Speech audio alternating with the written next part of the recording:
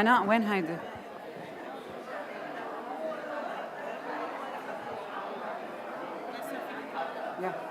Good morning. Can you please take your seats so we can start?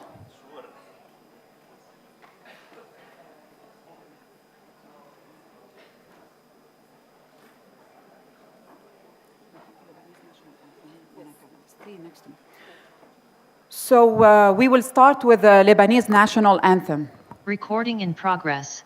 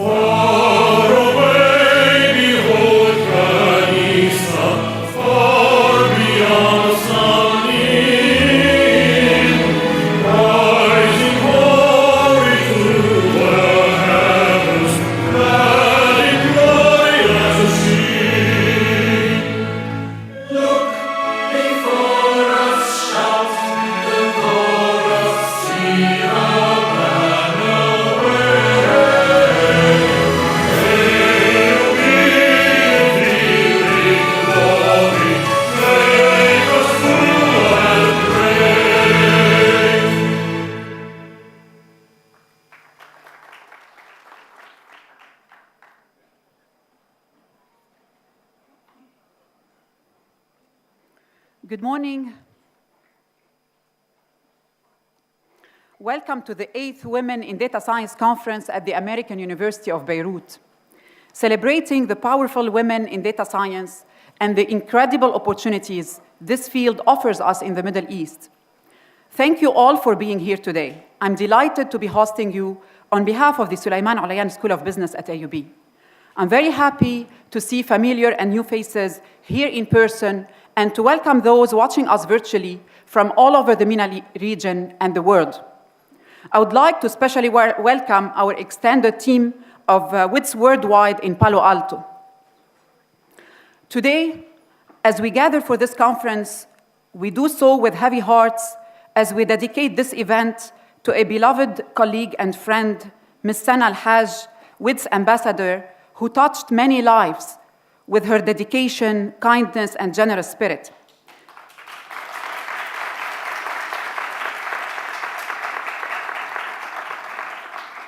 Sana's presence and contributions to WiDS over many, many years have left a lasting mark on our hearts and minds. In dedicating this conference to her, we honor her passion, commitment, and contributions to knowledge and education. We carry her memory with us today, knowing that her legacy will continue to inspire us long into the future. As we gather here today for WiDS, we are shaping the future of data science and transforming the landscape of research and innovation, contributing to knowledge generation in data science and undoubtedly to AUB's reputation as a global research university. AUB has long been at the forefront of groundbreaking research and scholarship. Long since inception many decades ago, AUB has always been a place where innovation, discoveries, and pushing the boundaries of what's possible happen. Through scientific and medical research, we have become the greatest source of knowledge creation, idea incubation, thought leadership, and hope generation in our region. This is not only our legacy, but also our path for our future. WiDS is a testament to AUB's commitment to excellence in education, research, and impact. By engaging with world-class experts, showcasing the latest developments and research advances, and shaping innovative research initiatives, WiDS' impact extends beyond the walls of this institution.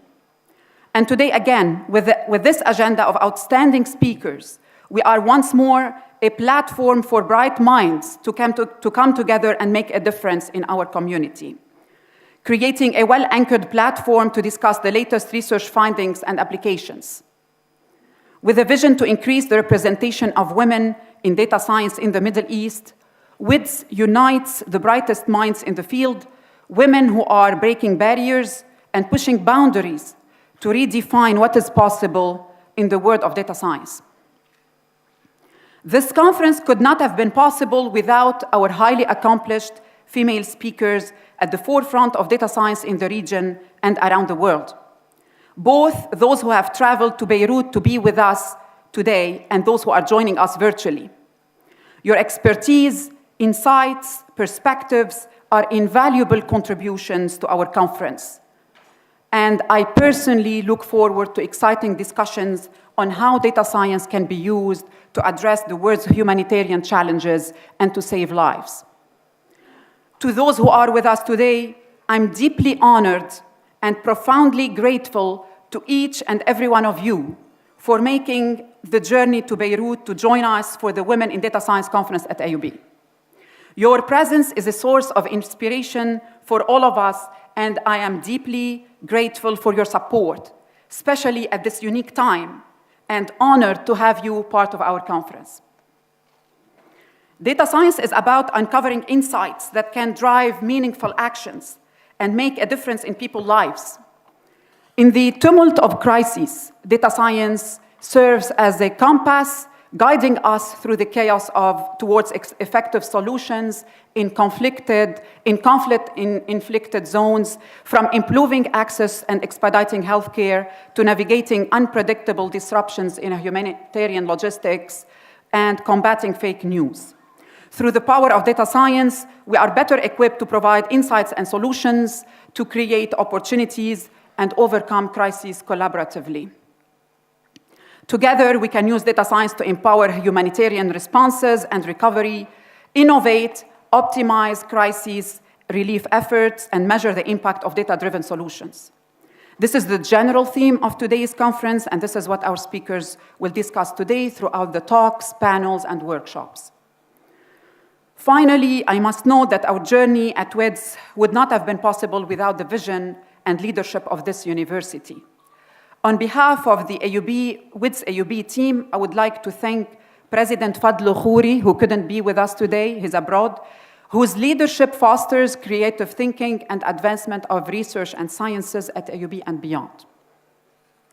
Many thanks to the Alayan School of Business Leadership, Dean Youssef Sidani, who has been a great support for impactful and innovative initiatives and who continuously provides unconditional support for WiDS. Thank you to the WiDS Executive Committee, Professor Ghada Al-Hajj Flayhan and Dr. Mariat Awad. And thank you to the WiDS International Advisory Board. We have enjoyed incomparable support from all our partners and AUB leadership who have been instrumental in WiDS success and continuity. Thank you to VP Mary Jaber and thank you to Ms. Ada Porter and the entire AUB New York office for their support. Thank you to the Advancement Office led by VP Dr. Imad Baalbaki and Associate VP Ms. Salma Waida and the entire team. Thank you to the Provost and his office, especially to the AI Data Science and Computing Hub directed by Dr. Mariat Awad. Thank you to Dr. Simon Kashar and the entire AUB Comms team. Thank you for the generous support of AUB Online, Dr. Youssef Asfour, AUB Chief Innovation and Transformation Officer, and Executive Director, Mr. Patrick Fitzgerald. Thank you to the generous support of the OSB Executive Education Director, Mr. Patrick Fitzgerald, and the Exec Ed team. Thank you to the Hosni Sawaf Chair in Business and Leadership of OSB. Dean Raymond Sawaya of the Faculty of Medicine and the entire Faculty of Medicine, Siren Analytics and Dr. Carol Sharabati, founder and partner of Siren Analytics, Dean Alain Shhadi of the Maroun Sam'an Faculty of Engineering and Architecture, the entire team at the Talal and Madiha Zain AUB Innovation Park, Dr. Nada Khaddaj, Director of the OSB Center for Women and her team, Mr. David Matta, Director of the OSB Career Management Services and the team, including Omar Zbibu, Ms. Nada Naufal, Director of the Makhzoumi Initiative, Ms. Raghda Qawas, Mr. Rudy Shushani, founder of the X Talks, Beirut Digital District, and the entire team. Thank you to the entire OSB faculty for their support. And a big thank you from the heart to the entire OSB team who worked tirelessly over the last few months for late hours and very early mornings with limitless dedication and commitment. Specifically, thank you to the leadership of both Ms. Hana Munzer and Ms. Nada Khalidi Uzi and their teams. To the OSB Office of Communication led by Yara Haddad and her team, Diana, Ghina, Tariq. To Ms. Layan Sarkis, Ms. Lara Azar and the entire Exec Ed team. To the Director of Strategic Initiative, Ms. Abir Sinno, for the invaluable support. The finance team, Ms. Zaina Sukkar and Ms. Carla Al-Haj. The OSB IT team, Dania and Hani. The AUB IT and AV team, and my very special RAs, Juliana and Katia. As I reflect on the countless hours and immense effort each one of you has poured into making WiDS a success, I am overwhelmed with gratitude. Your professionalism, dedication, and commitment to excellence, especially when faced with multiple challenges, speak volumes about the strength of our team. Thank you for believing in our mission and for embodying the true spirit of teamwork. I'm honored to work with each and every one of you. And thank you to the 100 incredible student volunteers and the amazing MEPI student team whom you can see around today. Last but not least, I would like to thank each and every one of WiDS attendees, a full house in the Ma'mari Auditorium at the OSB, with more than 1,850 registrants today. Your presence today highlights AUB's pivotal role in fostering a culture of learning and innovation. Your enthusiastic participation in WiDS today is truly commendable and inspiring. We deeply appreciate your presence as it proves that even in difficult times, education and knowledge generation remain a beacon of hope. Thank you for embracing this opportunity to expand our horizons and contribute to our collective journey towards a brighter future. Welcome again to WiDS 2024.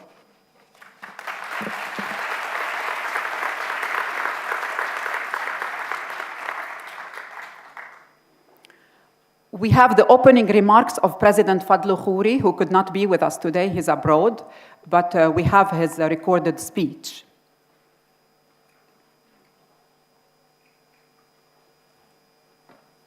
It's my pleasure to be with you, albeit virtually, unfortunately, at the 8th Women in Data Science at AUB 2024 conference. This is, my friends, an extremely important conference and a very timely period for WiDS to continue to grow and thrive. I want to start by thanking Lama Moussaoui and her exceptional team for putting this conference together each year.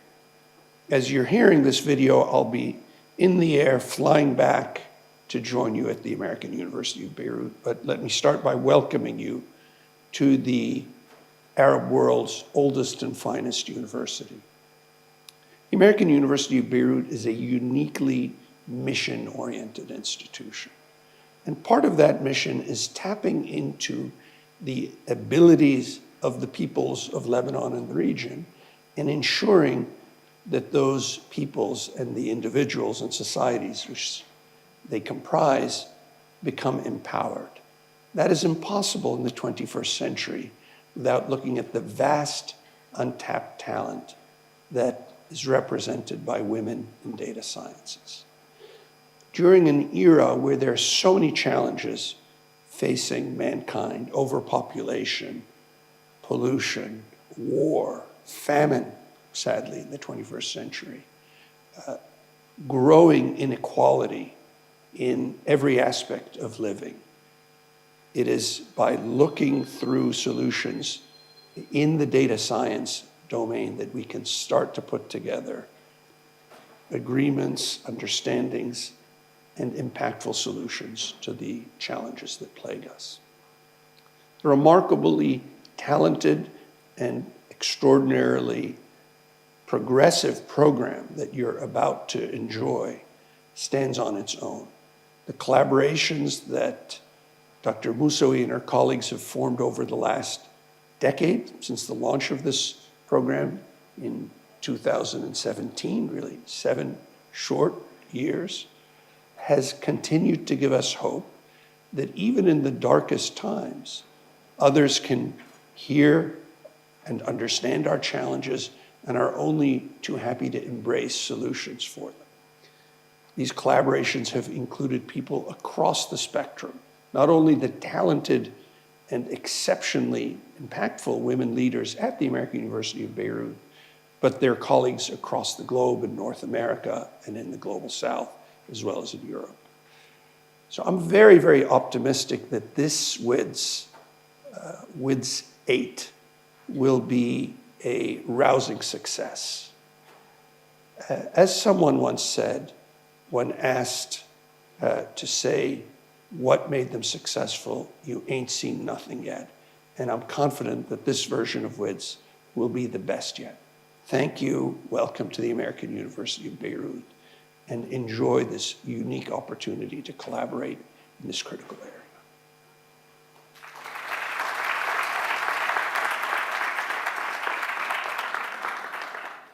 I would like to invite Dean Sidani to give the welcome on behalf of OSB welcome.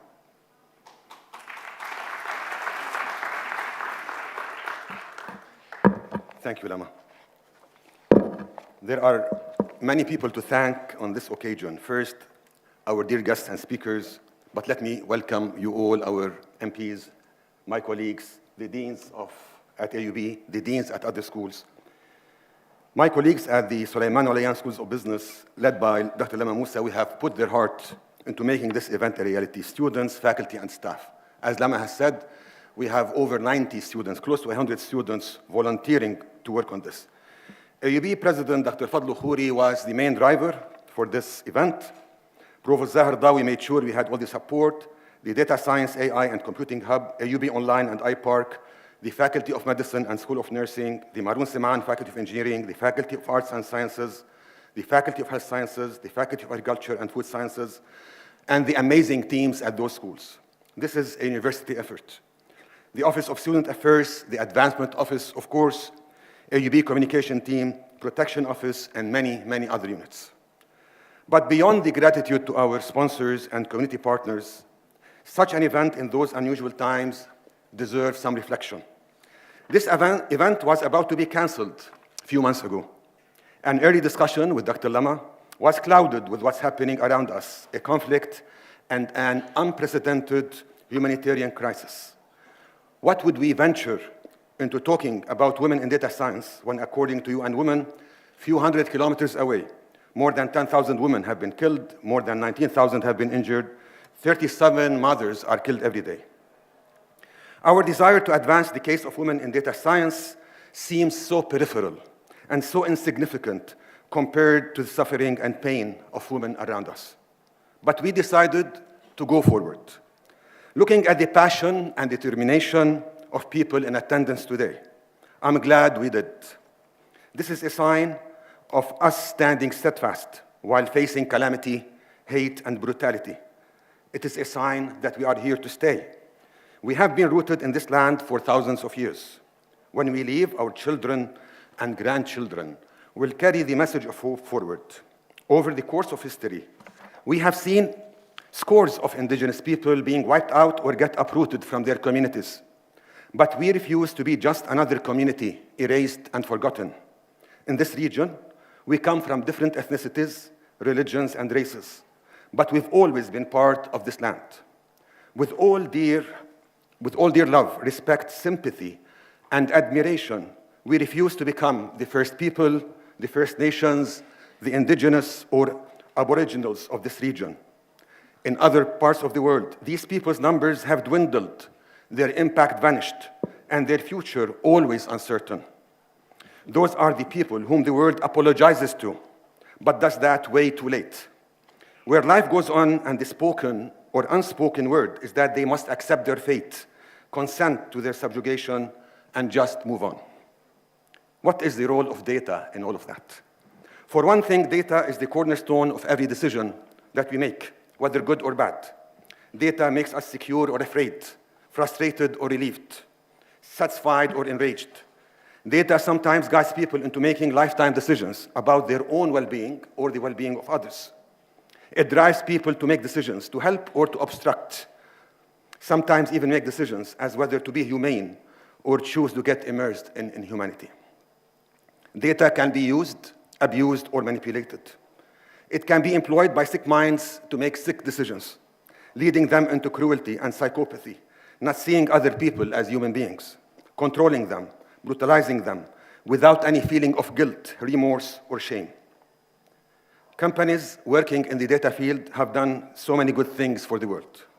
With advancement in technology and data science, we have been able to better connect and achieve great milestones in education, in health, and economic advancement. Still, the capacity of doing harm has always been manifest by corporate actions over the past few years. It has become even more salient over the past few months. Many of us have heard how some companies have disproportionately censored some information, obstructed the exchange of critical data that limited the ability of the world to understand what's happening. Under the guise of not evoking more violence, they shut the voices of people whose voices need to be heard. We read reports about how companies developed systems to track data and monitor groups of people, whether they were associated with ongoing conflicts or not. Those systems are able to track possible suspects, collect and analyze data about them, and identify them as potentially legitimate targets. We read in those reports that all of this is, quote, based on potentially relevant information that is typically unrelated to the location or individual in question, by looking for similarities and patterns. Such data and data analytics are used to make decisions about whether to liquidate a suspect or spare their lives. We are told that such systems use, quote, the logic of probabilities, where an algorithm looks through large data sets for patterns that correspond to certain types of behavior. And the amount of quality of the data determines how successful the algorithm is in finding these patterns. It then recommends targets based on probabilities, end quote. Probabilities? Seriously? How did we end up in a world where all the data protection guarantees and privacies are broken, all ethical boundaries are crossed, and all acts of humanity are shattered? Alarmingly, when employees of these companies object, they face disciplinary measures, sometimes even finding themselves without a job to go do the following day. In my field of leadership, scholars note how women tend, on average, to be irrespective if these differences are large or small. They tend to be more humane, more transformational, more empathetic, and more capable of making decisions that take people into proper consideration.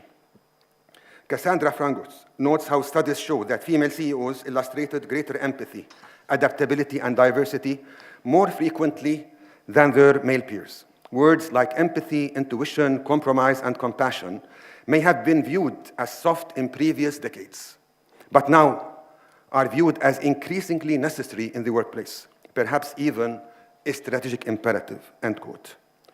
Can we agree on the notion that our objective is not only to just increase the number and quantity of women in data-related jobs, but also to improve the quality of their decisions?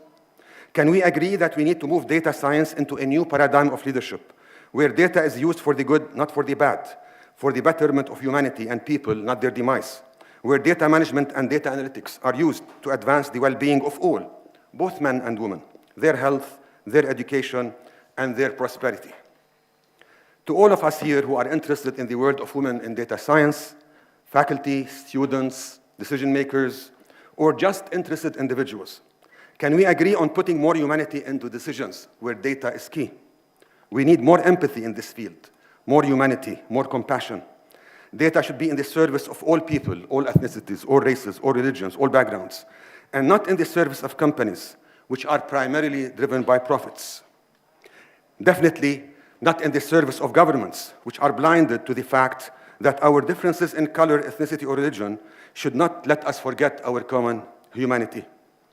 To all of you who are present here, women and men who already occupy positions of authority related to data and data management, or who aspire to such positions. To my colleagues, to our students, to our guests, to our speakers, let's put what we know and what we learn about data and data science into the service of our common humanity, to the common soul that bond us all together. Thank you.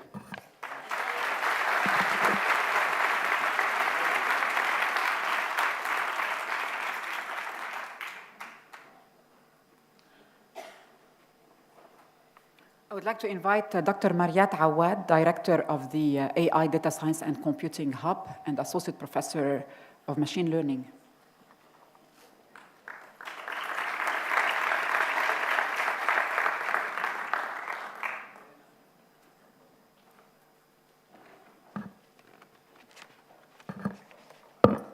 Good morning, everyone, and welcome. As the Director of the AI Data Science and Computing Hub at AUB, and a proud WiDS co-organizer and ambassador, I'm honored to speak with you today. Through this conference, we embody a beacon of hope and resilience in a region often overshadowed by governmental failures and at a time when humanity may be at its most vulnerable.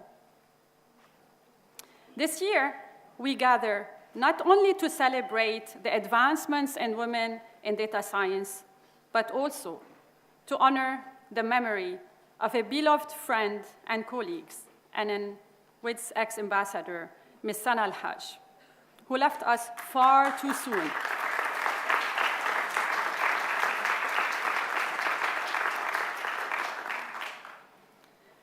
We convene among regional and international tensions and atrocities, as well as man-made natural disasters. These events remind us of our duty to harness AI for the greater good. We are witnesses to a technological renaissance. AI is reshaping not just commercial landscapes, but societal frameworks across the globe.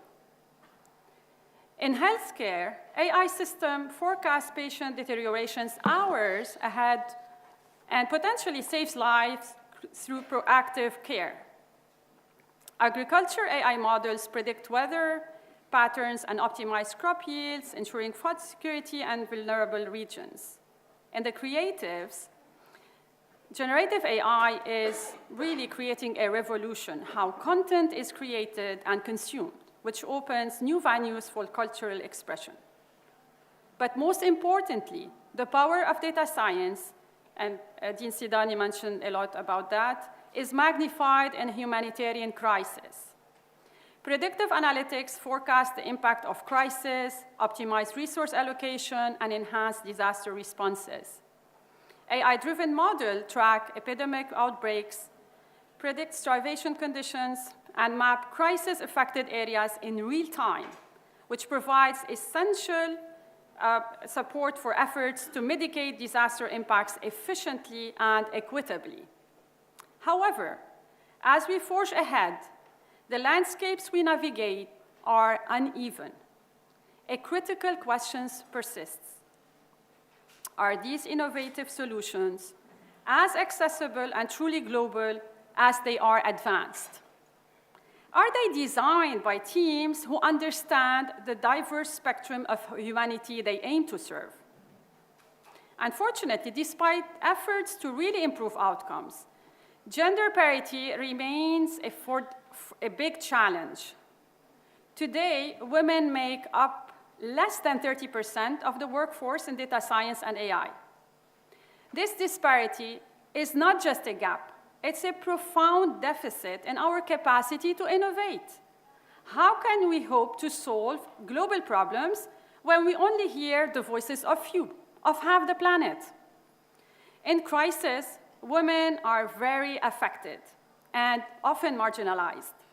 Yet, their insights are crucial in developing technologies that are effective, comprehensive, compassionate, and culturally sensitive. I want to echo here the words of Rear Admiral Grace Murray Hopper. She's really like a computer scientist who had a pivotal role in developing COBOL back in 1976. She said, "The most damaging phrase in the language is, 'We've always done it this way.'" So let's change the status quo. The path towards inclusive technology must be paved with deliberate and concerted action, not just good intentions. We must dismantle the systematic barriers that restrict access and limit opportunities. And with this, we will be fostering an environment where women and underrepresented minorities are leaders and pioneers of innovation. As data scientists and leaders, it's our duty to mentor and sponsor the next generation of women in data science. We must establish robust pathways from education to industry, ensuring that women are not only consumers of technology, but also its creators and architects. At AUB, we are rooted in the vibrant and resilient city of Beirut. We have embarked on numerous initiatives that are aiming at breaking these barriers. Specifically, our mission at the AI Data Science Computing Hub is multi-phased. We're trying really, together with AUB at large and the visionary AUB leadership and support that we get from them, to address emerging needs through education, upskilling, research, and we aim to prepare a new generation of leaders to use AI, data science, and for global impact, particularly in humanitarian context. And we'll be announcing more of our efforts at a later time. Today, let us commit to more than just discussion about the future of AI and data science. Let's commit to a future marked by equality, innovation, and humanity. Let's lead, not merely by the example of our power, but by the power of our example. We should be building a future that is equitable, inclusive, and diverse by design, and not as an afterthought. Now, without any further ado, let's commence our 8th version of WiDS at AUB with track 1. But before this, I would want to point out, this year, AUB is green. We've always been very sustainable, and I think MP Saliba will be also delighted to see this. There is nothing printed with respect to the program. Instead, you have instruction on the big display about the hashtag, about the Wi-Fi access, the agenda. Everything is online. So please make sure that you tap into this to really understand or have an overlook at the agenda, the bio of our speakers, and their abstract. So we really have here our, I really would like to get started with track 1. We have incredible dedicated speakers, both virtually and physically, who have braved all odds to be with us here in such a volatile situation. They are here to share their experiences and insights on leveraging data science, AI, and generative AI for global impact, especially in the context of humanitarian crisis. We start with Dr. Lama Nashman, and with how we fortify trust in the age of Gen AI with deep fake detection and safeguarding personal content. Dr. Lama Nashman is an Intel Fellow, and she serves as the Director of Intelligent Systems Research Lab with Intel Labs. She's committed to advancing human potential through AI, and her research centers on responsible human-AI collaboration. In her keynote, Dr. Lama is going to discuss with us some of her research on responsible AI and trust in AI, human systems, and she will explore different approaches to improving deepfake detection and protecting user content from unconsented utilization by specifically diffusion models. So the last term, Lama, I think you're going to be shedding a lot of term on the diffusion models. Please help me welcome Dr. Lama to stage.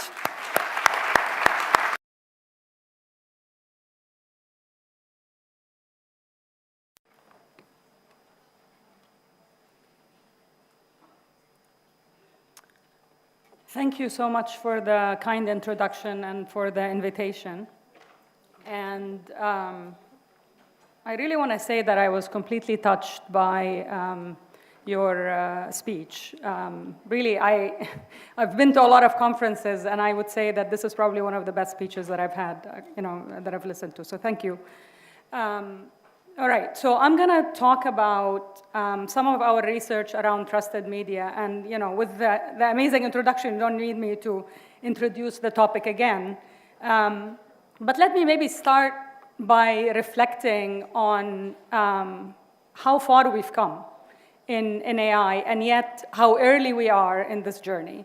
And I was trying to put together some kind of a reflection over the last 15 years where we've seen an amazing rise in the capabilities of AI and what it's able to do, which was really fueled by access to data, access to compute, algorithmic innovation, and really access to software frameworks, as well as open source ecosystem, which enabled this virtuous cycle of innovation to go on. And if you just think about 1 year ago, and with the introduction of LLMs and ChatGPT, that kind of opened up a whole set of other opportunities, because now it enabled anyone, people who are not in AI, people who are not programmers, to really investigate what these large capacity models are able to do from a generalization to downstream applications. Essentially, really crowdsourcing, finding the killer apps of this technology. And of course, as we've heard, that also opened up tons of ethical concerns.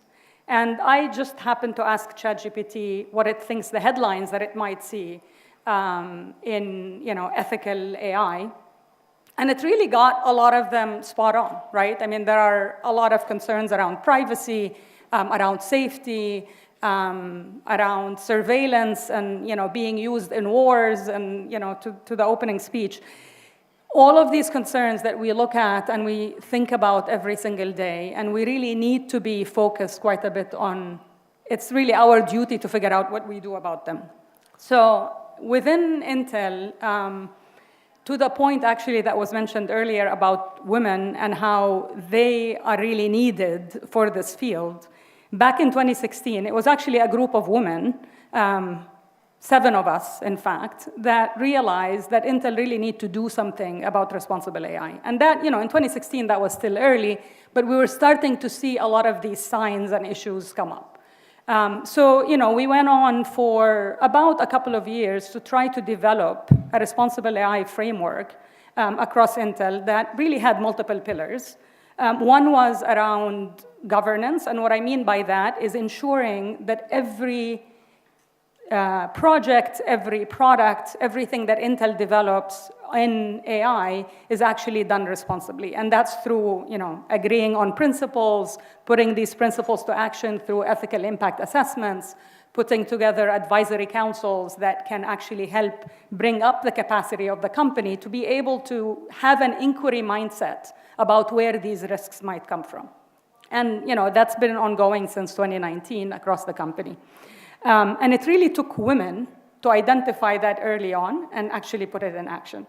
As a researcher, so I run the Intelligent Systems Research Lab in Intel Labs, and as a researcher, this is a very nascent field, right? Despite the fact that there has been work in this field for a while now, this is really still in its early formation. And as we see Gen AI come in, a whole set of new problems are actually showing up. So we've been doing a lot of work across privacy and security. Within my lab, we've been focused on human-AI collaboration and trusted media and safety of AI models.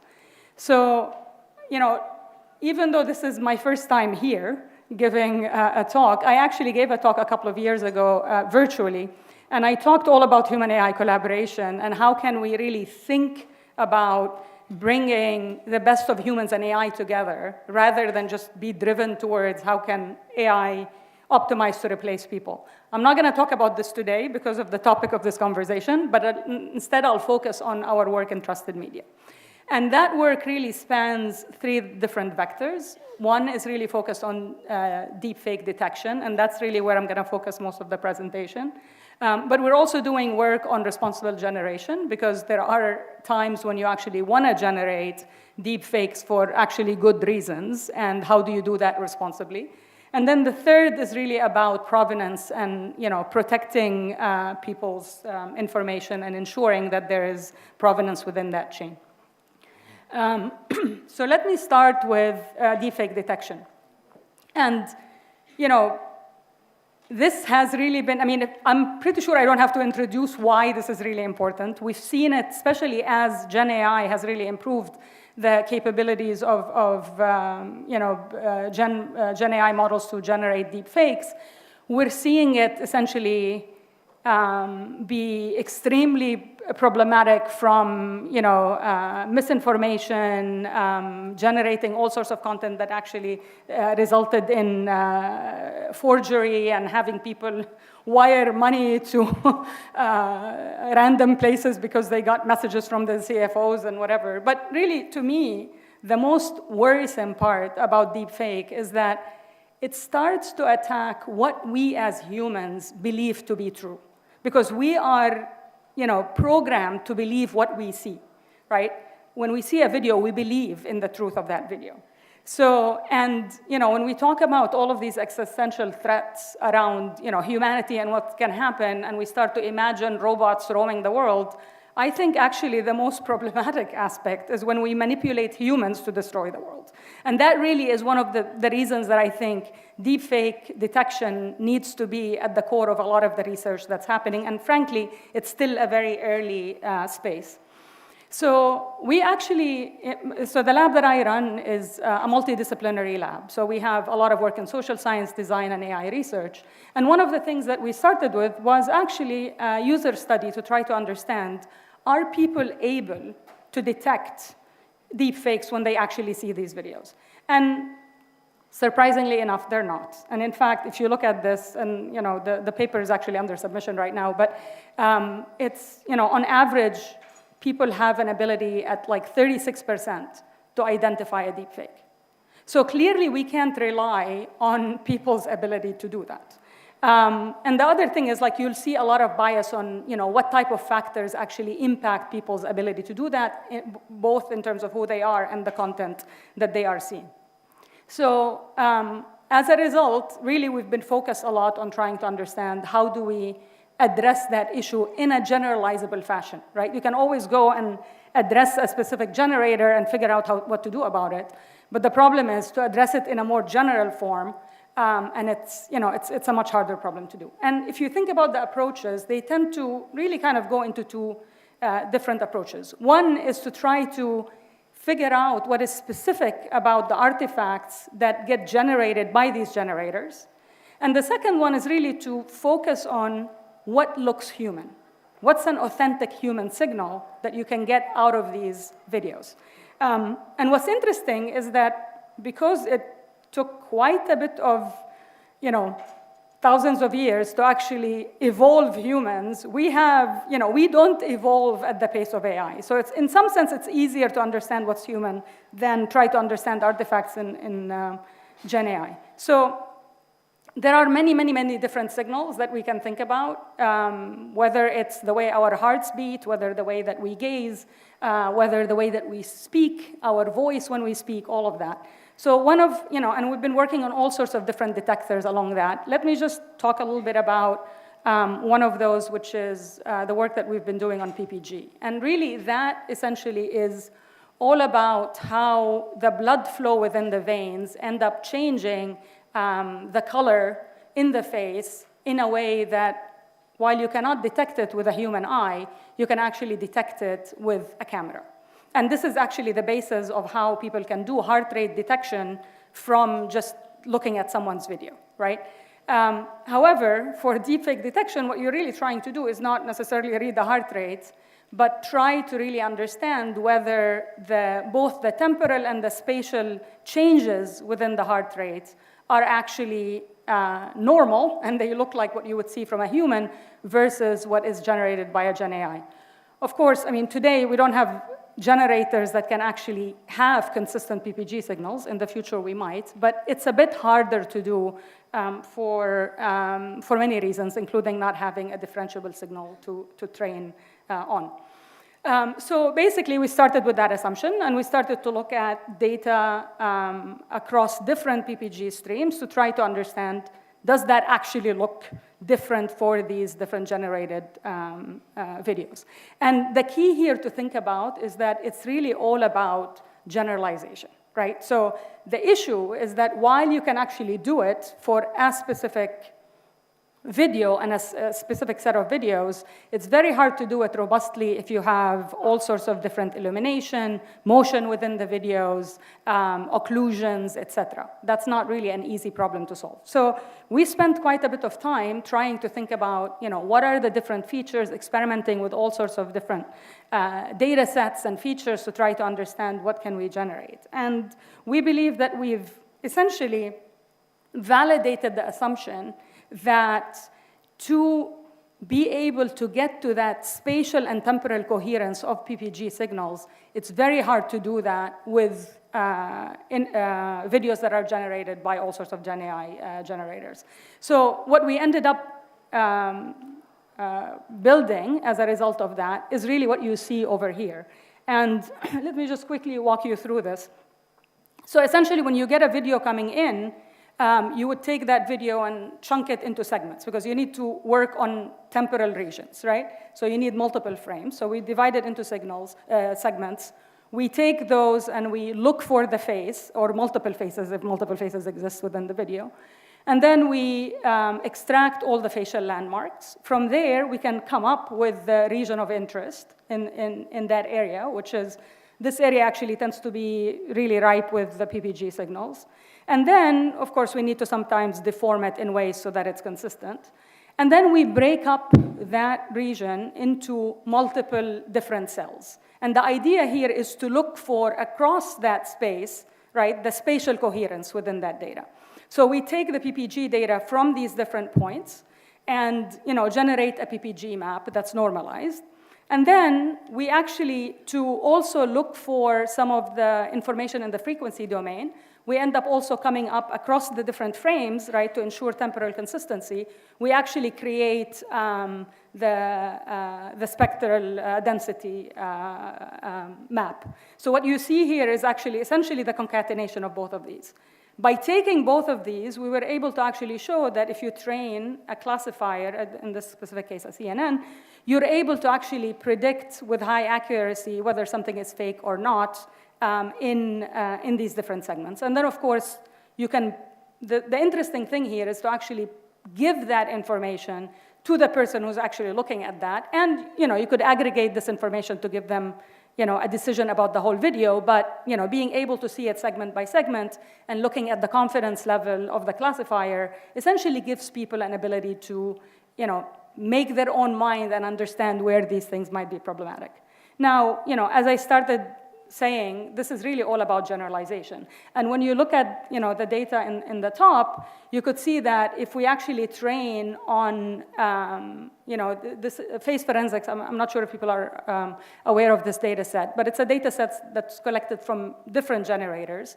So if you actually take that and train on by taking away a specific generator from that data set and test on that generator that was taken away, you still have really high accuracy, which really says something about the generalization of that notion of human authenticity.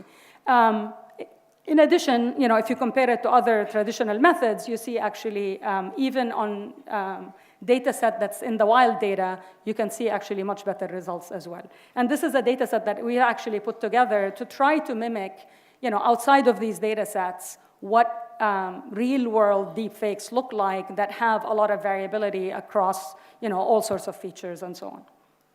Okay, and then of course, we put it in a system to try to ensure that these things are running efficiently. You can process multiple streams and do the whole pipeline so that you're able to enable real-time deepfake detection as people are actually watching the video. They can stop and think and look at this and wonder, is that something that I want to continue to send and share and trust in the way that I'm actually looking at this data? Now, I mentioned that this is one signal, and in fact, we've been working on many, many other modalities, because really, at the end of the day, to be able to make a dent here, you have to ensure that you're constantly ahead of where the Gen AI systems are. So, one of the other areas we've been looking at is actually looking at both the eye and the gaze of the eye, and again, looking for that temporal and spatial consistency in that data to ensure that, the way that humans actually gaze and where their eyes are focused on all of that also tends to be something that generalizes very well. And we were able to show that if you can get to that deep representation of that data, you can end up with much more efficient classifiers. So that's on the deepfake detection. I also mentioned the notion of being able to protect people's data. And in the provenance domain, one of the areas that we've been looking at is, how do we enable people to protect their content? So imagine artists who have, generated all content that they want to ensure that they actually get something for it, right? They own that content. But today, the problem is that you have, amazing diffusion models that can take that content and replicate it and create things in that style, take some of that content and recreate it, and so on. So the idea of this work was really to try to essentially empower people to have more control over their own data. Or over their own content. So one of the things that we've been working on is to try to essentially take that art. So imagine you're an artist with some generated content, and you want to put it out there in the world because you want to advertise your content, but you don't want diffusion models to just steal all of your stuff, right? So basically what we've been working on is an ability to take that content and convert it or protect it by very slight perturbation, where if you actually, with your eyes, you look at that, you're not going to see a difference in that image. However, if a diffusion model tries to use that image to generate other images in that style, it actually cannot do that effectively. And we really do that through essentially training a diffusion model that its job is to convert that image to a very similar image. So we're trying to minimize the reconstruction loss, but at the same time, ensure that both the content and the style is, if it's used by another diffusion model, that it would actually result in something that looks very, very different, as well as try to make that image extremely noisy. So that's what we're really trying to do with another diffusion model that's trying to attack this. So in some sense, you're probably seeing a pattern in the ways that we're trying to combat this by really trying to use AI to defeat AI to better get us at a place where we can have any hope to win in these areas. So maybe let me just end with this, because I know we're on a very, very tight schedule, so I'm going to try to stick to my 20 minutes.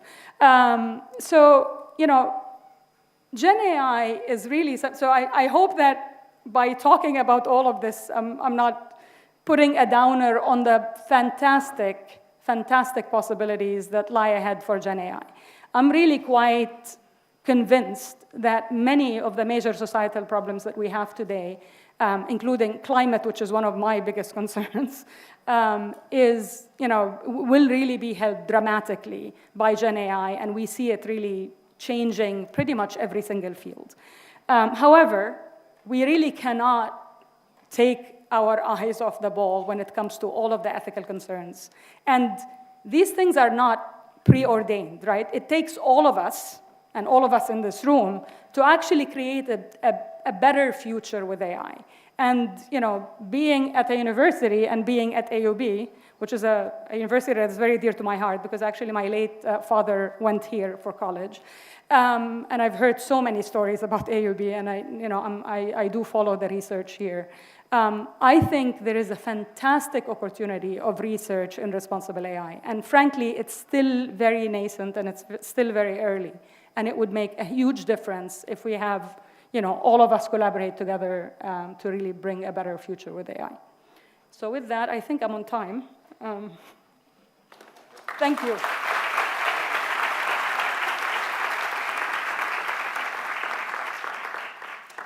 Thank you, Lama. So basically, we're going to be having question and answer at the end of this session. So we'll just be moving towards our next speaker. But again, let me remind everyone, are you all able to download the app and navigate? So the QR code is here. You also can have Wi-Fi access if you don't want to use your 3Gs. So, okay, so after this insightful talk, we continue with Dr. Sibel Adali on community and trust for enhancing misinformation analysis. She is joining us, but online. It's at 3 a.m. her time. So we really want to thank you, Sibel, for your support to our event.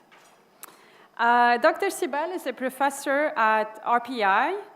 Her work concentrates on cross-cutting problems that are related to trust, information retrieval, natural language processing, misinformation detection, and social networks. She's the co-author of a book called Modeling Trust Context in Networks, and currently she's the Associate Dean of Science and Graduate Studies at RPI. So she will provide us with an overview on information credibility and its correlation with the veracity of information, particularly in the context of news and social media domains. Dr. Sibel, we're all ears.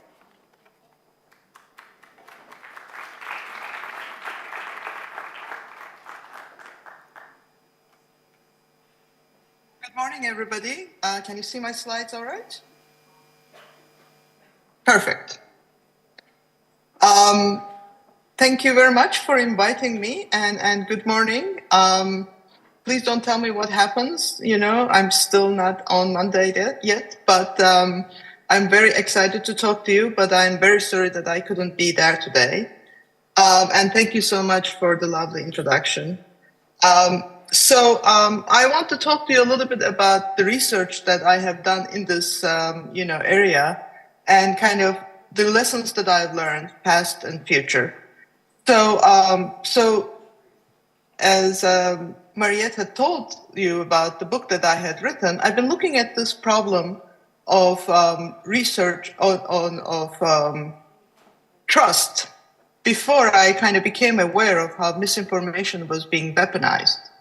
So I have been studying trust from a social and cognitive perspective and trying to understand how people use this term in different ways. And then started getting interested in this notion of why we trust information and what kind of factors impact this trust in information. So it turns out that this is a very complicated formula. We may trust information because we use our own judgment and we believe our own judgment, or we may trust the source because the source is reliable, or we may trust the source being competent or knowledgeable in the field. But often we don't use all these different formula, but we use different ones in different weight because we find that, okay, maybe I trust my information a lot more, or that this source is too reliable, or maybe I want to use this information to signal my own identity, so that's why I don't actually even care about its credibility. So we use, different factors depending on context, which is what makes this problem a very complicated problem. So kind of this notion of information trust is colors how I look at this problem. And just to show you a little bit more about that, I will tell you a story of just the start of COVID that I wanted to I was about to go to sabbatical, and I wanted to visit with my parents who, I'm from Turkey. So, and I've been trying to tell them to come and visit me while I was going to be in Europe, but my mom told me absolutely no. Before anybody knew it was going to be a big pandemic, but she said that she thought that it was going to be terrible. It was a terrible idea to travel. And I never believed her, even though I had all the information in the world, including information from, the top epidemiology modelers. I did not want to believe it. So she actually had one very trusted source, a well-seasoned journalist that she watched on TV. So it's kind of the moral of the story is that having a lot of information, even good information, is not necessarily sufficient to make good decisions. What we need is trusted information and good information brokers. So this kind of colors some of the information that I'm going to give you, that I always look at this perspective of trust and why we trust information. So so there's a lot of research in this field, and it kind of exploded from the time we started doing this work. And there are many different aspects of this problem that will change what the results are and how applicable they are. So this notion of fake news is very hard to define. Most people will use fake news because that's how we get cited, but information can be bad for many different reasons. So it could be false, fabricated, decontextualized, mixed with truth, many different ways. So whenever people say they are studying fake news, you have to really ask what they really mean by that. And the second thing is that you have to be very aware of how you choose data. The very first paper we wrote on this got massively cited, even though that was in fact the worst in terms of generalizability, because over time we became very cognizant that we have to have good data. And to have some generalizable results, you have to have some broad data that covers not just one type of source, but every type of source, so you can understand something about them. And you have to be very transparent how you collect that data and describe the limitations. So the limitations of my talk is that all the work that I'm going to present is based on text. It's going to be all English, and it's going to be based on sources that are about US news, because that's the data that I know the best. But it does cover all sorts of aspects. We collect from 500 plus sources. We've been collecting since 2017 every single day. We get about 2 million articles a year. So it's kind of important to at least have some idea of the full spectrum of news and media to be able to have some results. So this was our first important lesson. The second one was kind of trying to figure out, if you have an algorithm that distinguishes good from bad, how do you label good and bad? One of the things you find, this is something I studied from before, when you try to label articles, it's very hard to get a good ground truth. Again, it may be that you crowdsource, but people don't know exactly what the topic was, or you try to look at social signals, but there are all sorts of bias and lack of information at the time, and the information may be ambiguous. So in general, not only many articles, are not rated or cannot be easily rated. You may not know the truth at the time, right? So, you're looking at how people labeled it then versus now. And the most important thing is that very, very difficult to really label everything as true or false. Many things just don't have a single easy label. Instead, for this work, we opted to look at sources themselves and try to find labels for the sources. So in the US, there's a lot of sources that label, organizations that label news sources as, reliable or not. So we generally look at two classes. We actually have more classes, but I'm going to kind of assume that we have two classes of sources that are largely reliable and sources that are largely unreliable. So, reliable sources are the ones that kind of correct themselves, have an editorial, control, gather and present information responsibly, whereas unreliable is, everything that's not. So, coming back to kind of the main problem that we are going to study right now is understanding whether I can distinguish articles from reliable sources from the articles from unreliable sources. So in this problem setting, all the articles from a single source will have the same label. This is not completely a stupid thing to do because, sources curate information for their audience, so there is kind of a similarity for what they do. But it still is a coarse-grained analysis.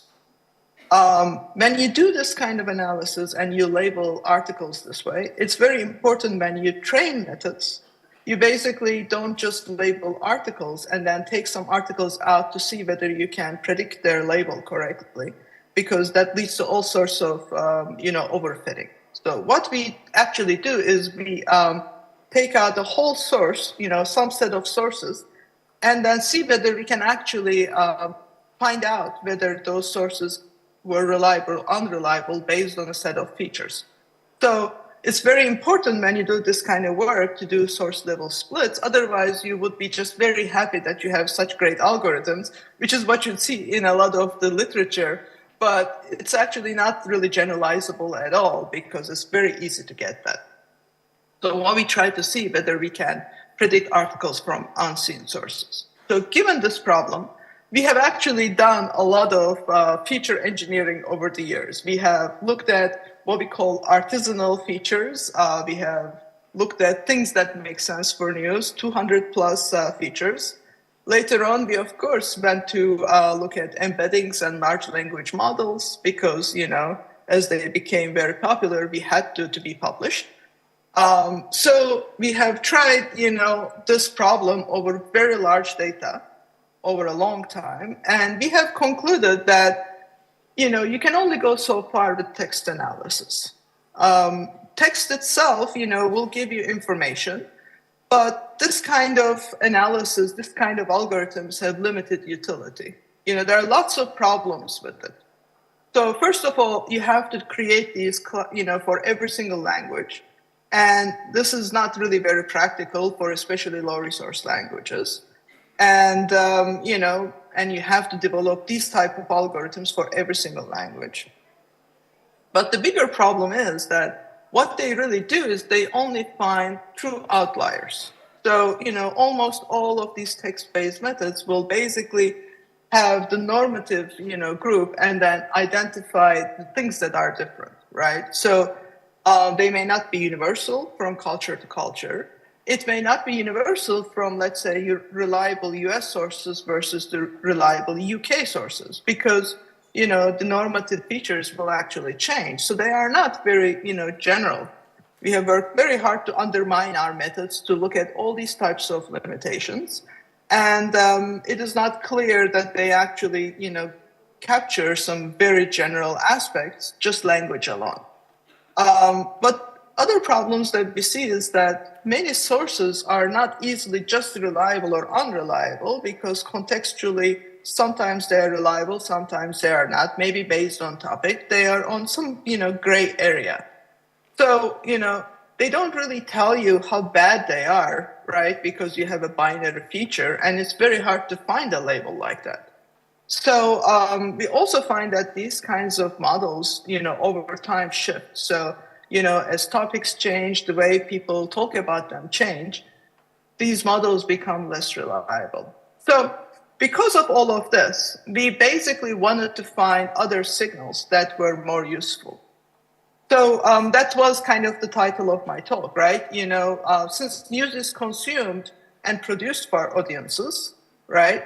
For communities, then we need to understand if we can use that knowledge that the sources feature to understand the news production and news analysis better. So we want to find sources that target similar audiences and use similar language because they want to be understood by the same audience, or have similar stances towards issues, again, for the same reason. Whether they would have actually similar factual reporting behavior. So to this, we actually developed new indicators that were much more language independent. So one of them was basically looking at when sources copy from each other. A lot of sources do that to kind of fill the space of 24-hour news.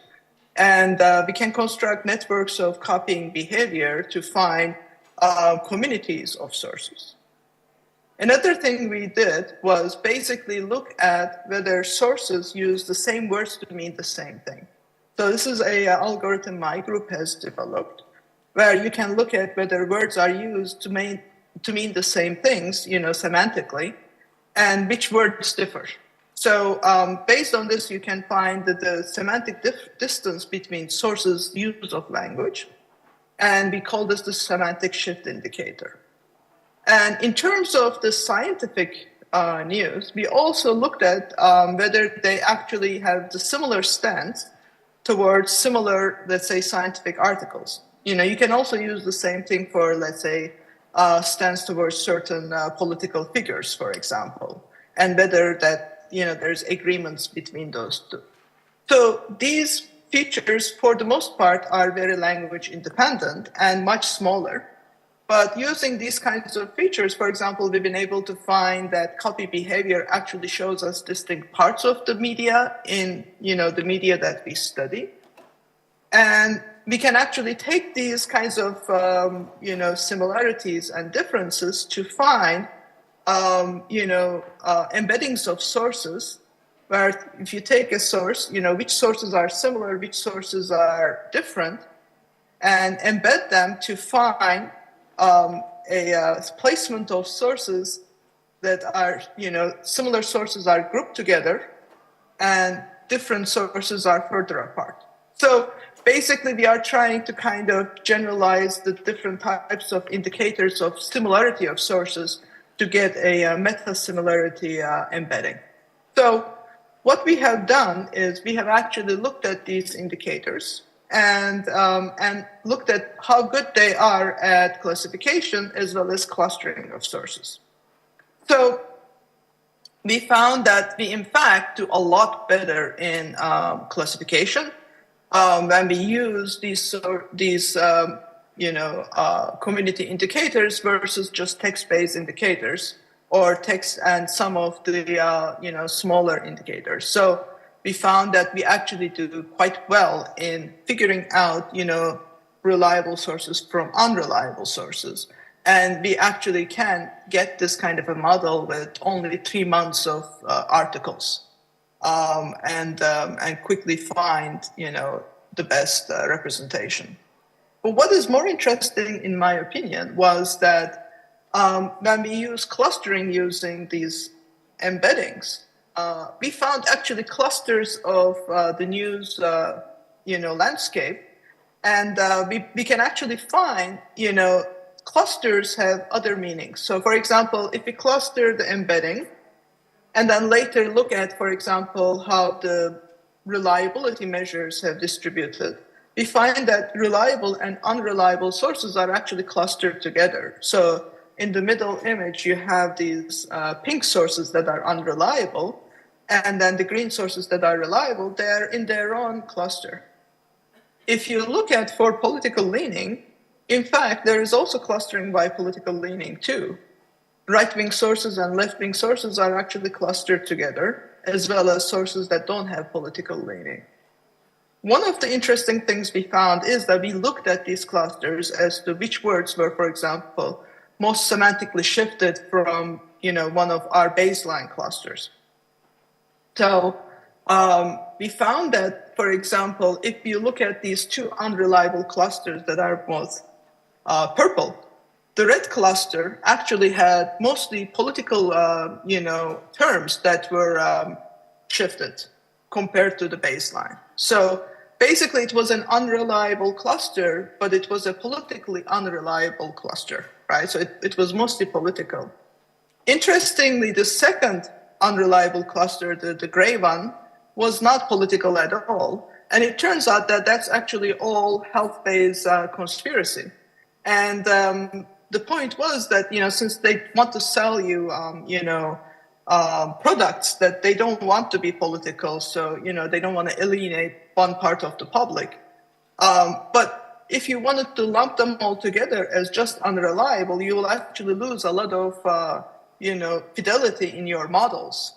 So by being able to use communities, we are able to find all these latent structures that we can actually take our methods and verify them, and develop methods that basically can make use of this higher fidelity. So basically, that is the message that I wanted to get across, that misinformation analysis is not one size fits all. We need to find methods that can help understand and explain the complex misinformation landscape, because it is, in fact, most complex. But I wanted to say a few words in my remaining a few minutes about the generative AI and how this changes everything, or maybe not. So, we have long talked about information, and we talked about the terms like misinformation or disinformation. One is being that in the disinformation, you are spreading information that is purposefully incorrect knowingly, whereas misinformation, you don't know. But when we get generative AI, when things are not, grounded in fact, now what you do have is nonsense. There is in fact a book called On Bullshit that talks about how, the main distinction between bullshit and lies is that in one case you are not grounded in fact and you don't actually care what the truth is. So sorry to say that generative AI kind of falls in that.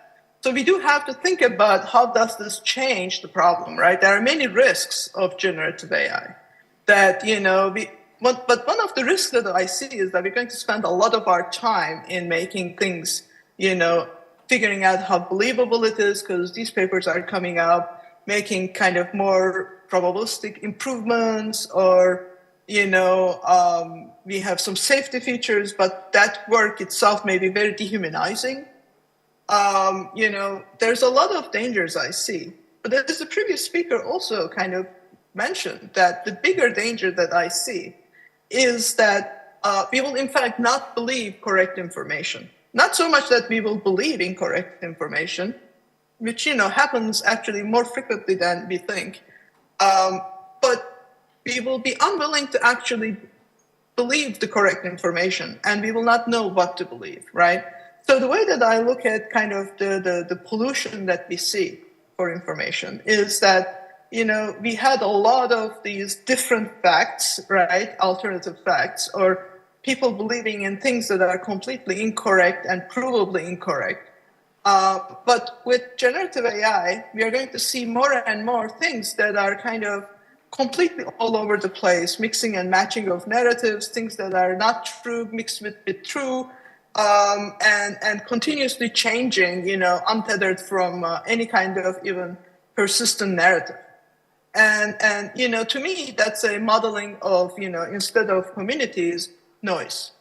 But one thing that I wanted to talk to all of us is that, again, thinking about the fact that, all of this information will be consumed by a group of people, and that we do think and work collaboratively, and that we understand things in this way, communities are still relevant. The information is still there, and the communities are still there. And our job should not be so much worry about, what not to trust, but also to worry about how to find what to trust, and how to help people find it. And somebody who studies trust will tell you that generally you have to, you will make mistakes, but you have to find solutions that are long-term, not just one shot.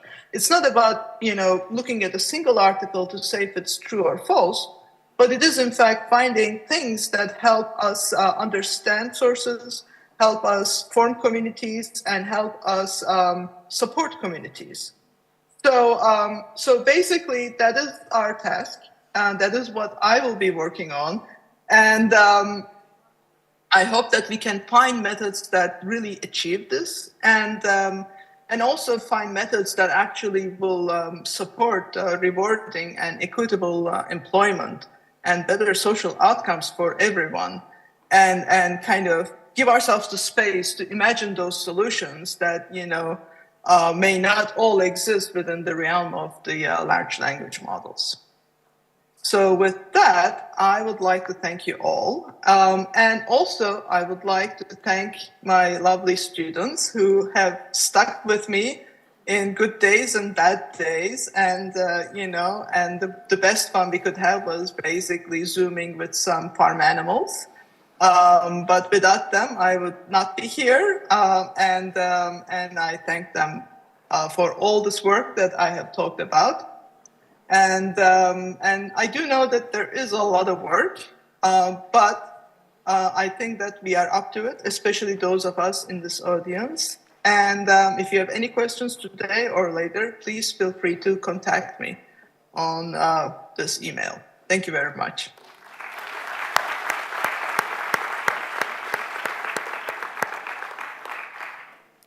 Thank you so much, Sibel.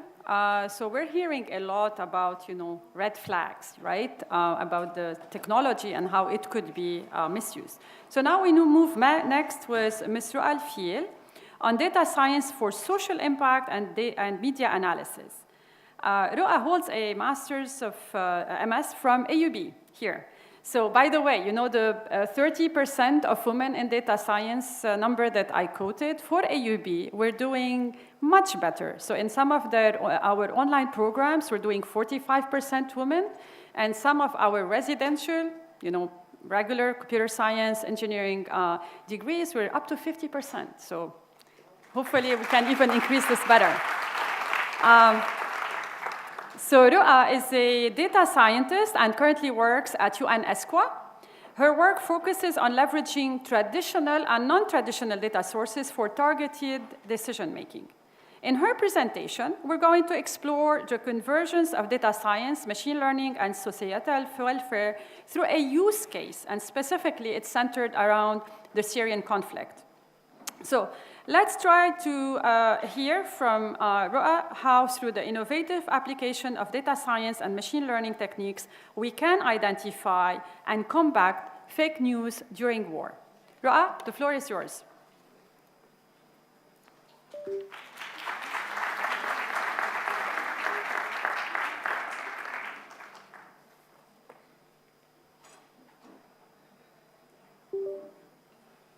Thank you, Dr. Mariette, for the introduction. Hello, everyone, and good morning.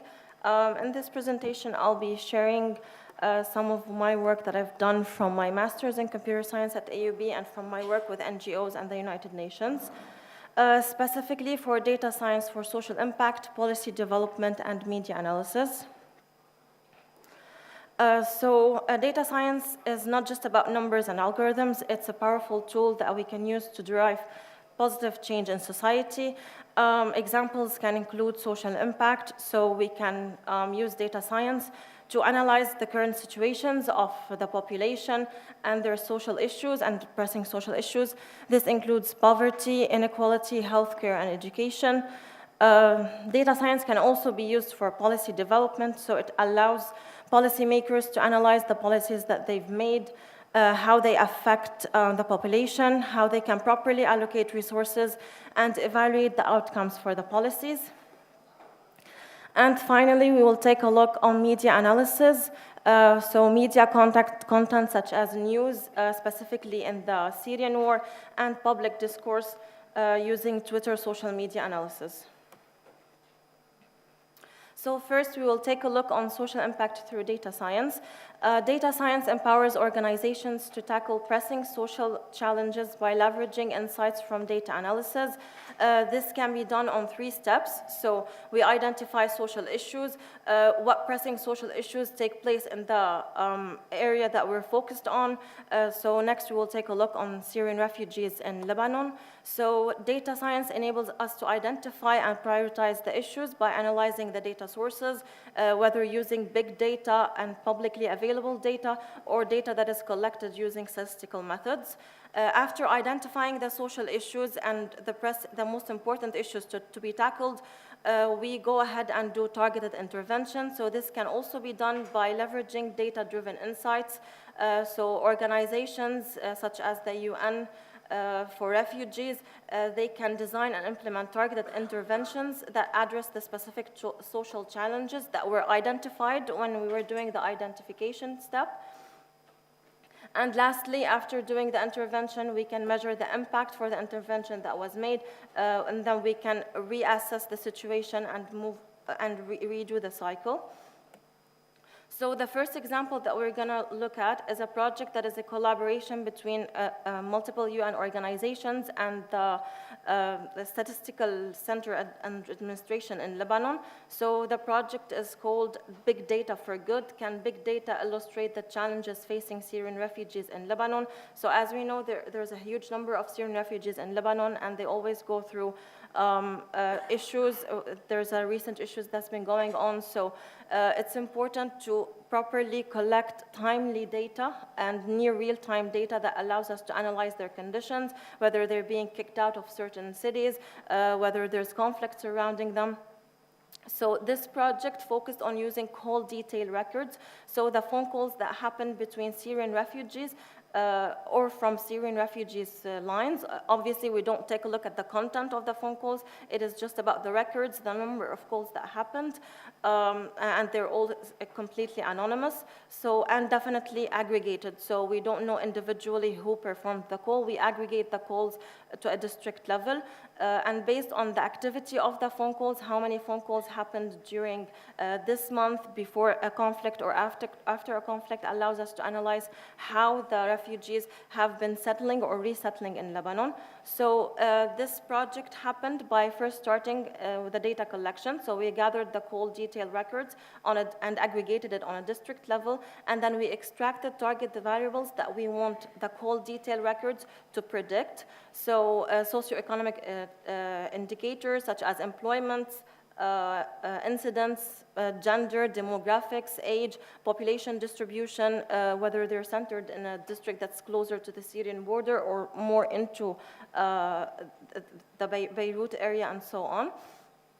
And then we made use of the call detail records to perform prediction on these extracted variables. So can the phone, the variation of the phone activity allow us to predict the socioeconomic indicators of interest? So that was achieved by calculating the Pearson correlation between the call detail records aggregations that were found and conducting multivariate linear regression and feature selection to identify which aggregations allow us to properly predict employment, incidents, and so on. And the results of this project was that we were able to create proxies for socioeconomic and demographic indicators. We were able to establish relationships between non-traditional data sources, such as the call detail records and ground truth indicators that were collected by the UN organizations that are specialized for refugees. And we ended up testing the correlations and the predictive power against statistical data. So this project specifically was a pilot project to understand or to prove that we can use non-traditional data sources to analyze the conditions of the Syrian refugees. The next project I will be talking about is data science and policy development. So a little bit of an introduction about that before the project. So data science plays a pivotal role in shaping effective public policies by informing decision makers on how to optimize resource allocations and to evaluate the outcomes of the policies that they have made. So it starts with informed decision making. So when we use big data and data-driven insights, we enable policymakers to make evidence-based decisions and to ensure the policies actually target what the population needs in this time. And then we optimize resource allocation. So after we perform the proper decision making and decide what needs to be done, we analyze the big data sets so that policymakers can identify what needs to be done specifically and to maximize the impact of the public spending. And then eventually, after performing and coming out with a policy and applying the policy, data science facilitates the continuous evaluation of policy outcomes, allowing policymakers to assess the effectiveness of their intervention. So the project that we will take a look on this specific topic is leveraging big data sources for policy evaluation and analysis in Jordan and Lebanon. So this project was also a collaboration between multiple organizations, NGOs, the UN, and the Central Administration of Statistics in Lebanon, and the same Department of Statistics in Jordan. So this project made use of multiple big data sources and non-traditional sources to assess policy impact in crisis settings. Examples of data sources included Twitter, social media analysis, Google search trends, Facebook and Google mobility data, nighttime light satellite imagery, and website analytics.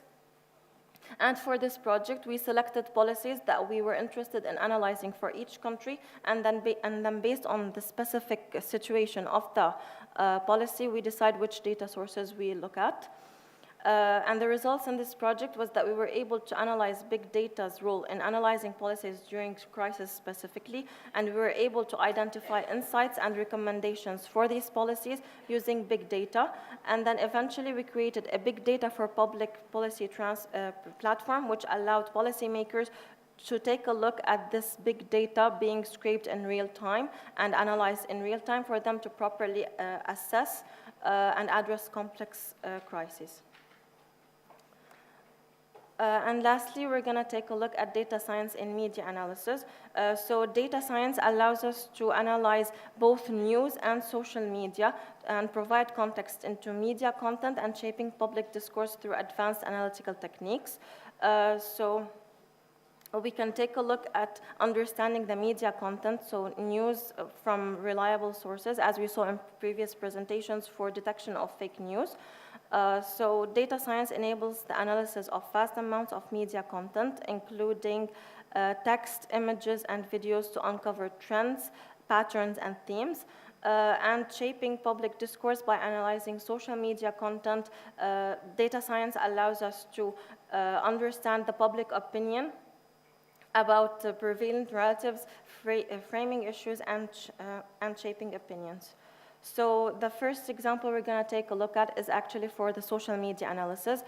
So this is another project that we worked on at the United Nations for Twitter sentiment analysis for Sustainable Development Goals, or what we call SDGs, for progress in the Arab region. So this is a platform that we created that scrapes Twitter regularly for how the population talks about the progress of every country from the Arab region. Is it doing proper progress or negative progress in SDG goals, such as environmental goals or ending poverty and hunger and so on.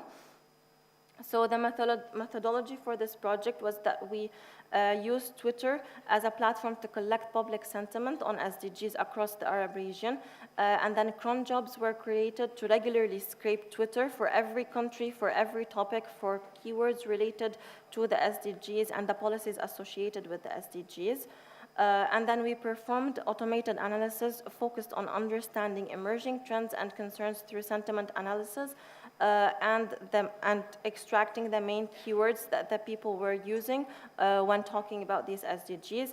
And the results was that we created a platform that allows users, that is publicly available and allows users to see the most used words visualized through word clouds, the sentiment analysis and how it varies. So has it been positive around a certain time when a policy was coming out, or was it negative when the policy came out? And the word clouds of what exactly people were talking about when talking about these specific topics, and the sentiment analysis was provided in bars and line graphs that were easily readable by the users.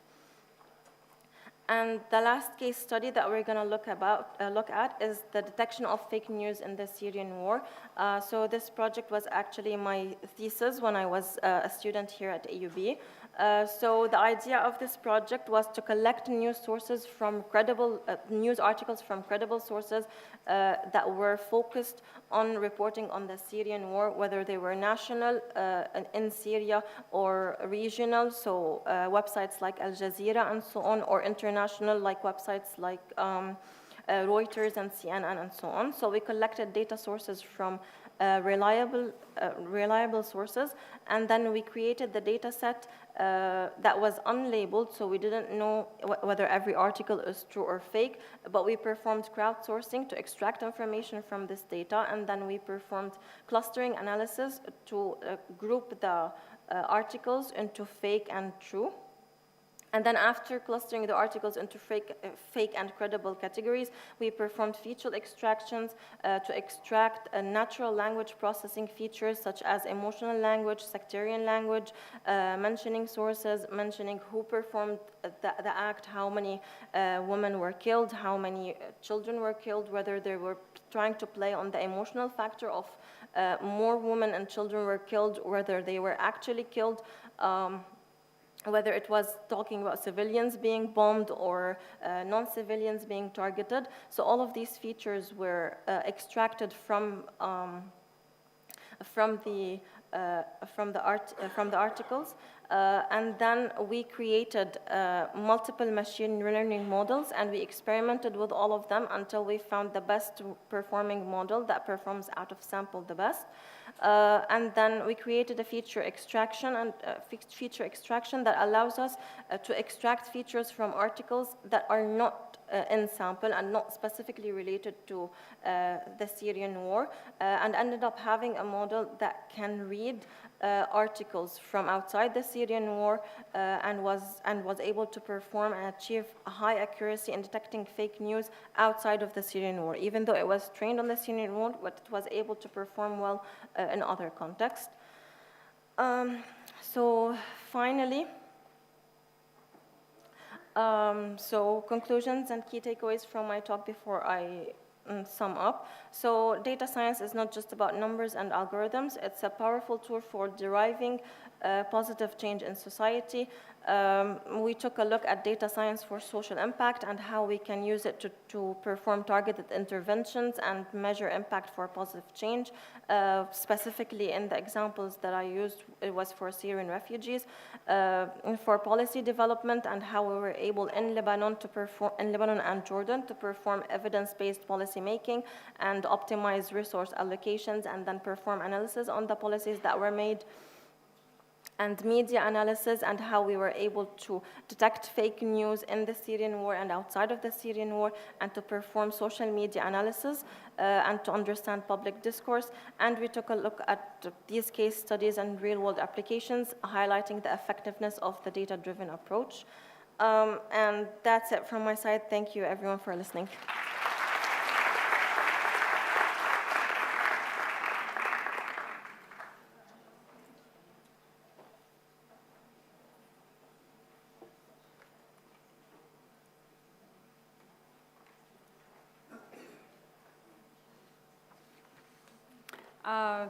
Thank you, Ra'a, for a very interesting talk. I think these are such theses, and we're very proud this work is happening here at AUB. It's so important that they really ground the work in real cases. And in general at AUB, and I think the computer science department, Dr. Fatima Abu Salim, we really take a pledge to really take these type of topics, and then especially with the hub, we're working with the United Nations ESQA unit about SDGs and how they map into the academic programs, so hopefully there will be more awareness, more really graduate students who can make an impact when they hit the workforce. So we continue next with Dr. Marilyn Amizu on building trust and combating misinformation in AI and in crisis, basically. So Marilyn is an AI scientist and educator. She is passionate about empowering individuals and organizations to thrive in the ever-evolving world of data and AI.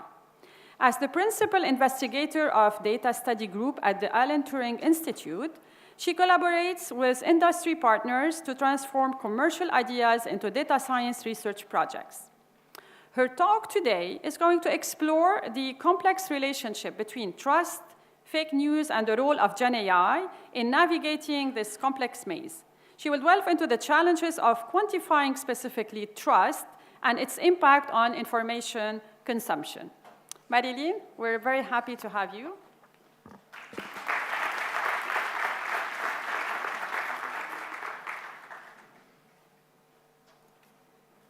Yeah, thank you so much. Good morning. Yeah, this is our first time in Lebanon, myself and my husband, and we're really excited to be here. We're so happy. Thank you for inviting us. So my talk today is going to be on building trust and combating misinformation with AI in crisis. You know, as the other speakers have mentioned, particularly Lama and Sybil, Sybil mentioned that trust is very complex, and I agree with that as well. It's very complex to measure and quantify trust.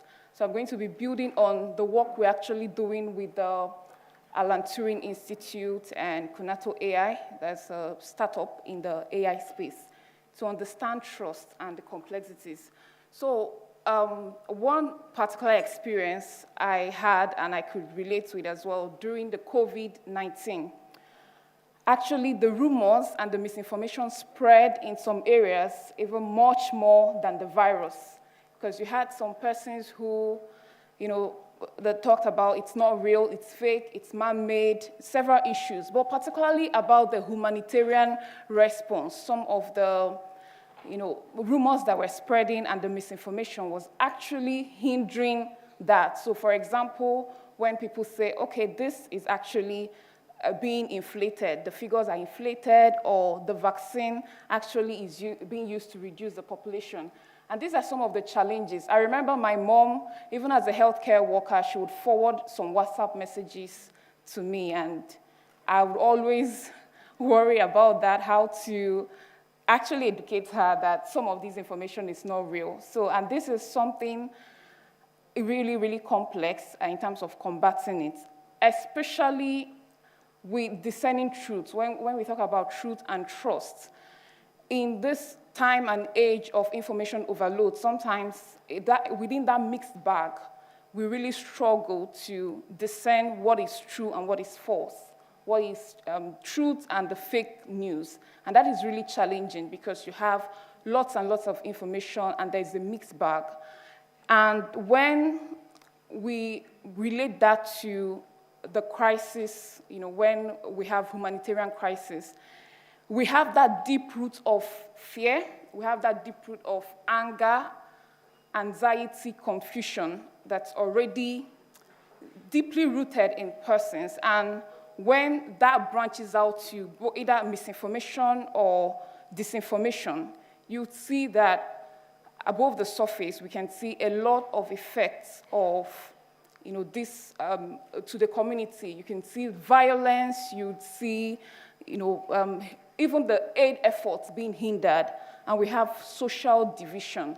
So that is being stirred up as a result of the effects of misinformation and disinformation. And that is why I feel that everyone in one way or the other, whatever part of the country or the world we are in, I'm coming from the UK, I'm originally from Nigeria, that's my home country, but I know that it is challenging. In one way or the other, it has its effects. I saw cases where, persons who, when the COVID-19 hit, and they said salt water could be used to treat COVID-19, and people actually died because of drinking too much salt water. People died out of, they said, because it's transmitted by mosquito bites, and they were using chloroquine, and people actually died out of that. So we have real dangers of misinformation, and in crisis as well. This is something we want to combat in every possible way.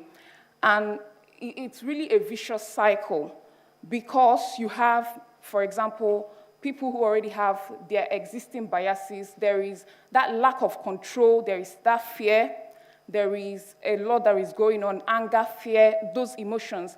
And when you have information that people already, maybe when there's information overload, they tend to look for shortcuts.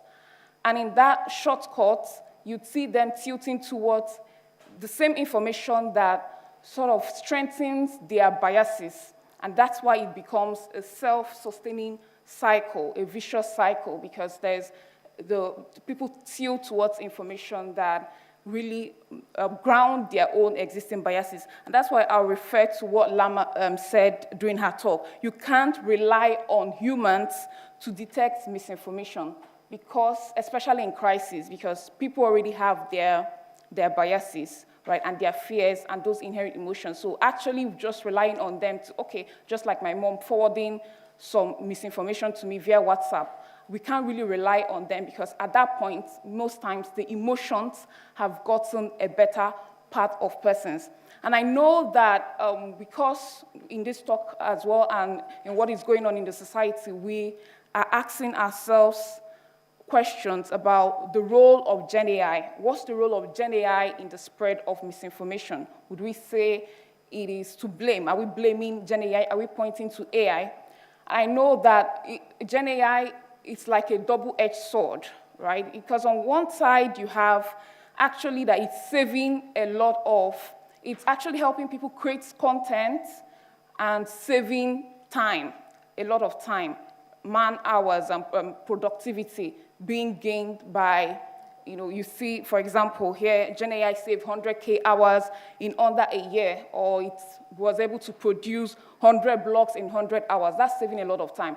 But also on the other side, you also have some of the dangers, and that might come from either intentional or unintentional generation of this misinformation. So for example, unintentional, the hallucination that comes out of it. And as a matter of fact, when I saw this was really alarming, that AI chatbots got election information wrong 30% of the time. So this was from an experiment that was being done, and you realize that we need to really do something about that as well, to fix that. And some persons, some malicious actors as well, are using Gen AI to perpetrate a lot of evil and harm to persons. So, but can we really blame Gen AI entirely? Well, it's really complex, but there's an image here. You'd see that the photo here, this was actually a tweet that went viral, fake news that went really viral. And what you see here is that the picture, if you zoom in, if you look at that image very well, is actually a low-quality image, a low-quality photo generated by AI.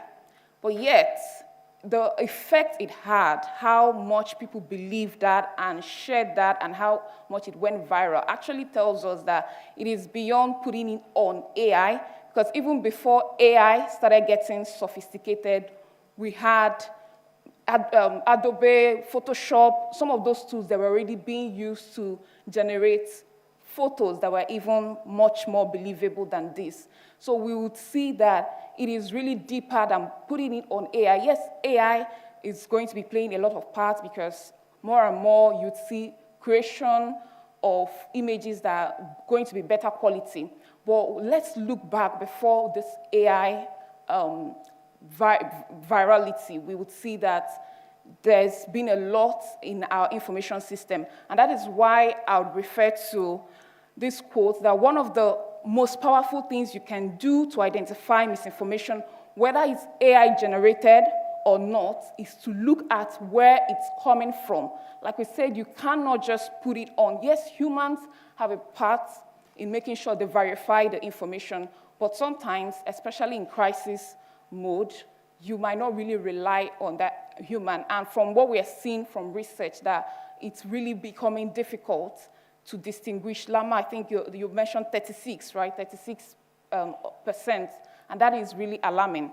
So what we can then begin to look at is to look at how our information system, how we can tackle it from that point. From the point of creating, distributing, curating, using, and archiving this information. So yes, AI may speed up fake news creation, but our information systems inherently feel that misinformation spread, which is what we are, the way we are tackling this is really from that viewpoint of the information system, looking back at the information system, looking back at the source, how the information is being generated, and because if it's not in the hands of the audience that are reading this news, they won't have that tendency to spread it. So that's where we began to tackle this from. Looking at I know trust have been mentioned, trust index. So, and this is not really a new concept, just that trust itself is very, very complex. It's a complex thing, and to actually think of quantifying it, for example, if I say, do you trust someone, let's say your loved one, you can't quantify it. You can't say it's 20%, I trust you 20% or 50%. So actually quantifying trust itself is in itself not very easy to do, but we need to set like a benchmark, for how publishers, for how people who are creating this information should begin to think about their content, to begin to measure themselves in the whole ecosystem. And that is where we're moving towards that AI-driven, resilient information ecosystem in crisis. Looking at the players, we have the consumers, we have the publishers, we also have the humanitarian response team that, most times their efforts have been hindered by the spread of misinformation. So, and the first, the basis or the starting point for this is the trust index calculation, how we can calculate the trust index that can be used to evaluate content and can be used to benchmark publishers of this news. So how can, for example, users or consumers make informed decisions about what they consume online? Because we live in a world where even sometimes when you go on Google or LinkedIn or wherever, what you see is because of what the algorithm wants you to see, right? So you're not really empowered to decide on what you actually want to see. And that is really something that is putting a lot of people off. And that's why we need a way to benchmark publishers so consumers can be empowered. They will be empowered to make decisions, informed decisions about what they consume. And on the other side as well, analyzing the impacts of trust. So what effects, what's the relationship, exploring that relationship between this trust index and let's say other variables like, let's say, the traffic, publisher traffic, or the consumer engagement, the audience engagement, and a lot of factors as well, even the revenue, when you bring it down to also revenue as a driver. And that can become a transparency tool for the publisher. So it would be something that would push them to continuously improve. For example, they understanding what factors may be affecting their trust score, and it becomes a driving force for them to improve that score and invariably reduce the amount of fake news that they put out there. So everyone aiming for quality journalism. So that's really going to be a motivator for them and a deterrent from publishing most of the fake news. And then looking at the future here, we want to get to the point where we're able to predict what is going to happen with what we see now in the conversations that are going on, like an empowerment for the humanitarian response team to be able to detect the signs of developing conversations and begin to proactively take actions on them. So that's really the vision. I know for trust, what we're looking at and the data we have so far, it's really complex, right? Because we have to consider several trust drivers, so veracity, commercialism, sentiment, so for example, looking at the user and the audience feedback, objectivity, so that one as well. So what does, and this is where the domain experience comes in as well, to measure how factual their news is, the amount of bias that they have in their news, and the objectivity. And we also have engagement, so how people are engaging with those contents or with the articles.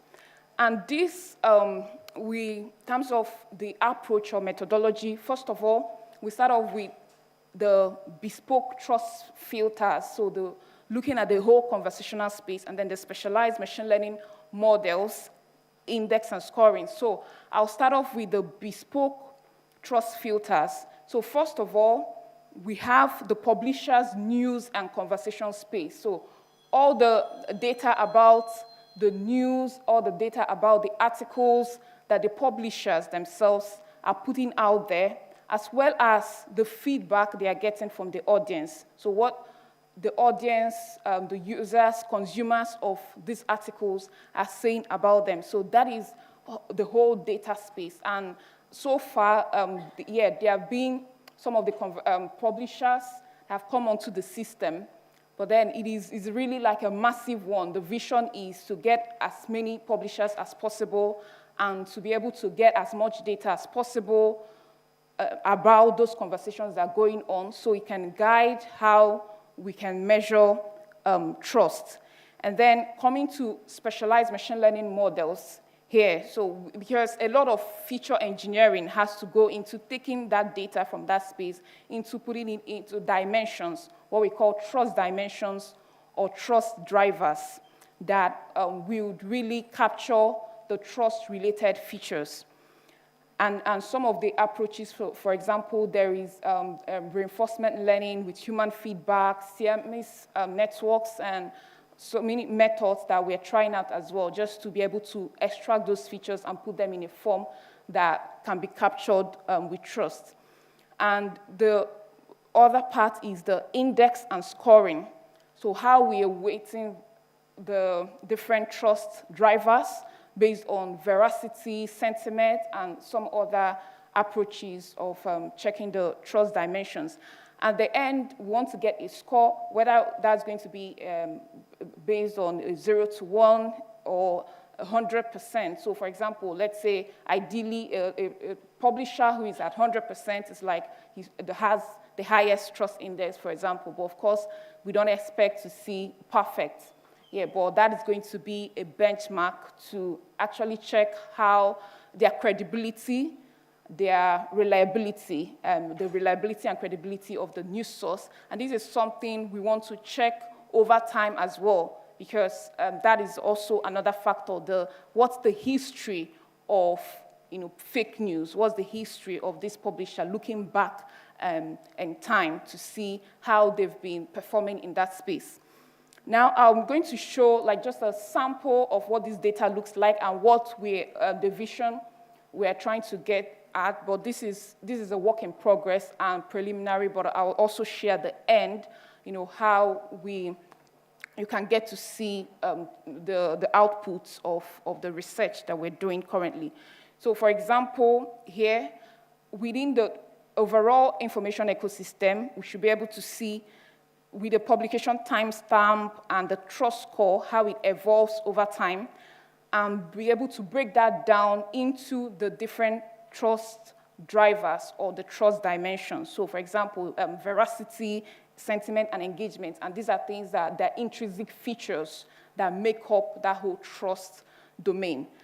And for a particular publisher as well, so a publisher, let's say we have an industry benchmark for what is reliable news or what is reliable content, then that publisher should be able to benchmark themselves and see how they are performing against that benchmark, that industry benchmark.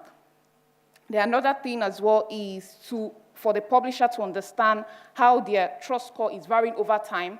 And remember, this is supposed to be a tool that can also help publishers improve and deter them from publishing fake news. So that would also help them break down, understand, have that insight into what is actually impacting their trust score, what dimensions of trust, what drivers of trust is actually affecting their trust score, and that can then help them take some actions and to more like proactive actions to improve their score.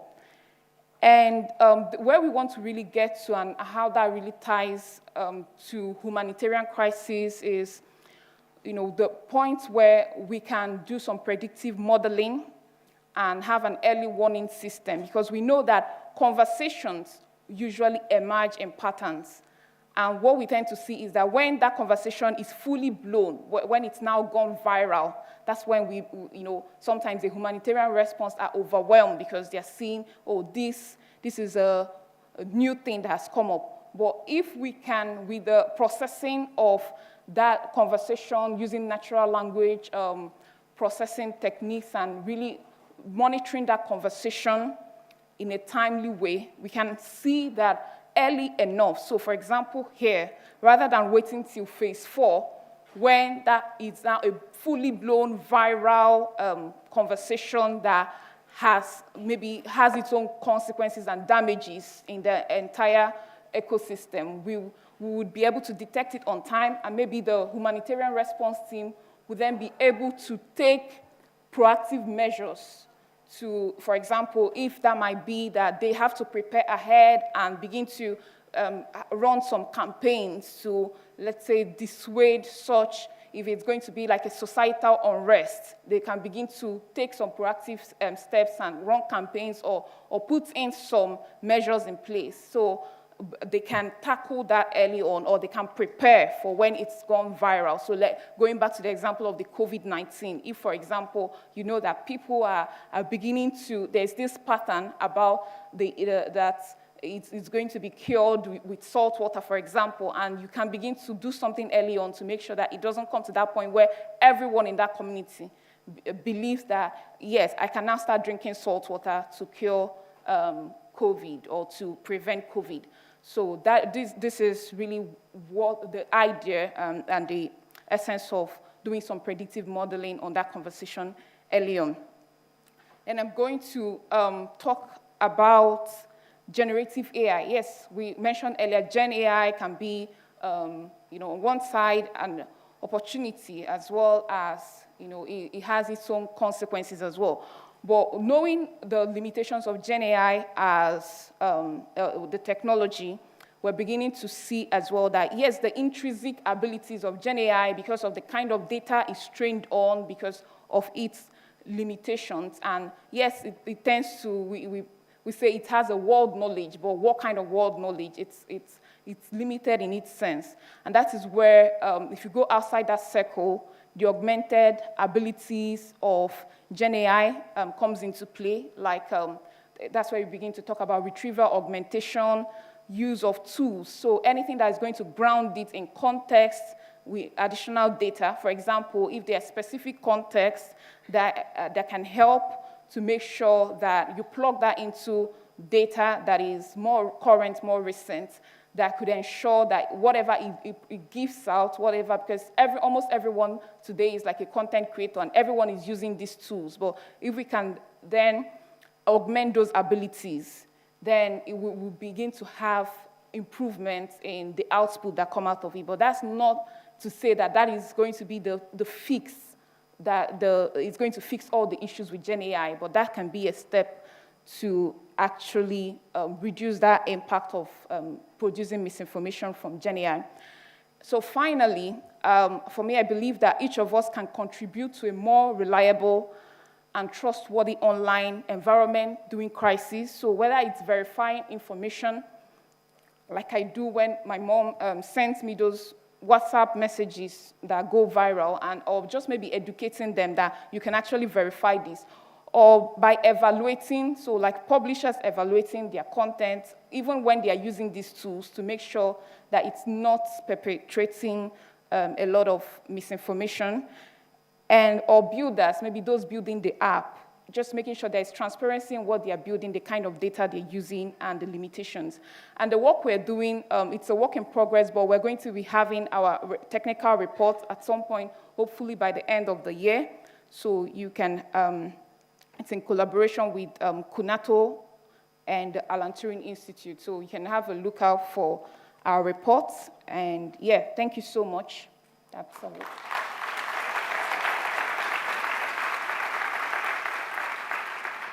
Thank you very much, Marilyn.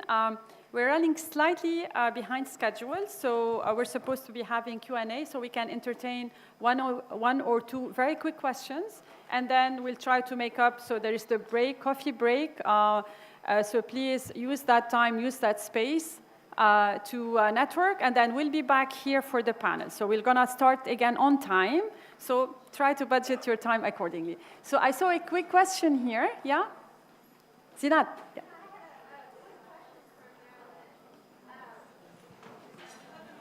Mike, just 1 second.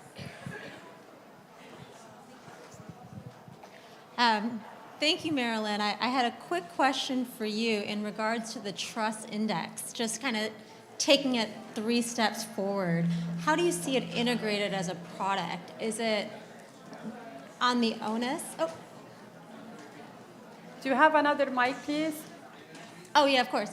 I just wanted to see how you saw the trust index as a product that's used, whether you're going to push it onto the media to have it verified prior to these journalist articles being pushed out, or is it for us consumers to have models in place that as we read through material, it kind of pops up a trust index so we have an understanding of the verification Marilyn, of if you these may, we will articles. take another question and then we will answer. Okay, so I will just give the space for another question from the floor, Yeah, and then we'll. Hello, Okay, David we'll take Mata, two. Career Management Services Director.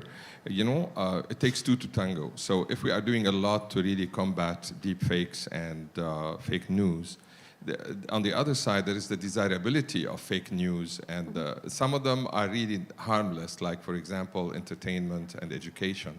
But some of them could be more pernicious, like, for example, the confirmation bias. People are looking for information that confirms their biases. So is there anything done in this regard to see whether there is more awareness being put on the people to value truth and value information that does not confirm their biases? Sure, thank you. Is it addressed to any particular speaker? Not or? really, but Okay. I think I was inspired by the three of them Sure. talking about the same Okay, subject. thank you. So last question, yeah? Jean Audia, Audi Communications. Marilyn, I'm just wondering, you mentioned COVID-19 several times. While obviously there was a lot of fake news running around during the crisis, post-crisis, now that we look back, there's been a lot of credible information showing that a lot of the concerns with the vaccines and other lockdown measures were actually warranted. So do you think that there's actually a bit of merit to differentiating between fake news and basically dissent towards official narratives, for example? Okay, thank you. So two questions for you, Marilyn, and maybe, I don't know, Lama, would you venture for the answer for David? Okay, yeah. Mike, yeah, go ahead. All right, so would you like to come here? Maybe it's better to be on stage.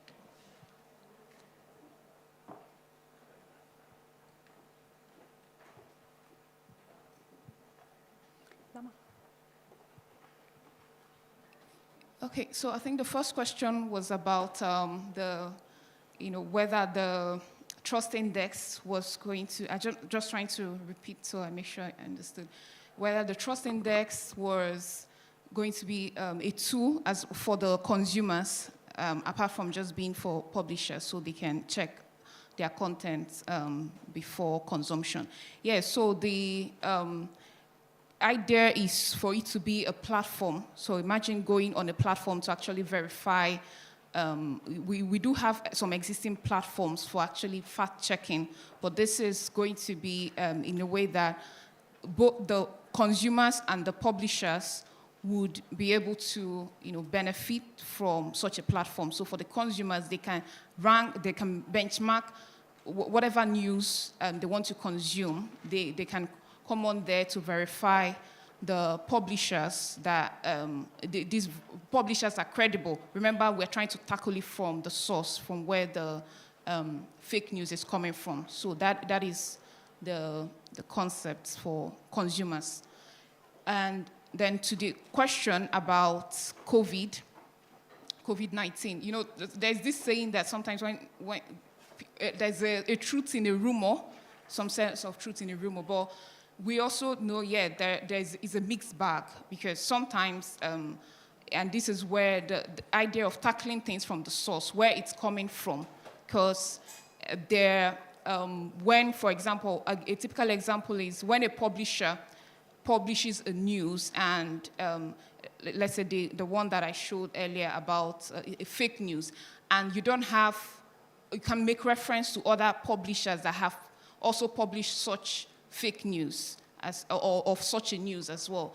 There are so many ways to measure whether there is bias, there are some nuances in the language, and that's why we want to have a benchmark, like a trust benchmark, or a way to really check what is being published, maybe checking that against the entire information ecosystem, because if, let's say, the source is coming from is not reliable, that already brings it to question, and it's something that can be investigated as to whether the source is credible enough to relay such information, because we live in a world where almost content can come from anywhere, and it can be for defamation and for different purposes. So it's just to make sure we're addressing it from the source, from where the information is originating from, and that it's credible enough.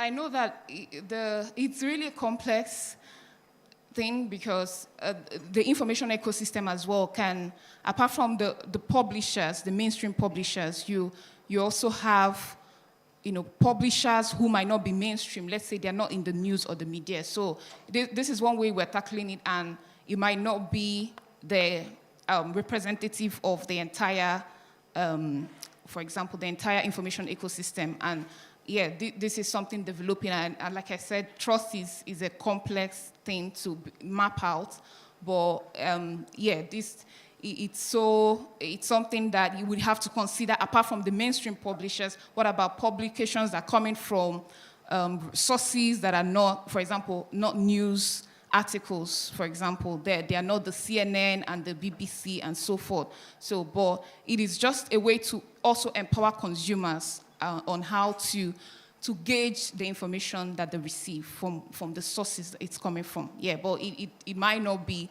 the solution to everything, and I acknowledge that, yeah. Yeah, definitely. Lama, a very quick response. Yeah, so I think there are two parts to this question, right? I mean, there are very good usages of deepfakes, and that's, to me, it's really a question of provenance and people understanding the source of these deepfakes and for what purpose. So that's not to say that all deepfakes, are an issue.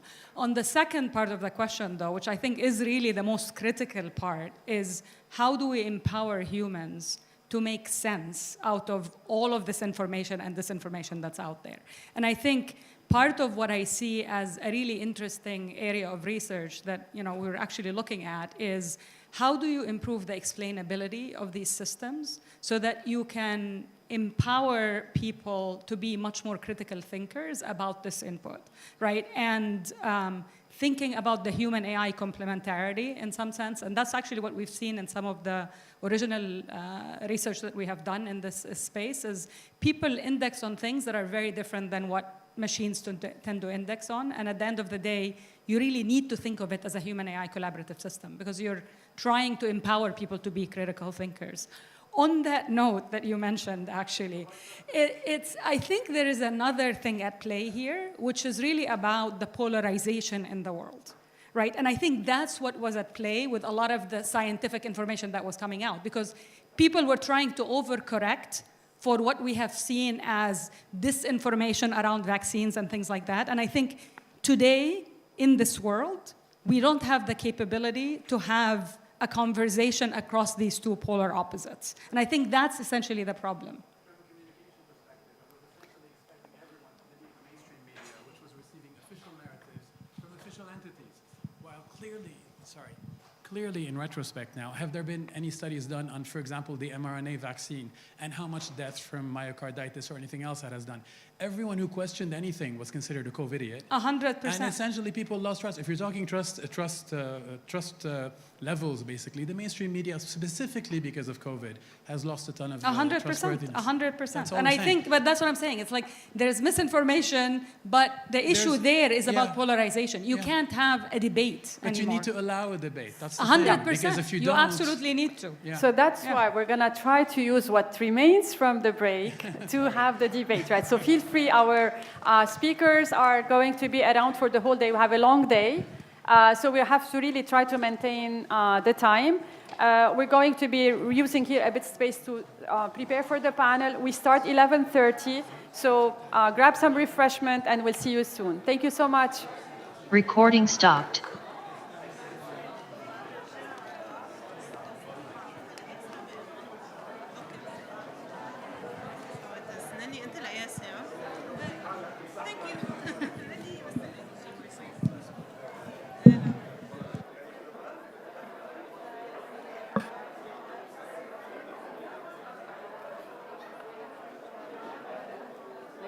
One time I played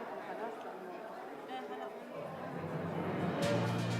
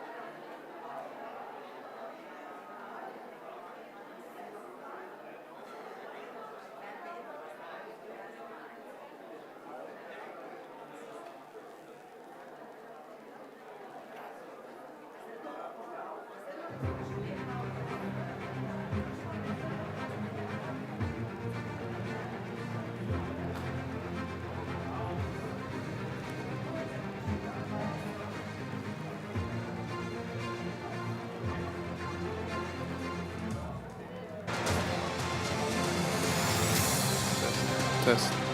Test.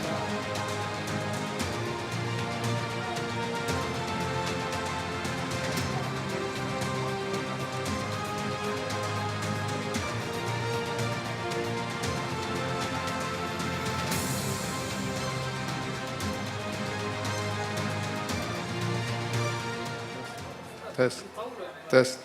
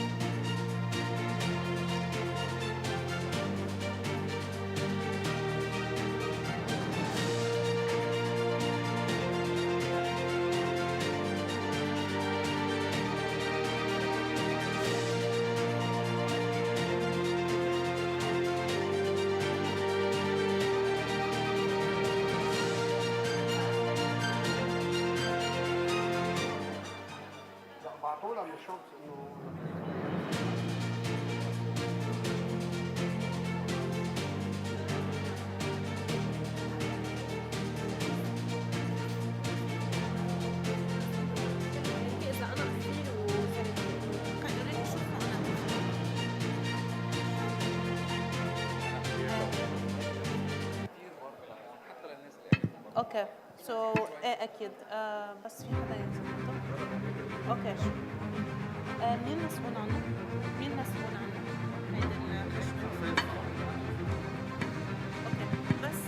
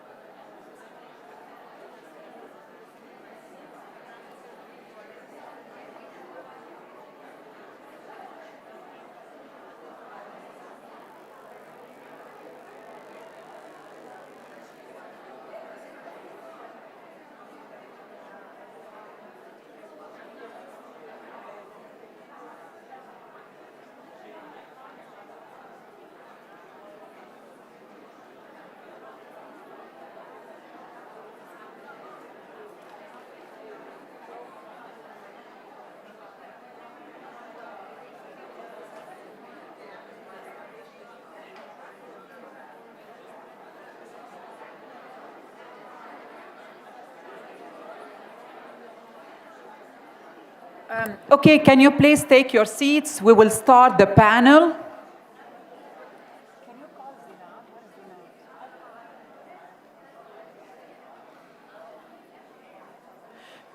Please take your seats. There are empty seats here. Please take your seats so we can start the panel.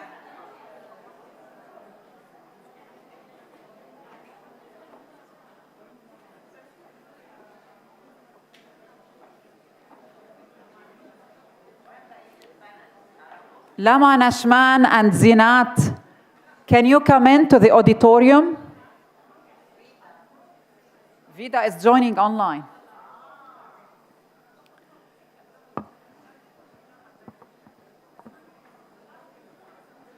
Zinat and Lama.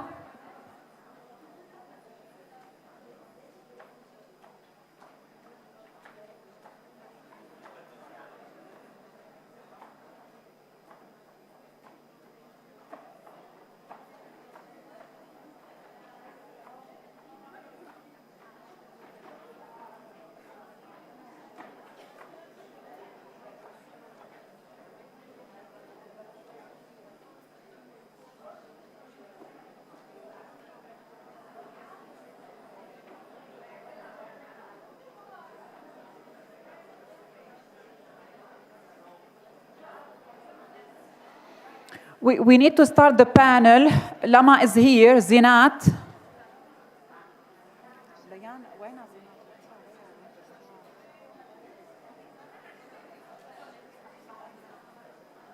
Hi.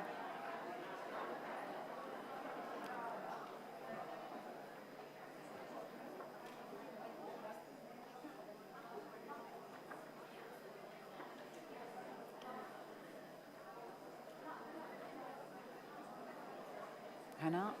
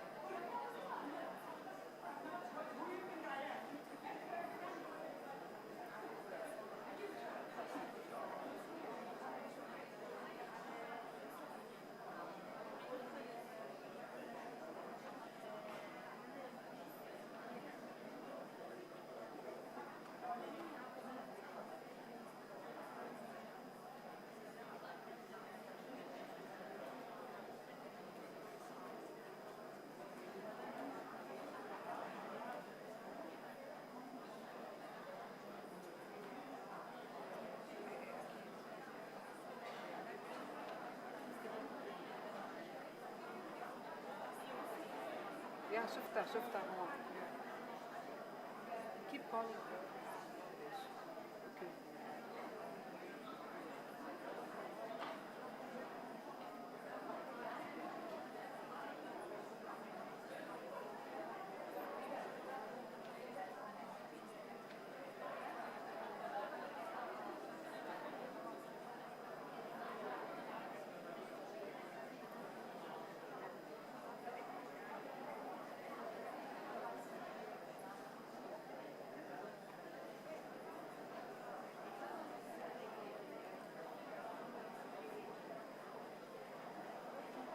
يلا دقيقة بس.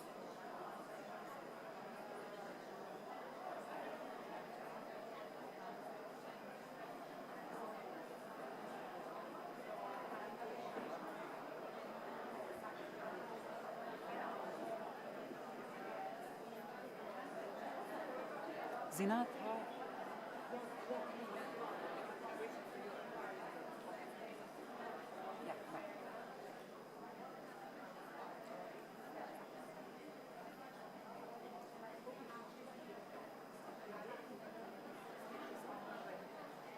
هلا am I connected? Okay. Hello, everyone. So hopefully you enjoyed the break. It ended up being longer than we expected. So we just need you to come in. And let's get started, because we really have amazing talks for the rest of the day, rest of track 1, then track 2, and track 3 and 4. So it's a long day. So we really like your... I think I'm too loud. Am I? No? It just sounds to my ears. I'm shouting. Okay. So hopefully you found the first set of discussions and presentations as Recording in progress. as I did. So here we have again Dr. Lama from Intel, Dr. Zinat, whose talk is going to be right after, and Dr. Marilyn joining us online is going to be Dr. Vida Hamd from Meta, and she's also going to have her presentation right after the panel. So here, we're going to put on the spot our speakers. So we're going to try to ponder together really where we are now, right? Gen AI and what's beyond and this hype and all of this. So where are we here? Is it like really a new kind of humanity where we have robots and agents and human blending harmoniously? Because human alone, we're not able to co-live and exist in harmony. But would that be possible with the machine, right? The big machine. Or here, this is really some kind of like Pandora's box that we're opening, and we're setting ourselves to some unanswered questions. So we had really insightful presentations, and it seems that Gen AI, really overarching from all the presentation we had, is not immune to the pitfalls of misinformation. It can be both somehow a victim and a vector. So, you know, the public and the media cast Gen AI with like quality of consciousness and intention. Right? That's the media. That's probably not us as researchers who I think raised the red flag a lot this morning. So do they have really human intelligence, or is it like going to the extreme of the Nostradamus and the Terminator series of Hollywood, where it's going to be really the end of humankind because of this machine? So I feel it's important now to get started with grounding, right? Gen AI, it had happened throughout these presentations, but let's take some time to recap, right? So what's Gen AI? How is it impacting our lives now? And then I will follow up with another question. So it's always we say, this is what's going to be hitting us, but now, right? So it's very interesting that we do really have a very multicultural and also international panel. So we are in a part of the world where maybe from a technology timeline, we live in the past. Somewhere on Earth, it's the present, and somewhere else, it's the future of technology. So let's get started. What's Gen AI? Yeah, so you have your phone, microphone. Sure, okay. I can attempt that. So I think what's really interesting when we think about Gen AI, and I mean, this is what I was really trying to show in the evolution of AI, right? I think what is really interesting about Gen AI is really the opportunity for it to generalize well and be able to support all sorts of downstream applications, right? So for years and years, we've been working on all sorts of bespoke models. It was very hard to scale these models. It was very hard to actually put them in reality into people's hands, constantly optimizing for the N+1 case and all of that. And really, the promise, in my opinion, of Gen AI is really that ability to generalize and to scale to all sorts of downstream applications, which then makes it a much more practical and usable tool that we can put in the hands of everybody. To me, part of what's also interesting and why it looks very different is the fact that it can, with all of these, LLMs and getting to that level of capacity is, starting to even understand things that it's able to do that we didn't necessarily go out to train them to go out and do, right? Sure. Which, in some sense, offers a lot of interesting possibilities. Mm-hmm. And at the same time, it's actually putting a lot of people on edge thinking about, okay, what else could it actually do that we don't know about? Yeah, so maybe we can have a just quick show of hand. Gen AI and AI in general, prior to the launch of ChatGPT, anyone was really very informed, he or she, so it's good to see a mixed audience here in our WiDS event, who really had exposure or worked or really knew that, you know, the advancement in natural language processing, natural language generation and understanding was what it was prior to ChatGPT. Can we get a show of hands? Okay, so interesting, right? So as you can see, that was little. So what you were saying that were attempts. So what do you think really had prompted, or what was the proper, you know, ecosystem that really pushed, you know, the beast out of the elephant in the room? Yeah, Zinat. Yeah, of course. Son? I think so. Can you hear me? Okay, first off, it's an absolute pleasure to be here. So thank you so much for the invitation. To start with the first question, what is generative AI and what is that starting point to where we define it from all other terminologies, artificial intelligence, machine learning, deep learning, big data. I think we've seen these hype cycles over and over again. That defining moment came from the 2017 Transformer paper that Ashish Vasani, my colleague at Google AI, along with a couple colleagues from DeepMind, they fundamentally changed the progress of these models and took advantage of two opportunities. One was Moore's Law.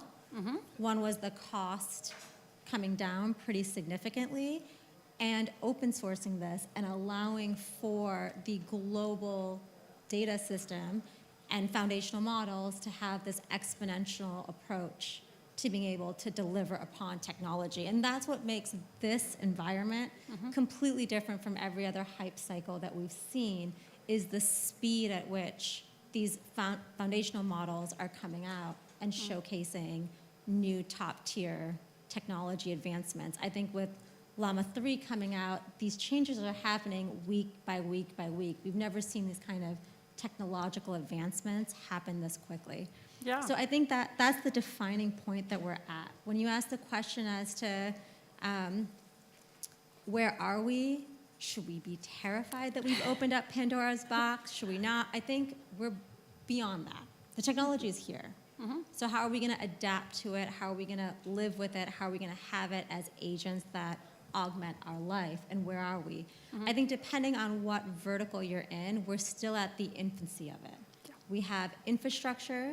We have foundational models. The training models themselves have still a lot of hallucination aspects of it, so it's not clean. And what does it look like in terms of productization? How will it fit into our lives in 10 years? I come from a healthcare perspective. We can talk about it in detail. We're not quite sure.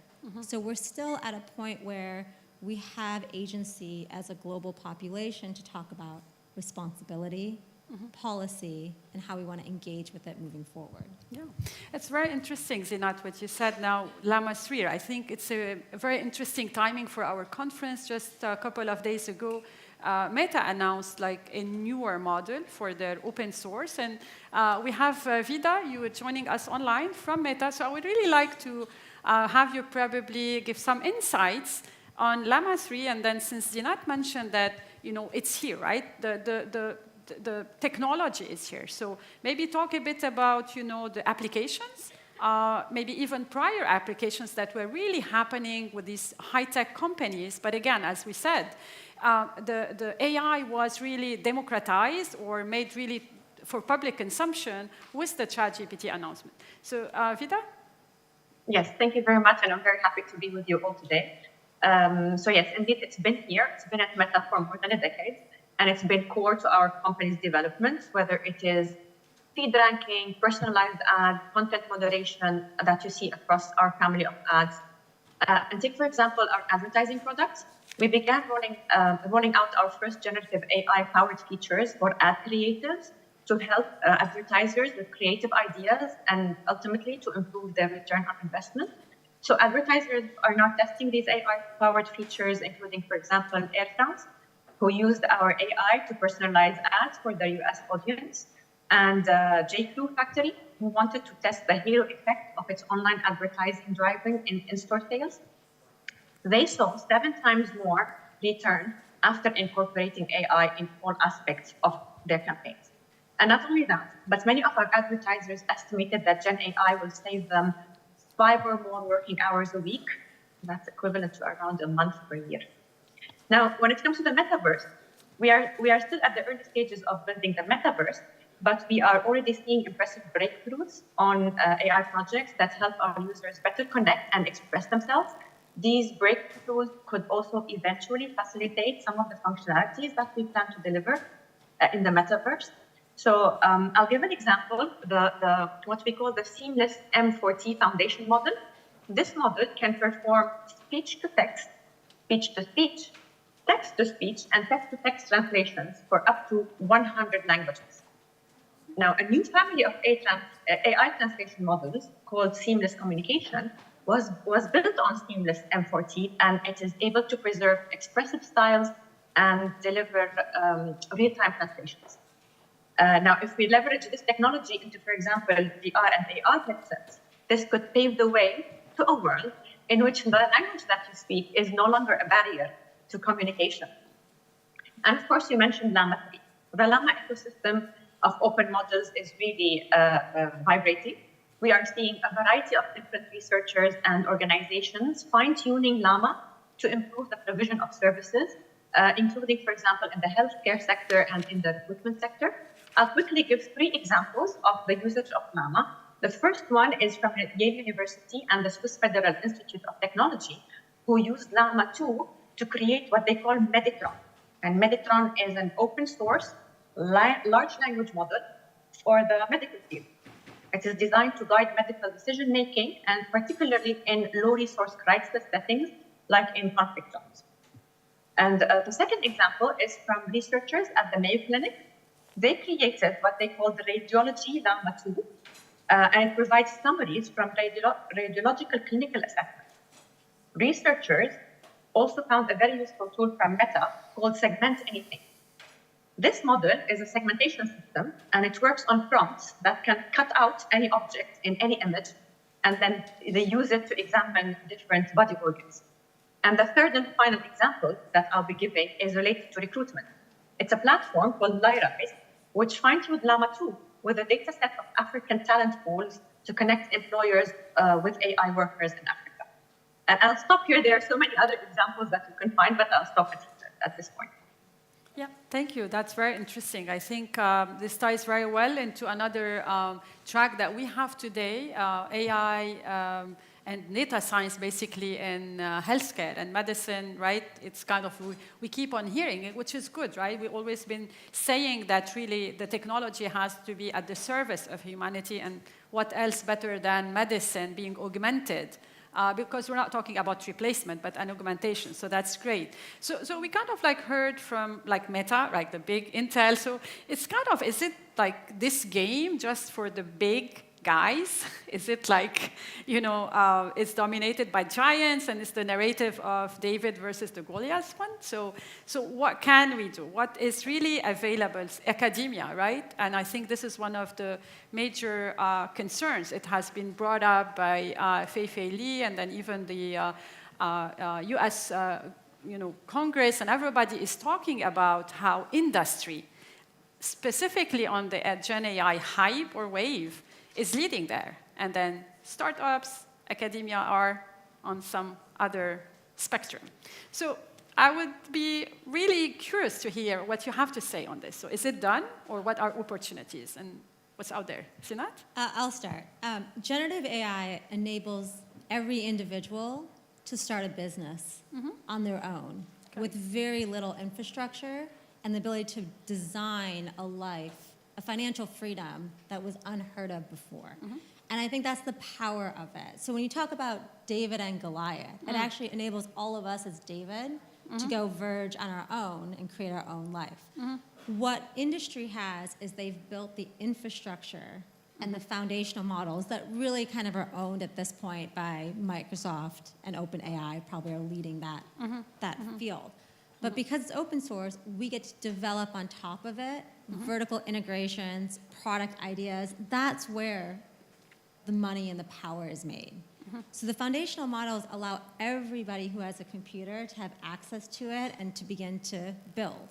I think the limiting factor is access to data and what data you want to use. And depending in healthcare, it's kind of controlled and owned by hospital settings, and that's where you need to figure out how to unlock that data. But I think it's the opposite. I don't think it's owned by industry. I think it democratizes it for all of us. Good, so that's a very next, yeah. I want to add on that point about democratizing. So previously, for startups to actually, get into that whole space, maybe using models or building the models, they have to actually start from scratch. They have to, get their data, the infrastructure. So this GenAI created that kind of tool or made it open, available, democratized it. But I think that also presents its own new challenges for startups, because if everyone has access to the same thing, there's really no differentiation in the market and competitive advantage there, because anyone can just like spin off a new app or build that on top of OpenAI models or any foundational model. And I think that that's going to be a new challenge as well for startups in that sense, that they would need to think more about how they would differentiate. So maybe it might be grounding that LLM with some context, with their own data, or might be how they collect feedback from customer, how they actually then communicate more closely with the customer, so they will be able to, understand their customer better. So, but there needs to be that element of differentiation and competitive advantage, which is kind of tilting it from previously having the tool. So now it's no longer just the tool that is making the difference. It's now going to be how they're using the tool, how they're bringing in other drivers for the business to actually differentiate and actually make a name for themselves in the market. So I think that's the new challenge we're going to have. And I mean, I will definitely say yes, and I think it depends who are you thinking about when you're saying, how is the competitive landscape looking? So for sure, all of the enablement of tons of things on top of that stack to build all sorts of interesting capabilities, interesting applications, utilizing AI for productivity and all sorts of things, I think that opens up a whole interesting space that is democratized by what's out there. If you're talking about, for example, researchers at universities who are trying to build the next foundation model, yes, there's a lot of open source work that people can, build on top of, but there isn't access to compute, right, that people have at that scale to do that. And honestly, it becomes really a game for compute, who has access to compute. So if you really want to ensure that there is a good competition in that space and universities are relevant, we have to ensure that they have the resources. And actually this is one of the things that Feifei specifically was actually talking to, right? Indeed. So it's really important this is where I see this as essentially like a national call, right? For countries to be able to actually support the computation needs of universities and make sure that they actually have the resources to build the next wave of amazing compute that's happening. Yeah. Not necessarily for all of the professors to go to all of the companies to do that there, right? Yeah. So I think that's an interesting problem. Yeah. So I have a question for you on that. As we think about how to democratize this in different regions, I'm coming from the US where we have access and capital behind it. What do you propose for this region to have access to compute? If you could control kind of the capital allocation of different large investment firms or sovereign wealth, where would you put that money to give access for this region to have compute power? I can answer on her behalf. Universities, AUB. The AUB.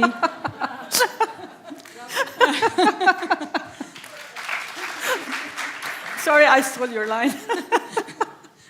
That's exactly what I was going for.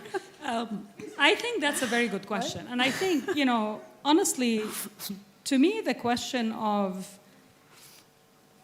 how do you ensure that talent is not blocked by what today's, and in terms of just compute cost, it's unbelievable. In terms of like just power need to do that, it's unbelievable. So yes, I mean, one of the nice things about being able to do this anywhere in the world and have access to, decentralized compute in the world actually is a good thing, right? Because you could have people, irrespective of where they are, have access to compute power anywhere. But the point that I was really trying to make is that needs to be a conscious effort, because otherwise what you end up having is you're reflecting the power structures that exist in the world in the way that AI is developed. And the reason we keep talking about inclusive AI all the time is that you really need to bring other people to that pie, right? You need to make sure that AI isn't just developed by the few that are able to actually afford it. And that, to me, is the only way that we can make that happen. Yeah, because if you think about, models being developed by very few. So on the landscape that we have some very proprietary, ChatGPT, and we don't want to go over there about, the mechanism of how this engine was trained, on what kind of data. Most of it was proprietary. Some of it is basically open source, but even Sora now, that was at least released not too long ago, nobody even, from the developers, nobody was able to really attest how and what kind of data was used there. So it's kind of like, okay, we want really probably a third line, right? So you have the companies going for open source, like Llama 3 and the like, and then you have the proprietary, but then we probably would like to have the universities, right? Start with foundations and fundamental, probably architectures, because we know what we have now from more like of a scientist perspective doesn't scale. So there's a point where Moore's law and everything is going to be somehow capped. So, but with what we have, right? So the need for the compute. What is also not scary, but to be taken care in the LLM environment. So this DNA built into these LLMs, other than being proprietary by these specific companies, what else do they expose? Data, trust, we talked about it, bias, all of this. What's your perspective? And again, how do you think we can get around this with the little resources that currently we have? So we play with what we have. So do you want to perhaps... Yeah, we'll do it around. Let's just be very... I'm always conscious of the people who are on the line. Vida, let's hear from you first, and then we do a quick round here on the floor. Yes, thank you so much. I just wanted to add one thing. We heard from everyone how important open source is to surmount the kind of barriers, entry barriers, but I also wanted to mention two important things also. The first one is grant programs. So creating grant programs is also very important. And for example, we have created the Llama Impact Grants Program that aims to identify and support the most compelling applications of Llama 2 for societal benefits across three categories: education, climate, and open innovation. The initial call for proposal resulted in over 800 applications from over 90 countries. So this is the importance of, I just wanted to touch on the importance of opening grant programs. And the second thing that I wanted to touch on is also the importance of collaborative forums. So I will mention at least one, just for the sake of time, and which is the ML Commons. And the ML Commons is an AI engineering consortium. Its mission is to create AI innovation and increase its positive impact on society by bringing together industry, academia, and nonprofit organizations from around the world to develop open industry standard benchmarkings and large-scale, diverse data sets for model evaluation. So I just wanted to add these two very important points. Yeah, let me mention as well, I came across the other side of it, which is small language models. So there's the argument that we don't actually need the large language models for all sorts of application, and we can actually have some, for example, maybe domain-specific models that are developed, or models that are smaller, and maybe that might also be more sustainable in some instances, and computationally, more less intensive in that sense. So that's another area altogether in research around small language models that can do more domain-specific tasks, like that are suitable, rather than going from the large language models and trying to fine-tune them towards specific tasks or domains. So maybe one thing I would add. So if you think about where we are today, I think a lot of our focus has been on trying to understand what is possible with AI, right? So increasing the capacity of these models, trying to understand how well would they generalize, where would that, take us, can you reach general intelligence with capacity, which, some people would argue that. But what's interesting about it is actually, if you think about it from a common sense and a business sense, it doesn't really make sense from a cost of ownership and a cost of operation to actually have the systems that we have today. And you mentioned that with this notion of you're gonna, end up, even with Moore's law, right? There is essentially how much power and energy is actually available on the planet to allow for that to continue to happen, right? So I think smaller language models and a lot of the innovation in, what we call nimble models is actually quite interesting.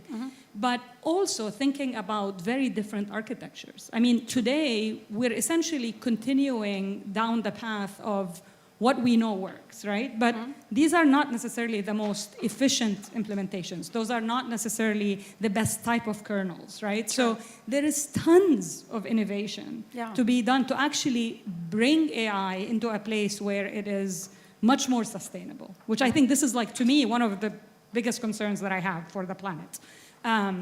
So that's on one. The other one is also this whole notion of how do we ensure safety of these models, right? And it's really very hard to do that, even in this whole ecosystem of, okay, people develop foundation models and other people will build things on top of them. If you don't have really good transparency in that AI supply chain, you're essentially exposing the people downstream who are building these type of applications, especially in critical areas like healthcare, right, to build based on things that they don't have a lot of information about. And that is very problematic. And in fact, this is where you see a lot of the policy coming out, right? If you look at the EU AI Act, if you look at the executive order, they're both moving in that direction, which is we really need transparency in this AI supply chain. Yeah, 100%. I think you hit right on when we talk about these large language models. We probably don't want to know how energy, right? How much energy they suck. It's huge. And I mean, definitely for the sustainability of the planet, this is not the way to go. And that's probably why, back to what we're saying, going for this maybe specialized multiple agent, right? Think about it like this society of agent where you have much smaller models, not definitely as large as the large language models that we have, with less hallucinations, but more specialization is probably the way to go. And that's where we hope, really, if research and academia is empowered, and this is where we like to play that role, would be something experimental and to go for something to be sustained. Because, again, when we look at all of this, right, so what they can do, what we fear, there's also this big questions that for people looking from all angles about jobs, right? So if eventually these large language models or small language models that are going to be specialized are going to be expert as an average human being, then what's happening for the industry? I see, Zinat, you have something to share at that point? Or? Yeah, I do. I mean, let me get back to a couple other points here as well. So with the sustainability of the planet and kind of moving towards AGI and how we're going to, I think there's two competing points here. There is the desire to push research and human knowledge and human intelligence, and then there's the top-down approach, which is, what's the actual problem that we're solving for? Like, what are you solving for? And then what tools do you have at your disposal to answer that problem? Because that's what we use as the end consumer. And I think if that's the perspective we're looking at, we may not come to the energy requirements and fears around sustainability. And I'm saying this from healthcare. There's always a desire to use machine learning, deep learning, generative AI techniques. But a lot of times your data sets are so small, you're like, regression analysis gets me a great answer that's statistically significant, and that additional uplift with generative AI is not really worth it. So that's kind of answering on that question. Then, So coming back to the jobs, because I think everyone's like, oh, AI is going to take over my job. And to be very honest, like I want people to think a little bit more creatively of what you would do with your life if you didn't have to go to work. I have tons of things I would rather do, but you know, that's one way to think of it. But the other thing to think about is, what could your work life look like if 90% of your boring tasks were taken off the table? Like, what could it look like? And I don't think that we are exploring that option or dreaming big enough of where we could be and what that frees us up to do. So let me give one example, because I tend to work, I'm on the business side, I'm on M&A.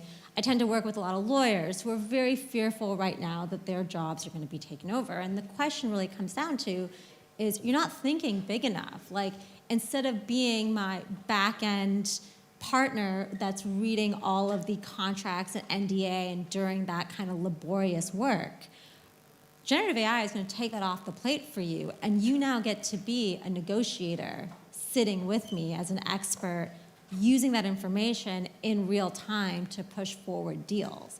I want you to think bigger as my lawyers, to not be concerned that that information's off the table for you. You get to be more on the human-people interaction, which generative AI is never going to take that away.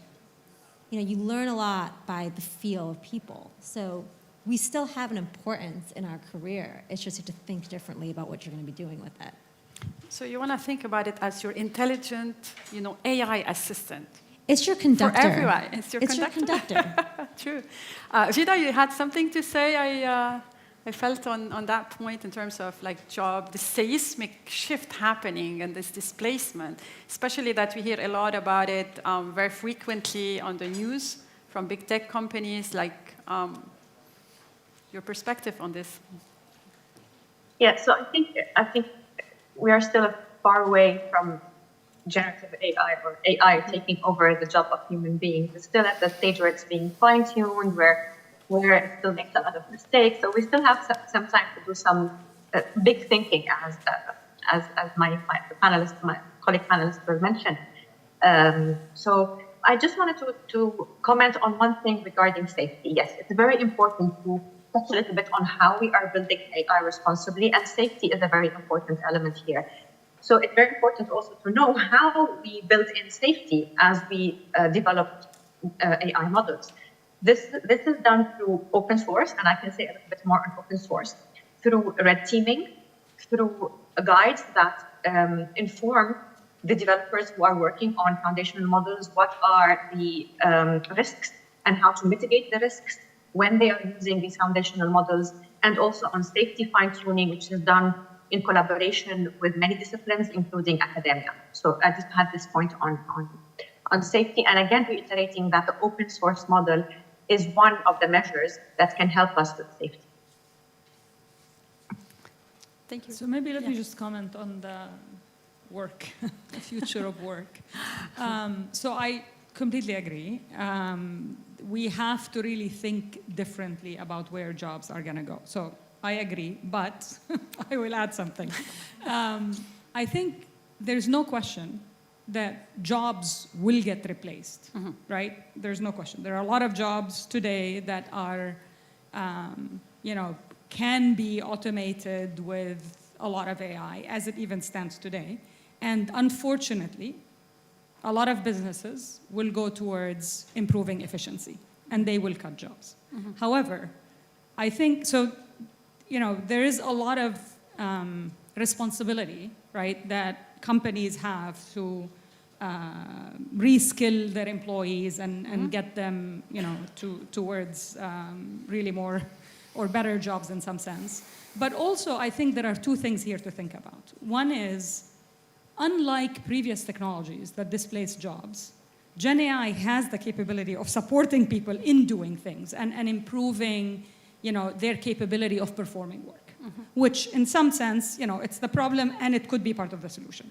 Definitely. The second part that I would say is that when we actually think about this whole notion of what this economy looks like, I think we're thinking too small when we think about this as a zero-sum game. Yeah. Right? The ability to scale, the ability to bring up tons of opportunities that has not been thought of yet, right, is tremendous. And I think that whole notion of like, okay, this competition constantly is, I think, moving the narrative in a space that's not necessarily the most healthy. Not to take away from the responsibility of upskilling. That we absolutely all own and need to do. Yeah. I think it changes who has the advantage in a very powerful way. So, traditionally hierarchy is you needed to have the right kind of upbringing, the right kind of education, the right kind of safety networks to push forward to get into career opportunities. These foundational models, the access to it, you basically can be anywhere with a computer with a desire for curiosity. Indeed. And you can go build. Yeah. And you have experts around the table, or these AI agents, which end up providing expertise that enable you to do that. So you talk about reskilling of individuals and their jobs. I think it enables anyone who has a curious mind, irrespective of the set of circumstances that you come from, to be able to build forward a life and have an advantage all of a sudden. I'll just speak quickly on the place of humans, because when there was an issue with self-driving car, a very legal issue where there was an accident, and the big debate was on who is going to be accountable for that accident. Was it going to be the manufacturer of the self-driving car or the person who was actually on there? Because thinking of it, a self-driving car that is autonomous, and you actually have someone who needs to supervise it. So that accountability, I think that's one of the biggest issues we also have with the ethics side of AI, which is where, when you're thinking about human in the loop and where humans are going to be responsible with respect to AI, as far as there's going to be that accountability in place, then this is where humans are going to be playing a big part, because the AI life cycle is very, very complex, from the people who are going to be procuring the data to those doing the design to the technical leads and everyone involved. It's very complex, and that's where accountability becomes very, very challenging as well. Who would be held responsible along the line? And this is why humans in the loop is going to be very important in AI regardless, because there's always going to be that element of taking responsibility. I mean, there are two spectrums to this. Some persons see AI is just a tool. So, for example, when someone signs a contract and it's an illegal contract, or when someone downloads an illegal material from the computer, you don't hold the computer accountable or the pen that is used to sign the contract. You have to hold the person responsible. But on the other end, there are some persons who feel AI needs to be a person, have a legal personhood, which means the way corporations become legal entities, you need to have AI as legal entities. But I think whichever spectrum, there must be that element of accountability, and this is where humans are always going to be involved. So I'm going to say something it's a little contrarian to what you just said, which is this is the first tool that, so when you talk about tools like a pen, for instance, a pen is not conscious. It can't give you information, it can't counter you, it can't think. And I think this is where generative AI and AGI is going to be the first tool that makes us rethink accountability. Because for anybody who uses ChatGPT, I mean, it's pretty incredible that you can ask it to have a timer and it can kind of debate with you.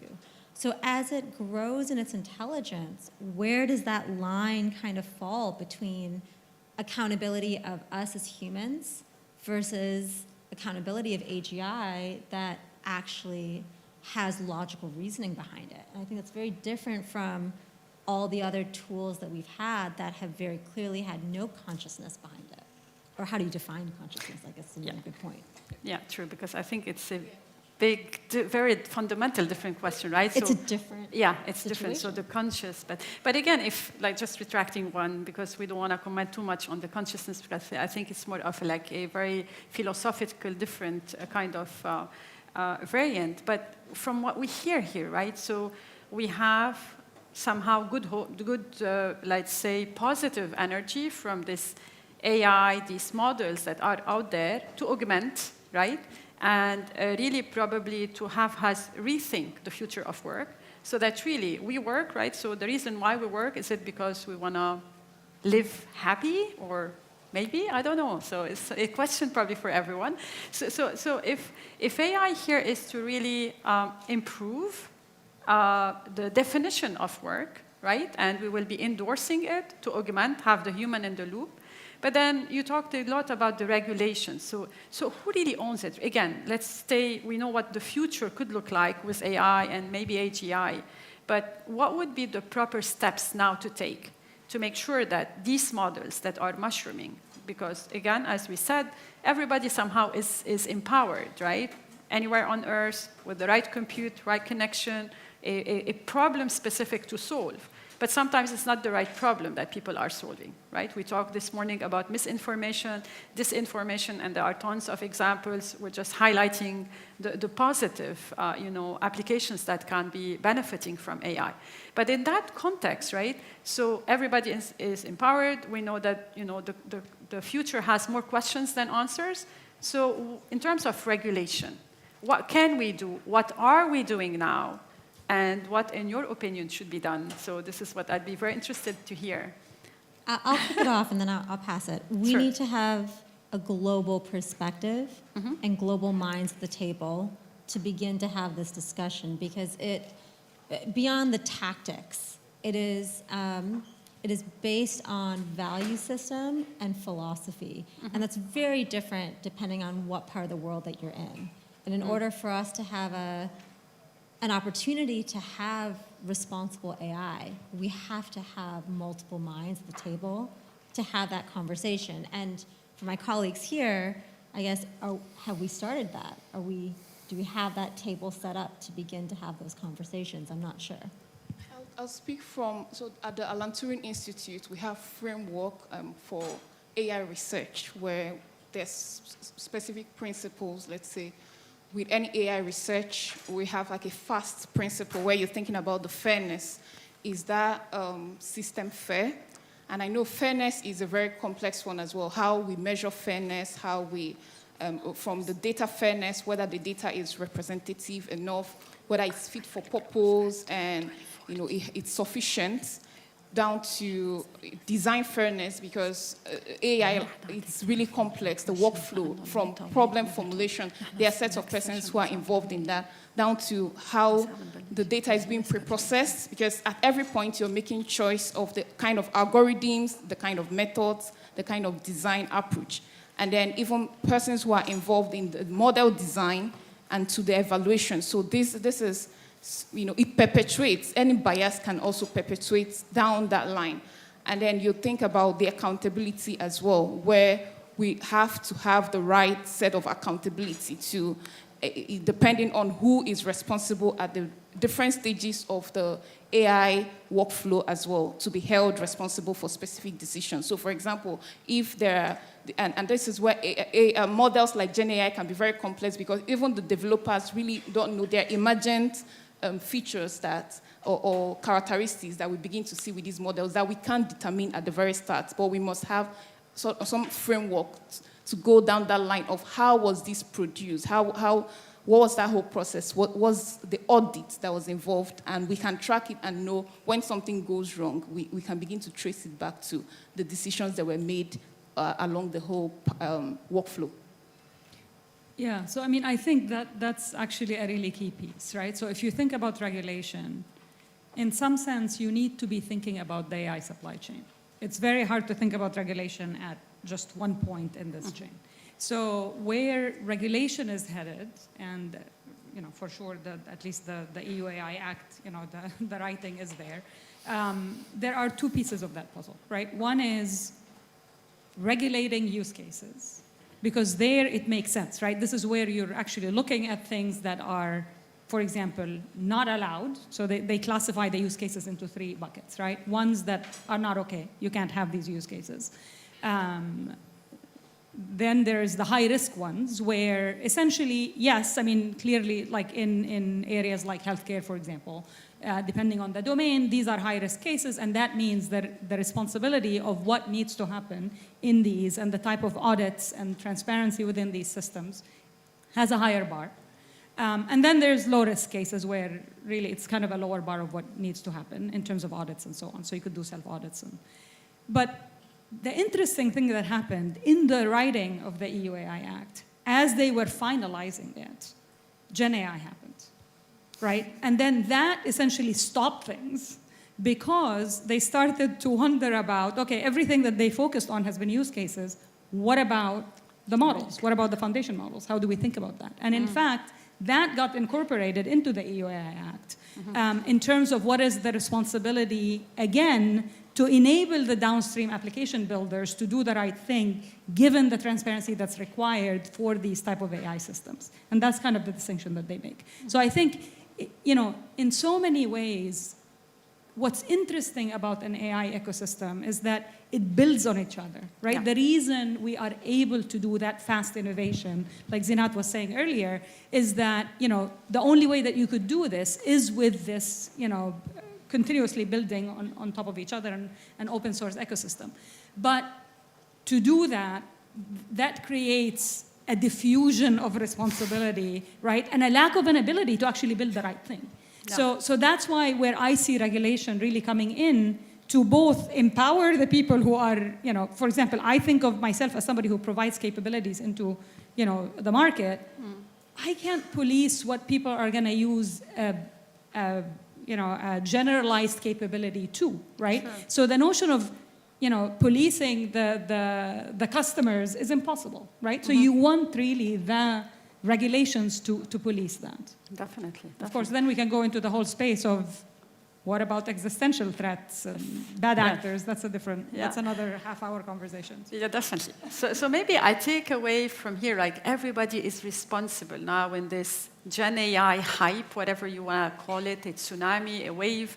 Everybody is responsible from his or her own perspective. You talked, right, your industry here. It's a very good, interesting mixture we had on this panel, academic, business side, and industry. So from us, I think academia, we understand and we've been pushing, and now I think it's even a better commitment to make sure that education of AI is really for all. Upskilling, residential program, online program, because everybody, AI here is democratizing everything. So its education has to be, and I think really it's an open call. It's very good at AUB. You have a lot of support from upper administration to do this. Hopefully all other universities in Lebanon and underrepresented, underserved areas in the world can also hop on all these online and all of these like open source, so that really AI is not just for the elite.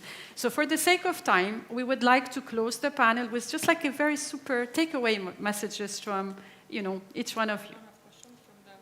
No, and then we'll open it up. Okay. But we try to make up a bit the time for our... I was looking forward to the questions. Yes, we will. So just a quick wrap, and then we open up for questions.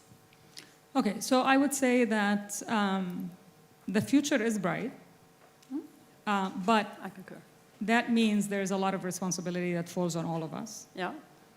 AI future isn't ordained, and it's really up to us to do what we should do with it to ensure that it actually lives up to its potential. Definitely. I'm excited. AI, it enables, it democratizes expertise. And it shares it with everybody for free. So think about the possibilities as an individual, as a group, of what you can do once you have access to all of that expertise. That's my takeaway. Yeah, AI really, it's augmenting, there are lots of use cases where AI is augmenting human abilities or intelligence or human outputs. And I would say on the other side as well, there's also concern about the diversity of that content. So many people can use AI to generate content, but then how diverse that content will be when the human is no longer in the loop becomes a concern.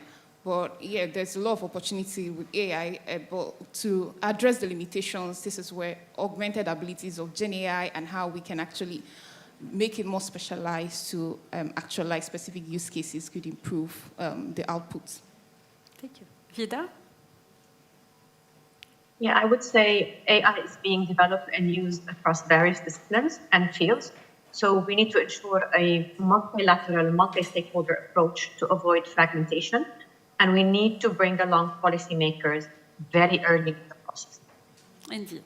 So thank you so much for the insights. We'll go real quick on a couple of questions around, and we'll try. I mean, again, I keep on delaying the other tracks, but eventually it's a very interesting discussion. So we have one question here and one all the way to the back and the middle.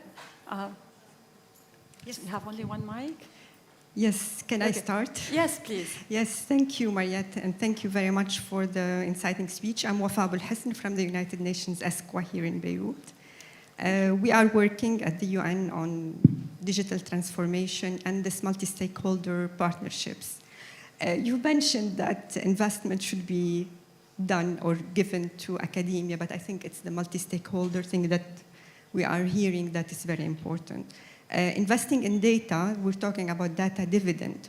$1 investment in data returns $30 return. So it's something that's really useful. So this partnership between academia, private, UN, we are slow, but we reach out, we get to countries, we get at the global level. So this partnership has proven to be very effective, especially with AUB. We won 3 global awards with AUB students some are here. And we are very proud of them. So I just want to say it's important to cross-check the data. There is the official data that's from the country. It's slow, but it's very reliable. So we have to build on it. And then the data sources that are coming, citizen data, Earth observation, and many other sources. So we put this in mind, and I think we can go forward. Yeah, thank you so much. I think it's super important, right? We've seen these big slogans, right? The new oil is data, data is the new enabler. And unfortunately, we live in this part of the world where it's a desertification of data, so it's a desert. So, and I know I'm aware of a couple of the initiatives the UN and the ASQA unit are working in terms of putting these dashboards, and then hopefully in our upcoming WiDS event we can showcase, because again we work and there's multiple works with the ASQA team. Data is there, and it's interesting the number that you quote, 1 for $30. That's another big investment here. It's a big one. Thank you so much. Please, Dr. Fleihan. Thank you so much. This is very energizing. How early do we start teaching our future generations about AI, advantages and limitations? I think this is a very important question. We're starting at the university. Maybe we're going a little bit undergrad or colleges, but we're not going low enough, and it starts at the roots. So that's a maybe philosophical question, but important one. But also, I think we're all excited about what AI can do, but I've heard throughout the morning red flags and be careful, etc., explainability, transparency, ethics, and because there are multiple stakeholders, it's going to be very hard to get our hands around it. So if you were to plan the ethics of AI regulation, how would you go about it?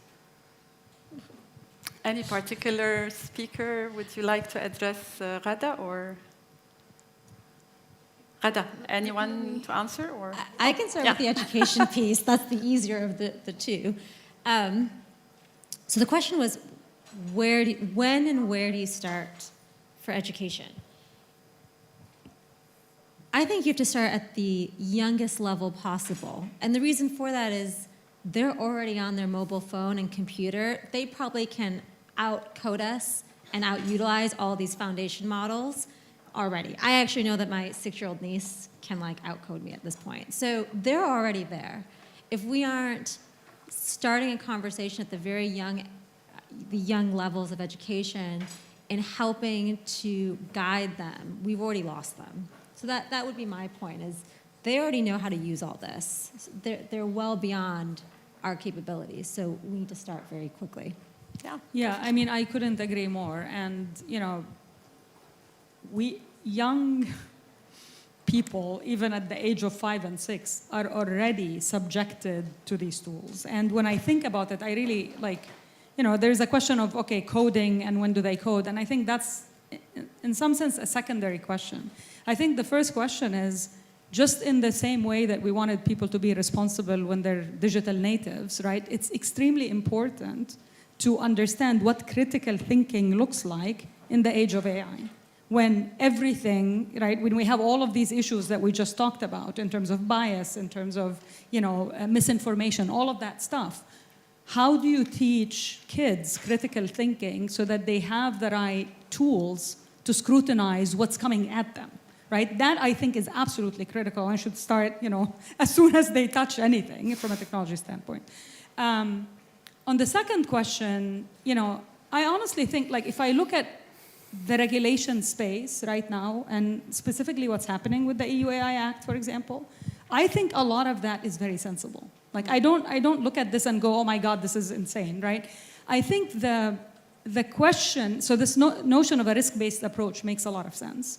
And the focus on transparency and safety and all of that makes a lot of sense.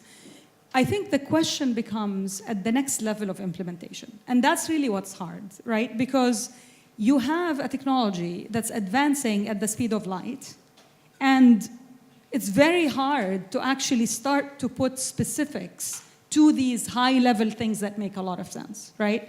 What is the size of a model that should go through these audits, right? Why is it 10 to the 25?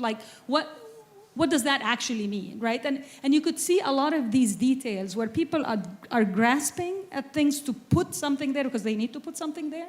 And I think having the structure to allow, if you look at the EU AI Act, they have these, scientific panels that are supposed to come in and kind of help guide this. We look at standards as way of guiding this, right? So I think it's really, what's going to be really interesting is how do we actually put it in action in a way that allows for that fast evolving technology.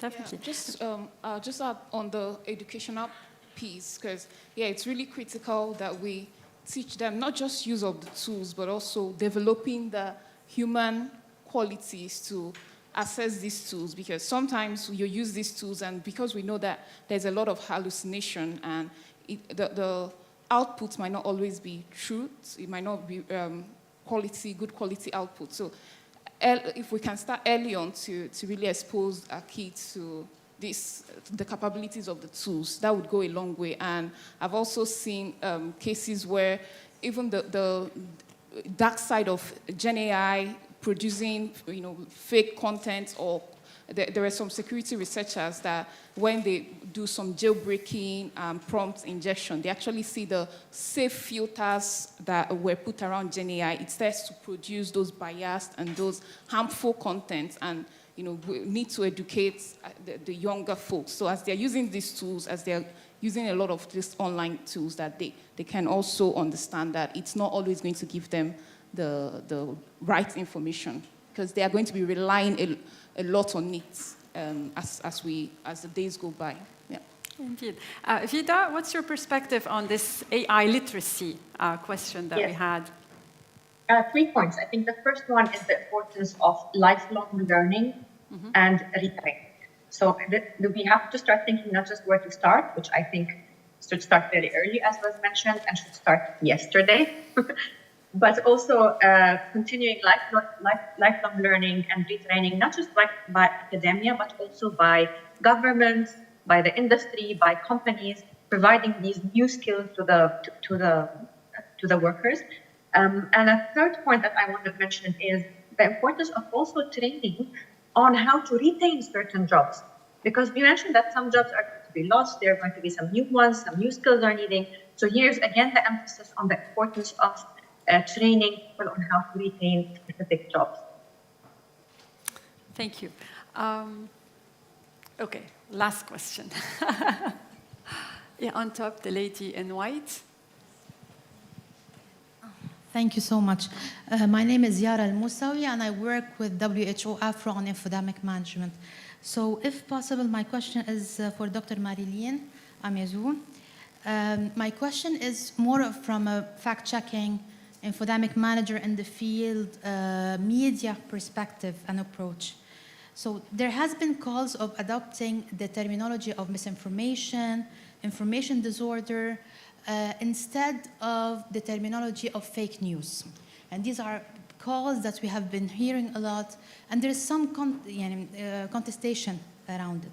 So the main argument that there are warnings from experts in infodemic management that the use of fake news is being used by people who want to restrict more the freedom of speech or maybe limit the liberty of media. This came in especially after the US elections. So my question from you, especially after your presentation and the trust index and what do you, and also the proliferation of resources and studies on infodemic management. So what do you think is best to call what we are currently hearing from misinformation and disinformation? Do we start to distinguish between everything, misinformation, disinformation, rumors, or we can keep on calling it as fake news? Over to you. Thank you. Okay. I'm not an expert in journalism, but I know that I've come across a lot of conversations around how the terminologies we're using, and there's that dissuasion from using the term fake news or fake news detection more towards really categorizing that. That's why I specifically put those branches as disinformation and misinformation, and there are other categories as well.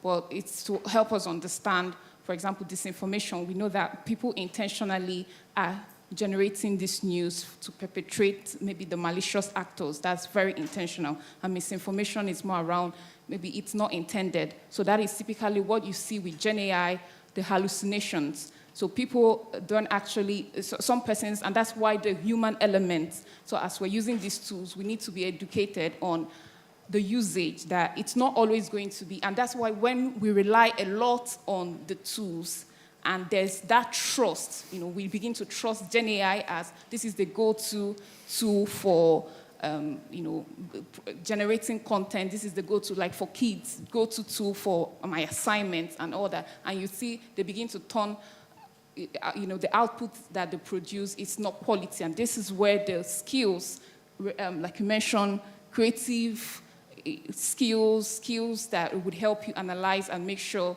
that whatever, and this is a skill that humans need to develop a lot more, how to assess the output from these tools to make sure the quality is and this is where your domain expertise and you are relying on your instincts and your knowledge of your domain to assess the outputs. So that's why, for me, the way I use Gen AI, I don't even use it to create. I use it to probably to augment whatever I've created. But it's really important to assess the output coming from it.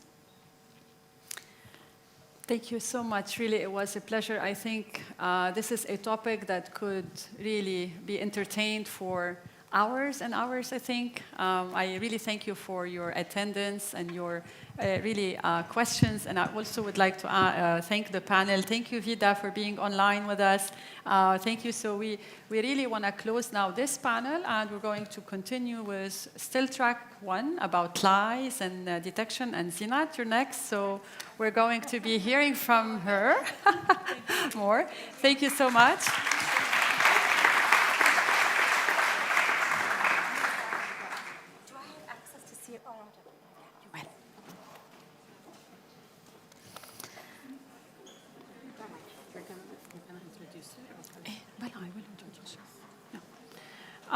So next, I have both. So I might sound still very loud. So next is basically Zinat. You kind of saw some of her, perspectives in this panel. So she's going to be talking more about, specific use cases in healthcare. And Zinat is a distinguished professional with extensive experience in corporate development and business partnership. She brings a wealth of experience that's gathered from both multiple roles in venture-backed startups, as well as some corporate world, some experience from Google, and then she really has a very interesting entrepreneurial journey. So we're going to be hearing from her, and she is also going to be part of another track later on today, so stay tuned. Zinat, the floor is yours.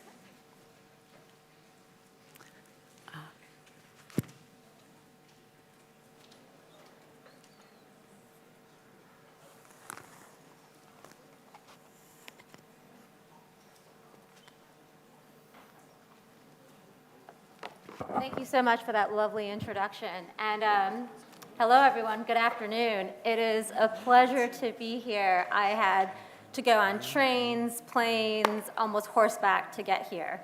So it was a long journey for me. And to kick this off, one, please accept my apologies here. I've had 3 hours of sleep. So we'll see how far I can get through this. And I know that I have a 20-minute talk, but I want to make sure this is more of a conversation. So at any point, interrupt me, ask questions, argue with me. I'd love to hear your perspective.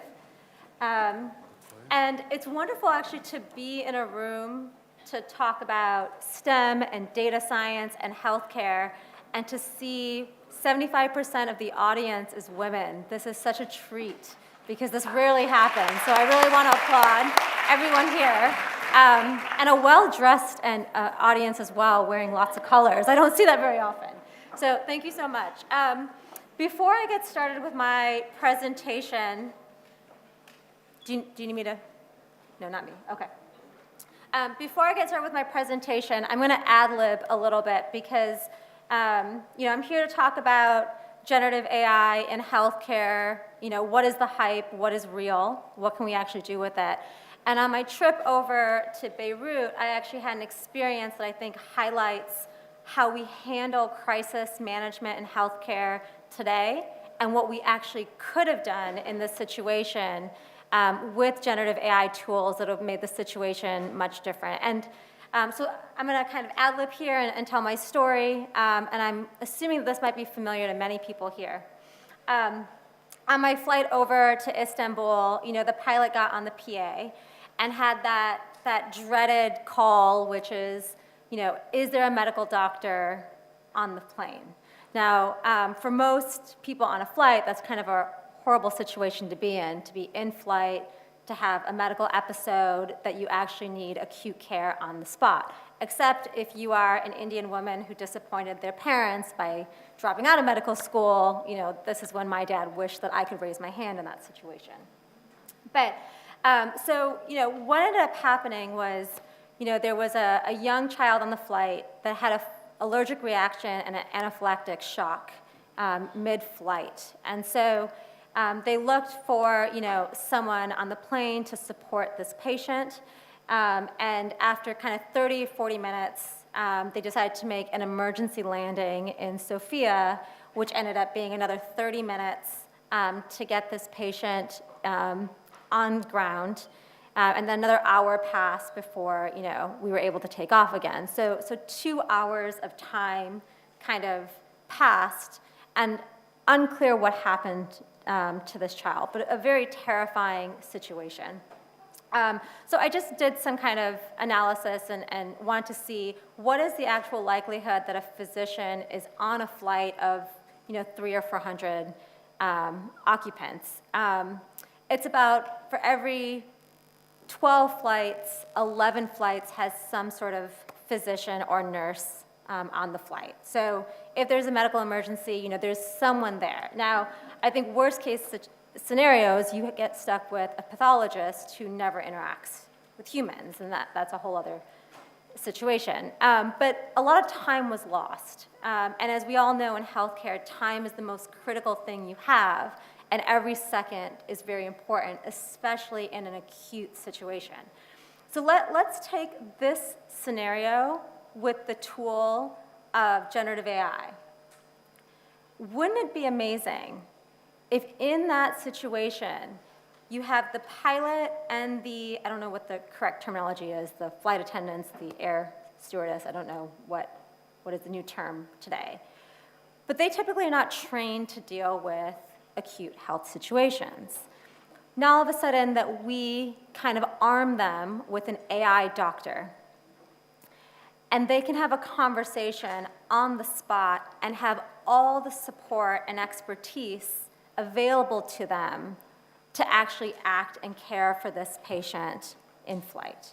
So now we can take that time from 2 hours down to 5 minutes, and you have global expertise. And as we know, the medical field is, one physician does not solve all of our problems, right? We have maybe 300, 400, 500 specialists with a whole field of an intense amount of information that you can have in that moment. You can now put on that flight critical medical therapeutics like an EpiPen or whatnot to help with these acute situations. And now within 5 or 10 minutes, you have a full care for that patient in flight that actually could save that person's life, right? Versus kind of the 90 minutes of getting on the ground and starting. So that's the power of generative AI in the healthcare space. It democratizes expertise to all of us immediately, and it gives us access to care that many of us don't have unless you're in a geographic situation that you can meet those specialists immediately.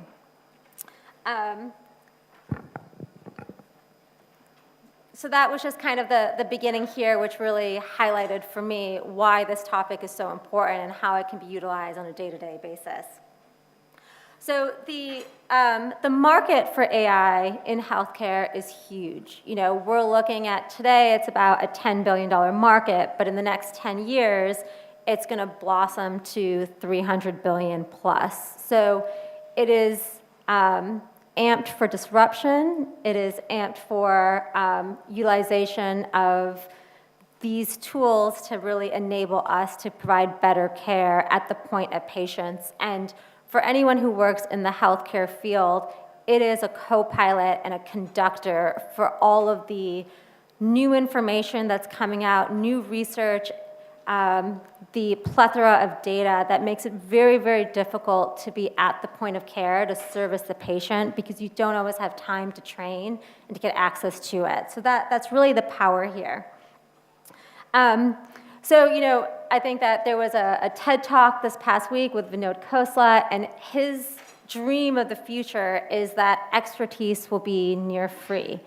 And that, you know, that is probably the ability to give 8 billion people access to the best and highest standard of care out there. What does that mean in a crisis situation? What does that mean globally for us? So I just ran some numbers, like for every individual in the US, every physician in the US kind of services 300 individuals. Here in Lebanon, it's for every physician, they service 900. In crisis zones, it can drastically get much worse. Gaza wasn't that bad. It was 1 in 775. But in Ukraine right now, for every one physician, it's about 2,500 patients they service. So how can we really tighten that so that it's one-to-one? And this is where AI agents come into play.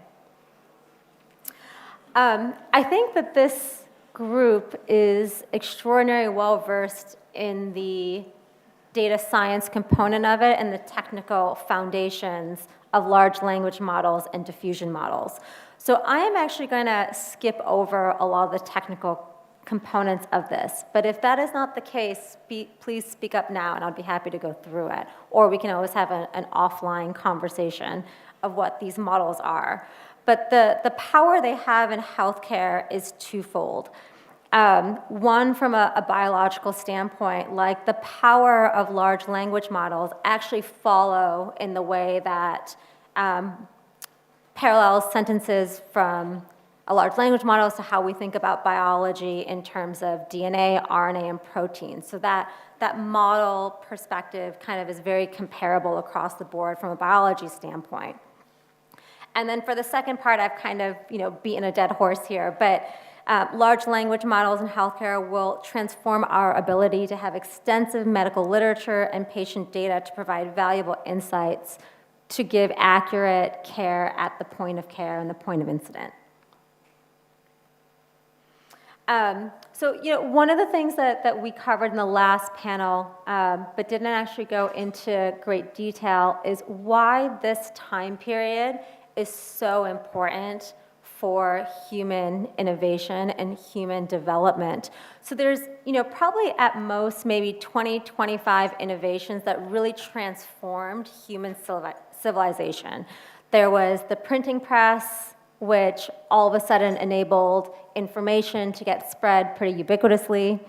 There's penicillin from a healthcare perspective. There's transistors from a computational standpoint.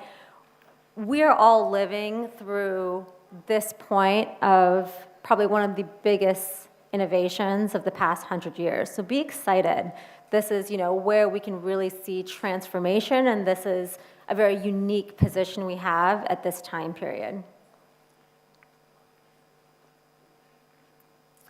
As we look at the generative AI roadmap, healthcare is very unique because unlike other industries, we've been very limited by the quantity and quality of data. And for anyone who's worked and done data science in the healthcare domain, it's a mess. It requires a lot of data hygiene, a lot of chasing down of longitudinal data sets, the inability to understand someone's entire medical record. So right now we're in this explosion of biological and healthcare data. We're at a point where biology is now scalable. We have advances across a whole host of new computational tools and modalities, including gene editing, CRISPR technology, kind of unlocking every core component from DNA, RNA to proteins. So we really can use this data to drive immediate feedback loop for our development. I come from a therapeutics background, so our development of drugs and how it interacts on a personalized way with individuals in their disease progression. On the kind of larger healthcare side, one of the biggest issues has been the uptake and utilization of technology to really move us forward in how we collect and use that data for treatment. And there's two real areas in how we think about healthcare. It's improving outcome, decreasing costs, and driving that patient-physician engagement to have the human touch behind it once again, where you actually have trust, discussion, and history with your physician beyond just looking at a file. So I think this really enables that. So I'm just going to take a quick pause here because I'm going to go into case studies. And I'm going to kind of put forward where startups and early entrepreneurs actually have a potential advantage in building tools, AI agents in healthcare that could be very impactful. But before I go there, are there any questions or comments on anything that I've said to this point? Yes, the man in the back.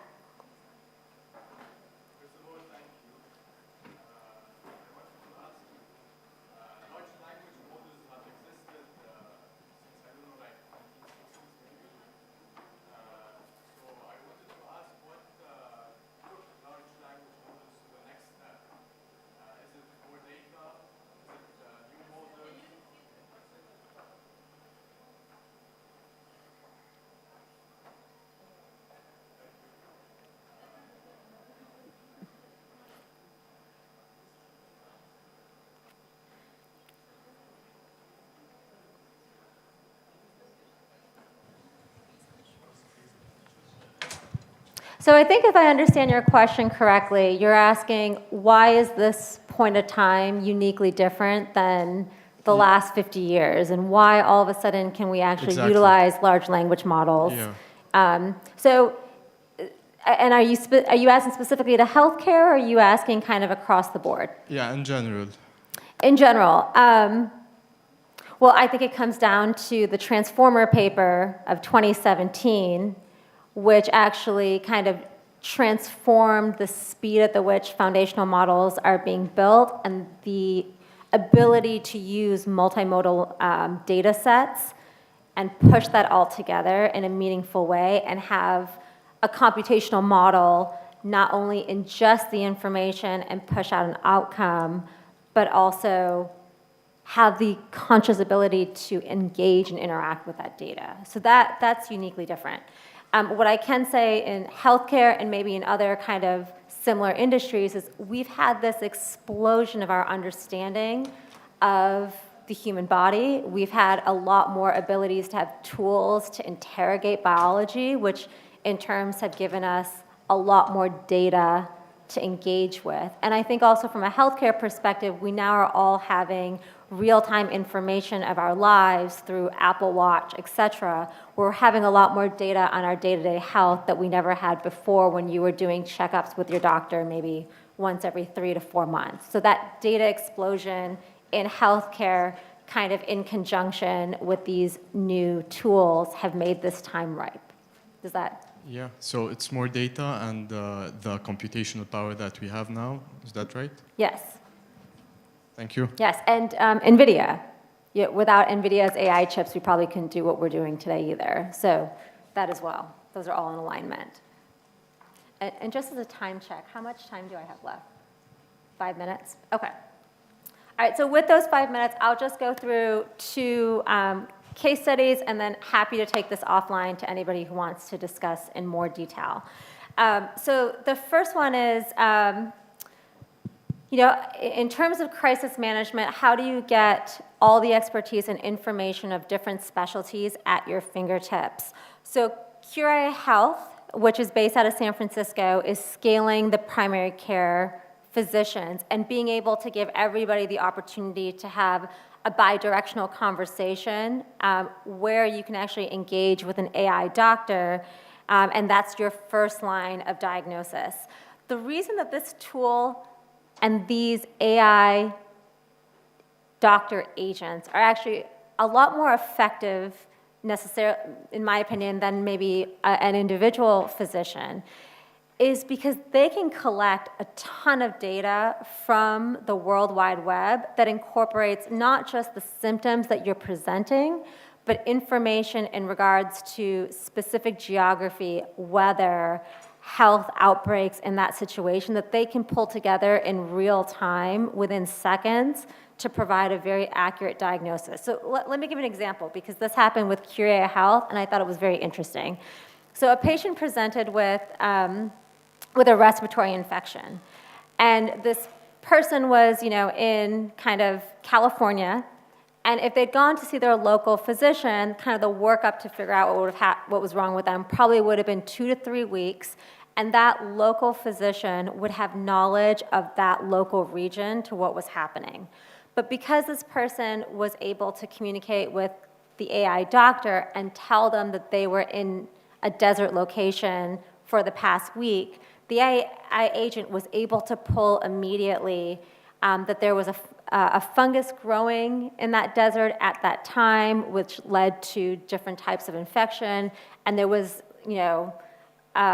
10 or 20 other patients that kind of presented with this respiratory illness. So they were able to provide an accurate diagnosis on the spot of what ended up being a very rare respiratory issue that would not have been otherwise identified, immediately had that been with a local physician. So as you think about, in healthcare, we think about accuracy a lot. And for anybody for all of us who've ever been sick, it's not that accurate, right? You have to talk to there's more of an art to medicine at times. And here we actually can pull a lot of different information, different categories of information that help to get you to an accurate diagnosis that then your treatment plan follows from that. And then in terms of, I think in healthcare, we're very concerned with hallucination.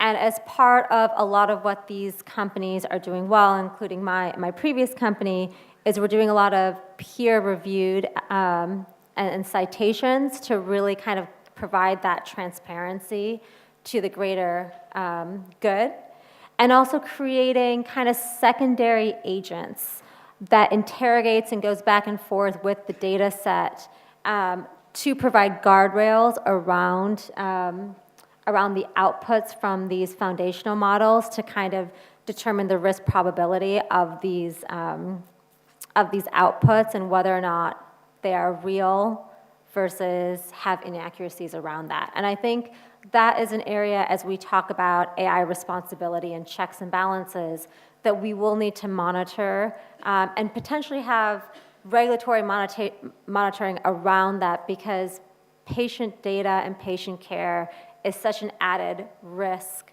than most other industries have. So with that, I'm kind of going to end with this case study because I think I only have a very short amount of time left. But want to open it to the floor to take any other questions, and happy to make this presentation available because there's about 4 or 5 other cases, including my own company, that's worth discussing. The man in the back. Just one question. What about deadly mistakes? That's what my only question. Deadly mistakes. If we ask Google, my stomach hurts, it gives me cancer. Yeah. I'm not kidding, Ajad, but... Yeah. No, it's a fair point. It's a fair point. So I want to emphasize that it's not the truth. It's not. These agents are co-pilots. They are providing a group of information for you that is a risk probability of what is the potential options that you have. But it's not the full truth. And that's where that physician relationship is still very important to have that as a core component of this conversation, to double check all that information. But it is an agent. Now, I'm actually a little surprised to hear that Google told you had stomach cancer because they're not actually supposed to do that. But I think that this is a fair point that we don't want to create unnecessary fear, anxiety of misinformation that's represented if we don't actually have the final truth behind that data.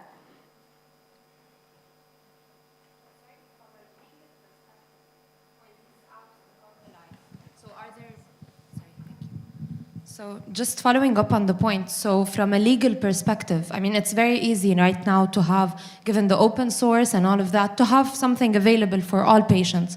So from a legal perspective, do we have certain regulations that are enforced before something like this maybe gets to the users, to direct consumers? Yeah, and this is where I don't have, I'm a little bit, I'm not knowledgeable here in Lebanon as to what is the rules and regulation. I can talk about it from a US perspective because we have very strict rules and regulations. We have, the governing body of the FDA, which all decision support tools need to be approved through their AI process. It's a very rigorous process that puts patients first. And it's kind of the governing body that I think the global world looks towards. And then we have very strict policies around patient data and its use and its de-identification. That's through our HIPAA and high-tech regulations. So we have a checks and balance. And I would assume that most countries have a checks and balance as well. I'm not as clear as to how it's regulated here. So if there's anyone in the audience that has that expertise, it'd be great to hear. But we do have that, and it's a lengthy process, which as you think about, so I think a lot of people here are researchers, but as you think about deployment of your research findings into a product, that timeline, in a lot of other spaces, you can push it out immediately. In healthcare, you can't. It's, at this point, a 3 to 5 year endeavor. We might have shortcuts to make that faster, but you're still looking at a long timeline. So if you're looking at businesses in this field, it's a much longer horizon.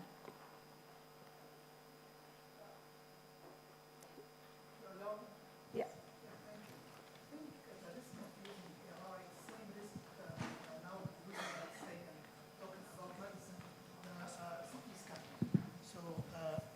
Thank you so much. I mean, the risk that we're all is concerned about using AI is the same risk, if you allow myself to say, the same risk using, let's say, CT scan or any diagnostic tool in medicine, let's say.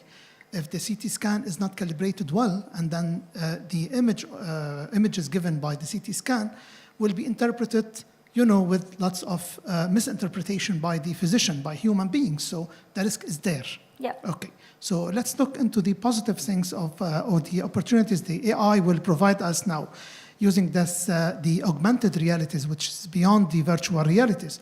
augmented realities, let's say during in an operating theater or theater, then it gives physician more in-depth information while operating, while dealing with nerves or veins or something. So it gives the holistic overview, 360 degrees, not only the seeing the patient in 2Ds, it shows maybe 4Ds rather than But this is commenting on about regulations. It's same everywhere. So physician is in charge of decision making, and physician will hold most of the responsibilities, if not all responsibilities. But my question to you, first of all, thank you so much for this insightful presentation. But my question is about your first slide about reducing cost. I'm not sure how AI will reduce cost. Certainly, it will give a better, a faster decision making, because it correlates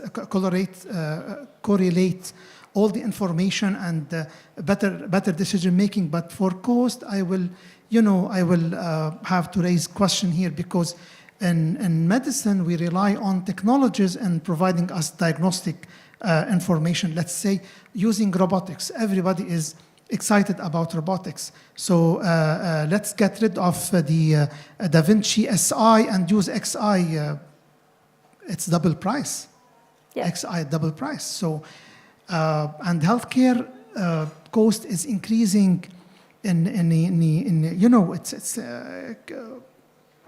So I have to raise question about reducing cost, if you allow me. Thank you. Thank you. So let me see if I can break down that into a couple of easy bite sizes here. So on your first point in the beginning, which was around data integrity, and I think like all models, garbage in, garbage out, right? So a big component of healthcare, whether it's imaging data or longitudinal data sets, is cleansing of that data. And if you look at where most of our time is spent, it's still spent on cleansing of that data and normalizing and standardizing it. I think with a lot of these tools that are point-of-care tools that can be utilized off your mobile phone, there's an opportunity to normalize that data globally much faster. But I can share, having spent my career in this, it's a data mess. We spend most of our time cleaning data, especially in different geographic regions. It's very, very different. So that's a problem with the system, with the disparate systems that we use in place in healthcare, and not having a standardized way that we work in any location. So on your point around surgical robotics, I actually saw, I'm going to hold off on answering any questions there, because I actually saw that my friend Jean Neme is going to be on campus on Wednesday. He's the founder of Touch Surgery, and I think he would be able to answer those questions with a lot of insight from his 10 years building that. But on the part about cost, healthcare cost, what you shared is a limited window of one area of cost. You're basically saying this capital equipment is twice as expensive. But that cost of the healthcare system is probably less than 5%. If we look at why we have a huge healthcare burden globally, it comes down to the last mile. You know, you spend your millions of dollars on care at that last length of life, or that huge heart attack that you have. That's where cost comes into play. So where can AI reduce costs? Faster diagnosis, getting to the problem earlier, having the right care immediately upon a medical issue, because that actually prevents downstream cost. And that's where we can preventative care, diagnosing with the right diagnosis, having the right care at that point, that's where cost can be saved. We come back to that airplane journey that I had here. I can't imagine how much cost they had, right? Just in terms of having to refuel and stop, and all of us getting delayed and rebooked. While an AI agent with an EpiPen would have been a $600 cost, with no burden to the rest of the 400 people on board. So that's one way to think about reduction of cost. Okay, no more. All right, thank you, everyone.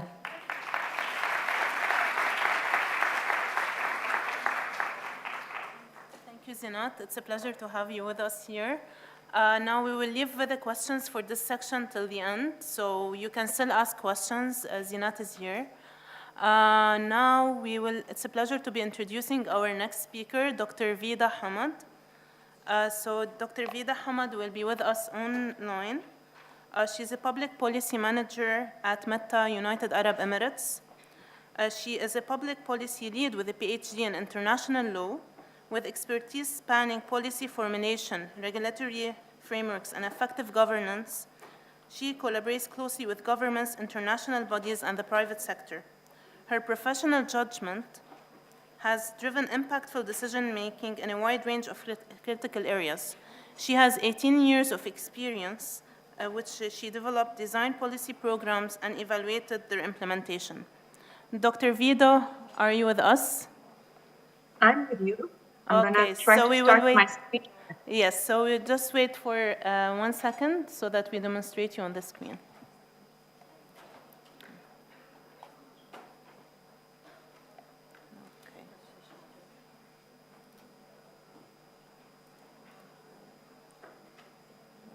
Okay.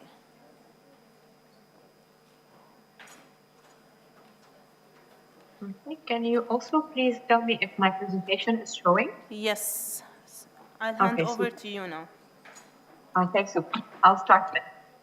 So good afternoon and welcome everyone. I'm happy to be with you, even if virtually, to explore the transformative power of data and how it can transcend mere numbers and charts to improve lives and solve important problems, especially in the context of crisis and conflict. So throughout the presentation, I will explain more about a program that is called Data for Good. It is a commitment that Meta started years ago. And I will go through some tools that are used by this program and how they have been used in the Lebanese context, in particularly to respond to conflict and crisis. So what is the Data for Good program at Meta?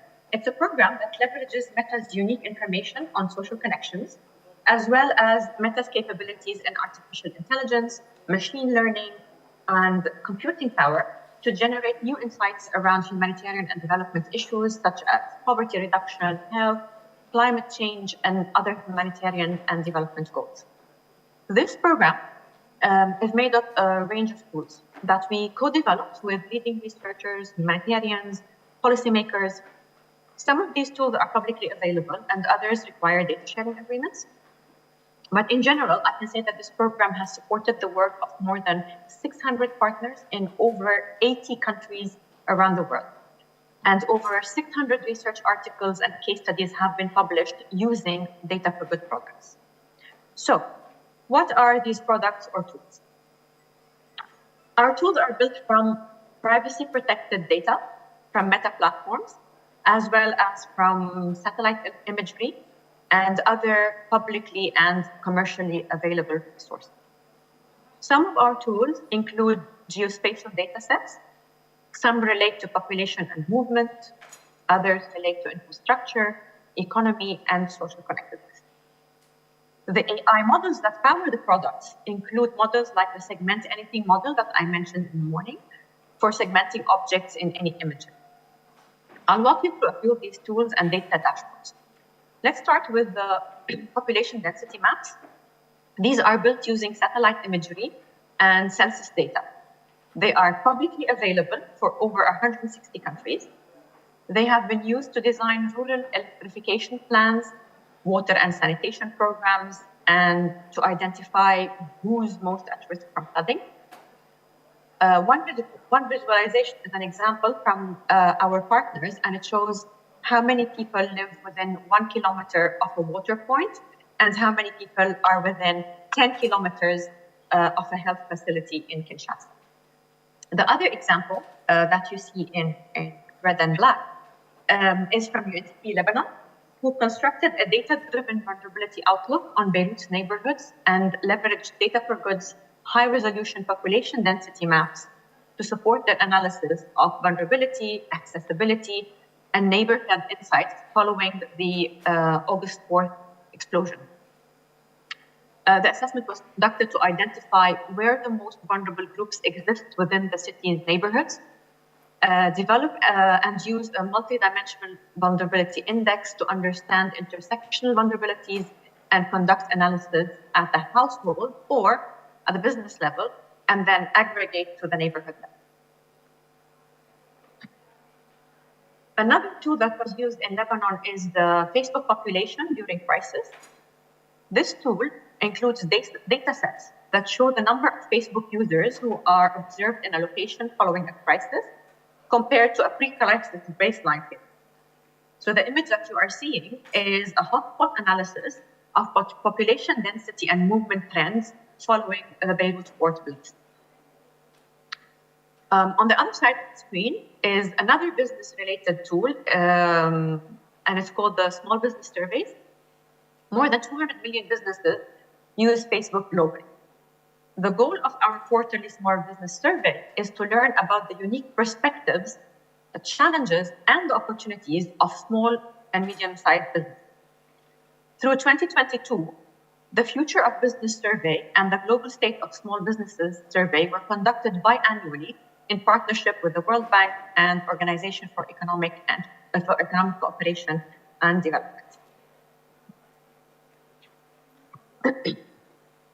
After the devastating earthquakes in Turkey and Syria, Data for Good data sets on mobility and network coverage were heavily leveraged in response to these earthquakes to determine the location of affected populations as well as their access to cellular networks.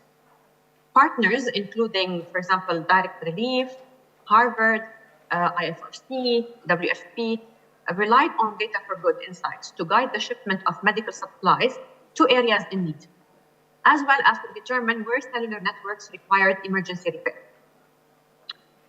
On the other side of the slide, we see University of Oxford leveraged our business activity trends data sets to analyze the economic impact of the earthquake and provide recommendations for the future. Another interesting tool is our Relative Wealth Index, and it predicts the relative standards of living within countries, again, using privacy, protecting connectivity data, satellite imagery, and other data resources. It's been used to help identify where poor people live at a sub-neighborhood level. Now, this information is then used to increase coverage for social protection programs and make them available to a wider set of poor population. The social connections tool measures the strength of connectedness between two geographical areas, as represented by the Facebook friendship ties. So the Facebook friendship ties can tell us important insights about economics, social mobility, and also health. Our social connectedness index has helped forecast the spread of COVID-19, for example. Understanding how people are gathering, you can also understand the likelihood of the virus spreading. We've also been supporting agencies. Responding to the conflict in Ukraine by sharing insights on social connectedness and mobility in nearby countries to predict the flow of people displaced from Ukraine. And in this image, I'm not sure if the image is showing properly. You can see how social connectedness was used to inform urban planning to achieve Sustainable Development Goal 11 to make cities inclusive, resilient, and sustainable. Some key features of our tools. So first, one of the key features of our tools is privacy by design. In order to preserve the privacy in the public data set, like for example, mobility tools data, we applied what is called a differential privacy or DP framework. Differential privacy minimizes risks of re-identification of an individual data by what is known as adding noise. Now, I'm not a technical person to exactly explain this, but I know that it's a kind of technique that is used as per the sensitivity of the data set to prevent re-identification of anyone whose data is being used. We have also open sourced our methodology for protecting privacy in location data in a publicly available publication. Secondly, the incorporation of AI in our tools. I alluded to this use of AI earlier. So for example, our high resolution population density map leverages computer vision techniques, the kind of techniques that we use to help blind people read or identify what's in front of them. So the high resolution population density map leverages computer vision techniques to identify structures in satellite imagery that help produce estimates on where people live at a much finer level of detail than, for example, a census data alone might do. These techniques are, again, these techniques, as I mentioned, are similar to those used for visually impaired people to identify objects in photos. Thirdly, an open source approach. So we started an open source approach for Data for Good program 5 years ago. We have open sourced over 200 data sets through public release. And this has enabled governments, researchers, and nonprofits to innovate using our tools. Our publicly available tools were accessed over 10 million times in 2022 alone. Open sourcing our tools has also enabled nonprofit organizations around the world to build their own tools and platforms on top of our data sets, such as the M-Water platform that we saw in earlier slides, and that helps provide water and sanitation to rural populations around the world. Or even another example would be the Global Electrification Platform, which the World Bank uses to prioritize investments in rural electrification. In addition to publicly sharing our data sets, we have also open sourced methodologies and code bases, including our differential privacy approach in mobility data that I mentioned earlier. This allows for information sharing, learning, and replication within the research community.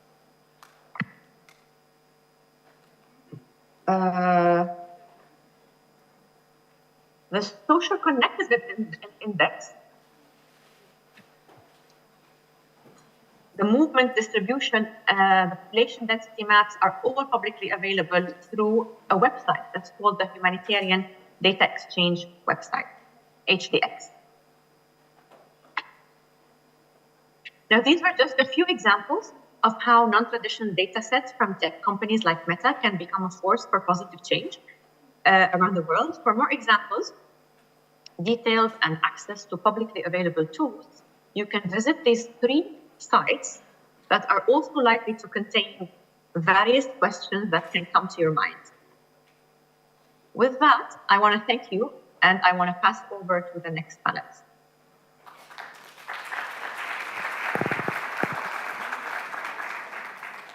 Thank you so much, Vida. That was very insightful. And next, we have Dr. Sofia Ananiadou. She's also online. She is a professor in the Department of Computer Science at University of Manchester. At the same time, she's the director in the National Center of Text Mining. She's the deputy director for the Institute of Data Science and AI, and a lot of other affiliations. So just you can look at more of her bio on the app. So she's going to be talking about on emotion detection and misinformation harms from large language models, and put in perspective the increasing popularity of social media. Dr. Sofia, we're all ears. Thank you. Thank you so much for inviting me, and I'm really sorry I couldn't be there in person. So my talk is going to be about how methods of emotion detection can be used to tackle misinformation and conspiracy theories. So sentiment analysis and emotion detection play a very big role currently in the area of natural language processing, and has benefited many downstream tasks, and I'm going to discuss about those. Also, we heard a lot about LLMs, so I'm not going to repeat that in my talk. So the outline is to talk about emotion detection, misinformation methods. And the idea is really how emotion is extremely important for misinformation and the spread of misinformation. And then, if I have time, briefly, two models that a series of models we have developed in our center, which is emotional large language models using affective analysis, and also how, on the basis of this, we developed a conspiracy emotional LLM for conspiracy detection. A lot of this is going to be also in some of the references in the end, if you are interested.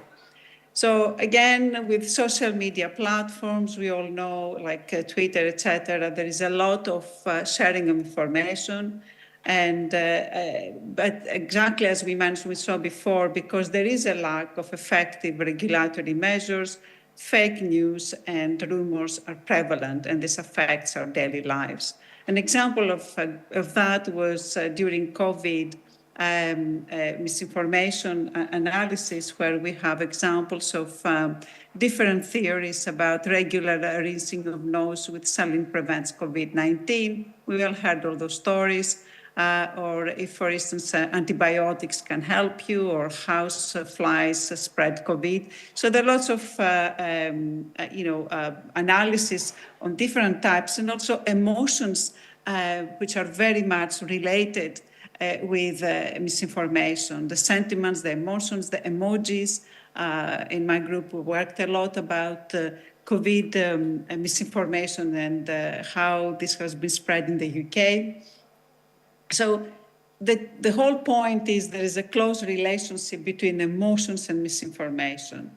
And other studies have also used emotion and sentiments as features. So why misinformation? Why emotion? So what is the role of emotion in misinformation? Misinformation often triggers reactions like high arousal emotions, anger, anxiety, surprise, fear, and disgust. And also the rumors conveying these emotions generate a quite a large number of shares or likes, or we call cascades, for instance, cascades of forwards and lifetime, the lifetime of the length that a rumor cascade is active. Fake news or misinformation tend to evoke stronger emotions, more negative sentiments, and fewer positive sentiments compared to genuine news. So this suggests that it's actually a good idea to look into emotions when we detect misinformation. These are some of the examples, again, of the lots of the relationships between emotions and misinformation. The data in this table reveal a number of important relationships. So you see here the demonetization or open source Twitter with emotion detection and sentiment analysis with different methods, from logistic regression to linear regression. But the relationship here that we have is that emotion plays a causal role in people's susceptibility to incorrectly perceive fake news as accurate, or emotion-based features contribute more to rumor recognition capabilities than personality-based ones. So those are some of the examples of people examining data and relationships between emotions and data. In emotion detection, some very well-known methods that we've been using are the Plutchnik's wheel of emotion, and there are other, they're categorical, and there are also more other types of techniques. But in this one that our community is using a lot, we see 8 basic emotions: anticipation, surprise, anger, fear, trust, and disgust. And we also work with what we call bipolar, not bipolar in the sense of, in the sense of psychology as well, of emotion pairs. So you have these 8 emotions are organized into 4 pairs of bipolar emotions: anticipation and surprise, anger and fear, trust, disgust, etc. And on the right-hand side, you can see the cascade size and the lifetime I mentioned before. So we see that rumors conveying anticipation or anger or trust or items which are highly offensive generate more shares, are longer lived and more viral. So the techniques, and of course I have no time for that, but most of the features that people have used, because you can look at misinformation from a temporal side, affective, structure-based, but mostly we have used the most prevalent are content-based features. An example, a very quick example of that are similarity features or cluster or semantic features like BERT that most probably you all know, where to vec, or linguistic informed, etc. So those are, and also more like Twitter metadata or Reddit metadata. So those are more the content-based that have been quite widely used. Example of topic, for instance, from the COVID work we have done, of geolocation in text mining is like here you have been high risk of COVID, has all over the place. So you have the topics of sick, death, and health, or COVID, isolation, holiday, and family. And here also we have emotions as well on top of that, the fear, sad, etc. So those are actually the main ways of detecting misinformation and content, which of course I won't have much time to describe right now. So what are the challenges and the future directions? One of the important part is to have the data set collection, and we've heard also before, the different data formats. Currently they're in limited languages. Most of misinformation data sets are in Chinese and in English and some in Arabic. But it is very important to create comprehensive data sets which are also multilingual and to be able to use multiple platforms. So we need definitely to do that. And also only when we have these comprehensive data sets, we can develop more generalizable models, LLM models, which actually are needed to combat misinformation effectively. Another good thing is actually about LLMs are compared to the very labor-intensive process of manual annotations we had for a long time. Using LLMs, we can annotate emotions and sentiments, and this is actually showing great promise. Multimodality is an important aspect as well for misinformation detection, because we typically augment textual post content with images and videos, like on YouTube and TikTok is mostly videos, which are predominant. So this is an important way of exploring methods of misinformation, not only on textual, but on multimodal. And last but not least is interpretability, and to understand how misinformation detection models make their decisions. If a post or a news is really true or fake, and that's what is actually transparent.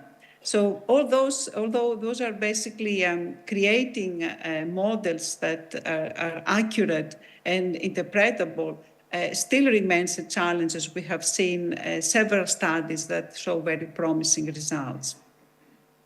So those are some of the examples here of the current emotion-based misinformation detection methods using emotion detection and sentiment analysis. So most downstream data sets typically lack emotion related resources. So they might work on misinformation, but they don't add emotions. Therefore, what is important to have here is to use affective analysis to supplement the information. Typically, people use existing tools like VADER or text blog to provide sentiment annotations. And also people use pre-trained language models to apply it to sentiment analysis and emotion detection. But these have limitations because of the scale of the parameters, of the model parameters, and the training corpus. So what you are liking is a comprehensive understanding of complex tasks. So, in a nutshell, LLMs, which are based on instruction tuning in sentiment analysis, mostly focus on single aspects of affective classification. Either we do sentimental polarity or categorical emotions like anger, sad, etc. But they don't take into account the regression tasks, and this is really the important part of my talk, the sentiment strength or the emotion intensity.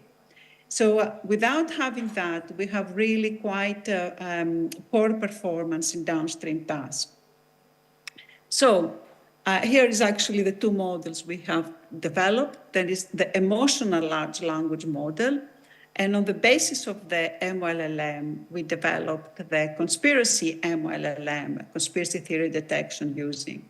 And the important part of this is like covering regression tasks. So if I want to talk, I'll talk briefly about the MLLM, the emotional, not actually emotion, emotional large language model. So it's a suite of emotional LLMs, which are instruction. The important part is, again, is an instruction tuning data sets. They included an instruction tuning data set, an evaluation benchmark for multitask affective analysis.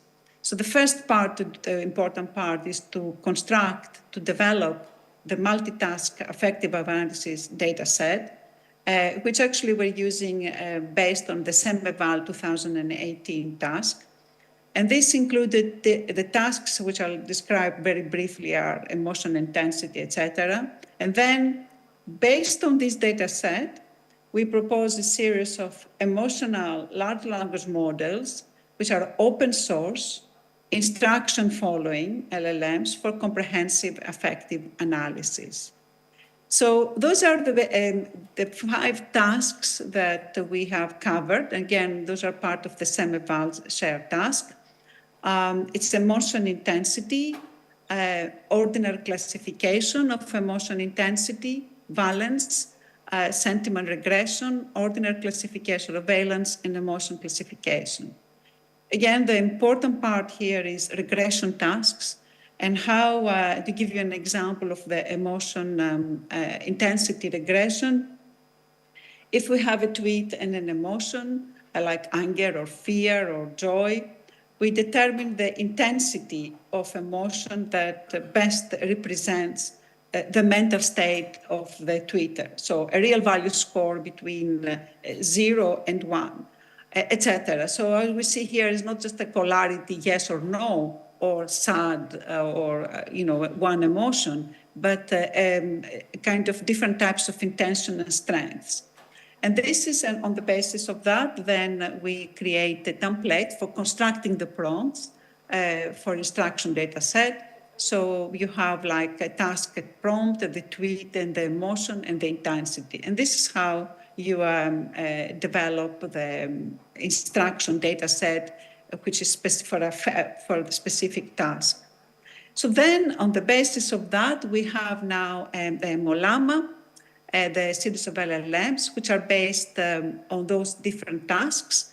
And this is an example here on the ordinary classification of emotion intensity, categorize the tweet into an intensity level of the specified emotion, representing the mental state of the tweeter, 0, no, it can be inferred, low amount, moderate amount, and high amount. So you have a tweet, this just makes me mad, angry, and the result of that is actually high amount of anger can be inferred, etc. Because I don't have the time to say all that. But this is actually, we see now how you can develop the LLMs with emotional, having this kind of regression types of information for more comprehensive affective analysis. I don't have time for all that, but obviously an important part is also to create the affective evaluation benchmark, so it's not only the instruction data set. And the evaluation benchmark is based on 14 affective analysis data sets, which we used from various platforms and sources, like Amazon Movies, Tweet, Emobank, etc. And this included 8 regression tasks and 6 classification tasks. And again, the example there about the prompts, I mentioned this before, so for the sake of time, I will just skip that. So how does this work? The MOLAMA, so the best, we made various analysis and comparisons with different tasks, the 5 tasks that I mentioned before. But to sum up, the MOLAMA chat 13 parameters, 13B, outperforms all other LLMs. We also saw the general PLMs, like BERT, and in the beginning you have the leaderboard, the top performing, and the MOLAMA ChatGPT performed better in all the different tasks for anger, fear, joy, sadness. So the general PLMs overlook important information compared to LLMs when they're dealing with affective regression tasks and fine-grained sentiment analysis. Also, we made other comparisons between zero-shot and few-shot.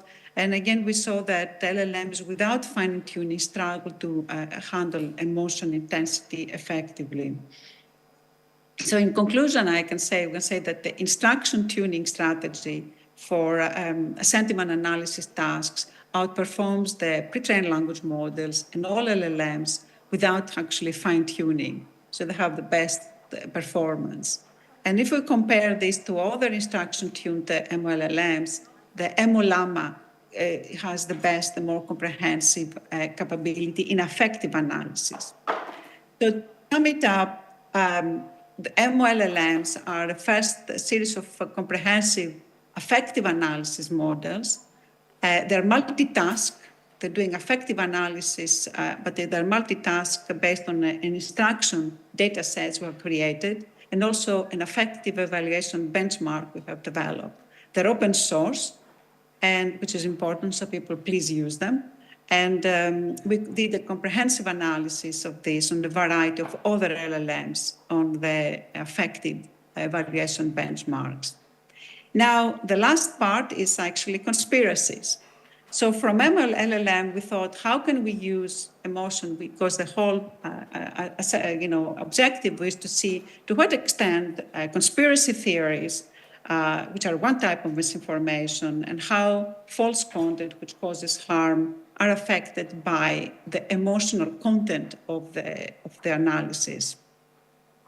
So most approaches to conspiracy theories, we worked here with a group of people of the Center in Manchester of Democracy and Trust, and we were very lucky to have some analysis about conspiracy text. So most approaches to conspiracy theory detection using LLMs typically focus on, again, on binary classification. And they don't look at the crucial relationship between misinformation and the affective features, such as sentiment and emotions. But when we looked at conspiracy text, again, we look at the very specific characteristics that they have. That's why we developed on conspiracy MLLM. Again, it's open source, and it's the first open source LLM that incorporates affective information and enabling to undertake different tasks of conspiracy theories. So again, very open to collaborate with people about this. So what is when we define, this is from data sets like the language of conspiracy corpus, we're looking at the language used. So we use certain words or phrases that reflect the kind of the psychological themes associated with believing in conspiracy theories. Very often in conspiracy theories, we use we emphasize differences between groups like us and them language, or language that focuses on past events and absolute certainty about events. So often offering explanations for events that seem closed off or final. And this is actually in contrast with mainstream media, which tends to be more on factual information. To talk about the conspiracy MLLM, it's again, because I don't have time to explain all that, we developed, again, the first open source LLM, which is multitask conspiracy theory. It's based on the MOLAMA that I explained before. That's why I had to say it. And we also developed, again, an instruction data set, which is the CONDID, to facilitate the fine-tuning. And CONDID is divided into 5 tasks. You cover conspiracy theory judgment, conspiracy theory topic detection, and conspiracy theory intention detection. And again, we used the LLM, the conspiracy LLM is developed by applying an instruction tuning method to an emotion-oriented LLM using the CONDID data set. The tasks here, but I mentioned before, is the conspiracy, the intention, if it's unrelated, or if it's related to conspiracy but not conspiracy, or if it's actually a conspiracy, tweet. And this is again it's mostly about COVID conspiracy. We don't have many data sets. That's one of the problems. Or conspiracy theory topics detection and relators detection. So some of the 5 tasks that we included. We used 2 data sets, which are developed by other people to build our instruction data set. This is the COCO with the COVID-19 conspiracy theory data set. We see there they have like suppressed cures, behavior control, the population, New World Order, esoteric, so there are different categories. And the local annotations, which is used to study the differences between conspiracy language and mainstream language. The prompts, the tasks are about 5, but in this case, which I won't repeat because I said before, but in addition, towards the end of this table, you see the affective prompts. We constructed also explicit prompts in the form shown there. So they provide information about the analysis of the results, which we obtained for the MO-LAMA. So you can refer to emotion intensity, sentiment intensity, and so on. So then we developed the conspiracy MOLLM, which is some examples are here. You have a task, classify a text regarding COVID, and then you say, yes, it's conspiracy related and supporting, or behavior control and anti-vaccination, or it's closely related, but it's not. So those are the way you develop an LLM based on conspiracy and emotions. So the examples here we see from we used the MLLMs to actually the LAMA chat 7B to conduct sentiment analysis on COCO and local annotations across different dimensions, emotion intensity, sentiment strength. And we can then observe that tweets which are related to conspiracy theories predominantly convey negative sentiments and emotions. Hence, the whole premise to use emotions for conspiracy detection. So they have anger, fear, disgust. In contrast, the ones which are unrelated to conspiracy are more likely to express more positive sentiments or emotions. So this type of emotions expressed in tweets can also vary depending on the specific type of conspiracy theory being discussed. So we looked at COVID, but there are other work that we're doing now, like the Great Replacement that we were working in with colleagues in Manchester. Some of the examples that we see, because of the lack of time, I can only say that the fine-tuned conspiracy LLM and the conspiracy MLLM outperform other open source models. And by using the instruction, by using the implicit use of emotion information with the use of MLLM into conspiracy, allows us to have better results. So to finish this is the end of my talk. We used affective information for conspiracy detection based on 2 data sets. We developed these models and also the data sets, the instruction data sets, and the evaluation benchmarks as well. And we see that how important it is to actually use emotion and affective information to those models. Thank you very much for your time. And if you want to know a bit more about what I said today, some of the references, this is the work of my PhD students, Liu, Yang and Sang, and one of our research associates, Paul Thompson. And also the comparative visualization is the work my ex-PhD student, Rosalie. Thank you. Thank you so much.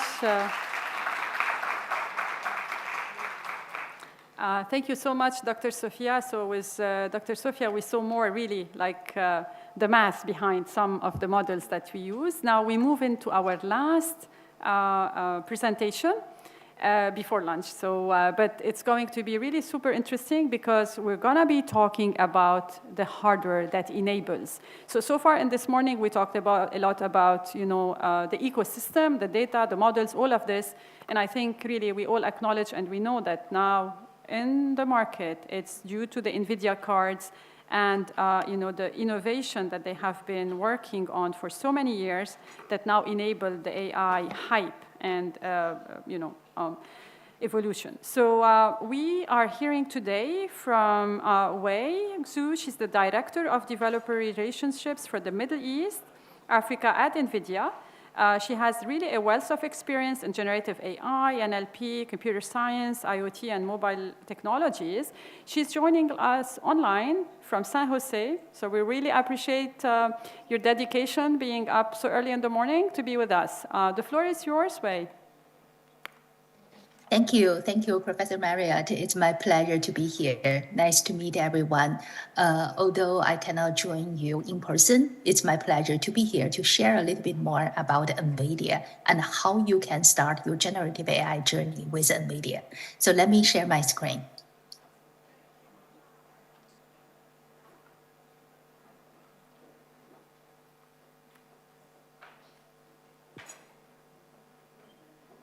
Hello, I'm Wei. I'm the Director of Developer Relations for Middle East and Africa region at NVIDIA. So let's start my today's presentation with a video.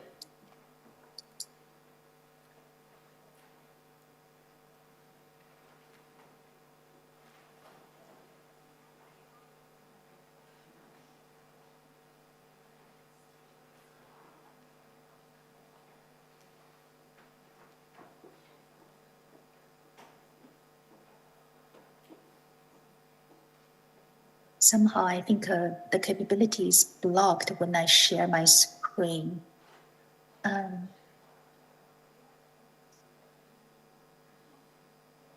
Let's see.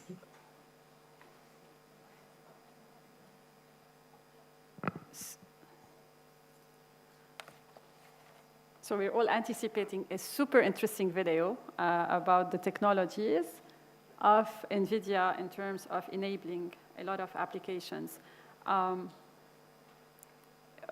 Do you want us to play it from? Oh, okay, it's playing. I think I'm able to play it now. Yeah. Thank you, Thank you, Dr. Wei.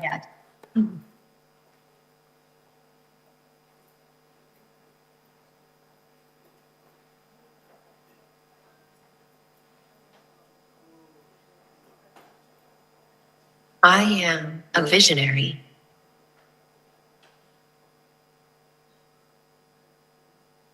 Illuminating galaxies to witness the birth of stars.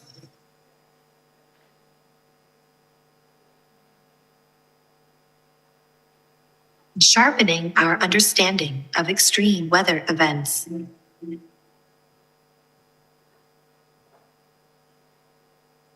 I am a helper, guiding the blind through a crowded world.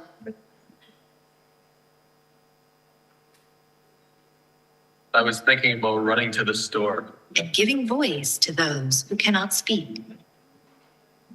To not make me laugh. I am a transformer, harnessing gravity to store renewable power.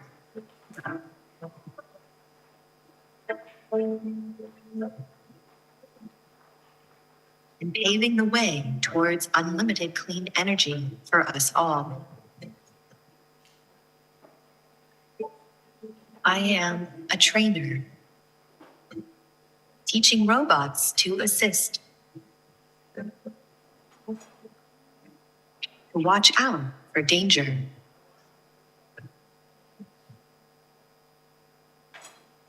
and help save lives. I am a healer,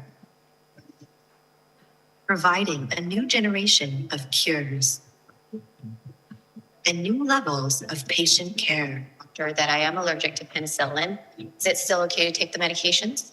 Definitely. These antibiotics don't contain penicillin, so it's perfectly safe for you to take them. I am a navigator, generating virtual scenarios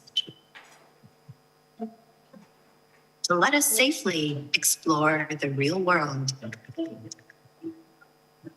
and understand every decision. I even help write the script.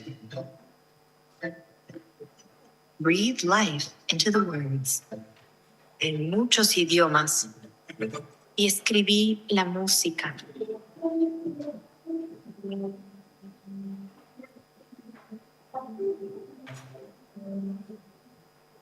I am AI, brought to life by NVIDIA, deep learning, and brilliant minds everywhere.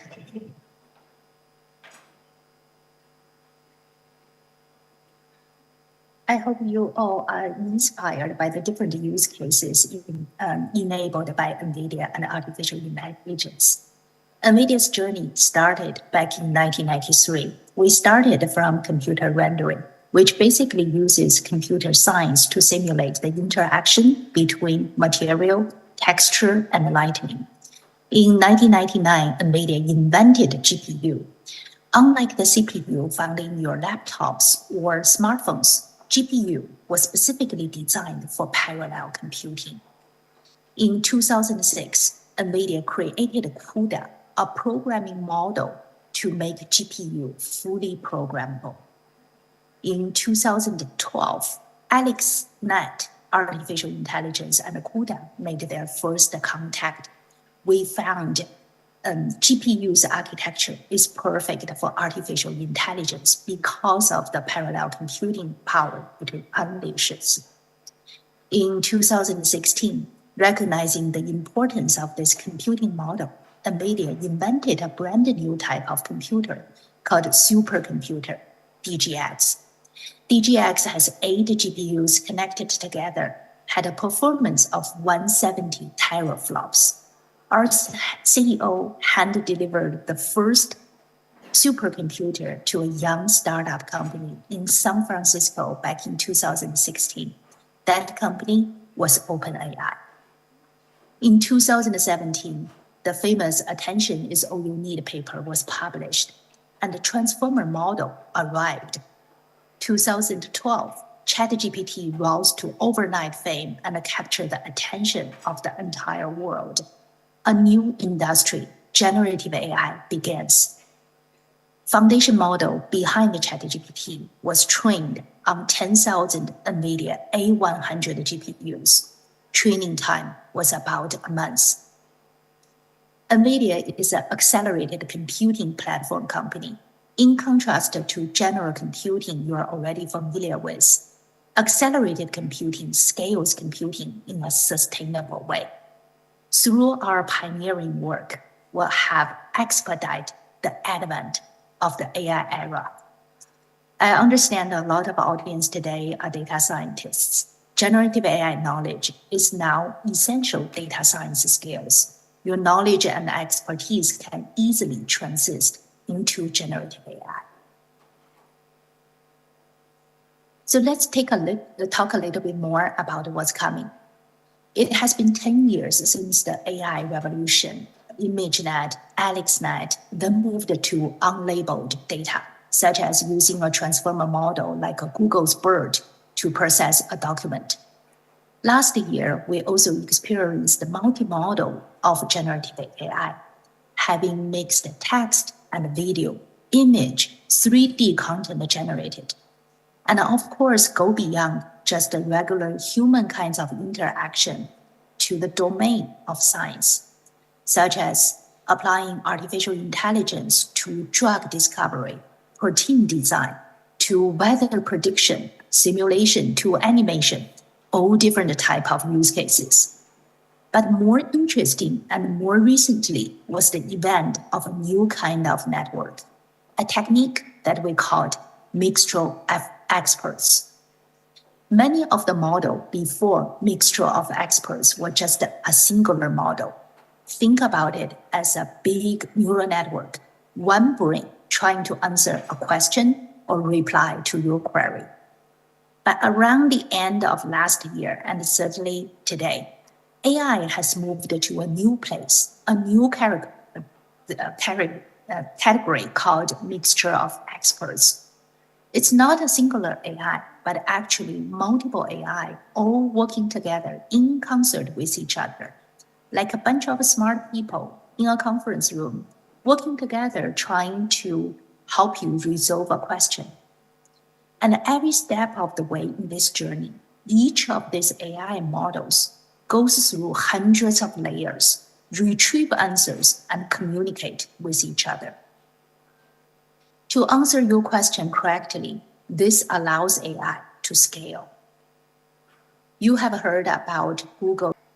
So they're all gathering not just the text of your query, but they're doing searches in the vector database and adding new nuances to the answers it generates. So although your query consists of less than probably 100 words, these models are measured in thousands of tokens, thousands of words, literally 50 pages of text through trillion parameter models. And because of this, not only training workload runs on NVIDIA GPUs, a lot of the inference workloads are transiting to NVIDIA GPUs as well. You probably noticed that I used accelerated computing platform company when I introduced NVIDIA. One thing I want to mention is NVIDIA is not a hardware manufacturer. We're not a chip maker. The reason we're leading the market is because we have an ecosystem of applications on our hardware. Built upon CUDA programming model, NVIDIA offers hundreds different types of libraries and SDKs to help you harness the best performance mileage on NVIDIA GPUs. So even without hardware knowledge, you can develop something on GPU using your domain knowledge. At the bottom, we have the top computing platform, CPU, GPU, DPU, which stands for data processing unit. Through hyperscalers like AWS, Microsoft Azure, Google GCP, through system builders like Dell or HPE, we make this platform available. But what makes us shine, of course, is the software that NVIDIA builds. Hundreds of libraries that many of our software engineering teams build together. And a lot of these software components are embedded with NVIDIA's hardware and architecture. And beyond this, there is the developer ecosystem, the academic community, and all the applications built upon NVIDIA CUDA, open source on GitHub. And because we have done the hard work, researchers, startups, developers can focus on developing the real use cases for healthcare, fintech, climate simulation, and all the other verticals. So I want to quickly share 2 use cases from the Middle East and Africa region. Jacaranda Health is a Kenya startup that primarily focuses on maternal and child healthcare in East Africa region. their solution prompts is powered by a large language model. They use text to triage text messages from expected mothers. Because large language model, they were able to significantly improve the performance and accuracy of the triage work. Cluster Lab was a Tunisia-born, UAE-based startup. They're utilizing large language model for education type of use cases. They use large language model to process content and provide book summaries in text and audio formats in Arabic. Because of their pioneering efforts in this space, they're collaborating with Tunisian Ministry of Higher Education and bring a digital library experience to all the universities in Tunisia. Because of the limited time I have today, what I touched on today was barely scratching the surface. So I encourage you to join NVIDIA's developer program in order to learn more about NVIDIA's offering. As mentioned, we provide a full range of SDKs to help you develop NVIDIA hardware. And if you want to be part of the generative AI journey, take a look of NVIDIA's offering.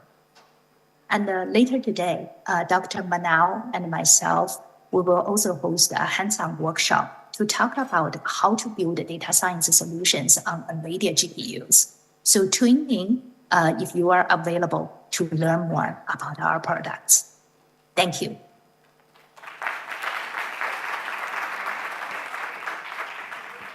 Thank you so much for your dedication and for attending all the lectures from this first track. We still have one after lunch. So it's not going to be a lunch. It's going to be a super quick kind of grab something. We want to really make sure to be back here to start on time at 2:40. The reason being is because the track on healthcare has lined up speakers and they are very tight on time. So questions and answers will be very informal during the lunch in 20 minutes. Thank you so much. Recording stopped.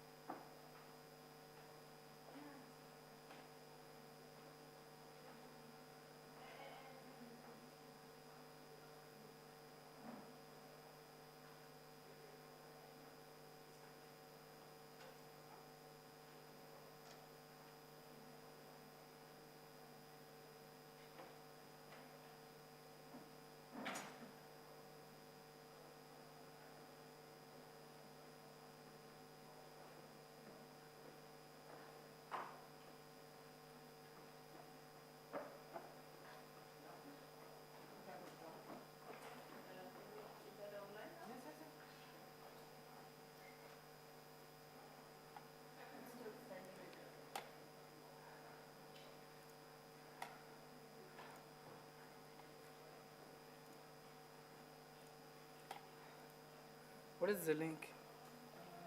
What I will have to do is I'll have to log into my Gmail and then download it.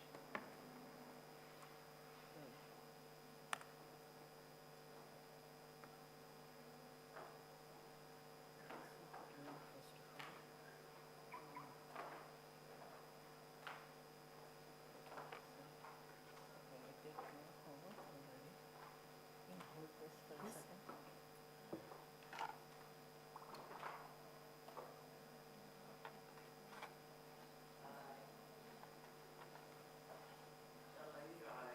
Oh, it's going to ask my cell phone for Yes, what is your cell phone? No, but my cell phone is not on Wi-Fi. Oh, yes, we can connect to Wi-Fi. Okay. So then we need to set that up first because it's going to ask, it's a new machine, right? Yes. What is your phone here? Yeah. In your bag? Yeah, in the back.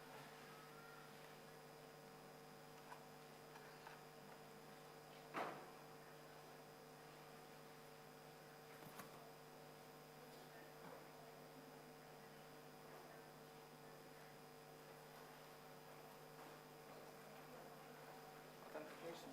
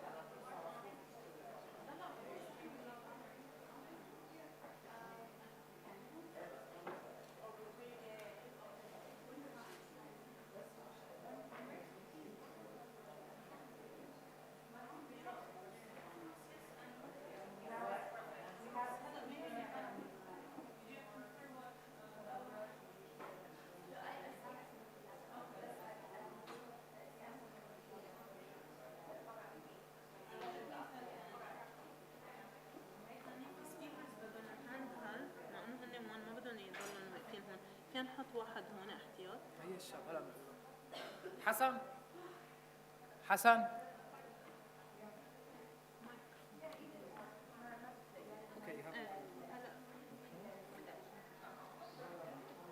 خلي الاثنين هاند هيلد هون. لا منيحة بس لا بس خلاص منيح.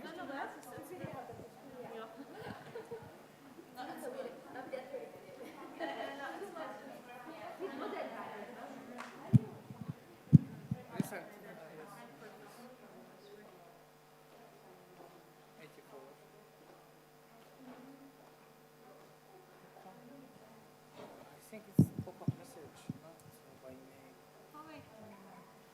Not SMS, but notification, your notification.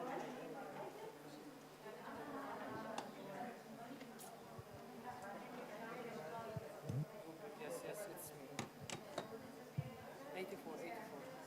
84.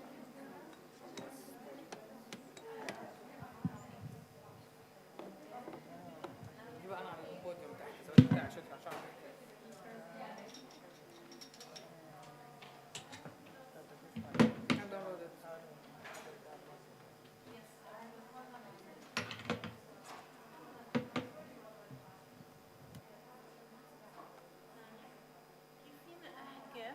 يطلع صوتي برا على الاودينس برا. ما في غير انك تحكي من الميكروفون هون والاونلاين زوم حيسمعوك. انا هم العالم عم تتغدى انهم بدنا نبلش هلا. ايه اوكي. No, we started calling them back. يلا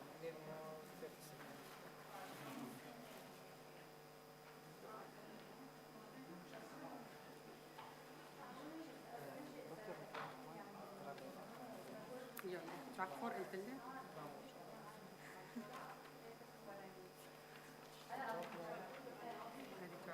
هيدي على البرزنت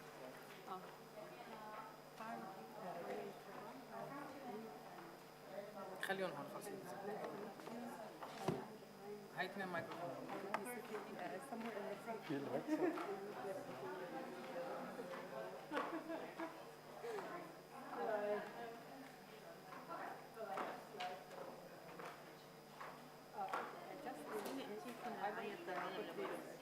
Yeah, the same as I can. Can when we're starting now, please come back. Yes. Yes. على هاي. فكت الميكروفون تاني. أتحدث. هي track 2 تنبيه.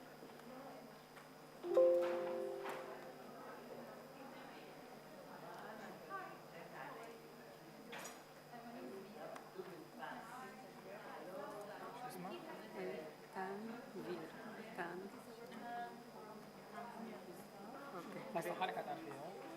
ايه دغري ان شاء الله. ما في هيدي ما قلت لي في وحده وين كرسي بقى ماشي نو ايه حطيتها ايه اوكي كويس لا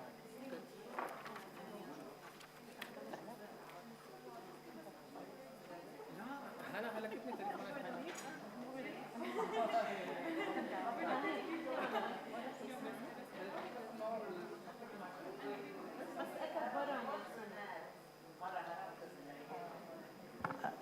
We are starting now. Please come back to Mamadi.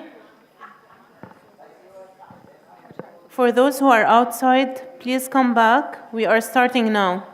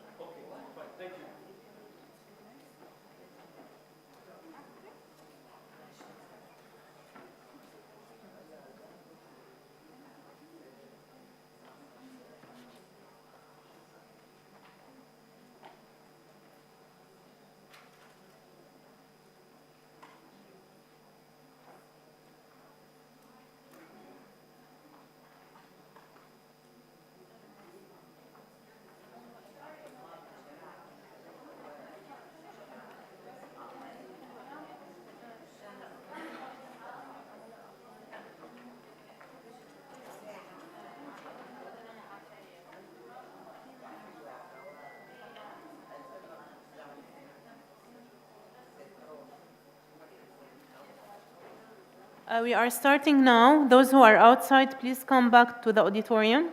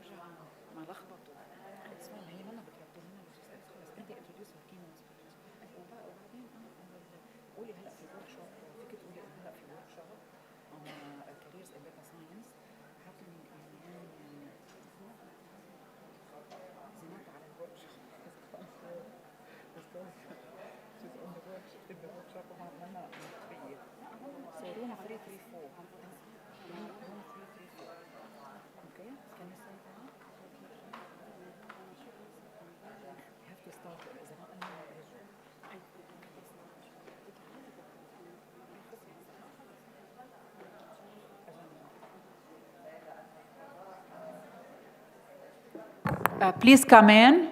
We're starting the keynote talk.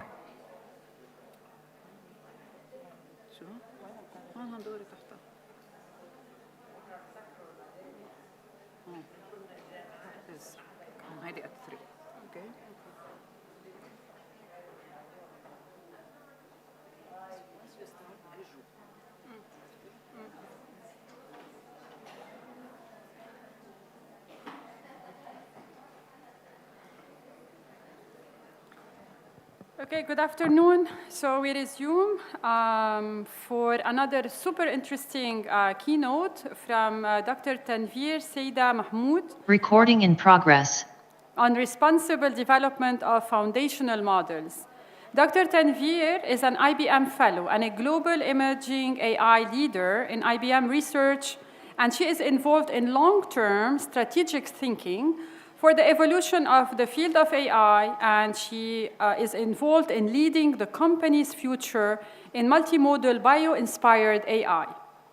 In her talk, she will describe industry and open source efforts in building responsible, trustworthy, and explainable AI models, which in general, they start with responsible data collection, curation, and a community-driven consensus to really lead into inherent fact-checking. So, but then still again, there's something that Dr. Tanveer is going to shed on about the hallucination that we heard of during our earlier session today. So please help me welcome Dr. Tanveer, who, by the way, flew in from Doha to Beirut, right from the Beirut Hariri International Airport, right to AUB. So really, thank you so much for your dedication. And your support. Dr. Tanveer? Let me stay with the mic.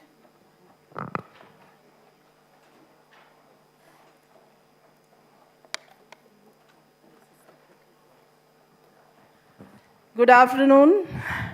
How is everyone doing? So let's see how bright I will be after a 36-hour flight. With another medical emergency on board, and this time it was not enough oxygen tanks in the plane. So when you have international trips, things happen. And I don't think AI could have done anything about it there. So I'm from both. I represent work that today that I'll present is essentially a section of a course that I teach at Stanford on foundational models. And you can also see, for those who have never been to San Jose, California, my beautiful lab on the left over there. So I was told that this talk can't be too technical, and I'm a very technical person. So we'll see how far we get there. So as you know, Stanford coined the term foundational models. And when I first heard about it, I said, everybody knows the definition of foundational models, right? Yeah? So you build it once, and you stuff it with lots of data, and then you can use it for many downstream uses.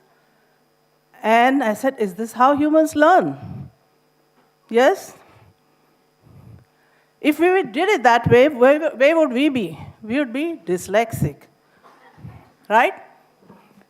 But that's what is happening. And if you think about what is the success of these models and why they are having problems, some of it could be due to cramming too much and not having the ability to distinguish what is good from what is bad. But they are here to stay, and you can see there is a lot of them out there and a lot of hype around it. Now, I am a practitioner of AI, as if you've seen my talks elsewhere. So I will give you my perspective, which may not be the same as everybody else's, because I come from some experience in building these and knows what works and what doesn't work. But although the majority of them have been encoder-decoder models used for producing chatbots and code generation and so on, but there are many practical applications where what you used to do in traditional data science can still be done with generative AI, but with conversational capabilities and back and forth, as you know. So here I've listed a number of applications where we don't usually delve too much into because of the hype around chatbots, but there's some real work going on in use of these foundational models. And by the way, would you say that the old CNNs were foundational models? Any opinions on people? So you could use them. You could use a ResNet. So what is so special about the current LLMs or current diffusion models? Anyway, so the talk is about making them responsible. So are foundational models really responsible? So I know initially there was a lot of press about glaring errors by chatbots. And these are some that you may have heard about, the Google's Bard chatbot, or the app that fell in love with you and all of that. But they're getting better. And I recently posted a question to ChatGPT, who is me? And it got pretty much most of it, I would say, at a very high level, okay. And then I asked a little bit question, am I affiliated with Stanford? And it couldn't find that connection. So is this a case of missing information, misinformation, or it just couldn't make that inference? So you see, there's more work to be done. So while they're getting better in text, in imaging, it is still a problem. So you're familiar with stable diffusion and all the different variants that have come out since then. I recently asked them a question. A woman president of the Surgical Society. This is the picture it generated. What's wrong with it? Yes. So there is still creep bias in there. So one might say, why do I want to worry about responsible development of foundational models? Because if you don't, you can be toast. Brand reputation. If you now build models that don't represent your logo properly, you could have copyright issues and people coming after you. This is one of the problems that my consulting teams at IBM have told me, that they cannot just get the Subway colors right for making the Subway sandwich automatically through generative AI. So when it comes to fine-grained things to model that way, it's not quite there yet. Of course, you've heard of regulations, the EU regulations, the HIPAA regulations, and so on. So missing any of these could land you in trouble. And you think of complex deployments, because some of these could be used in mission-critical operations. Connectivities, bring down an electrical grid. You want to make sure that that doesn't happen. Or you think of social justice, where you want to make sure that the conclusions you're making are not poisonous, not insinuating, not marginalizing any community, and have all the social justice people at your back. So it is important to do responsible development. Now, in that responsibility lies actually three ways. You could think of it in development of the models. You could think of it in deployment of the models, putting them out there and monitoring them and making sure that the deployment is done right, because sometimes the problem could be that you didn't deploy them right. Or in the use of the model, where you actually put it to use in ways that you shouldn't have. But since the topic today is about development, we're going to focus on the development side of things and see what is needed to do responsible development. So you could break this down into essentially 4 major operations. All of them need some sort of governance. So the first, obviously, is data acquisition, where it depends on how you get the data to begin your model building effort and the efforts you put in there. Then it comes to cleansing the data, where you bring down and take care of all the sorts of things that could go wrong, which you will see in use. Another aspect of it is in model training itself. So while you might be able to deal with trust and ethics and all those aspects of it during preparation of the data, there is inherently something in the way the models are trained. And in fact, if you are familiar with the training methodologies for transformers or the chat GPTs of the world, the primary methodology is very, very simple. Conditional dependency, or bidirectional or unidirectional. If you think of those, how much of the data prep would really help in making sure that your conclusions are valid. And then finally comes to evaluation of the model, where there are ways of testing the model before you put out into the field. And all of these need to go through a documentation and governance process every step of the way. So let's look at each of these in turn. So think of acquisition. Now, this is not a new issue. When we were building old data science models, or statistical machine learning models, or deep learning models, we still had to worry about how much data to acquire. We knew from deep learning days that lots of data is good, and whether there was enough variety in the data to test the hypothesis. If you're building classifiers, to make sure you have sufficient samples for each of these, whether you are undersampling or oversampling, and so on. Now, when it comes to foundational models, you don't have to worry so much about, do I have enough data? It seems like you have lots of data, because after all, you're crawling, you're getting from these different sources out there on the web. So there is not a dearth of data. But the problem is that data still too much of some one type only? Do you have enough variety there? Is still a problem. And is there a bias in the data? Is still a problem. So therefore, undersampling, oversampling will still be the case.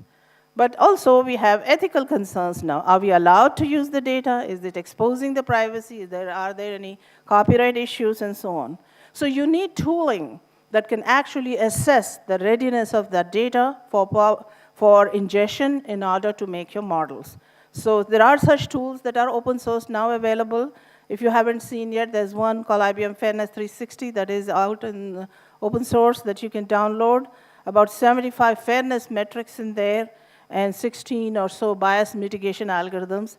It also draws on population data, so you can see over here, statistical parity difference, equal opportunity difference, and so on. So there's lots of tooling out there. So those who have not tested it out, I encourage you to go check a look at that tool to prepare yourself to see that before you do your data modeling task in the next time around. Next comes the cleansing. So when you are talking about it, you need tools to make sure that the content that you're mining and from where you're drawing is appropriate for use. And it doesn't have inherently content such as hate and profanity or PII, personal identifying information, and so on. Now, each of this requires analytics. Each of this requires building machine learning models to detect those. And there are toolings now available also in open source for doing many of these HAP filterings. We in IBM use such tooling internally as well. So you can see that a lot of such tooling is still necessary. So to prep and to babysit your foundational models, you need a whole bunch of other machine learning models to prepare the data for you. And so one important aspect of it is provenance, which actually has become a very interesting research problem. How do you incorporate provenance right from acquisition through the cleansing to the model building so you can have better explainability later? Of course, there is documentation and governance, as I mentioned along the way, and this can become very onerous. Right now in our company, if we want to submit any data source for building a model, we have to first go through this governance board where we submit a request for this data source. So recently I got the SBERT model rejected, even though, as you know, that is one of the all-mini-LM is a popular transformer model, but it has some data sources that are objectionable, so we will not be using them internally, or we cannot use them to build the products. So this is now meaning limiting technology, but technology in a responsible way, so that what you are including can be something that we can indemnify. As you know, IBM is actually now indemnifying its models. But there are tooling available now to do governance of these models, and much of it utilizes the Fairness 360 that I think I mentioned to you earlier. So all sorts of insights and guardrails can now be had, again a set of analytics, and each of them requires using, interestingly, LLMs underneath. So in order to govern LLMs, you might actually also use LLMs underneath to do those. Okay, so now we come to model training. So you've seen the data prep, the cleansing, how you can do in a responsible way. Now let's look at training. Now, in training is where some smarts can be utilized to do some architecture choices. As I mentioned, the basic methodology is conditional dependency-based generation. So there's not a whole lot of manipulation you can do in terms of putting some reasonable smarts in there, except when you can investigate them through red teaming exercises. So a lot of models nowadays have red teaming teams going after these.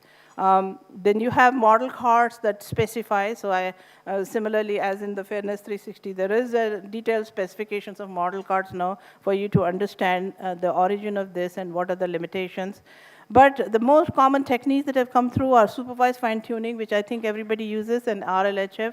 People are familiar with RLHF, which was one of the main reasons why ChatGPT became so much better than the earlier versions of GPT. The RLHF was the primary technique. There's also synthetic data-based RLHF, which is the Salmon technique that we have also used internally in doing many of these enhancements as you go.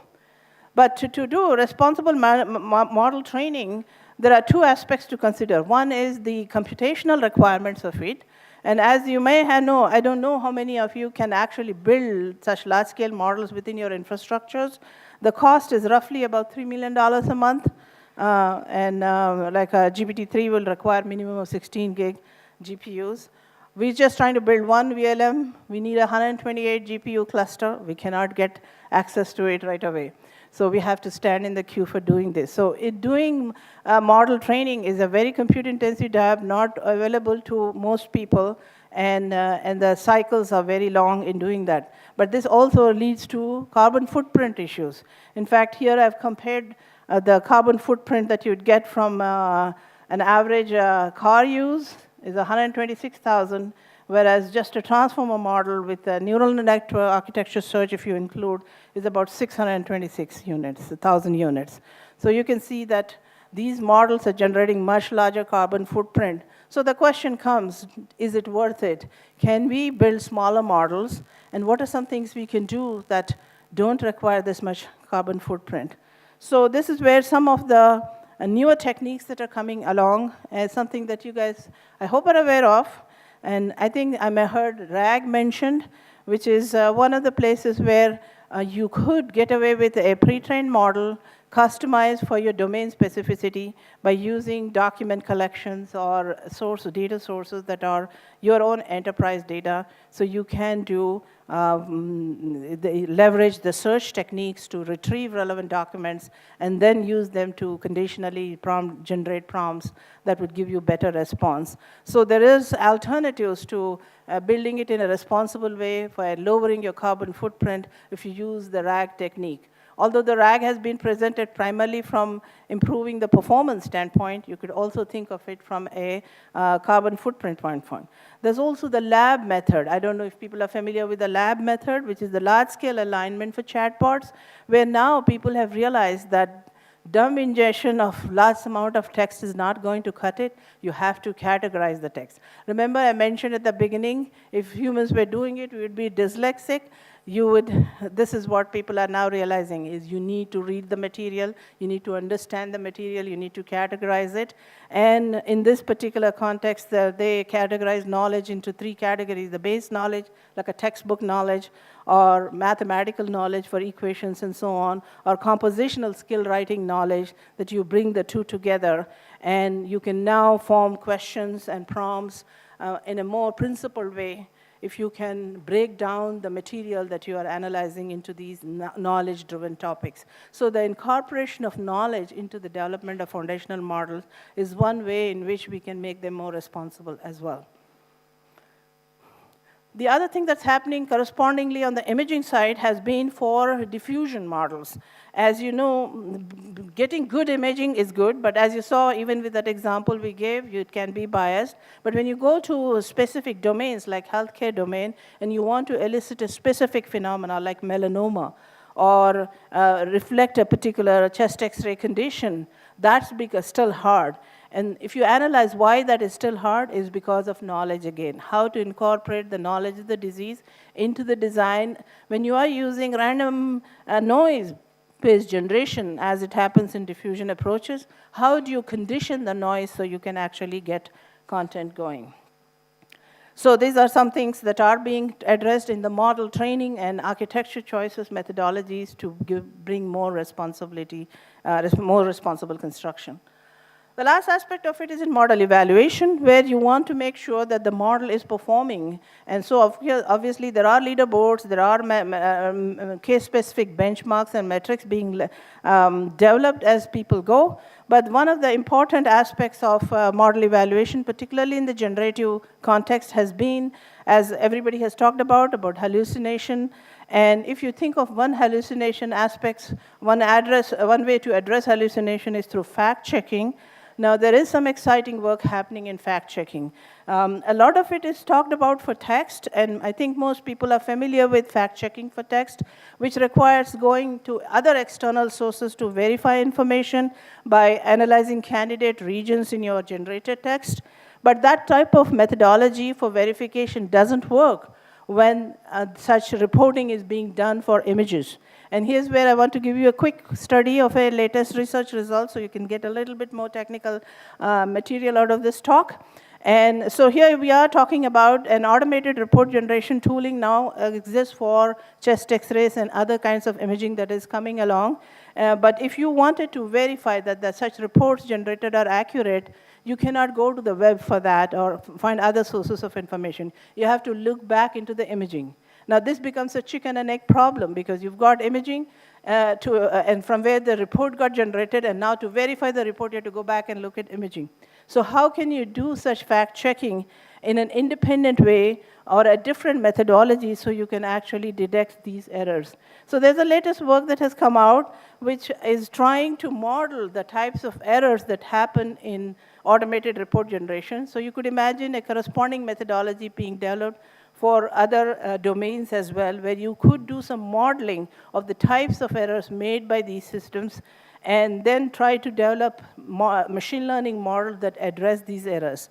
This might involve doing synthetic data generation and try to actually develop a fact-checking model. So this particular work actually took an AI-generated report, broke apart its sentences, took a sentence, paired it with images, and tried to predict whether that sentence was fake or true through a classifier.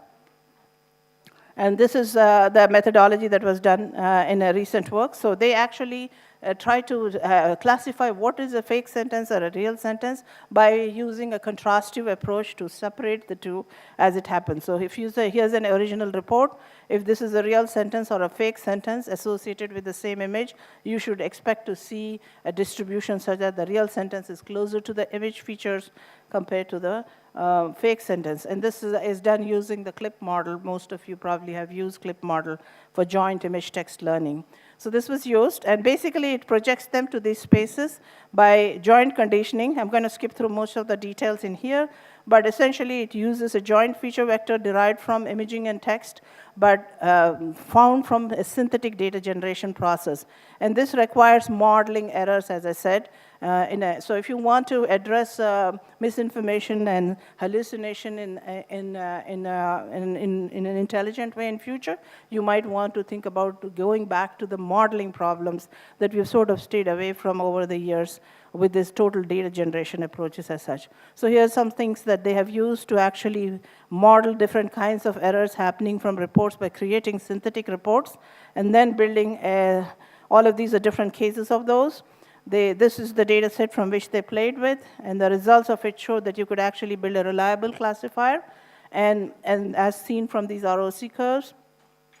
But then you could now go back and use that to grade automated reports.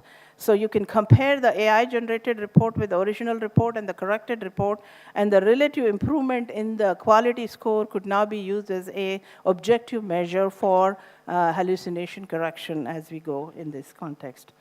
So this is give you a little quick example of those. So here you can see about 43% improvement in report correction that has happened by using this approach. This appeared in last year's MICI conference. Okay, so the last few points I wanted to say was that the model deployment aspects is actually an interesting research problem itself now turning out, because once you put the models out in the field and are being served out of through APIs, the APIs could be hacked, so tracking the APIs to make sure there is appropriate usage has also become an interesting research problem. And now companies are trying to develop software to build in such tracking features within their APIs as well. And people are also starting to think whether APIs are the best way to deliver the models. And finally, from a legal consideration perspective, it is reaching, at least in US circles, there has been a lot of discussions about who needs to be sued? Is it the end users, or are those the practitioners, the developers, or the companies that are making it? So going across the blames, there is lots of debates and discussions happening for legal considerations as well. So this can be an important aspect to enforcing responsible development of models as you would take this into consideration. So with that, I just wanted to summarize that today I just gave you a broad overview of what does responsible development of the foundational models mean, which essentially means addressing a full spectrum of issues from acquisition to cleansing to design of model architecture choices and being cognizant of the deployment environments and the carbon footprint they create, to governance of and documentation throughout the life cycle. And each of these requires tooling, and there are companies that are making tooling for each of these as you go along. And hopefully we will see in future better developments of these models. But who knows how long the generative AI craze will stay. Maybe in a couple of years we'll be talking about new technology and it'll bring its own sets of problems. With that, I'll take any questions.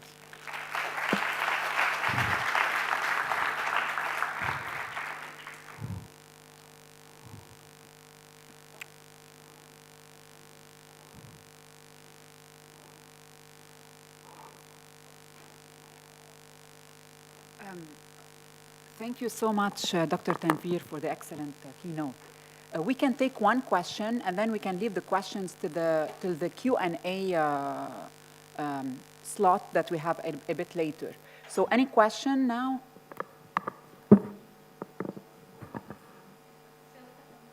Thank you very much for an excellent overview. So one thing clinicians we struggle with is filtering data. You know, you have so much on whatever topic you're trying to address in the research question or whichever project, and you have so much data, and you need to filter what is essential. Like, how can AI help us, in your mind, for clinicians? Whether it is clinicians or any enterprise applications, the RAG use case is essentially summarization with inference. So that is indeed the benefit of using LLMs underneath, is they're good at summarization. Now you may say, if all you're doing is summarizing, there were old style summarizers before. What is new about this is hallucination. If the hallucination is good, then that adds more value to you than just the summarization. And in fact, as over the years I've built many healthcare decision support systems, if you can see my earlier talks, one such thing that our clinicians have always told us is, yes, you do all this analysis when you do old style deep learning and you do patient similarity based recommendation building, you see these recommendations, but then the clinicians come back and say, okay, that's all well and good, all your tool does fine, but what does it tell me? What is it that you're trying to say from your inference? That was missing in old style clinical decision support systems, old style deep learning. That's what has changed with generative AI. Now you get a summary. Now, of course, there is no free lunch. So if you get a summary, sometimes the summary will make hallucinations that are incorrect, as you just saw in some of these examples. But many times it is doing a good job, and some of the better trained tools are impressing the customers in those capacities. Now, whether there is one that is good for medical use, I will give you one such example. There's a new paper coming in the New England Journal of Medicine in which surgical procedures, informed consent, are being summarized by ChatGPT. And this is a valid use case people have found, which is a low-hanging fruit for tools like LLMs, where if you get it wrong, it's not such a big deal because you're just reading the informed consent. And so it's a safer use of the thing. but it's a good pilot where you can see that all those long forms that you have to read, procedures which a general average user, English language users may not quite understand the terminology, this is making it simplifying it for them. Okay. Thank you so much. Thank you. We move on to the next track. Data Science for Humanitarian Logistics, Track 2. Our first speaker is Joanna. Joanna Vasquez is the head of the Supply Chain Planning and Optimization Unit at the World Food Programme East Africa. She combines deep operational knowledge with the innovative application of data science in the humanitarian sector. Joanna's strategic approach has improved logistics operations in challenging environments like Ukraine, Ethiopia, and Mozambique, focusing on data-driven solutions to boost efficiency and response in crisis.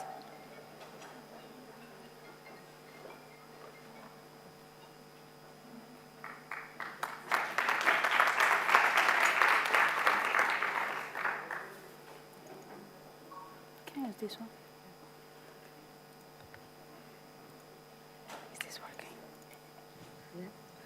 Okay.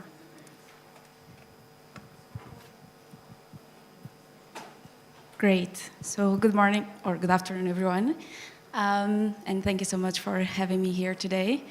It's really a pleasure to be in a room full of young students, super keen on learning these different subjects, but also great researchers on the subject.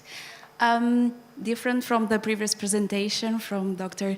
Tevin, I will go now to the opposite spectrum of data science. So we were hearing about an amazing presentation on more technical and research side.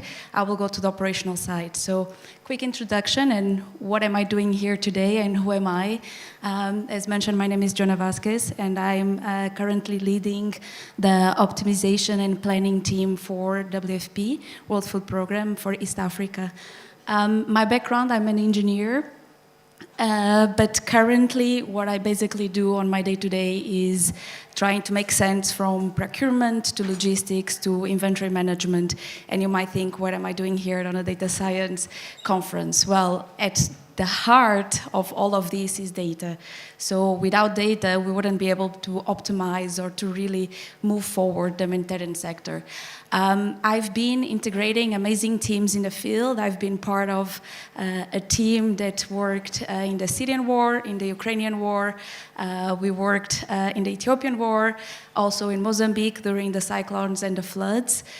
So my expertise is trying to connect data science and different sides of it, from the forecasting to the optimization of delivery networks in the real context. So bringing the theoretical exercise and modeling that we've been hearing about and how can we best apply it to the actual operations.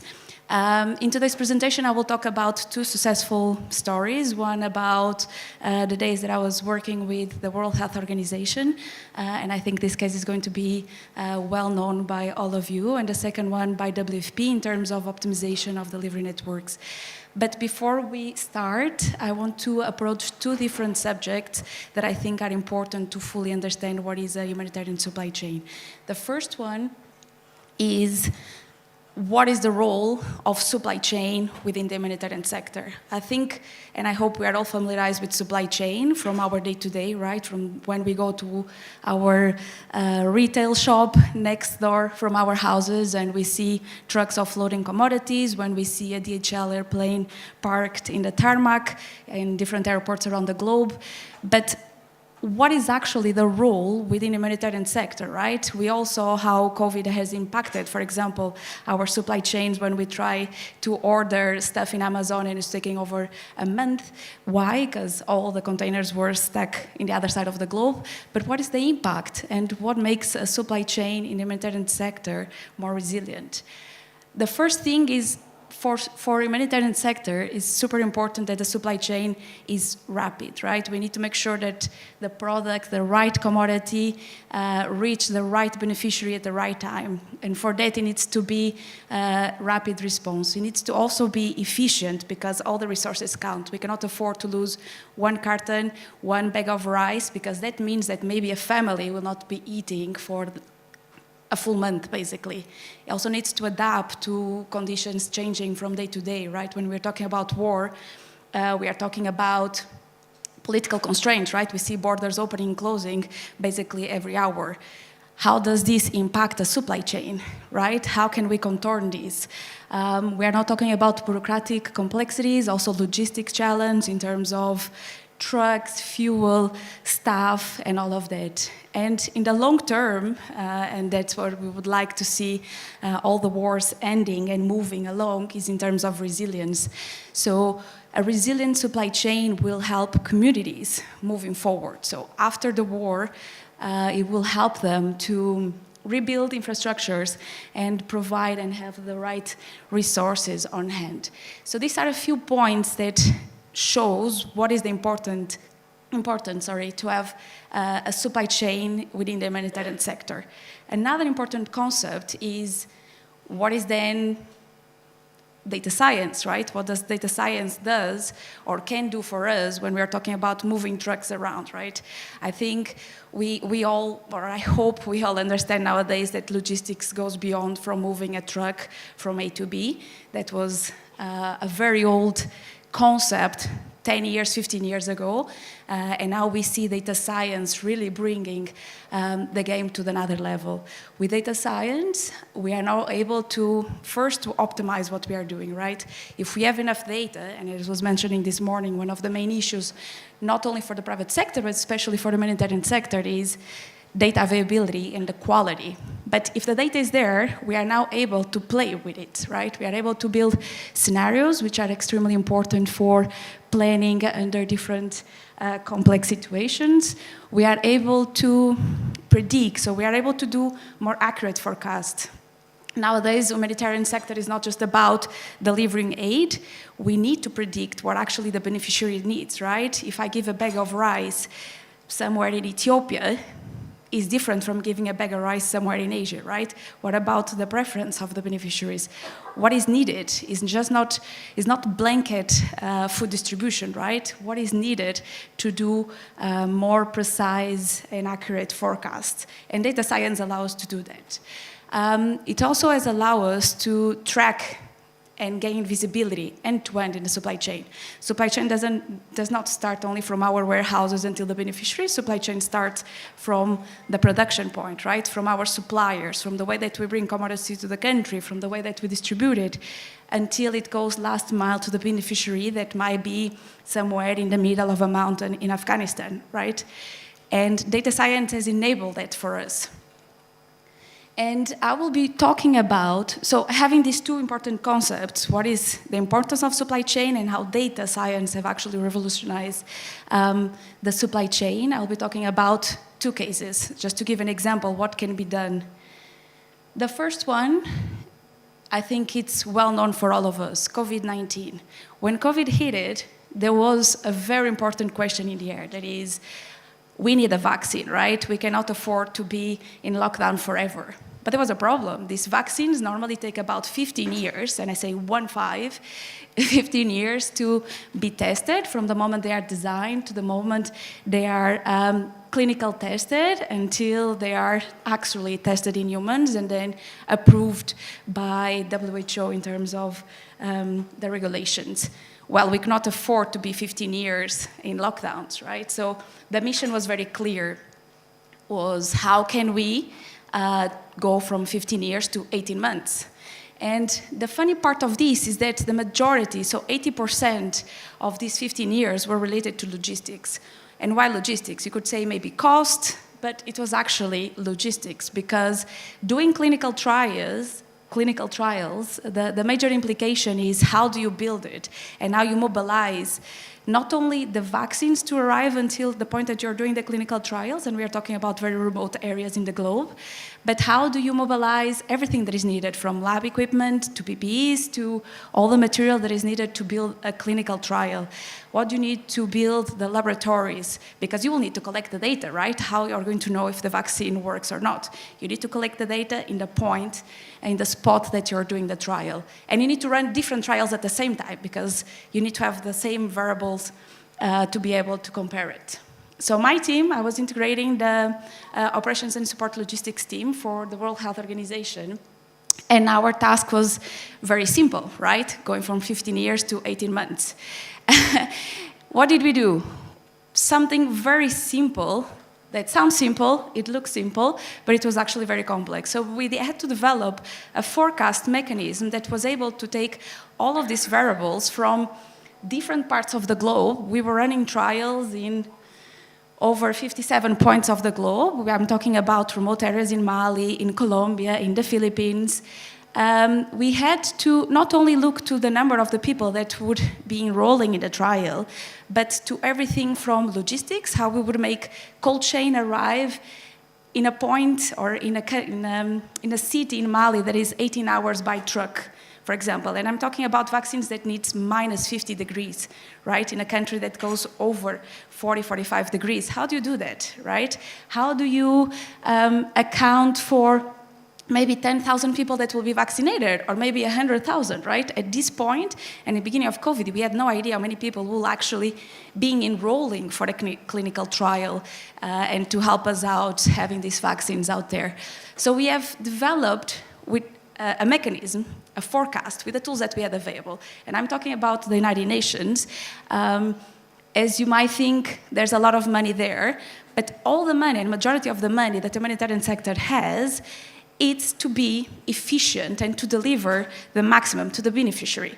It's not private sector. We don't use majority of the money to actually invest in research.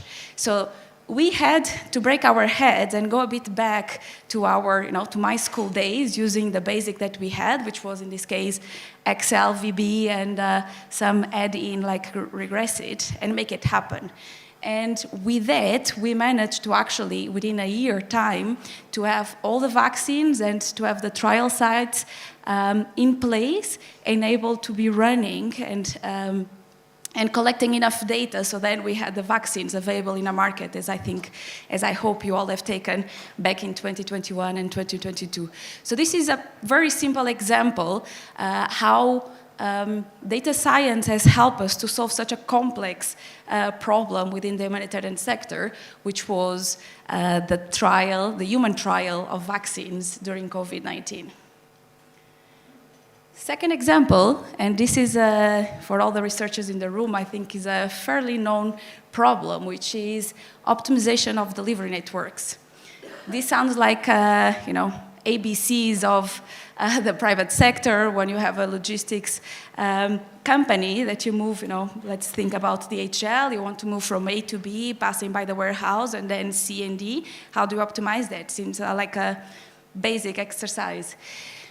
Well, it's basic maybe for the private sector, but not for the humanitarian sector. And why? There's so many constraints there, right? We have truck capacity, we have work conditions, we have government challenge, we have lack of visibility, lack of data, right? And specifically in East Africa, we have two very different scenarios. We have new wars, as the Sudan war, right? It's been all a year, a few weeks ago that this war have started, unfortunately. We have the Ethiopian war, it's been there for 4 years. But we also have wars like South Sudan, or wars like Somalia. It's been there for a long time, and we cannot compare the data that is available in these two, right? Because in wars that have been present for over 10 years, we see that the data is fairly available. So we have private sector up and running one way or the other. They know what is happening. We are able to collect data on different routes, costs, and so on. But in fairly new emergencies, no one really knows what's happening in the ground, right? No one can go there. No, we don't have visibility, we don't understand what's happening, we don't understand if the trucks can pass or not. And then we are asked to do more with less, right? In the time that all the funding is being cut, we are still asked to continue doing more and to deliver, and we want to deliver more. But how, if the data is not there, right? How can we do miracles if we don't understand what's actually happening on the ground? So what we are trying to do, and this is a fairly new project, we are trying to, with the data that we have and together with some other partners in the ground, we are trying to optimize these supply chains. But it's not only in terms of cost, right? Humanitarian supply chains cannot be seen as only as a dollar value, right? Especially because we are not working for the profit of anyone, we are working for the profit of the beneficiaries that needs to be served. So apart from minimizing the cost of transportation, which is a simple concept, we also need to make sure that supply chains are robust enough. When I say robust, I say we need to make sure we have enough trucks positioning that at any given time, for example, in Ethiopia, they will be able to deliver to the most remote places. And these trucks might be stopped for 2 months. And you will tell me, okay, that's not efficient. Let's cut, let's sell these trucks, let's generate more money. But when the war breaks out in a different position, how we are going to serve it, right? How do we account for so many variables? And we are using, again, simple solutions like dynamic programming to try to understand and to try to map how we can play around with all of our warehouses and logistics capacities. How can we best serve and deliver more to the beneficiaries? We have a very successful case that we have done in Uganda. Again, Uganda is not a country in war, so it was easier to collect data and to arrive to this type of conclusions. But now what we really want to do is to scale up this type of models to countries that are in more difficult conditions. But I think, and in my case, I have a big question for the audience, which is how can we, in a room full of researchers and brilliant young students, how can the humanitarian sector then work closely with all of you, right? I've been seeing the whole morning beautiful models and very innovative solutions, and really, the last mile of the technology being discussed here, while I'm talking about, well, still complex exercises, but it's definitely not the latest in terms of advanced technology and things that could be really applied to an actual and real problem, right? I'm talking about war zones that are pretty much real, apart from what we see in the TV. Sometimes can be difficult even to picture, right, if we've never been there, but they are pretty much real. How can we best work together, right, in this room full of amazing experts, what it takes? And I don't want to hear about working groups and theoretical things. I really want us, and maybe in the coffee breaks or separately, to discuss how can we really go from the academical research to actually apply all of that beautiful models to the humanitarian sector that can really benefit from it. How can we integrate all the research, development, and really scale up these projects that are ongoing? Because I show you very simple models, but I would really like to, in 10 years' time, to be here and be discussing the other level of the humanitarian sector. As we've seen a lot of improvements, right? If you come, someone, and I don't know which colleague was it, I can see you, from the UN was saying the UN is very slow. I agree, you're talking about digitalization, right? I mean, private sector digitalization happened, blockchain happened 10 years ago, 15 years ago. But there's a reason why we are slow, because all of our money is actually invested for the benefits of the beneficiaries, right? Which is great, and that's the way that it should be. But we should be able to count with private sector and partners and researchers to then cover the gap of not having the right money allocated to actually develop what needs to be developed and, I mean, integrated within the humanitarian sector. So I leave you this question, what's the future for us, and how can all of you help me, help all the UN and humanitarian sector colleagues here in doing better and doing more, just to one day we can live in a better world. Thank you.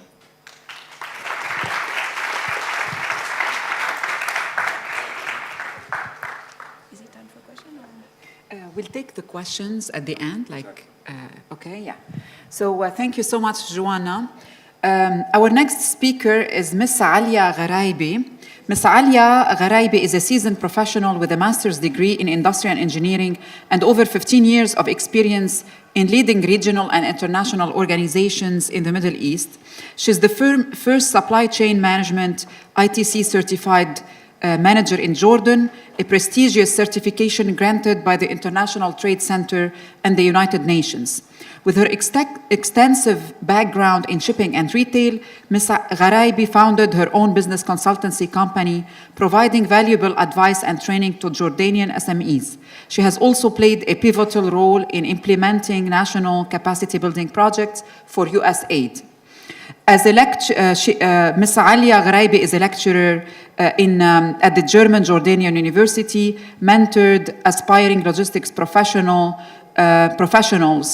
Her exemplary leadership skills have been recognized through invitations to prestigious fellowships, including many Arab and international organizations.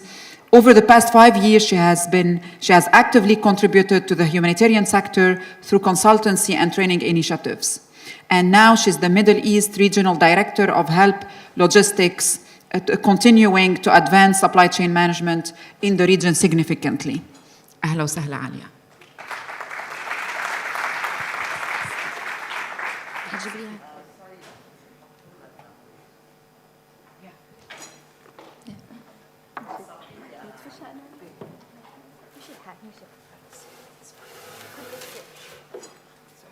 Merci, Asma. Thank you. Masal khair, good morning. Good evening, actually. The fellow speakers today are a very hard act to follow, to be honest. There's been a lot that's been said today around the importance of data analytics and the importance of AI, especially when it comes to areas that benefit humanity. Today, I want to share some of the work we have been doing at Help Logistics and the Kuna Foundation around leveraging data analytics for humanitarian supply chain resilience. And the work we do is deeply rooted in the need of the humanitarian sector, be it because of climate change, because of health challenges, epidemics like COVID, or geopolitics more recently. We know for a fact that the number of disasters, whether natural or man-made, in the last few decades is increasing.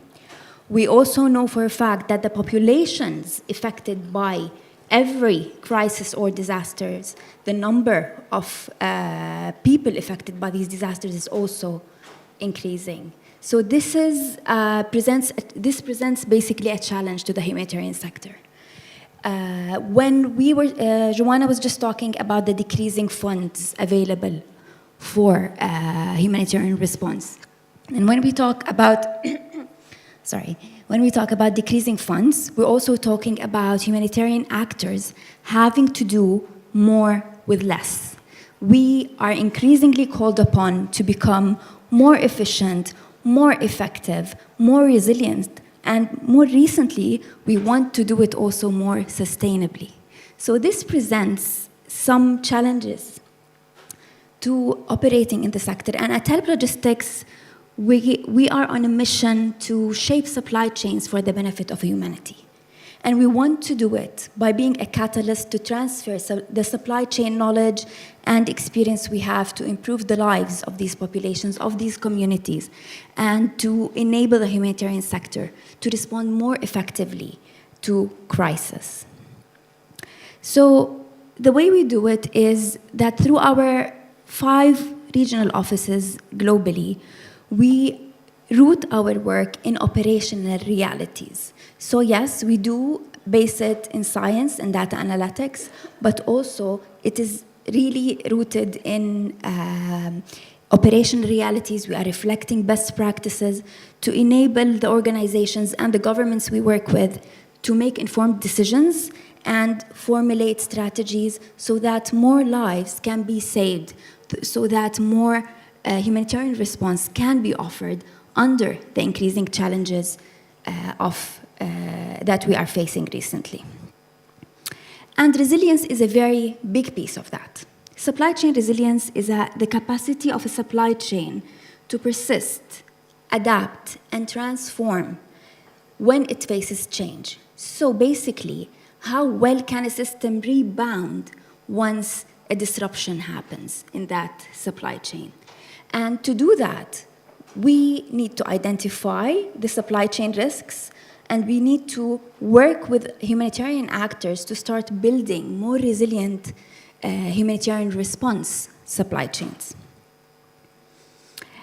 And as a big part of our work, we reach out to these humanitarian actors, to these humanitarian logisticians and supply chain experts to get their perspective to get the perspective of these humanitarian practitioners. And biannually, we survey about 500 practitioners and we ask them, what do you think? How well do you think your organization is responding to the changes? How much is your organization investing in creating resilient supply chains? And what are your priorities? What are the main disruptors for your operation?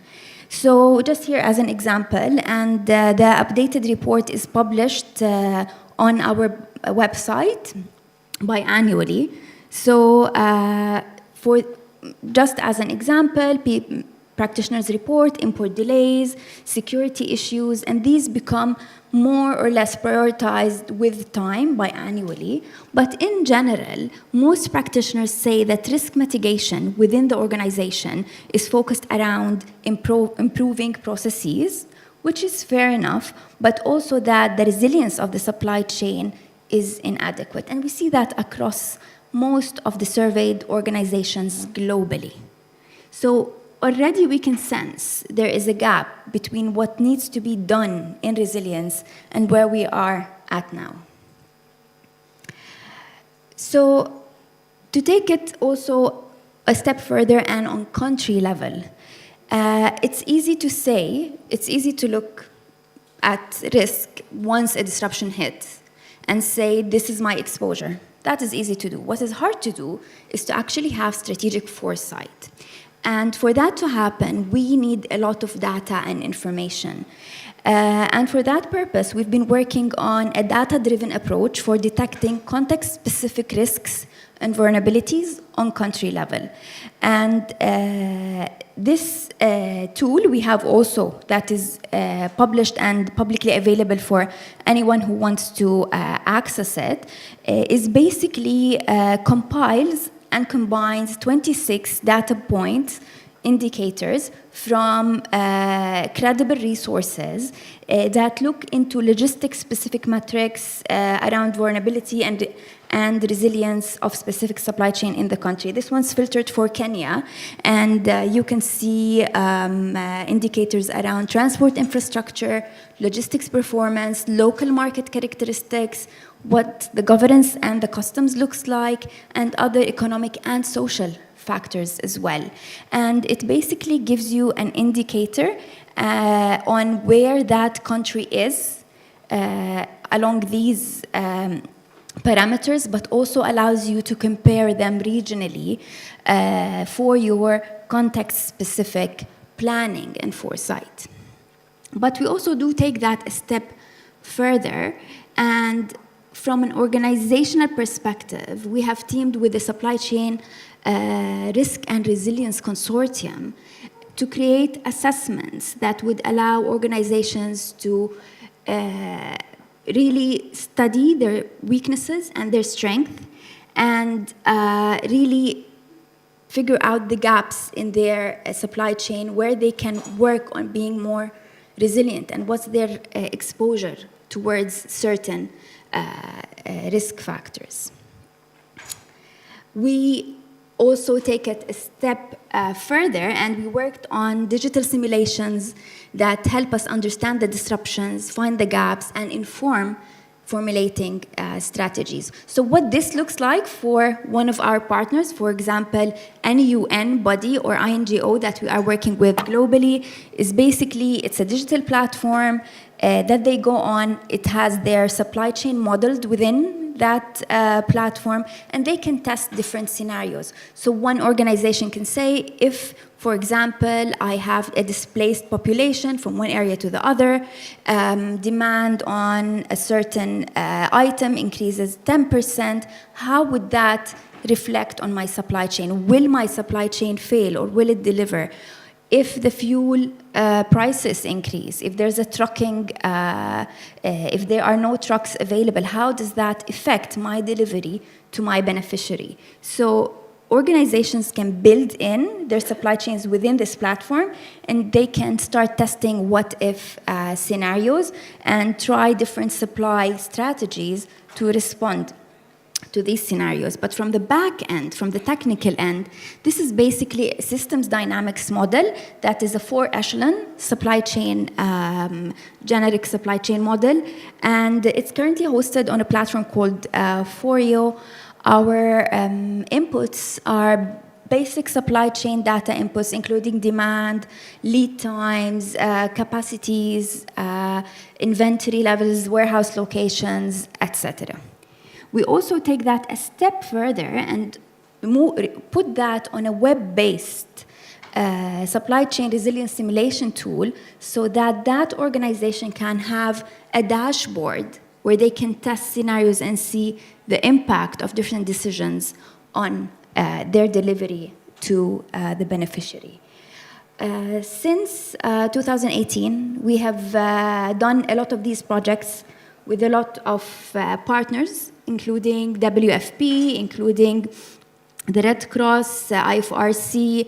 It is in the context of food, health, non-food items that can also be simulated in there.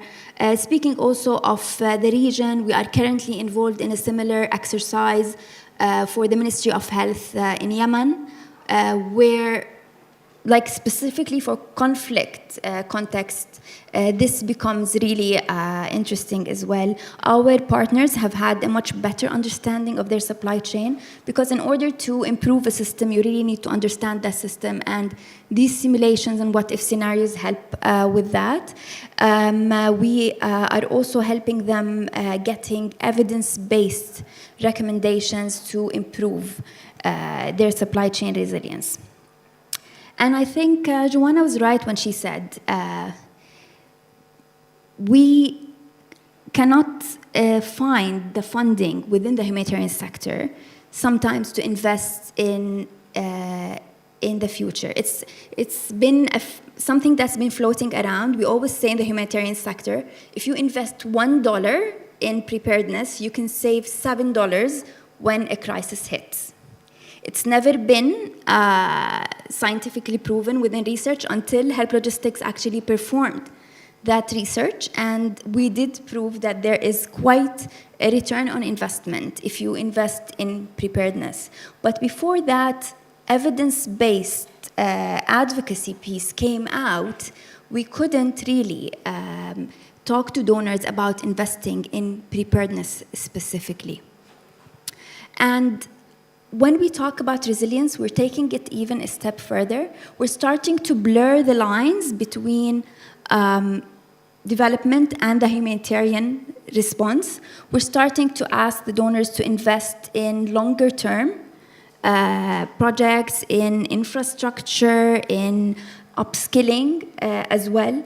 So again, a lot of evidence-based advocacy has to take place for that to happen. And already the donors are engaging in that conversation based on the recent challenges, and they are reaching out for us to come and say, we are looking at the results coming out of your work in order to prioritize investment, measure the return on our investments. We want to know, when we analyze the supply chain in Yemen with the Ministry of Health, we want to know, where should we invest first? Should we invest in a warehouse closer to Hodeidah port, for example, or not? So again, These are the actual operational realities that can improve based on the data-driven solutions and the data analytics that can be offered to the humanitarian sector. Thank you very much, and happy to take your questions. Thank you so much. Very nice presentation. I would like to encourage you to download the app. It has the agenda, it has the bios, the abstracts, bios of all the speakers, so please do so. Now we have a virtual talk. Actually, we have two virtual talks. The first one is by Tina Gomez. Tina is a professor of decision theory and director of Resilience Lab at the University Delft in Netherlands. And in parallel, we have another talk on humanitarian logistics, which is going to be broadcasted in room 425 by Erika Gralla. Erika is Associate Professor of Engineering Management at George Washington University. So please feel free to attend Erika's talk in room 425. It will be live streamed there and also outside of Ma'mari. So now we are moving to a talk by Tina Gomez.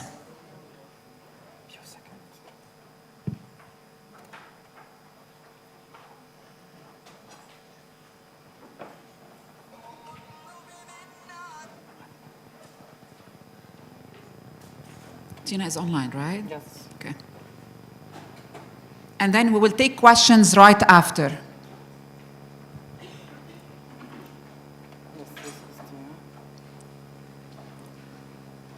Hi, Tina. Good to have you. Can you hear me?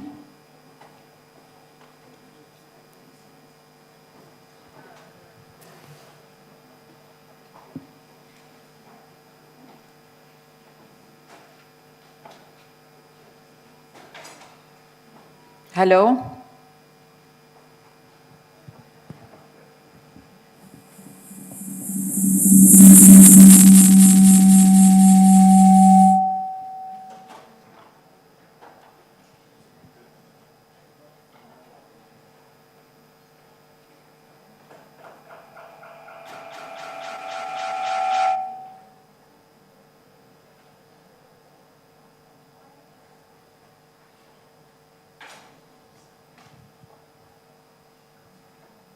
Hi, Tina. Can you hear us?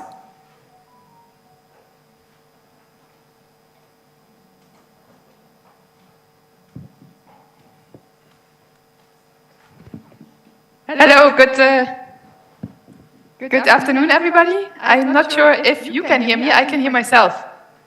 Yes, we can hear you. Echo. Okay, I have a big echo. And there was some feedback, but I hope it can all be fixed. Great. And if there are any questions, I also rely on you from the audience to relay them to me. I'm very happy to talk to you, and just a pity I didn't make it to be there with you today. As announced in the program, I have a presentation on AI for crisis decisions and humanitarian logistics. And I'm going to share my screen in a second. So as I said, I can only see myself, which is always a bit awkward, so I can't read the room. But please feel free to raise hands or interrupt if there's anything that you would like to discuss. Okay.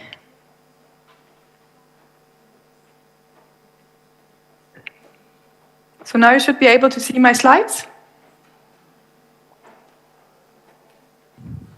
I guess it's okay. Yes, we can see your screen. Okay. Can you hear us? Yes. Okay, perfect. Okay. Good. So what I would like Recording in progress. Okay. What I would like to start with is basically introducing the problem and problem category that we have all been working on. As you know, sort of the world is subject to an increasing number and severity of crises. And that ranges from COVID-19, the pandemic, to the climate strikes that you will know certainly, and an increasing number and severity of extreme weather events, as well as geopolitical conflict and refugee crisis. And the picture below is from the Ukraine refugees that is a picture from Poland where they were arriving. Now you can of course ask yourself, but the world has been through crisis forever. What is going on now? At the same time, many people often have the sentiment that we are subject to an increasing number of crises. So how does it go together? Well, basically, people have said that we are living in a world of polycrises, where all these crises that you also see here are dependent on each other. Like, for instance, the loss of biodiversity and human settlement in uninhabited regions before that creates more zoonosis, which then leads to these pandemics, driven further by the climate crisis and by increasing human mobility that spread this virus across the globe. So in a nutshell, we see that this increasing interconnectedness leads to more risk and crisis. And we are in a situation where you could say that 1 and 1 is more than 2 in terms of crisis. Now, these crises have also been described as wicked problems or even as super wicked problems. Wicked problems just stress the complexity of these situations or crises, and also means that it's incredibly hard to predict an outcome or say how important a specific outcome will be. Now, I would make the statement that our today's crises are not just wicked, but that they are super wicked, where super wickedness is the term that has been coined in this paper, referring to the climate crisis only, but I think it applies to many crises around the world. There are 2 central tenets here. One is time is running out, so we have to make decisions under urgency. And the second one is our responses to the crisis discount the future irrationally. That means we make decisions very much focused on the short term, on the here and now, and we don't consider the strategic and long-term implications of our choices now. And just to give you 2 short examples of that, I would argue that crises mean we have to confront uncertainty and complexity despite urgency. So this is an example where we worked on in a European project on the COVID-19 crisis. And we looked at, we developed a model to understand the PPE supply chains, the personal protective equipment that you will well know. And I think almost every country across the globe had its own PPE crisis, where there were sort of scandals of wrong sourcing, quality standards, too expensive sourcing, and so forth. And we looked at why did that happen. You don't have to understand the full causal loop diagram that I show here, but what struck us was that almost all countries, definitely in Europe, had issued sort of export bans, where they said, well, we need these PPEs for ourselves, so we do the smart thing and don't share it with others. We have an export ban. At the same time, we restrict travel, definitely international travel, and we make local travel restrictions. All of these measures were designed to protect the local market. But of course, these players are not alone on the world, and other countries had sort of the same ideas, which led to these feedback loops and rippling effects that you can see here in this causal diagram, which meant that over time, through these feedback loops, we got to a situation where the travel bans and export bans that were supposed to protect the local markets were actually backfiring and leading to important delays. So instead of protecting the people that they were supposed to protect, these things made actually situations worse, and is an example, a prime example of why this focus on the short-sightedness, on the here and now, not taking into account strategic long-term perspectives or behavior of other actors, was not helpful. Another example, also from the COVID pandemic, of course, it has led us to, focus on the COVID pandemic. And that is a report from the Global Center on Adaptation that said that investment in climate adaptation actually fell for the first time in years. The pandemic is eroding recent progress in building climate resilience, leaving countries and communities more vulnerable to future shocks. And we have seen similar phenomena in the response to almost all geopolitical conflict that has been going on. So we are just, once we are confronted with one urgent crisis, closing our eyes for any of the other considerations that take place. So in this talk, I will now stress that to deal with crisis, we have to address the complexity in combination with urgency, and that we can only navigate that space if we also take into account the values. And now, of course, the science conference, and you will ask me, but what does it mean for decision support systems, for AI, for digital twins, or for the models that we build? And I will try to highlight some of these by the examples that I will give you throughout this talk. One of my first experiences when I started working in that field was the response to Typhoon Haiyan that hit the Philippines in 2013. And before that, I had been primarily working more on civil protection issues. And I have a background in mathematics, so I was always very fond of the models and the data and the solutions and decision support systems that we can build. Now then, in 2013, like more than 10 years ago now, I had the opportunity to do some field research on the actual use of information and information products in a humanitarian disaster response, which was quite eye-opening for me, because it gave us the opportunity to understand how people use the information and the tools that we provided them. What did they have at the time? That was still the time where we had something like the Standby Task Force, trying to do some social media mapping, trying to understand where assistance and aid was most urgently needed, and at the same time, it was also the rise of more satellite imagery, digital tools for damage assessment, and so forth. We then asked people, you know, like, how do you use this sort of information and who uses it? And as you can see here, this is the environment in which these humanitarian responders were then working, where many of the maps or information products were just pinned somewhere on a wall in an environment where they would be running in and out. Access to data was relatively sparse. People could not look at interactive dashboards, but only on printed paper maps. Nobody had any idea how old things were, and so forth.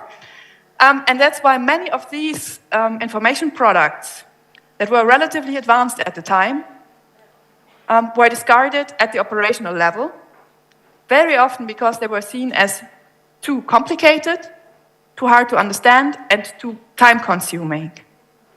Instead, then, sense-making there was driven by individual perception, often restricted to local networks, and then, of course, also very vulnerable to rumors.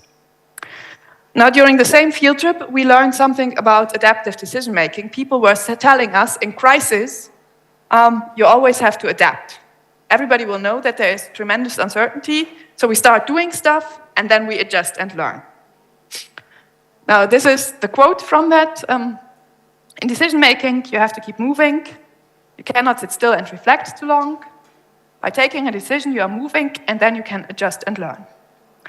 Now, we tried to test how people then do that in practice, and how and in how far they adjust and learn by running an experiment that was inspired by the Ebola response in early 2020 with humanitarian responders, and we did that in our labs in The Hague.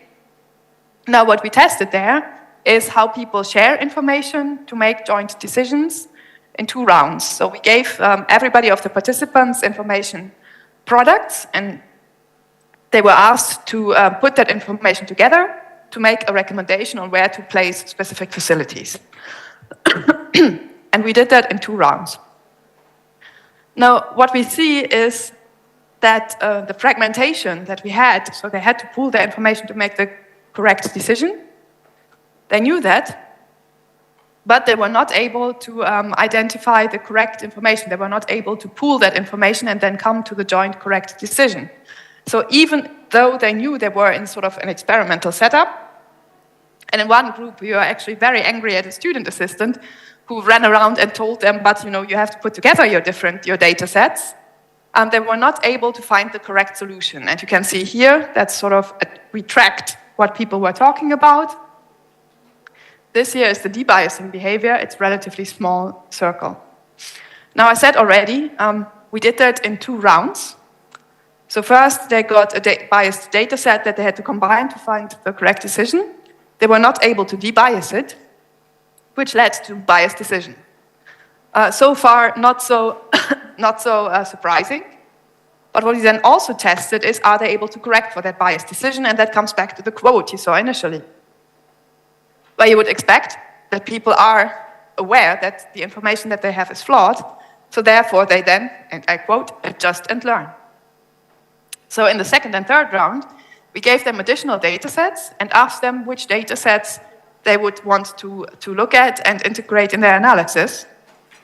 And unfortunately, they almost exclusively only chose data that confirmed their initially flawed decision, leading to that vicious circle. So you can see here then that short-term data and cognitive biases will lead to relatively persistent mental models. And if we build digital twins or decision support tools, any data analysis, we have to factor this in, that humans have a tendency to look for confirmation instead of critical readjustments. Okay.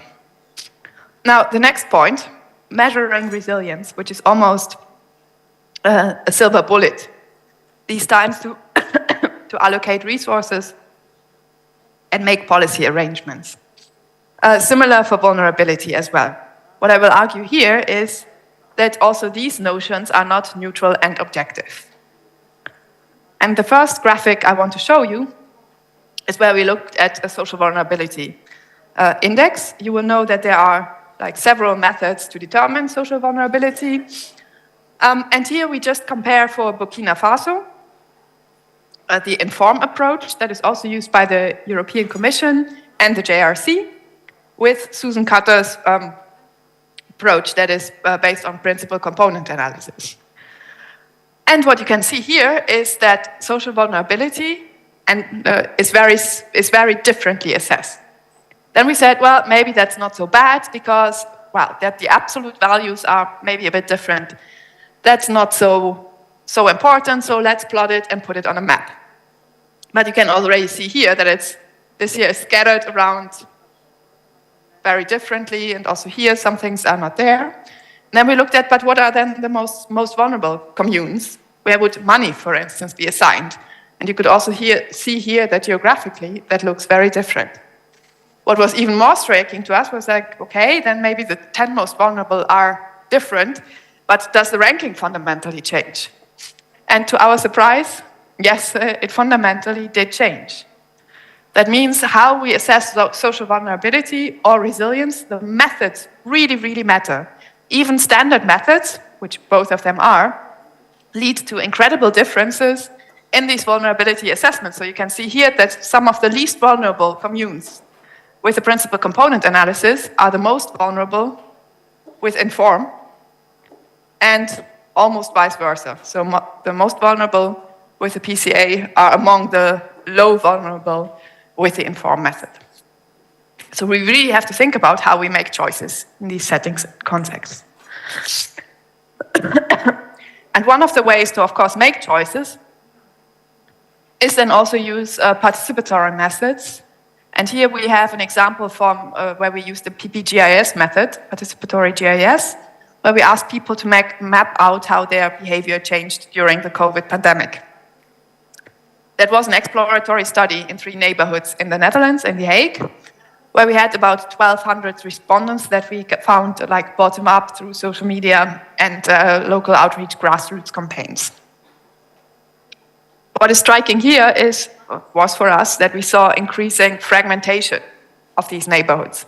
So in a way, again, the measures that the government took to protect people and avoid that a virus can spread leads to greater segregation in the neighborhoods. And we've just seen what that means in terms of information exchange and increasing vulnerability on the long term. So that means we see also here resilience trade-offs, health versus well-being. and short-term coping capacity, adapting to a virus, versus longer-term adaptation and mixing of a population that you may need. And the underlying message here is that crisis decisions and the metrics we use to measure something like resilience or social vulnerability are inherently value-based. And if we set up these metrics and measures, then we really need to think about what do we want them to measure and which objectives and values are innate in our algorithms that we use to measure. It's often not very popular to discuss that with policymakers because it's like, sounds like a bit of a nerdy approach, but it's really inherently changing the results that you get with the methods. The final aspect, urban co-evolution. Why does it matter what I just showed, and why do I keep hammering on the long-term aspects of these crises? This was a study, so the images you see here from a co-evolution study that we did for Helsinki in Finland that probably does not strike you as the most crisis-prone city that you've ever heard of. But for us, it was a nice study case because it had a lot of data and it had a severe economic crisis in the 1990s. So what we did in that study, we looked at infrastructure data and at socioeconomic and demographic data and looked at how and in how far the city had recovered from the disruption that this economic crisis had caused over time. And the striking thing was, even though it is Helsinki, Finland, one of the most developed social welfare states probably that you will know of, we could still see traces of this crisis back more than 20 years after. And that's even though policymakers had invested heavily in trying to reconnect the different parts of the city that had fallen apart a bit during that crisis. So if we can trace back these consequences more than 20, 25 years in a city like Helsinki, then there are definitely long-term impacts and path dependencies for different cities in the world. And then one of my current PhD students actually has a background in architecture and urban planning. Not me, unfortunately, but I very much enjoy working with her.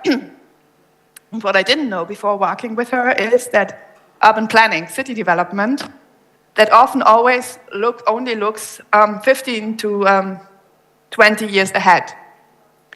If you are an infrastructure planner or an urban planner, then you will know that these infrastructure systems last a lot longer, several decades, up to 100 years. So I was very confused. I was like, but if you only plan 15 years ahead, how do you determine how your city will look like in 100 years if you build the backbone for that?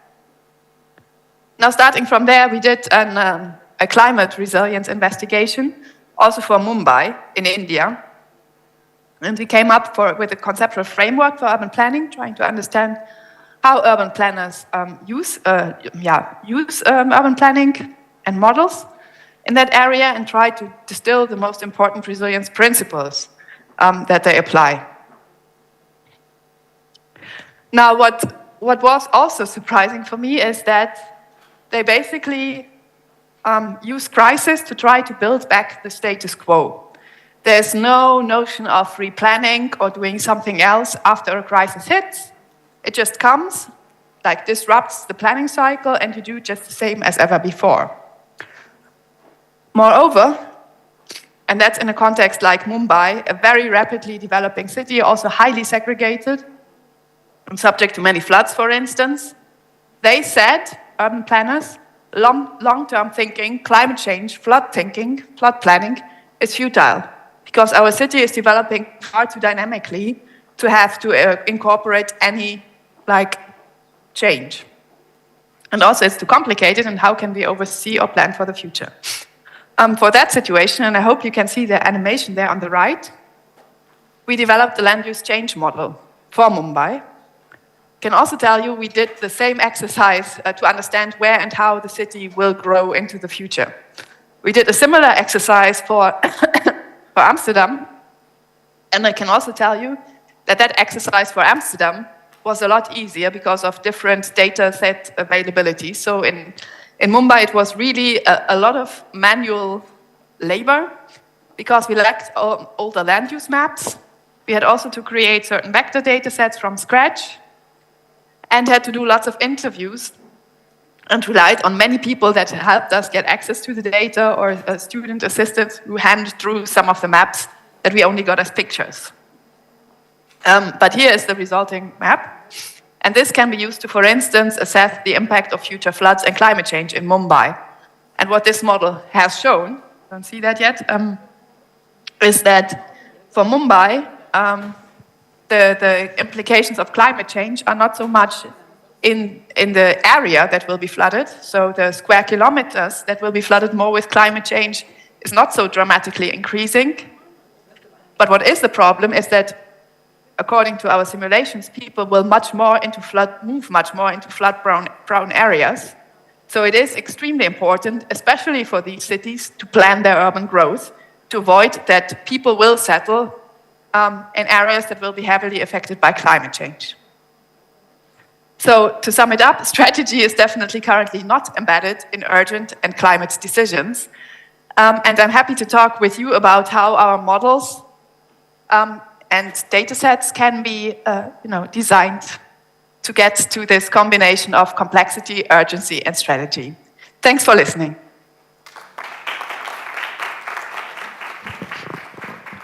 Thank you, Tina. We are running behind schedule and we have a session now. Sorry about that, about making you wait actually. But we can take 1 or 2 questions from the audience before we move on to our next track, which is healthcare. Any questions from the audience? Thank you for the great talk. I was just wondering if you have any insight of why the different methods yielded such a difference in results. That was quite jarring. This one, the PCA, yeah. This one, right? Burkina Faso, yeah. Exactly. It's because basically the principal component method, inform method, has a weighted hierarchical indicator approach where they a priori say these things, these aspects drive vulnerability. Principal component analysis tries to identify the most important factors that drive vulnerability by statistical analysis, where we look at what are the aspects that drive the variation that we see in the vulnerability. And essentially, very different variables come out as driving vulnerability, depending on whether or not you say, okay, this is the standardized approach. We always say certain variables need to be taken into account, or if you look at really the variables that explain different patterns in the data. And because these are then emphasized differently, you get very different results. Yeah. Thank you. Thank you. Any other questions? Okay, well, thank you so much, Tina, Joanna, Alia, and Erika. With this, we conclude the track 2. We'll take a few minutes break before we move on to track 3, the healthcare track with the Professor Ghada Al-Hajj Flayhan. Recording stopped.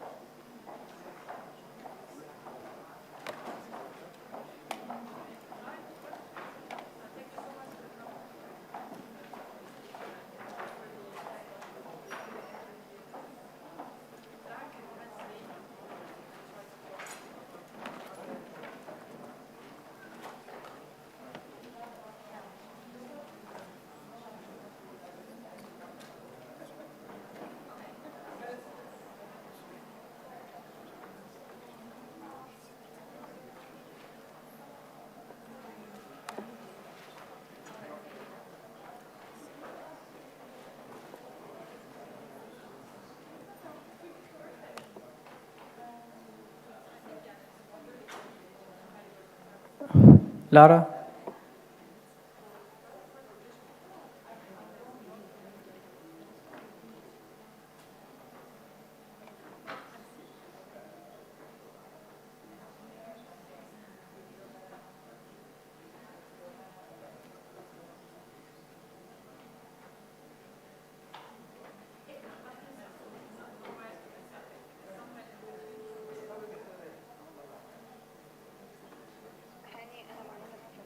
عملتي لي عاد مات؟ بليز.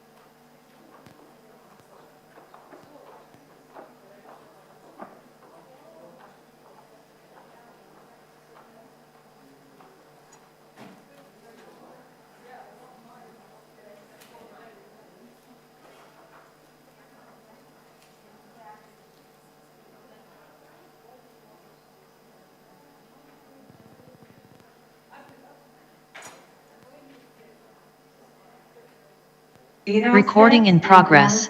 On how loan-taking practices could be changed? That's a good question. So we were a sort of academic team supporting USAID in Uganda.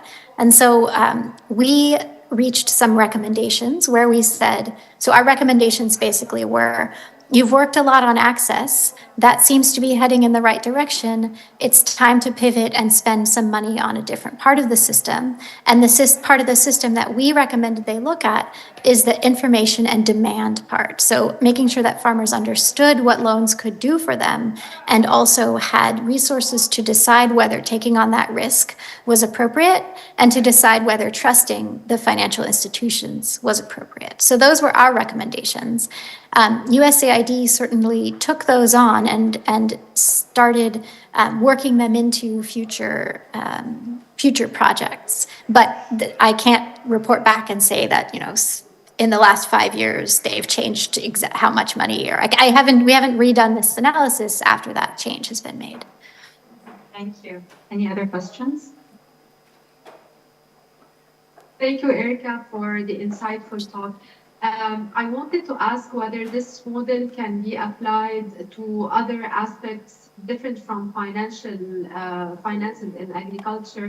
For example, if we want to boost productivity in agriculture, specifically in accordance with the SDGs, such as maybe using, biocontrol solutions, organic fertilizers, pesticides, or maybe collecting, sensor data from the soil, from agri-drones, and so on. All of these different, alternative solutions that might need to increase productivity of the crops and eventually increase, income for the farmers. So can the same model be applied?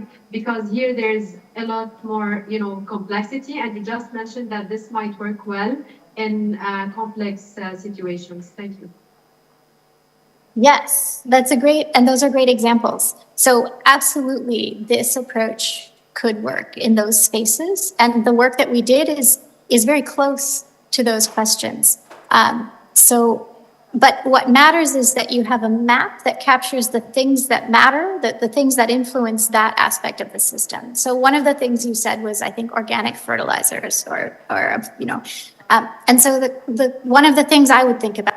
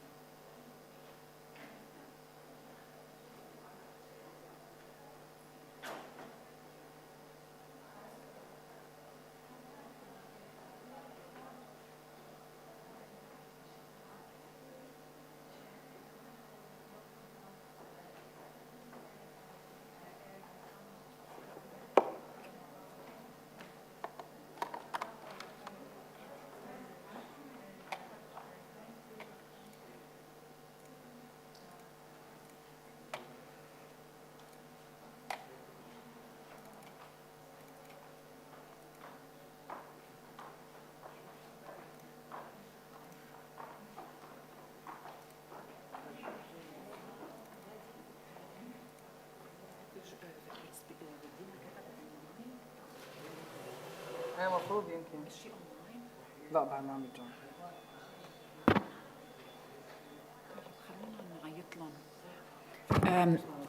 مش برا بيسمعوني. I would like to call on everybody outside to come into the auditorium because we're going to start our session, the next track. What?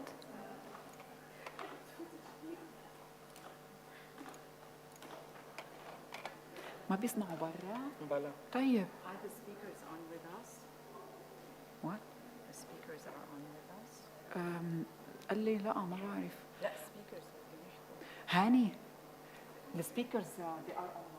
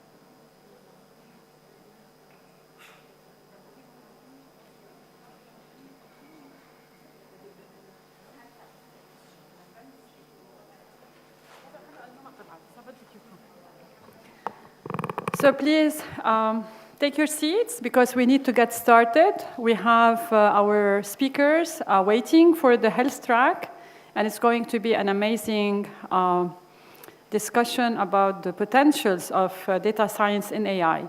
So we'll be starting soon. Please take your seats.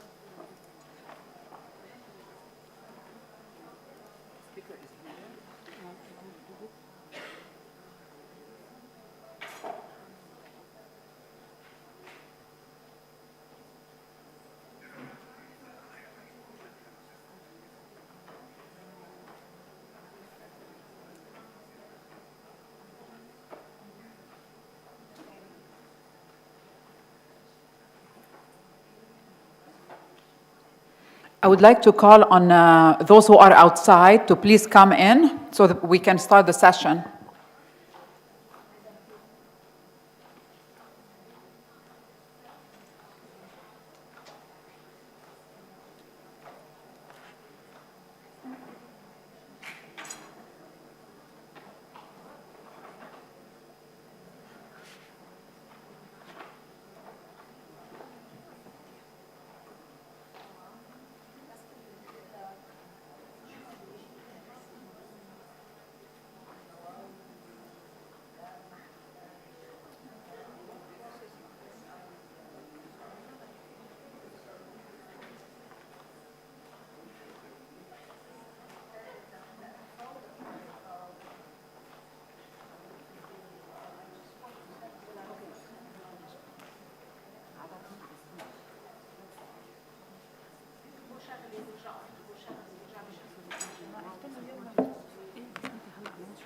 Okay, sure.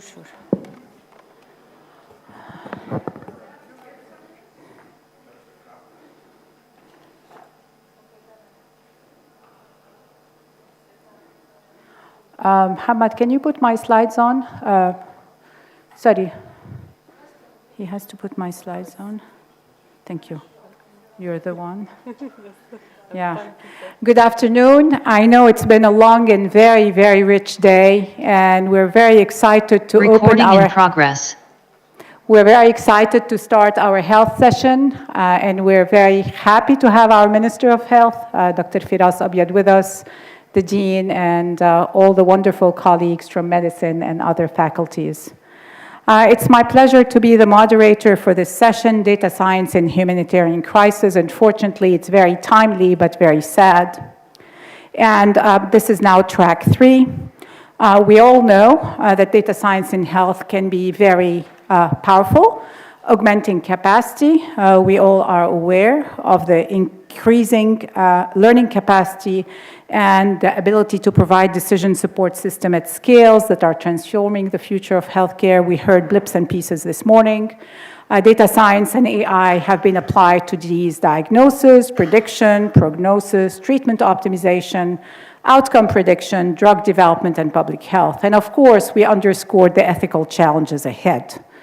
If we want to focus on the 3 areas where data science in health can be instrumental, it can be clinical, it can be translational in drug discovery and clinical trials, but also not to forget the importance of public health, epidemic outbreaks, precision health, and precision medicine. There's been a deluge of data in human health sciences and data science. There is a massive wealth of digital apps, including apps that are permeating our lives every day. And this has, of course, resulted in an explosion of publications in data science. Whether you look at healthcare, and I've tracked the last 4 years only, few hundreds, very hard to keep track of them. If you put healthcare as 2 words, you get 107,000 publications, and you can see the exponential rise over the last 4 years. Who can keep track of 15,000 publications in healthcare and data science? That's why we need these large language models to help us if we know how to use them and know their limitations. But surprisingly, data science in humanitarian crisis has been very slow. I'll show you that in a minute. And this explosion of publications in data science and AI has actually resulted in the stemming of a new offspring of the New England Journal of Medicine, which is the most prestigious journal we have, called New England Journal of Medicine AI. And you must have seen some of the issues and articles, and the latest one was to show how ChatGPT can beat physicians in the newer versions in the national exams, board exams in medicine. So there is a lot happening in medicine. There's a lot of disasters happening. You know, we have seen the latest unfortunate Gaza crisis. We've had our share of crises in Lebanon. The August 4th explosion was no exception. But unfortunately, there is scarce data on data science in humanitarian crisis. Remember, we're in the 1,000 to 100,000 range publication. The publications are scarce. There is a very neat article in Nature looking at retooling AI to forecast and limit wars. I won't have time to cover it, but it's very timely to turn your attention to it. And we physicians, with my medical doctor hat, say we like to keep our hand on the pulse and leak our stethoscope on the heart. But my public health hat tells me we like to keep our stethoscope on the population. And I think data science and artificial intelligence are the stethoscopes of the population at the global health level. So without further ado, this is what we're going to be looking at how we can use data science in humanitarian crises. We have three wonderful speakers, Dina Katabi from MIT, Erica Nelson from Harvard Humanitarian Initiative, and Daniel Poole from Yale. I'll be introducing our first speaker, Dr. Dina Katabi. Dr. Katabi is the Endowed Film and Nicole Pham Professor, MacArthur Fellow, leader of the Nemeth Research Group, and director of the MIT Center for Wireless Networks and Mobile Computing at MIT Computer Science and Lab at the Massachusetts Institute of Technology. She's received many prestigious awards, including the awards of the National Academy of Engineers, the National Academy of Science. She's had multiple honorary degrees. The latest was at AUB last year, but she also has one from the American University of Cairo and other institutions. She's very well published, high-impact journals. Her students have established their own labs. Dr. Katabi has several venture enterprises going on. The latest is Emerald, which has a particular application in health. And without further ado, I'd like to switch to the slides of Dr. Katabi and welcome her to the session today.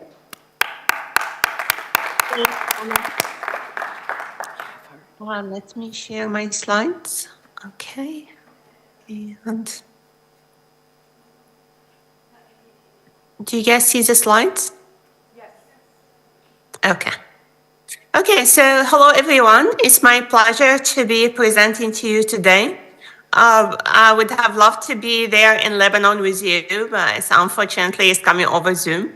But what I'm going to tell you today about is AI-powered sensing of motion and vital signs and how we can use that through walls and occlusions. So let's start. So I'm sure all of you guys have read Superman comics or watched Superman movies. And one of the things that Superman has is this X-ray vision. He can see through walls and occlusions. And this idea of having X-ray vision has occupied the human race for so many centuries. And one of the things that we can wonder is whether technology can allow us to have a form of X-ray vision. And this is exactly one of the things that my lab has worked on. And what the way we wanted to give some form of X-ray vision is using a combination of AI and radio signals. So if you think about wireless signals, something like Wi-Fi, I mean, you know that Wi-Fi signals or cellular signals, they traverse walls and occlusions. So you don't have to be in the same room as the Wi-Fi box to be able to communicate with it.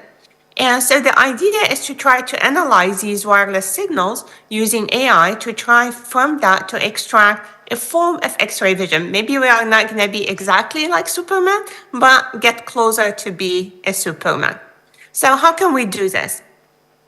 So I'm going to show you first some experiments that show you that we can get a form of AI, of X-ray vision through AI. And then I'm going to tell you a bit more about how we do it. So here you see one of my students in one of our offices at MIT. And you see this big arrow on the side. So we are going to monitor him using a box that looks very much like your Wi-Fi box, but from the office next door. Now, as he moves, I want you to look at this red dot and how we are able through the wall to capture his motion and how he's moving. So you see, it's all because we are analyzing how his motion, how his body is changing the radio signal around him using AI, and we can get exactly his position. And we can get it through a wall. Okay, so this is the first form of X-ray vision that we were able to get. and through walls, as I said, using the radio signal. But over time, instead of like just dealing with one dot on a floor map, we were able to refine this to get better X-ray vision. So let me show you our next version of it.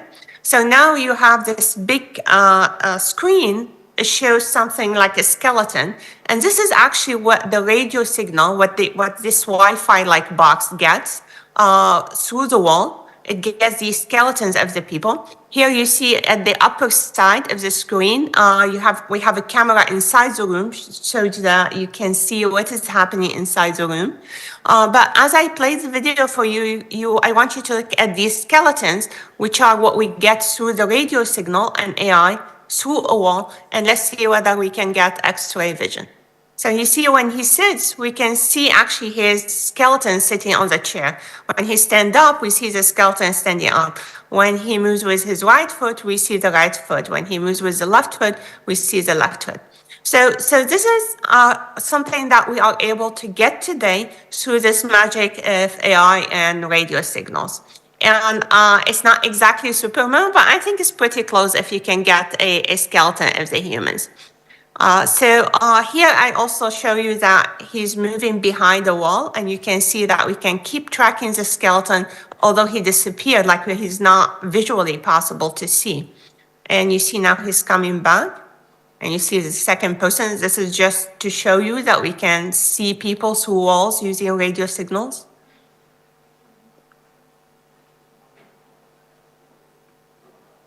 And so now this is in the darkness, so you can see it's very hard to see with the camera, but the radio signals, of course, can detect people in darkness as much as it can detect them through walls and occlusions. And here you can see not only walking, we can get the actions, like how people are standing or sitting and like how they interact with each other. So I want to see, I don't have time, and also everyone here has different expertise. So I just want to tell you very, very high level how it works. So there are two things that we need to make this thing work. One thing is a radio, a very good radio, and the other one is machine learning or AI. So you can think about the radio as the ear of the device. So it's like the radio hears those wireless signals, and it has to be a very sensitive radio so that it can hear the minute reflections that bounce off the human body as people moving around. But the brain of this device is the machine learning, is the AI that can look at these signals and interpret them so that it can know, okay, so this is a person, he's moving around, he's sitting, he's standing, all of that stuff. Okay, so actually, before I move, I can't really see anything when I'm presenting. Radha, are you still there? Can you just tell me that we are connected, everything is fine? We are there, and we're enjoying the talk, Dina. You're doing Okay, great. excellent. Okay. Excellent. So Superman can see people through walls and occlusions, but actually wireless signal allows us to see even beyond the human body, to try to understand things inside the body, not just how the body is moving. So one of the things that we discovered is that we can get sleep stages. So when you go to sleep, your brain waves change from awake to light sleep, deep sleep, rapid eye movements, or REM. And these sleep stages, of course, are very important if you have any sleep disorder. But there are also important a variety of diseases. So, for example, this REM, rapid eye movement stage, actually changes typically in people who have depression. So when people have depression, one of the common things that happen is that they have REM too early in sleep. Also, this stage here, deep sleep typically has, our brain has something called the slow waves. And those slow waves are very important for cleaning the brain of all of the toxins. And the impairment of the slow wave has been associated with Alzheimer's. So understanding sleep stages is very important, not just to understand whether the person has good sleep, but also to understand diseases. So today, if you want to understand these sleep stages, you send someone to a sleep lab, and they put these electrodes on his head and body. So they asked him to sleep like this. So of course, it's very difficult to sleep with all of these electrodes, not to mention that you are not sleeping in your own bedroom. So one of the things that we do is to be able to get exactly what you get in sleep lab, getting these sleep stages, but without putting the person through this whole experiment of like these electrodes on their head. So this is our device. It transmits very low power wireless signal, analyzes the reflection using AI, and spits out what's called a hypnogram. This is exactly what you get in the sleep lab. For every 30 seconds of sleep, it says you are in light sleep, now you are in deep sleep, now you are in REM. So it tells you exactly how your brain is moving through these different sleep stages. And remember, this guy is sleeping in his own bedroom without any of these electrodes, and we are able to get this signal. And of course, everything that we do, we compare to the ground truth, which is in that case, like all of these electrodes on the person's head and body. And we show that we are highly accurate. We can also get someone breathing. So this person is sitting like you guys, and what you see on the screen is his exhale, inhale, and we ask him to hold his breath. You see the signal stays at a steady level because he exhaled, he did not inhale. So not only we can see people through walls, we can actually get also their vital signs, their sleep, so we can see through them also to understand their physiology. So this is the same breathing signal that I showed you earlier, and these are the inhales and the exhales, and these blips on the signal are actually the heartbeat. So even the pulsing of your blood actually changes the radio signal around you, and with AI we can capture that and understand it. Now, of course, if you have such a technology, it has many applications in humanitarian crisis. So I'm going to talk about a variety of such applications. One very first application that comes to mind, of course, in trying to detect survivals under rubble.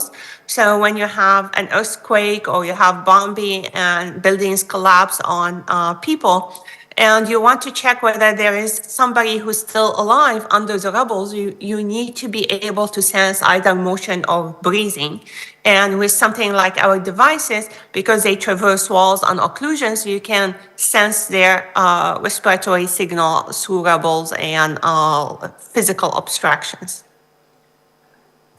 Another humanitarian type of crisis that are particularly of interest to me because I'm interested in healthcare a lot is our epidemics. So we recently went through the COVID-19 epidemic.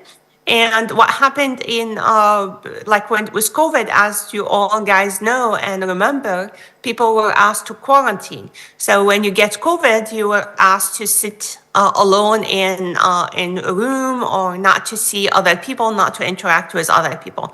So now imagine what happens if the person who gets COVID is an old person who's already sick, who already has congestive heart disease or COPD, and they are sick now with COVID, and nobody can get to their room, nobody can check on them as nicely as they used to be.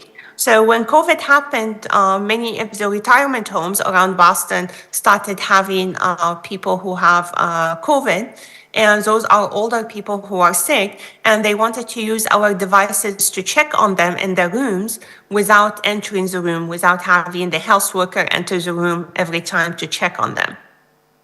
So let me show you some of our results. So this is an example that I'm showing to you. So you see here on the left side, April 7, so you see the breathing of this COVID patient, and you see like very high breathing rate, 23 breaths per minute. And on April 11, you can see that she's recovering, the breathing rate is slowing down, and she's going back to her baseline. For this particular person, the baseline is 18 breaths per minute. So you can see that this person is recovering, and like we want to check with, as I said, with these devices because they are completely touchless, continue checking that whether the recovery is going well versus somebody who's having problem. So this person is not having problems. This is another person, but now we are looking at motion. And again, you see April 8 and April 11. So this dot is the person, And in both cases, she's moving from the chair to the bathroom. But you can see on April 11, she's much faster, more agile. So she's recovering well. The motion has improved. So we see signs of improvement of breathing, signs of improvement of motion. But of course, not always like everyone recovers smoothly. So here what you are seeing now, I'm going to show you someone who actually got hospitalized for COVID. So you see every line here, every one of these blue curves is a histogram of the breathing. So you can see at the top, this is a breathing rate of 20 breaths per minute, 15 breaths per minute. So you can see like every day, like at the beginning, the breathing rate was decreasing. So you can see going from 20 closer to 15. And then on April 14, the breathing rate jumped actually, and the person got hospitalized. And you can see it exactly in the data. And if you look here on the y-axis, you see this is April 14. You see like she was in the hospital between April 14 and April 21. After coming back on April 21, you can see that the breathing is decreasing again, and this person is getting better. So if effectively, with our data with completely passive device, we can see all three types of patients. Like you see, like there are three types of patients in COVID, people who have rehospitalization or bad events, and you see them like this. Then there are people who actually have symptoms, but they recover. This is the middle column, and here you can see the breathing keeps improving. Eventually, the person gets much better. And then you see the asymptomatic people who just have no symptoms. So they have good breathing rate at the beginning. They continue to have the same baseline breathing rate. So we see all three of them, and we can distinguish between people who actually having like smooth recovery versus people that need attention, like the woman that I showed you earlier who ended up needing to be seen in the hospital again. Another problem that is affecting us or crisis is the aging crisis, particularly in advanced society now. The people are living longer, and as a result, we see diseases like Alzheimer and Parkinson becoming much more common. So one of the things that we did is, can we use our data to detect these diseases early? Because one of the problems of diseases like Alzheimer and Parkinson's is that they get detected about 10 years after the disease starts in the brain. And I can tell you in Parkinson in particular, many of you people, I don't know what's called in Arabic, but it's like a disease that has tremor. So we all know it by the tremor. But the tremor happens late in the disease, and most people, like the disease start in the brain about 10 years before the tremor. And by the time the disease is diagnosed, about 50 to 80% of the neurons that are responsible for producing dopamine are already impaired. So if we are diagnosing the disease at the time when 80% of the neurons are impaired, then that's too late. So we want to diagnose the disease early. So one of the things that we ask, can AI detect Parkinson's from nocturnal breathing and does not need to wait until the tremor appears on the person? And I can show you here. So we took the breathing signal of the individual, we trained a neural network, and to answer two questions. Does this person have Parkinson's? And if they do have Parkinson's, what is the severity of their disease according to the gold standard? And this is a big study that appeared in Nature Medicine, and we collaborated with Mass General Hospital, with Mayo Clinic, with University of Rochester Medical School. We have about 7,000 individuals, 700 of them have Parkinson's. And let me show you the results. So here what you can see is if you haven't seen these curves before, don't worry about it. All that you have to worry about is this number, AUC, which is 90%. So effectively, it tells you that we can detect whether someone has Parkinson from their breathing obtained using a radio signal without touching them with an accuracy that is about 90%. So this is a very, very high accuracy. So this is very exciting, of course, to be able to detect Parkinson early. And we have some results here. We try to see whether, okay, if you can detect it now with breathing signal as opposed to tremor, can you detect it early? And here you see two colors. So the red colors are people who don't have Parkinson, who did not develop Parkinson. But the blue colors are people who about like between 3 to 6 years later, they developed Parkinson's. But we are looking at their breathing earlier, from like about 3 to 6 years earlier. And as you can see, the AI is pretty clear that those people have Parkinson, and very different from the people who did not develop Parkinson's 6 years later. So that's exciting for us. Now, another, of course, crisis is mental health epidemic. So you can ask the same question: can AI help us understand the mental health? And one of the things in mental health is we really don't know. You give people antidepressant. Many people are on antidepressant. Actually, in the US, it's like 15% of the population is on antidepressant. And we really don't know whether the people are reacting well to the antidepressant or it's only a placebo effect. You have no way of measuring it. You just ask them, how do you feel?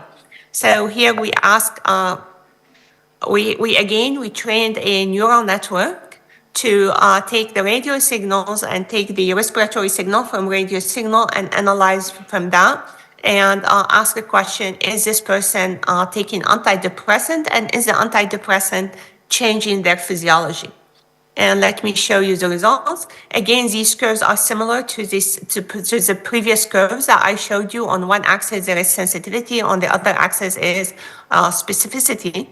But the number that you have to care about is this AUC number, the area under the curve, which is 86%, which means that with probability 86%, we can tell you whether somebody is taking antidepressant and it's working for them, just using their breathing obtained from radio signals. Here I'm just showing you an example. So this person started taking antidepressant in the middle of the study around here. You see on the x-axis is time, on the y-axis is the machine learning prediction. And you can see, like before, he was not taking antidepressant, so the machine learning was saying, no, he's not taking antidepressant. And then you reach here and suddenly the machine learning says, oh no, he's taking antidepressant. And you can see it very nicely. First, it jumps very quickly to saying that he's taking antidepressant, but then it like raises slowly. And we all know that the effect of antidepressant takes time. It's not just you take the antidepressant and immediately everything improves. So this matches what we know about antidepressant. I want to end with something about generative AI. So of course, today we are all very excited about something like ChatGPT. And if you look at generative AI, so they typically take text and they produce either text or images. So here, for example, I'm looking at something that produces images. So you can say, okay, give me an image of a corgi that is playing with a trumpet, and it's just generate this image with the corgi playing a trumpet. Now, what if we can generate medical data using Gen AI? I mean, of course, medical data is much more valuable than either text or images. So what we want to do is to put wireless signal and to produce wireless signal that is reflected of the person's body, and to say, prompted by this wireless signal coming from this person, give me their, let's say, EEG, their brain signal. And at the beginning, we were just trying and we were not sure whether it works or not. But let me show you some results that shows that it can actually work. So here what you see is the ground truth EEG signal, the brain signal of the individual. And this is the ground truth. And this is the generated brain signal from our model. So as you can see, it's very accurate. It produces the same signal as the ground truth. So that's really exciting, because now generative AI is not just limited to generating text and images. We can generate medical data. So with all, I hope that I convince you that AI and data science can address many of our common problems today, going all the way from humanitarian crises or like earthquake to humanitarian crisis on the health side, on the healthcare side. Thank you very much. I'll take any questions.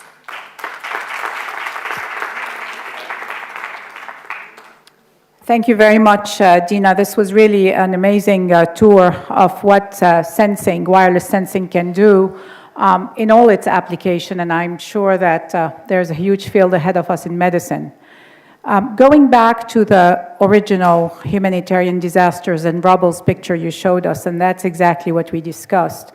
What I understand from visiting your lab is it doesn't take a lot of equipment, bulky equipment, to do that. So how close are we, or are you, to being able to test that device in disaster zones, whether it was August 4th explosion in Lebanon or the Gaza war or the Ukraine war? Yeah, so one reason why we did most of our application in the healthcare is there are two issues, of course, with humanitarian crisis. Of course, once you have a humanitarian crisis, it's really hard to test. I mean, you want to test before the crisis, not during the crisis. This is one thing, and also it's much more difficult to test. But the thing that is more important is so when you are operating in indoors, you have different limitations on the power of the radio signal that you can transmit than if you are operating in outdoors for humanitarian crisis. So for humanitarian crisis, different countries have different regulations of what kind of radio signals you can transmit, but to do our testing in that environment, we need to coordinate with the government and the organization inside the country that is responsible for the spectrum for the wireless frequency, and coordinate with them to check and to change the device to operate under their regulations, and then start testing in that environment. Of course, there are other issues also, like you have to package the device for the outdoors and like for harsh environment as opposed to a device that's sitting indoor in the room.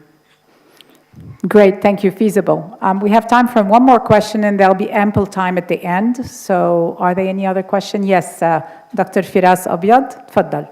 Can we have? Thank you.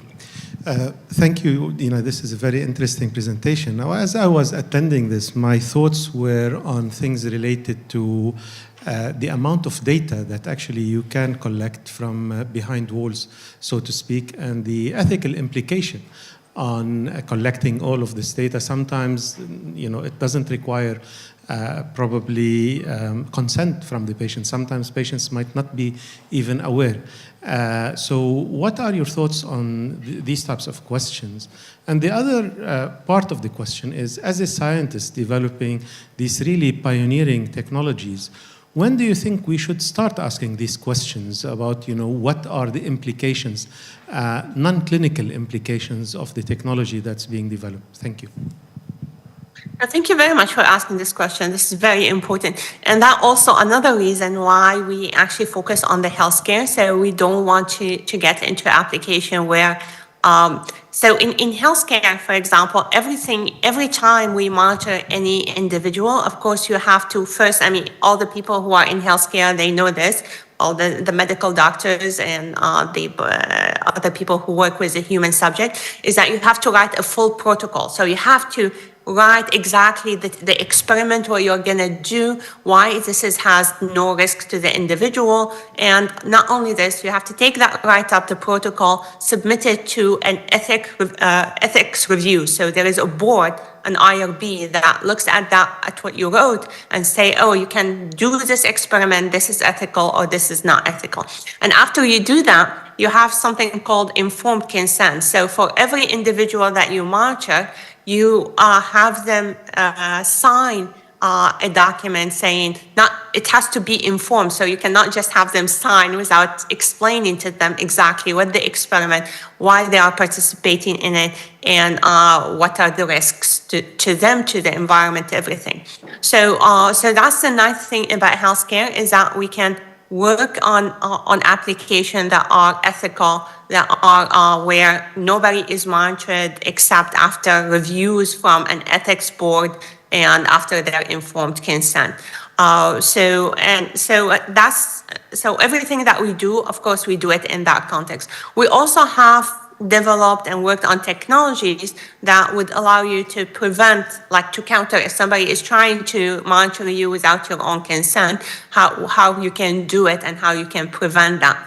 But I think in general, basically, both you need policies and you need, of course, to have countermeasures. Thank you, Dina. Thank you so much, Dina. Fantastic keynote presentation, and hopefully you can stay till the end for more questions. It's my pleasure to introduce our next speaker, Erica Wilson. I'm sorry, I'm really sorry. I have to run. I'm giving another talk. All right, thank you. Very, very nice meeting all of you. Thank you, Dina. Thank you. Thank you very much. And apologies again for starting late today. So it's really my great pleasure to introduce our next speaker, Dr. Erica Nelson, who is a medical doctor, emergency room doctor, co-director of the Humanitarian Geoanalytics Research and Education Program at Harvard Humanitarian Initiative, Brigham and Women's Hospital, Harvard University. Erica conducts research on the use of geospatial analysis of public health and humanitarian response. After she graduated from Trinity College in Dublin in International Peace Studies, Farm M and Development, she worked as a researcher and policy consultant on the contextualization of medicine in conflict area, including Nepal, Indonesia, the Balkans, Jamaica, Ethiopia, and Sudan. She completed her medical training at the University of Washington, residency at Harvard-affiliated emergency residency program, and a Mass in geospatial analysis at Johns Hopkins. Currently, she's the co-founder of the Humanitarian Geospatial Analysis Program at Harvard Humanitarian Initiative and works as an emergency room physician at the Brigham and Women's Hospital. She uses mixed methods analysis for gender-based vulnerability in refugees community, the health impact of climate changes and vulnerable populations, the design of spatial methods for atrocity prevention, the intersection between climate, conflict, and migration, and the interaction between humanitarian health program and socio-political environment. So we really welcome you to talk about spatial methods for health-oriented programmatic decision-making in humanitarian crisis. Thank you, Erica, for joining. Thank you, everyone, for having me. I am going to share my screen, so give me one quick moment of chaos.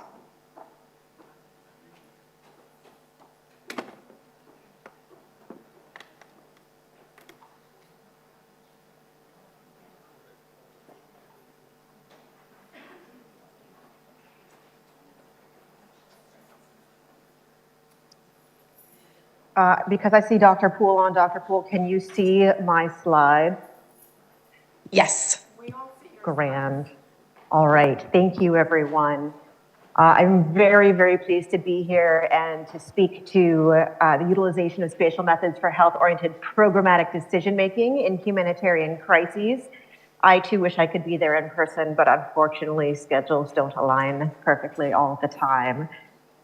So, this is my quick agenda. I'm going to start off by talking about the unique challenges of health-oriented programmatic decision-making in humanitarian crises, and then I'm going to move on to a brief introduction with regards to humanitarian geoanalytics.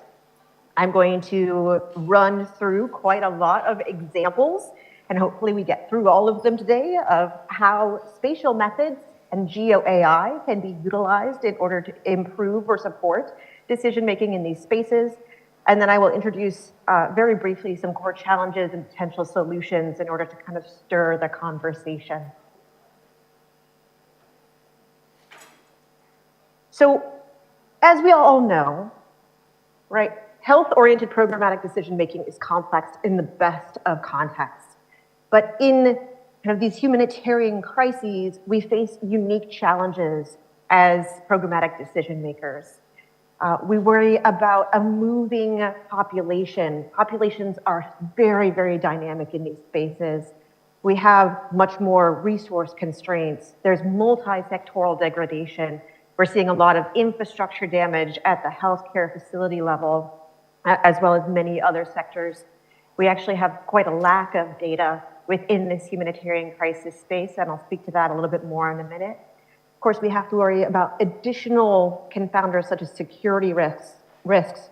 And then we also have a lot of external actors to the environment that often come in, whether they be INGOs, NGOs, or kind of cross-national bodies that come in and help. We have this kind of difficulty of coordination and collaboration.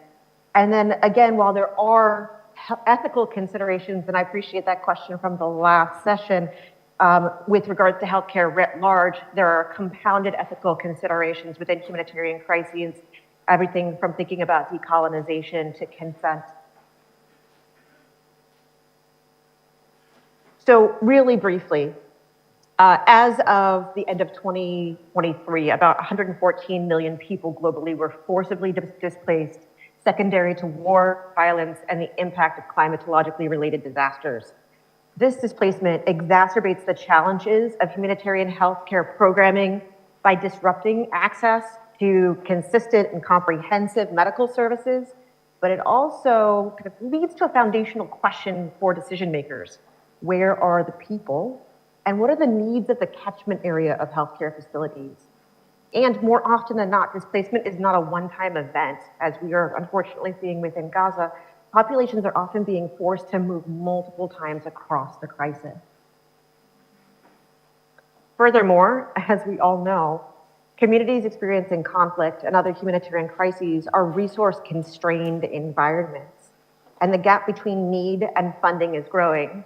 So as of December of 2023, the need was estimated at approximately $56.7 billion US, and kind of as of that same time, the funding to support that need was approximately a third of that required, leading to only a 35% coverage of the populations in need. This evolving disparity really demands those involved in resource allocation be exceptionally strategic to produce and implement programs that are cost-effective, efficient, and ultimately impactful. And we must recognize that health does not exist in a void. This multi-sectoral degradation and conflict and other humanitarian crises really complicates health outcomes by disrupting other essential services such as access to water, food, security, education, and this increases the vulnerability of the population to things like outbreaks, malnutrition, and the exacerbation of non-communicable diseases. Damage to critical infrastructure, including electricity, information and communication technologies, and travel infrastructure, further hampers access to care and the ability of populations to effectively respond. Now, in order for humanitarian decision makers to create relevant, cost-effective, impactful programming, we rely on data. But in many of these circumstances, baseline data is poor, often outdated and/or incomplete. It's often not representative of contemporary population demographics and needs. Furthermore, data sets are often siloed. We've got a lot of data that are open source or data sources that exist within the government, but more and more we're seeing data sources like cell phone data, like social media data. A lot of other data is being collected and is held within the confines of certain companies, and data sharing challenges arise in that context. Again, we do still have issues of missing data, especially in near real time when we're thinking about a post-disaster or mid-crisis context. There's a lot of lacking of granularity. So thinking about spatial temporal granularity, thinking about disaggregation with regards to gender or other vulnerable populations. And then there's also a lack of standardization of how we collect and maintain data. And thus there's a huge difficulty with interoperability of different data sources. So even if we are able to do optimal data sharing, a lot of times those data sources don't talk to each other well. So in an effort to address many of these challenges, humanitarian geoanalytics really aims to leverage geospatial methods to bridge interdisciplinary conceptual models to address the kind of stochasticity of these humanitarian crises, to really bring together disparate data sets utilizing location as the unifying join, and then translate cutting-edge methodologies, such as we heard in the previous session, things like CDL, things like optimization research, predictive analytics, remote sensing, in order to kind of comment and provide support for health-oriented humanitarian programmatic decision-making, advocacy, and policy-making in these contexts. We at the Harvard Humanitarian Geo program really do believe that spatial analytics have the capacity to address multiple different critical questions relevant to humanitarian healthcare. So certainly we have examples from public or global health thinking about where are the populations most in need, who's most at risk, looking at spatial vulnerability models, looking in Yemen, how are different variables of war and infrastructure and population dynamics influencing access to care across time and space. And then looking kind of forward, how do we utilize spatial optimization methods to best design and implement programming with resource constraints? So as methodologists, the content of our work is really vast and varied. We leverage spatial methods across the entire humanitarian landscape. Several of our projects from past and present are listed here. But in the next part of this talk, I will list several examples of how spatial methods can and have been leveraged to support health-oriented programmatic decision-making kind of in the humanitarian space and in conflict. So to frame these examples, I propose kind of three questions that are really fundamental to the programmatic decision maker. The first is, where are the people? What are the needs? And then how do we deploy? They feel pretty basic, but they demand a lot of information. My first example here is talking about where are the people. So in 2015, some of you might remember the Nepali earthquake, or actually the two Nepal earthquakes disrupted more than approximately 2.6 million people.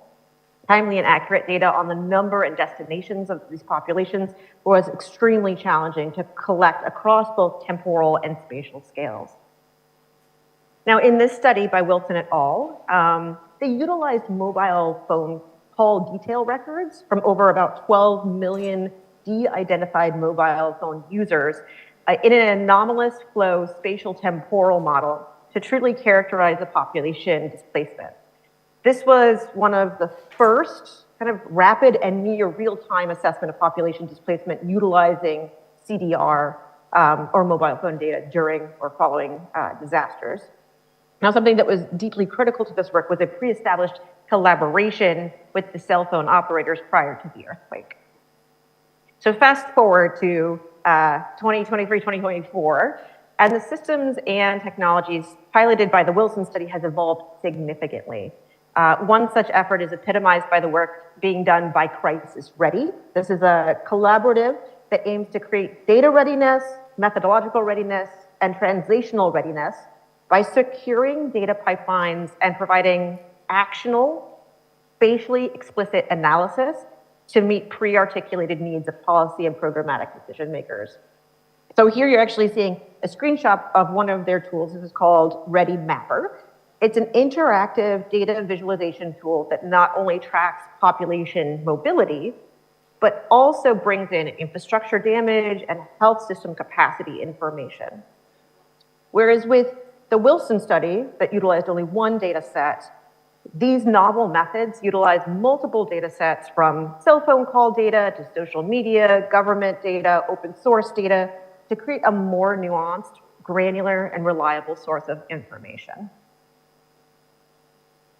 So switching gears a bit, I want to briefly go back to the confounder of multi-sectoral degradation that we see in conflict and other humanitarian settings.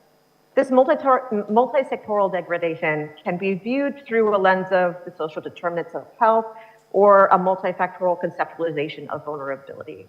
According to the WHO, as they talk about SDH, as of 2024, they state really explicitly, and I think a lot of us see this in healthcare, that contribution of sectors outside of health really exceeds the contribution from the health sector when we're thinking about morbidity and mortality.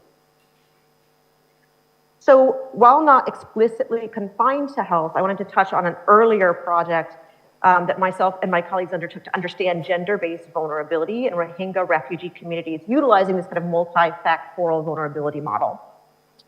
In this study, we utilized open source data from the Humanitarian Data Exchange from multiple data sources, including the IOM Needs Assessment, REACH infrastructure data, and UNFPA research infrastructure data and resource availability data.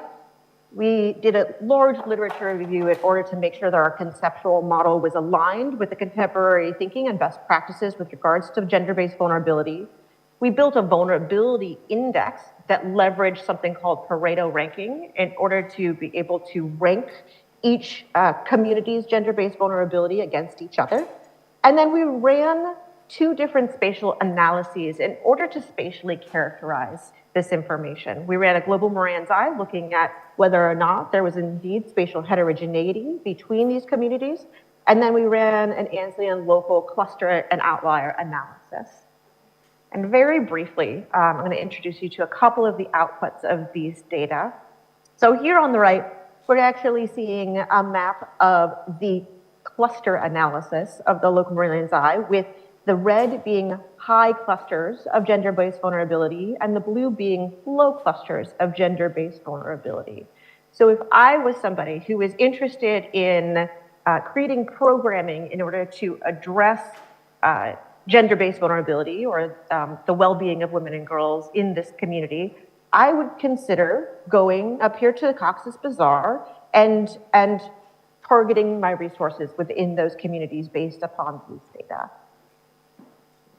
We also disaggregated these data down into thematic analyses, just so you could see what were the variables that were influencing these vulnerability assessments. So here we have 4 different thematic representations. We have education, water and sanitation and hygiene, security, and health. And this allows programmatic decision makers to go in and really think about how best to kind of precisely create programming in order to address gender-based vulnerability.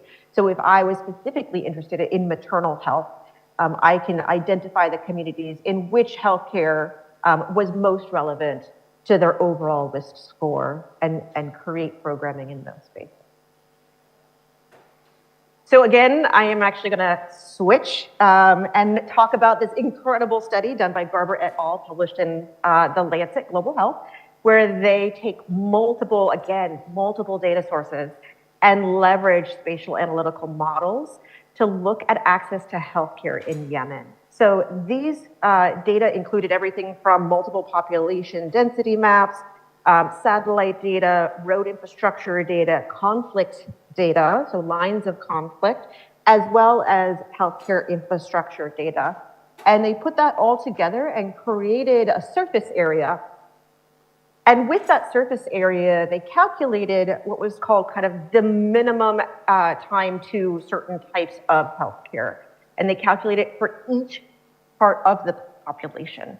And so this is their kind of what they define as shortest path journey. It's really about one person within this population walking from their home to the road network, and then driving from that road to the closest node next to the health care facility. And that means that they actually have to navigate lines of conflict, or if there are hard stops because of lines of conflict or infrastructure damage, then they get rerouted, similar to what you've perhaps experienced with Google Maps. And then they walk to healthcare facilities. And they created these extraordinary models that actually characterize different communities through these maps and their access to types of care within this community. So this is just an example here. This is their table 2 of what percentage of the population is within 30 minutes of travel time to things like malnutrition treatment, immunization, basic emergency obstetric care. And they break it down into within 30 minutes, 60 minutes, 120 minutes. So as you can see, there is a lot of work that can be done, or a lot of information that can be gleaned with these types of models. So next I'm going to move on to thinking about how do we leverage kind of predictive modeling, optimization, GeoAI to address questions of optimal deployment. In these slides right here, you can actually see screenshots of a public spatial dashboard overlaying population demographics, social vulnerability variables, and predictive climatological models here in Boston. These are publicly available and currently being utilized by organizations, healthcare facilities, departments of health, et cetera, in order to predict anticipated impacts of disaster on our populations and how they might variously impact different types of populations so that they can kind of create a mitigation and resilience plan for our healthcare facilities and for our public health interventions. So given that, one of the things that myself and my colleagues are trying to put together is these kind of predictive models, multiple lines of data to really address health system equity and climate resilience in a more global way. The first of our projects is looking at health system equity and climate resilience in Guatemala, and here I'm presenting several of our objectives. The first is to really create this shared cognitive model of what already exists with regards to health equity and climate risk.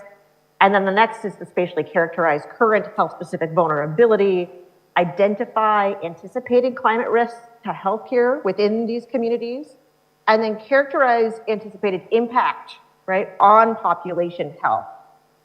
In so doing, creating this kind of spatially explicit model, we can start to identify potential health system adaptation, resilience, and disaster preparedness interventions that looks not just at climate-related risks, but also health equity and like this bigger understanding of multifactorial vulnerability.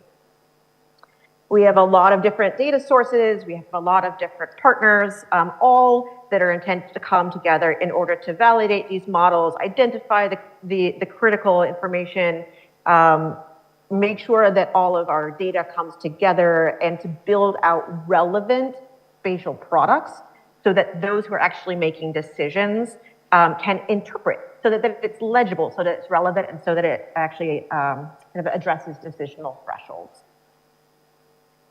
This is kind of like our stages going forward.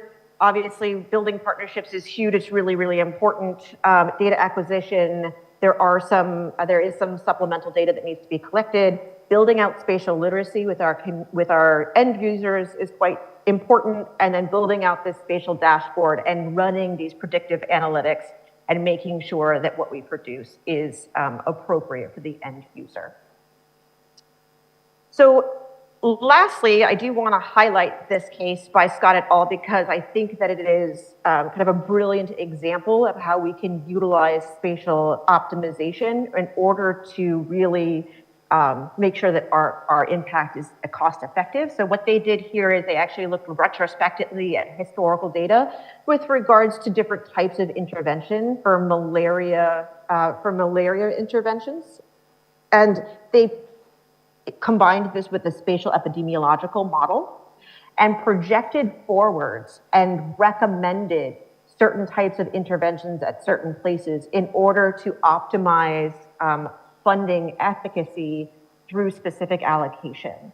And they projected, and it's actually being utilized right now, that if you were to optimize their current funding, anticipated funding streams, that you could avert 83,000 deaths in comparison to the current plans, and approximately 15.7 averted cases.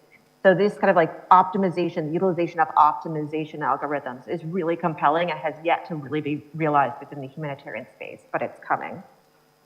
And there's a lot coming down the pike. We're seeing spatially explicit agent-based modeling for outbreak response and conflict. We're seeing location allocation modeling for trauma stabilization points and optimization for emergent flood distribution across conflict zones. We're seeing a lot of machine learning models for migration estimation. There's a lot coming, and it's really exciting to be in this moment with everyone. But there are certainly some challenges with regards to spatial literacy, certainly ethics, thinking about equity with regards to technical and infrastructure capacity, data availability, quality, and sharing that I talked about, and then really creating some standardized analysis across our community, and then dissemination. How do we get this to the programmatic decision makers that really need it? And then lastly, how do we address the data to impact gap? While we do have troves and troves of data that are starting to come to the fore within the humanitarian space, there's still quite a significant impact. On the right, I proposed a few solutions, but I really think the solutions are going to come from you all in our conversation today. So with that, I want to thank everybody.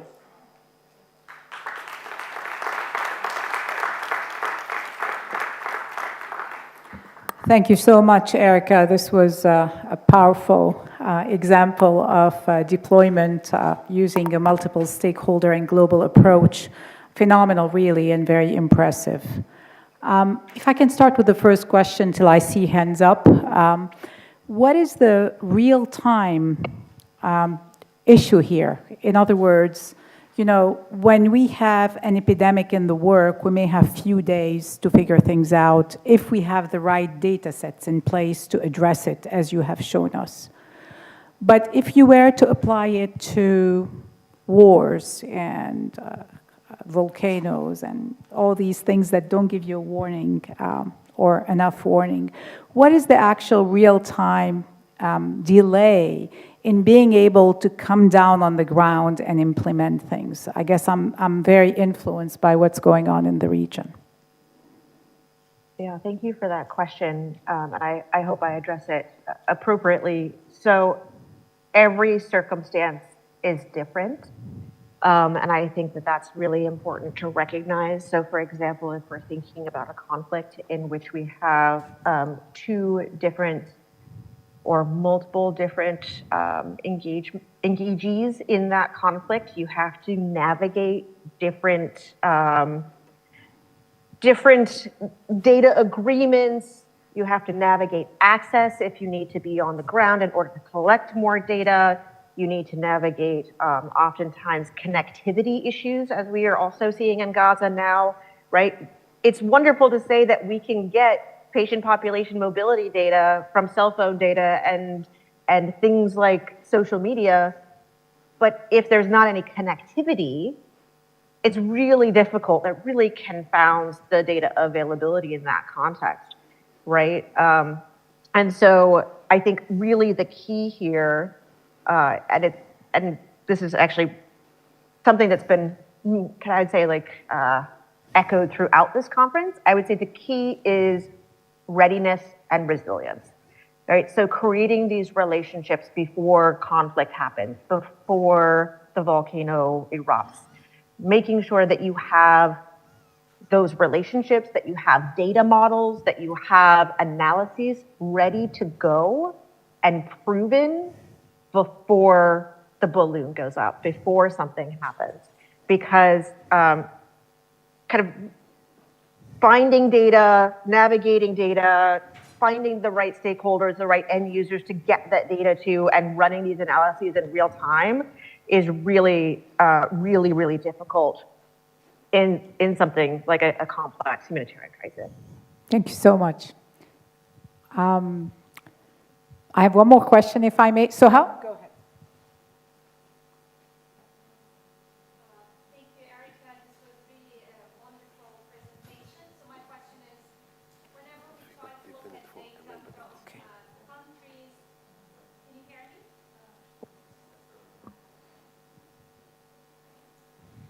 Yeah, sorry, and thank you again for a wonderful presentation.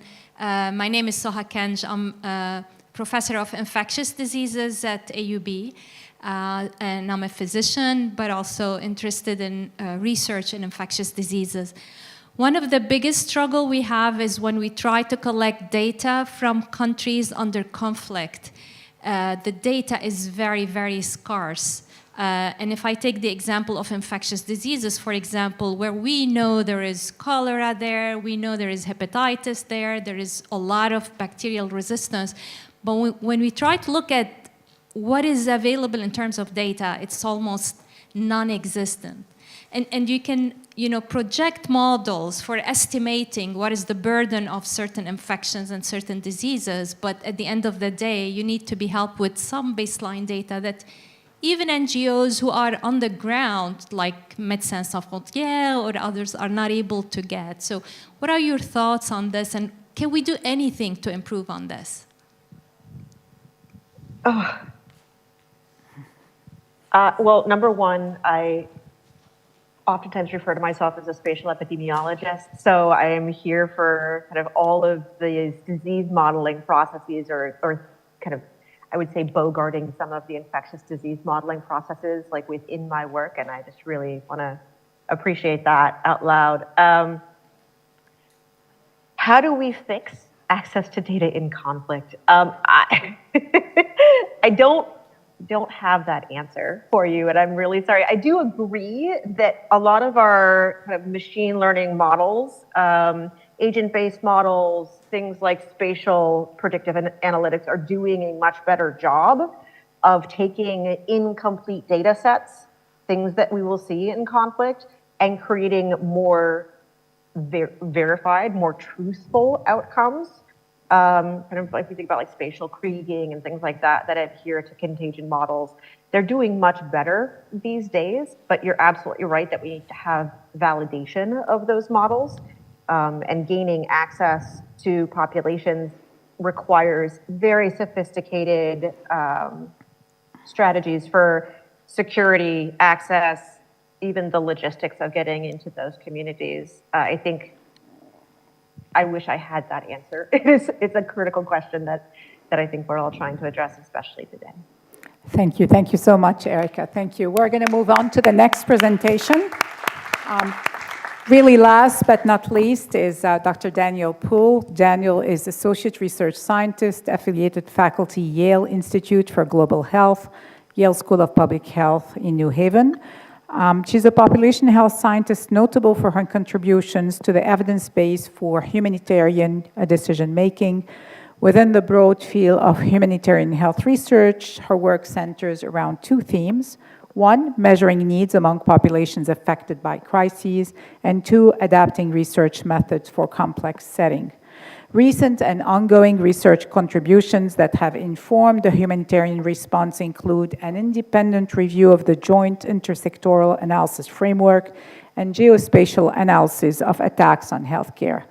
Dr. Poole, the floor is yours, and we look forward to a very timely topic on data science monitoring in alleged war crimes. Thank you. Thank you so much for that introduction, and thank you so much for the opportunity to join you today. Let me just make sure this is... There we go. So I'm Dani Poole. I'm a population health scientist with a focus on improving evidence for humanitarian decision-making. And today, really, I'm going to talk about telling stories with pictures, which is something I've been doing as an artist for decades, and then more recently in my humanitarian research work. And specifically today, I'm going to be talking about how we can use different types of data, and particularly remotely sensed data, to monitor attacks on healthcare for both war crime accountability, as well as operational response and then recovery preparation. And the two examples I'm going to talk about today are the war in Ukraine and the Israel-Hamas conflict. And I just want to start by saying I'm not using these two different settings for comparison's sake, but rather to demonstrate the different types of applications and data availability that can be used for accountability methods in ongoing conflict settings. So first, I want to address why we care about this, or why attacks on healthcare are important to document. And really, it comes down to the human rights to health and the international humanitarian law that was established following World War II, specifically the Geneva Conventions and their two additional protocols. The Geneva Conventions more generally regulate the conduct of combatants in conflicts, and they protect civilian objects. Civilian objects are a number of things, including medical facilities and the people in them, as well as other types of medical infrastructure. And the way that international humanitarian law protects medical or healthcare facilities is through these principles of distinction, proportionality, and precaution. And these three are really important to remember in conversations about attacks on healthcare. So the first principal distinction is that combatants are required to distinguish between medical and non-medical buildings or other objects. The second one, proportionality, is that should a medical facility for it to become a legitimate target, there's a number of things that need to happen. And also the potential harm to civilians should be considered and weighed against the potential military advantage. And then finally is the principle of precaution. Again, should a medical facility have a dual use or a use other than purely humanitarian or medical purposes, combatants are required to apply the principle of precaution, including evacuating patients and staff, ensuring the continuity of medical care for those affected, the immediate patients, as well as the population or community that the facility was serving in general. And yet we know that attacks on healthcare really characterize a lot of the conflicts in our modern times as well as historically. And it does seem that there is this trend in increasing attacks on healthcare to terrorize the local population, to also just debilitate, make it unsustainable for folks to live in their communities. And the WHO was mandated in 2012 from the World Health Assembly to start to actually document attacks on healthcare at a global scope, to document and share this information.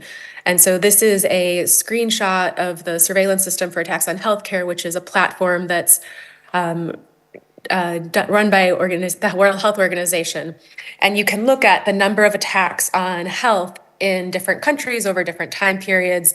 And here it shows specifically that we're looking at attacks on facilities as well as patients, supplies, warehouses, transport. So again, that's just a reminder that attacks on facilities are just one piece of attacks on healthcare, but it's the piece I'll be speaking to today.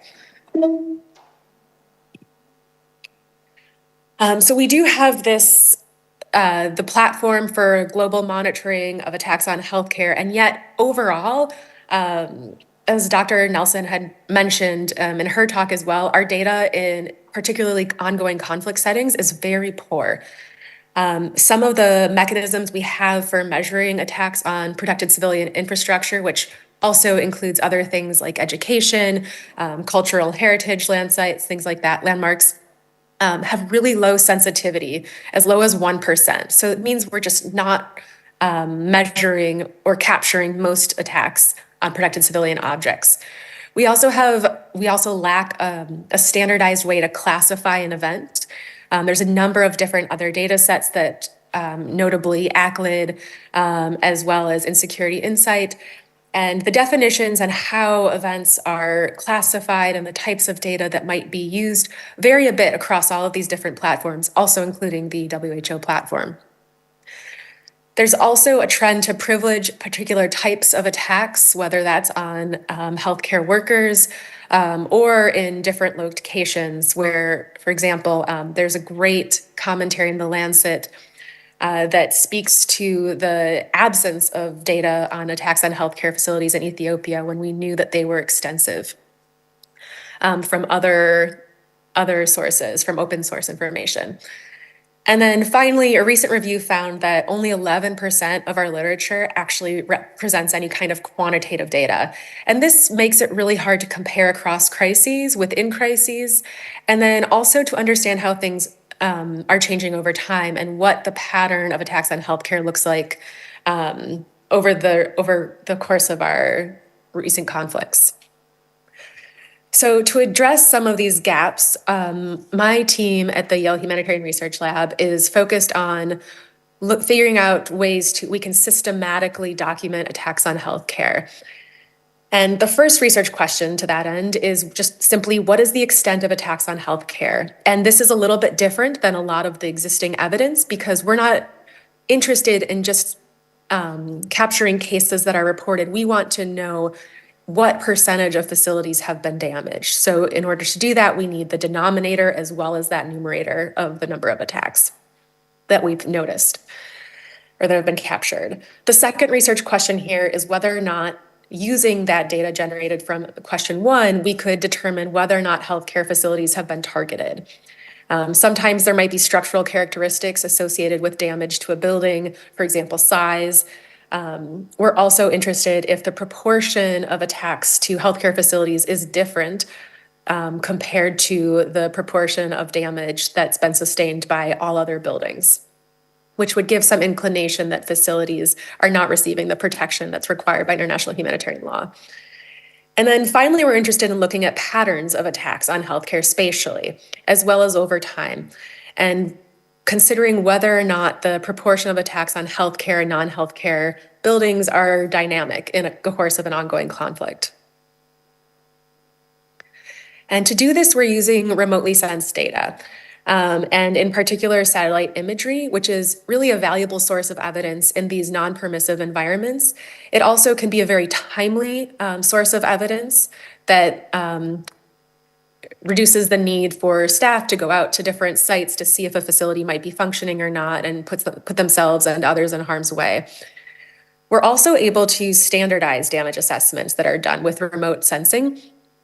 And they've already been used in the alleged war crime courts internationally, as well as national courts.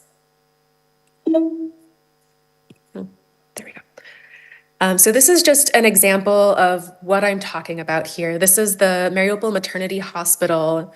So Mariupol is in the Ukraine, and there was a massive siege on Mariupol, the city of Mariupol, that lasted from February 22nd to, I believe it was May 20th of 2022. So on the left of the screen, the slightly darker image, this is an image from the 14th of March, which was before the building was hit. And then on the right, or the slightly lighter image from the 29th of March, you can clearly see that there's damage to the roof. There's lots of debris on the ground surrounding the area. And so it's very clear that this facility had been damaged. So in addition to the satellite imagery analysis that our team has done in Ukraine, the UNISAT, or the United Nations Satellite Imagery Center, has been documenting damage to all 160,000 plus buildings in the Gaza Strip since October 7th. And I think they've done about 5 rounds of damage assessments. So they are using a layer that shows the building footprint of each building, and they have 2 analysts that manually go through each building and determine if there has been damage since their previous assessment. I just want to underscore, this is like a massive undertaking. And it has not been done for another conflict that I'm aware of. And our work in Mariupol, we use the same, 2 analysts go over each of the medical facilities. And then there's a quality control check, but it's massively time consuming. And in Mariupol, we've not done it for the entire city. Rather, we've done a random sampling of non-medical buildings.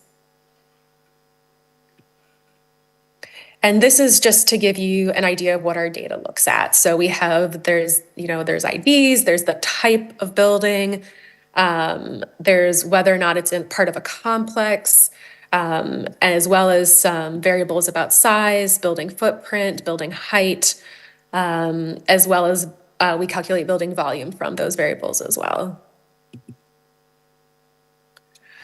So our research questions operationalized come down to these 3 results that we're interested in. So we're interested in looking at the percentage of damaged healthcare facilities in general.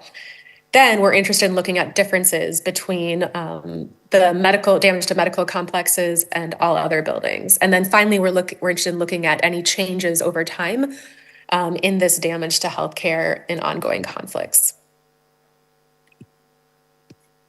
What we found in Mariupol is interesting. During the siege, 77% of healthcare buildings sustained damage during the siege of Mariupol, which is really extraordinarily terrible, and is very much cause for a concern about the protection that they should have been receiving.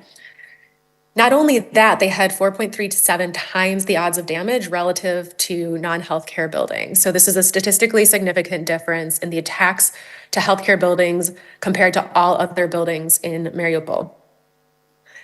And finally, there was no association between building size and being attacked, which is surprising because we would expect that given the type of artillery that was used in this conflict, larger buildings would have been hit more frequently because a lot of these are the weapons used in this conflict would be targeting the largest structures in an area. And by size here, we've looked at different, maximum height of the building, again, the building footprint or its area, as well as its volume. And none of those things were associated with the odds of damage.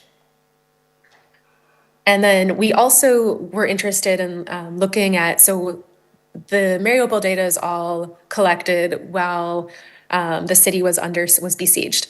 And so we know that, Ukraine was not bombing their own buildings in this instance. However, we were also interested in seeing if we could do some work on attribution, which satellite images can't necessarily do. There may be some opportunity for that in the future, but at the moment we were interested in looking at the ACLA data. And so we joined ACLA data for each event of violence in a conflict has the coordinates for the event. And so we were able to match the coordinates that in their data set to the coordinates of the healthcare facilities in Mariupol.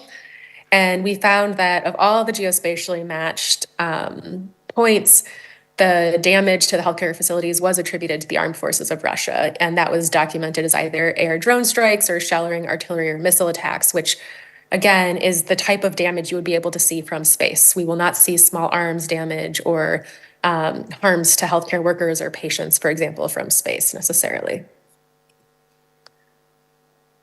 So in Gaza Strip, in the first month of conflict alone, 9% of healthcare and all other buildings sustained damage. So that means 9% of healthcare and 9% of all the other buildings. So it was the same, which is concerning because, as I discussed at the beginning, medical facilities are specially protected.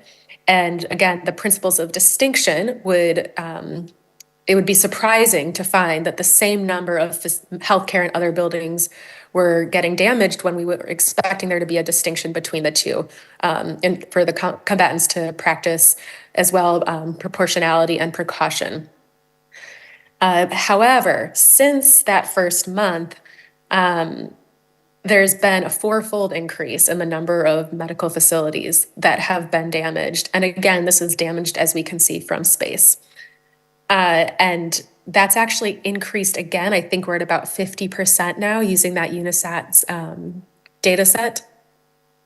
And the damage in January, the damage was significantly higher for healthcare buildings. They had 1.5 times the odds of damage relative to other buildings. And we haven't done a building size analysis on this yet, but that will be a next step here. So what does this all mean? This is one opportunity that we can creatively use existing evidence to start to answer some questions we have and both hold actors accountable as well as inform operational response and then recovery in these ongoing conflicts. And one of the strengths of this approach is that the way that we identified medical facilities was through cross-referencing the coordinates across multiple data sets. And this is evidence that's available to combatants as well, right? So the artillery officers have the same information that certainly we have from our open source information about where medical facilities are, where they are and how they can be avoid being hit. Also, because of the systematic damage classification that we used, this data is theoretically reproducible, and it's the first, to my knowledge, of a comprehensive data set of damage to healthcare facilities in an ongoing conflict. Again, quantifying the damage also allows us to look at changes over time. So, for example, in Gaza, I think we saw a classic epidemiologic pattern where at first the prevalence was so low that you couldn't detect a damage. You couldn't detect a difference in the damage rates. And then as it started to increase, it was easier to detect a difference. And then at some point there will be saturation where there may have been so many buildings hit that there again won't be a detectable difference. And so understanding how that may change over time is really important for accountability too, because it's clearly important the time point that you pick to do your assessment or the time points rather. This also allows us to really understand if this is becoming a more common pattern of war and what types of international mechanisms for accountability may be needed if what we have is not sufficient because it's not proving to be a deterrent. So that's all from me, and I'm really welcome your questions, and I'm so grateful to have the opportunity to be in discussion with you about this. Thank you.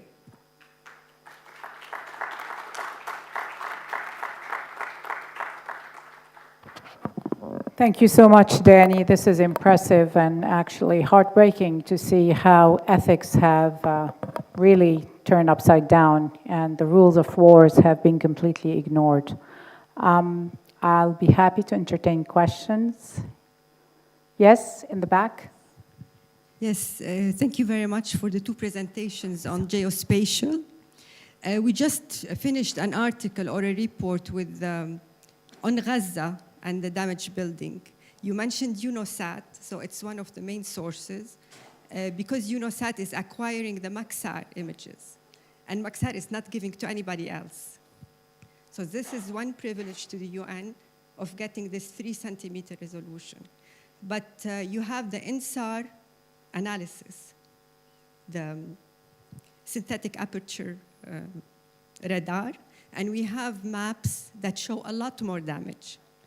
So we're trying to do some harmonization between the data from UNOSAT, from INSAR, and from the statistics office in Palestine, because they have the coordinates of the health facilities, the education facilities. So it's a three-partite, if you want.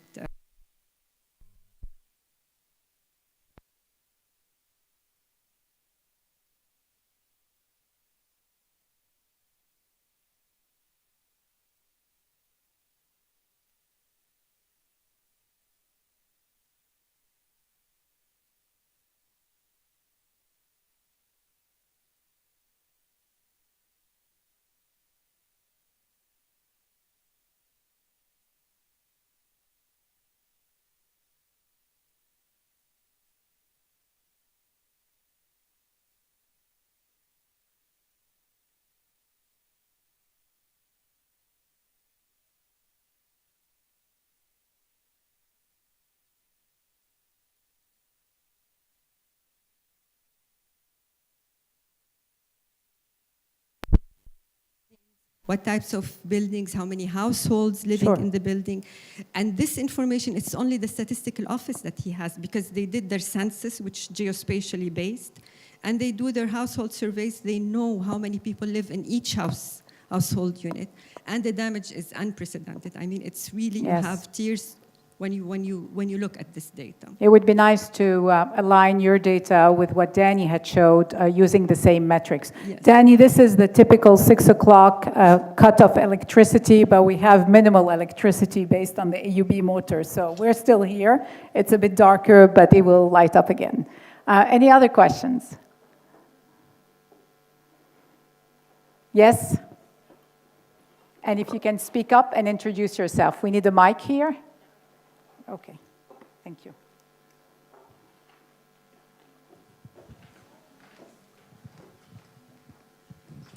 Hi, this is Haura, an LEU graduate. You've mentioned that the odds for having the damage for health facilities was 4.37 higher to non-health buildings. What was the non-health reference? Was it the house, the buildings, big buildings, small houses? And same for Palestine, because in Palestine you may have like some sort of non-buildings, it's like a camp or other settlements. And you've mentioned that the attribution for the damage in Ukraine was the Russian Federation, but what about the one in Gaza? Thank you. Okay, so the first question was how many folds? It was 3.5 folds higher compared to what? So what was the denominator in the, you know, when you say 3.5 folds higher in hospitals and healthcare facilities, what was your denominator, was the question? Compared to what? Compared to what? I'm sorry. Thank you so much for that question, and also for the previous comment. I'd love for you to reach out. I'd love to get connected with you, Wafa. So the question, we used different comparison groups in these two conflicts. So in Mariupol, we drew a random sample of buildings, non-medical buildings. So we looked at every single medical building, and then we drew a random sample of non-medical buildings that was powered to detect a difference. So that was the comparison group in Mariupol. And then in Gaza, again, this is the first time I'm aware of where every single building has been assessed in a particular area. So when I say building, so structure, so yes, I don't think that would include something like a tent. It also, greenhouses, which I think there was like 5,000 or something greenhouses during this time period, were excluded from this analysis just because they were temporary structures. So we didn't, the UNOSAT team had made the decision to exclude those. So greenhouses were not included. But the comparison group for Gaza is just all other buildings. So that means that was like 160,000 some other buildings. And then we're interested in doing that same size analysis. So we can use the OpenStreetMap, the polygon or the building footprint to look at the area of the building, and then look at maximum height, and then calculate out potential volume as well to see if that was a potential confounder in this relationship. And then the attribution question, we have not joined the ACLED data. I do believe ACLED has this data, and we have not joined it to our data set yet, and we will do so. And there's other attribution methods that we're interested in exploring too. You can sometimes see different patterns in the spray from artillery to have an idea of where it came from. And then there are other data sources that might include the coordinates of where combatants were positioned that could also start to add some information about attribution, although I should be really careful with when you're talking about this data that I'm showing, like what we're seeing from space is certainly not the whole attribution story, right? So there's other types of data. There's great, our team does a lot of fusion work using this remotely sensed data with open source intelligence for that type of question as well. Thank you so much. Thank you, Danny. Have you done sensitivity analyses to compare, what happens when you use other sources of information, as you just mentioned, to assess the robustness of your results? We have some work underway actually around that. So I'm interested in, again, to the first point made about what different types of data are going to tell different stories here. And then in Mariupol, we of course there's some spatial confounding that we need to start looking at too. So of course, if there's one building is hit, you would expect more buildings to be hit in the area, and so we need to account for that. But again, with the way the data in the Gaza Strip, I think that we don't have to have confidence intervals or anything on that. It's just simply what was visible from space as assessed by that team. But I am very interested. There's been some other great data sets that also are looking at damage, and I'm interested in looking at how those line up. One thing I'd like to think about too is what's our gold standard? So what should we be validating against? That's another thing I'd like to explore. Thank you very much. If there are no more, there's one more question. Soha, can I have a mic for Dr. Kenj? Last question.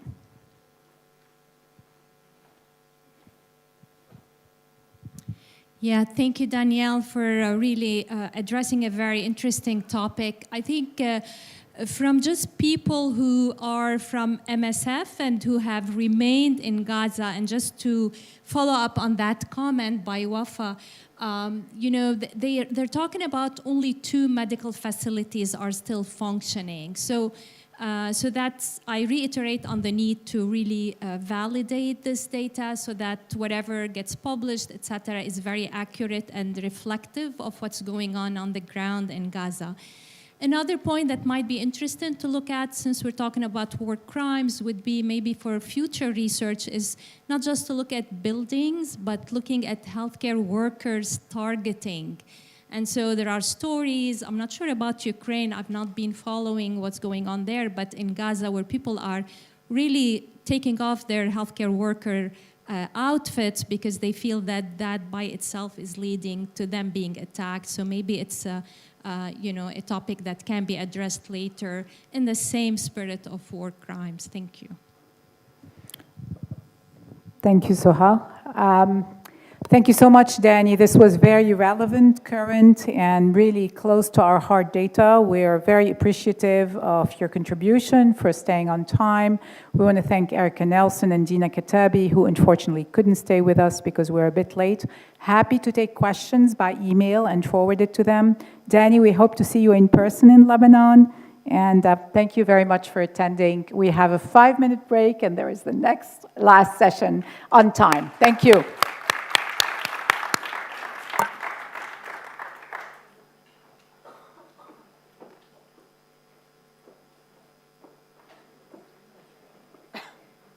Recording stopped.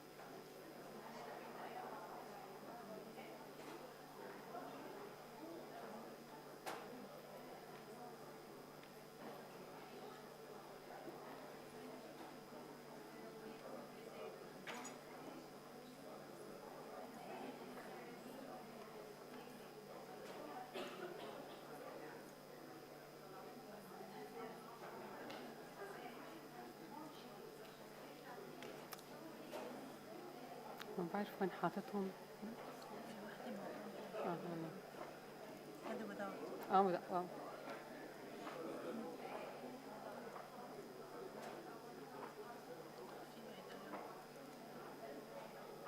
كمان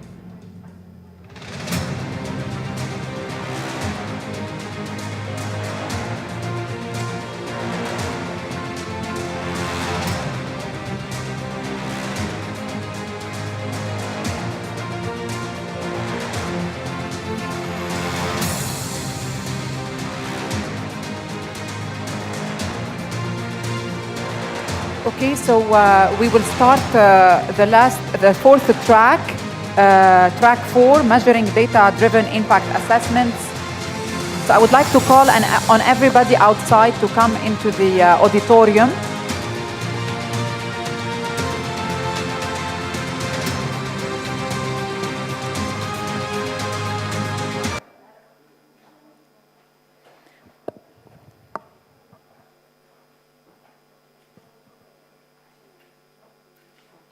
Okay, so track 4, measuring data-driven impact assessment, is moderated by Dr. Carol Sharabati, professor, founder, and partner of Siren Analytics.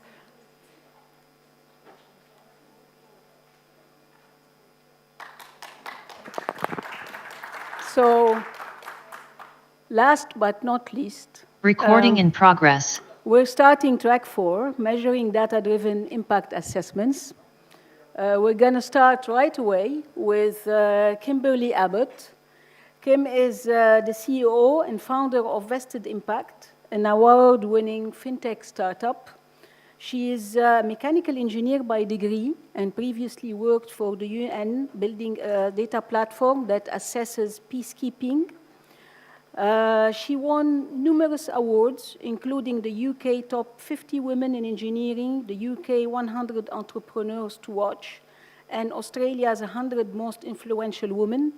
I met her at the Paris Peace Forum last year. She's an incredible woman, and her work is pioneering and very promising in terms of monitoring what's going on in ESG and in climate change and impact in this sector. So, Kim, are you with us? I am. Good afternoon, good evening, everyone. Okay, the floor is yours. Thank you. Well, good afternoon and good evening, and thank you for having me. Apologies I couldn't be there in person with many of you. I think this is the benefit of digital technology, that I can still share with you some of what we are working on at Vested Impact and why it's important.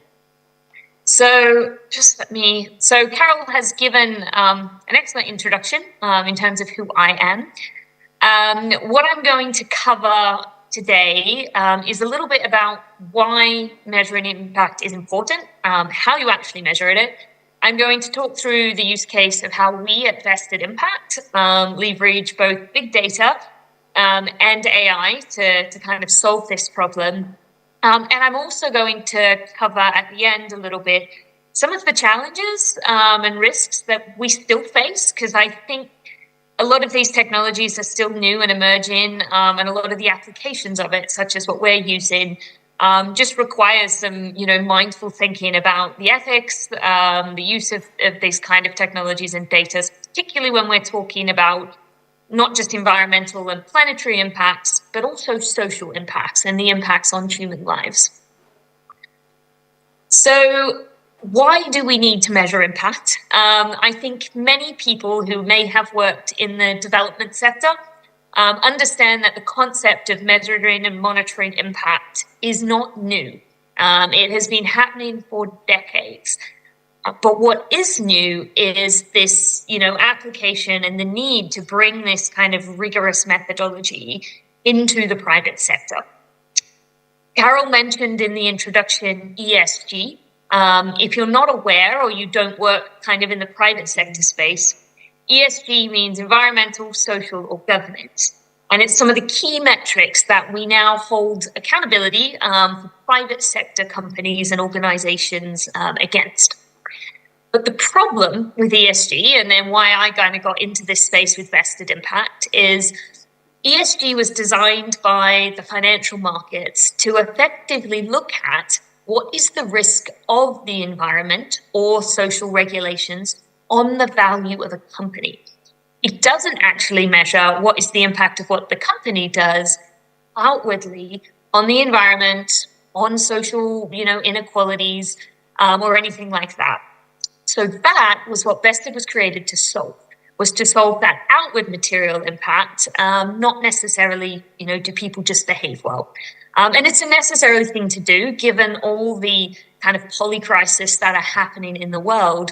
We need to start looking more at, what is the impact that the private sector, but many other institutions are having on the planetary and social issues that matter to us. The second thing about why measuring impact is important is because impact is context specific. And what I mean by that is you'll see a lot of companies that might talk about they use, 1,000 liters of water. And you can have another company that uses 1,000 liters of water, but that 1,000 liters of water can have a very different impact on water security if that's being extracted from Lebanon or from the UK. So impact requires kind of considering not just what is done or what is used, but putting it in the context of where, for whom, and obviously all the factors around what is the importance of that, what's driving those social issues. And the third reason why this topic is very important actually has to do with those two prior points, but it's about regulation. Particularly in Europe, last year in Europe, the European Parliament passed a regulation called the CSRD, which requires any private companies and any companies operating in Europe to disclose their material impacts. So they don't just have to tick a box anymore that, they behave well. They have to be able to show an account what they're having an impact on and what they're doing about it. And whilst that only applies to kind of larger companies at the moment, it does apply to their supply chain, which means even small businesses that do business in Europe or with larger companies in Europe are now having to be exposed to understanding what is the impact that they have. So just in terms very quickly on the social science of measuring impact, as I said, this model has, kind of existed for decades, and at Vested Impact, we decided not to reinvent the wheel because actually the social science is so good around what you need to look at when you measure impact. But the key thing we noticed was that most people aren't actually measuring impact. So what you see on the screen is kind of where most organizations or private sector companies in particular get to.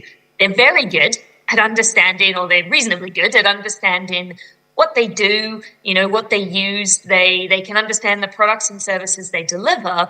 And what you'll often see each year, they produce an impact report that says, we delivered, 10,000 water purification tablets. That's our impact. Or you'll see a telco company that says we deliver 2 million mobile subscriptions to people in South Africa. Or you might even see a university that says we delivered, X million amount of learning hours. But the problem is that isn't actually impact. That's outputs. Impact is how are those things that are being delivered actually driving change. So with the telco example, it's not about delivering 2 million mobile subscriptions. It's how has those mobile subscriptions helped provide access to internet and mobile banking, which then helps, have an impact on poverty or financial security. So that last bit, as you can understand, is very hard to do.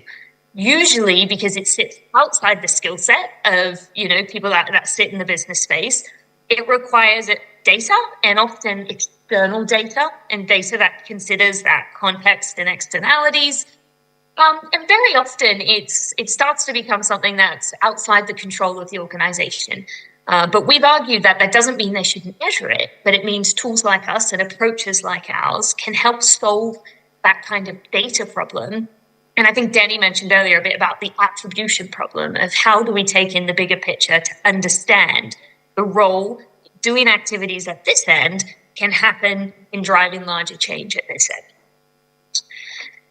So what is Vested Impact? So what we have built, we have existed for 5 years now, actually. And we are a company, we're a private sector startup, but we're a data platform that automatically assesses and quantifies the impact that companies have outwardly against what we call the world's greatest challenges.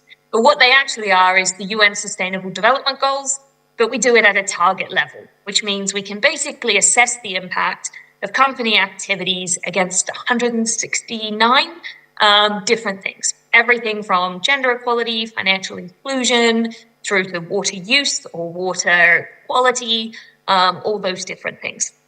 Now, We do that, as I mentioned. What makes us different is we do it at an activity level, which I'll get to in a moment when we talk about the algorithm and how it all works. But what that means is we don't just classify someone as, if you're Apple, you're not just consumer electronics.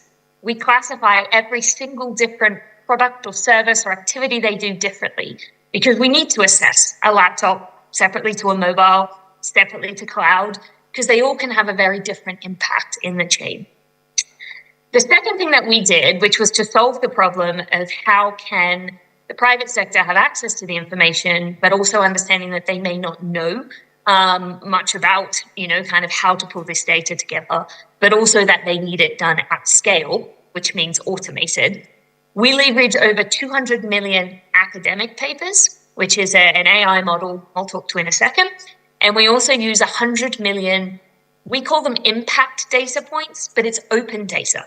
Data from the UN, the World Bank, the OECD, Eurostat, governments, anything that we can get, to be honest. And then the final thing means that enables us to do everything we do very automated and at scale, which I'll go through in a second. So knowing we've got an excellent group of people in the room and on the call, I'm going to just take a little bit of time to actually talk you through the models that we use. We as an organization are very public with our methodology, so you can absolutely go on our website and access the full documentation.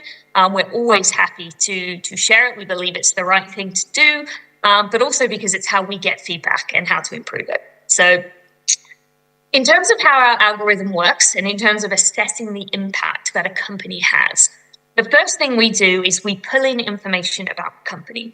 Traditionally, that comes from three sources for us. We either buy the data from financial regulatory reporting APIs. We either get it from kind of the internet, from sources like Crunchbase or web scraping, or in the very smallest scenarios, particularly for small businesses, it can be provided to us. But the key thing about that information that we're taking in, it's unstructured data.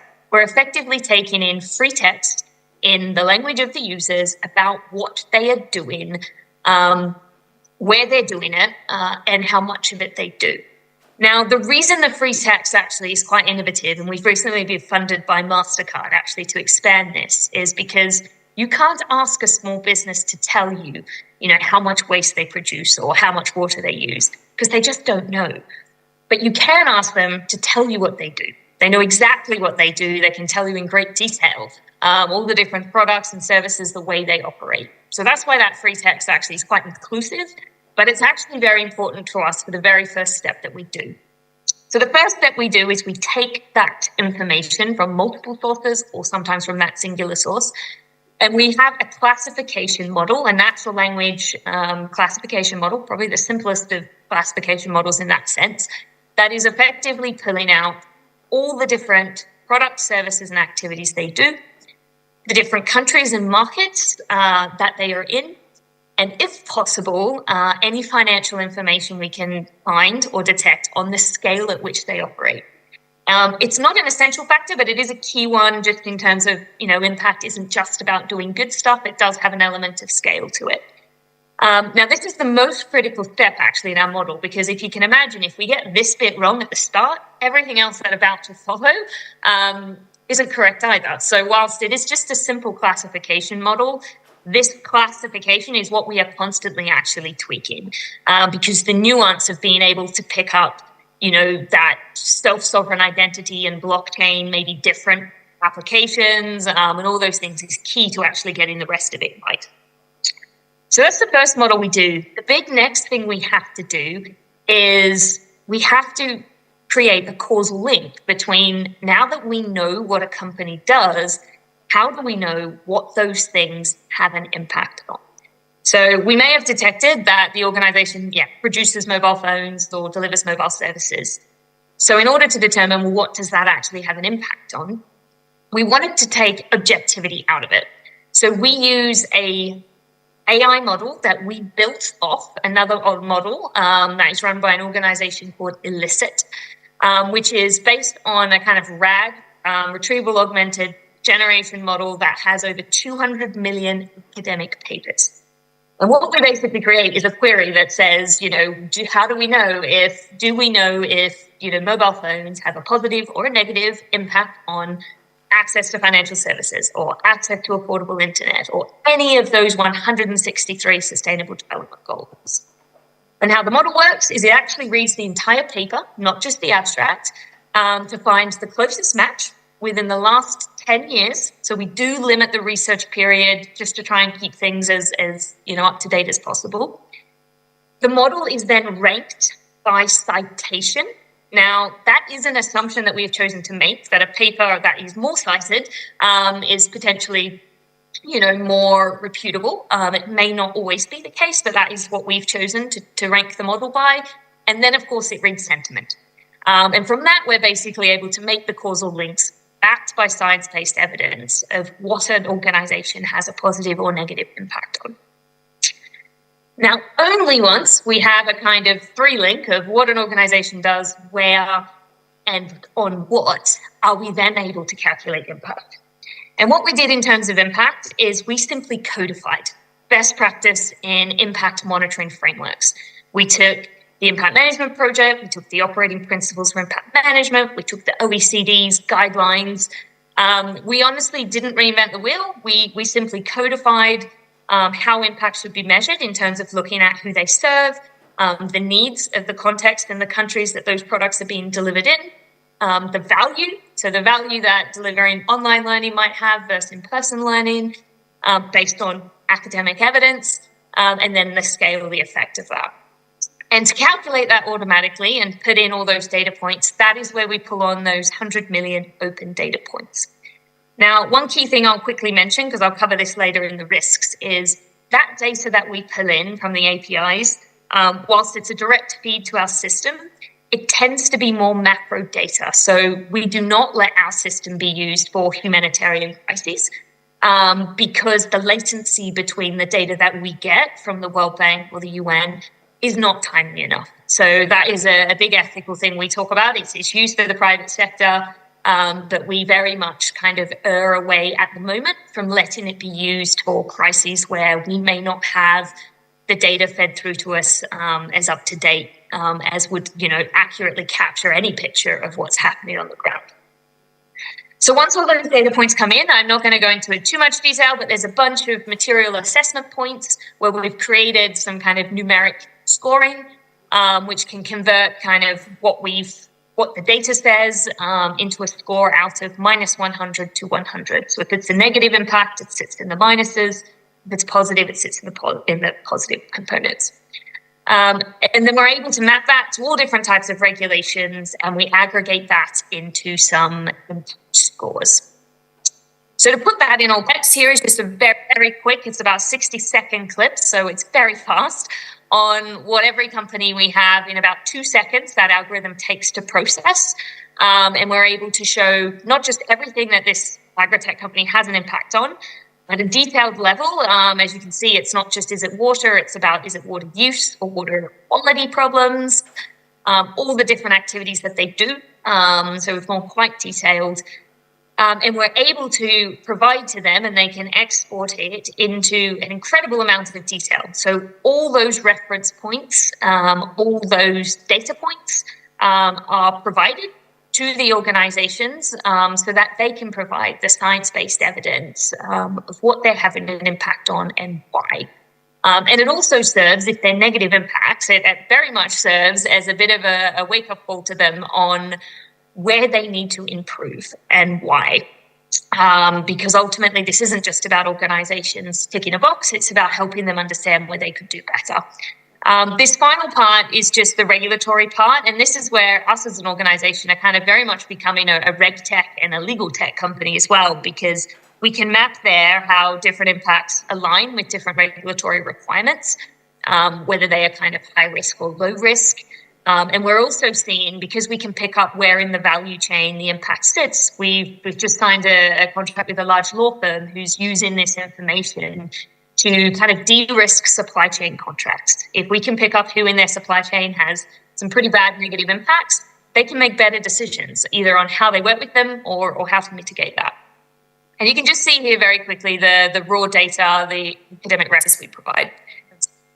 So just in the interest of time, very quickly, so we as an organization, we automatically cover over 20,000 publicly listed companies. We got funded by MasterCard last year to help expand this to cover over 1 million small businesses, because they are often the ones most in need of support in terms of grappling with the regulation and what they do.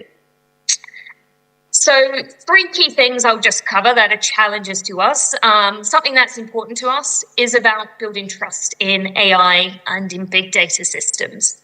So for us, as I mentioned, our methodology is made completely public, and we always have done that. From 5 years ago when we started, we published our paper, and our methodology when no one would, and everyone thought it was, why wouldn't you keep your IP to yourself, but we believed it was what was needed to build trust, and it's definitely paid off for us, because particularly in the private sector now, no one trusts a black box.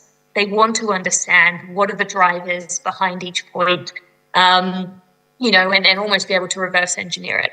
And the data provenance is a very key one for us, making sure we get the data from good sources and that we reference that in all our, provision of analysis and those reports. Our biggest challenge, which I'm kind of glad there's probably many of you on the call and in the room who work in kind of data visualization and insights, that is the biggest challenge we have. Because as you saw, maybe in those reports and that, it is a huge amount of information for people to digest who may not work in this space, who may not be data literate, and who may not be used to kind of non-financial information about data. So we are still continually working on this, and we always are open to feedback on how we can better improve the visualization, whether it's how we show it in the reports, whether it's how we explain, even in our documentation, whilst it's technical, it really should be made available and accessible to as many people as possible. And this is the biggest challenge we have, particularly now we're working with smaller businesses, and we're looking at more uses of AI to kind of help summarize even, what it is they're seeing, just to really kind of deal with that gap on data literacy that still exists in the world at the moment. And very finally, one of our last big ethos at Vested has always been, we are simply an enabler. Data and data platforms are simply an enabler, and they're only useful if people really make decisions off them. As I mentioned earlier, we put pretty hard boundaries around what our data can and can't be used for. So we do not let it be used for humanitarian crisis and kind of immediate assessments of impact. We do ensure that there is a human in the loop for pretty much most of our, at least all our training. And that mapping of those 100 million data points was actually done over the course of 2 years of 40,000 indicators. It was mapped manually. So we have got great training data sets because we really took the time to make sure that humans were checking the right data was being applied to the right products and services and situations. And the other key thing just to mention, which I'm going to close on, is for vested impact, we are only able to get as granular data as those systems can provide us. But numbers, they're only a number. They don't always reflect the story and the lived experience of the people on the ground. So we say this to a lot of the banks and that we work with, that just because they might use a system like us to get a very good picture of their impacts, it does not remove them from the duty they have to engage with the people and the stakeholders they're impacted on the ground.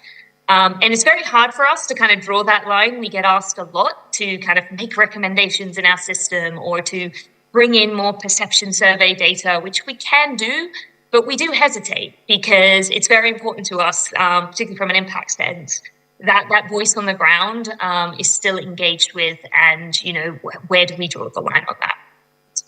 So I'm going to end the presentation there, and I don't know if there's time for questions, Carol, if you want to hold them to the end, but anybody is welcome to reach out if you'd like to know more about what we do, or if you're interested even in researching some of those 1 million data points we have on SMEs, because we're looking for people to help us dive into that. Thank you, Kimberly. We'll leave the questions till the end. So ESG, private sector monitoring, and it's good to see some monitoring taking place on private sector performance and what they're doing with the planet. I think this is an important work going forward.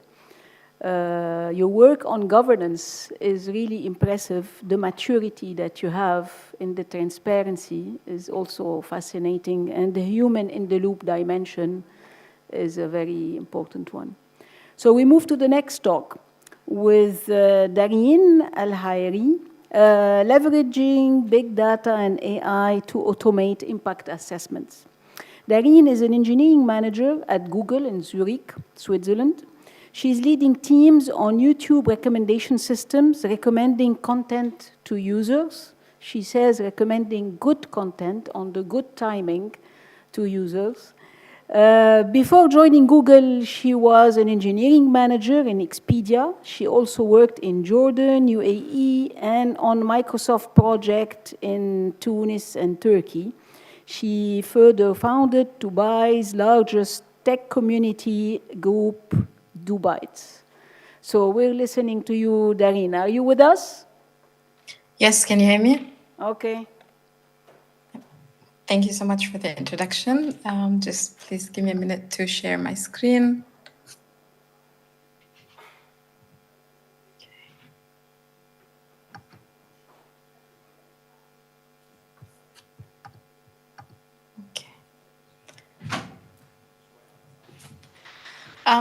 Thank you again, and I really value this opportunity to be here with you today and to share some of the experience that I've had with you. Today I'll be talking about YouTube recommendation systems and how we use data to measure impact.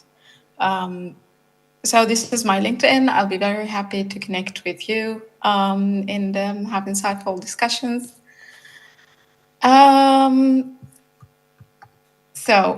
YouTube's mission is to give everyone a voice and show them to the world. YouTube has billions of monthly logged in users and attracts a generation that has grown up watching what they want, when they want, on any screen. Over 500 hours of content are uploaded to YouTube every minute. With such a large amount of content, it is important that people who come to YouTube to find content that interests them are able to do so easily. So today I'll be sharing some information on how YouTube's recommendation system work and how we measure impact as we do so.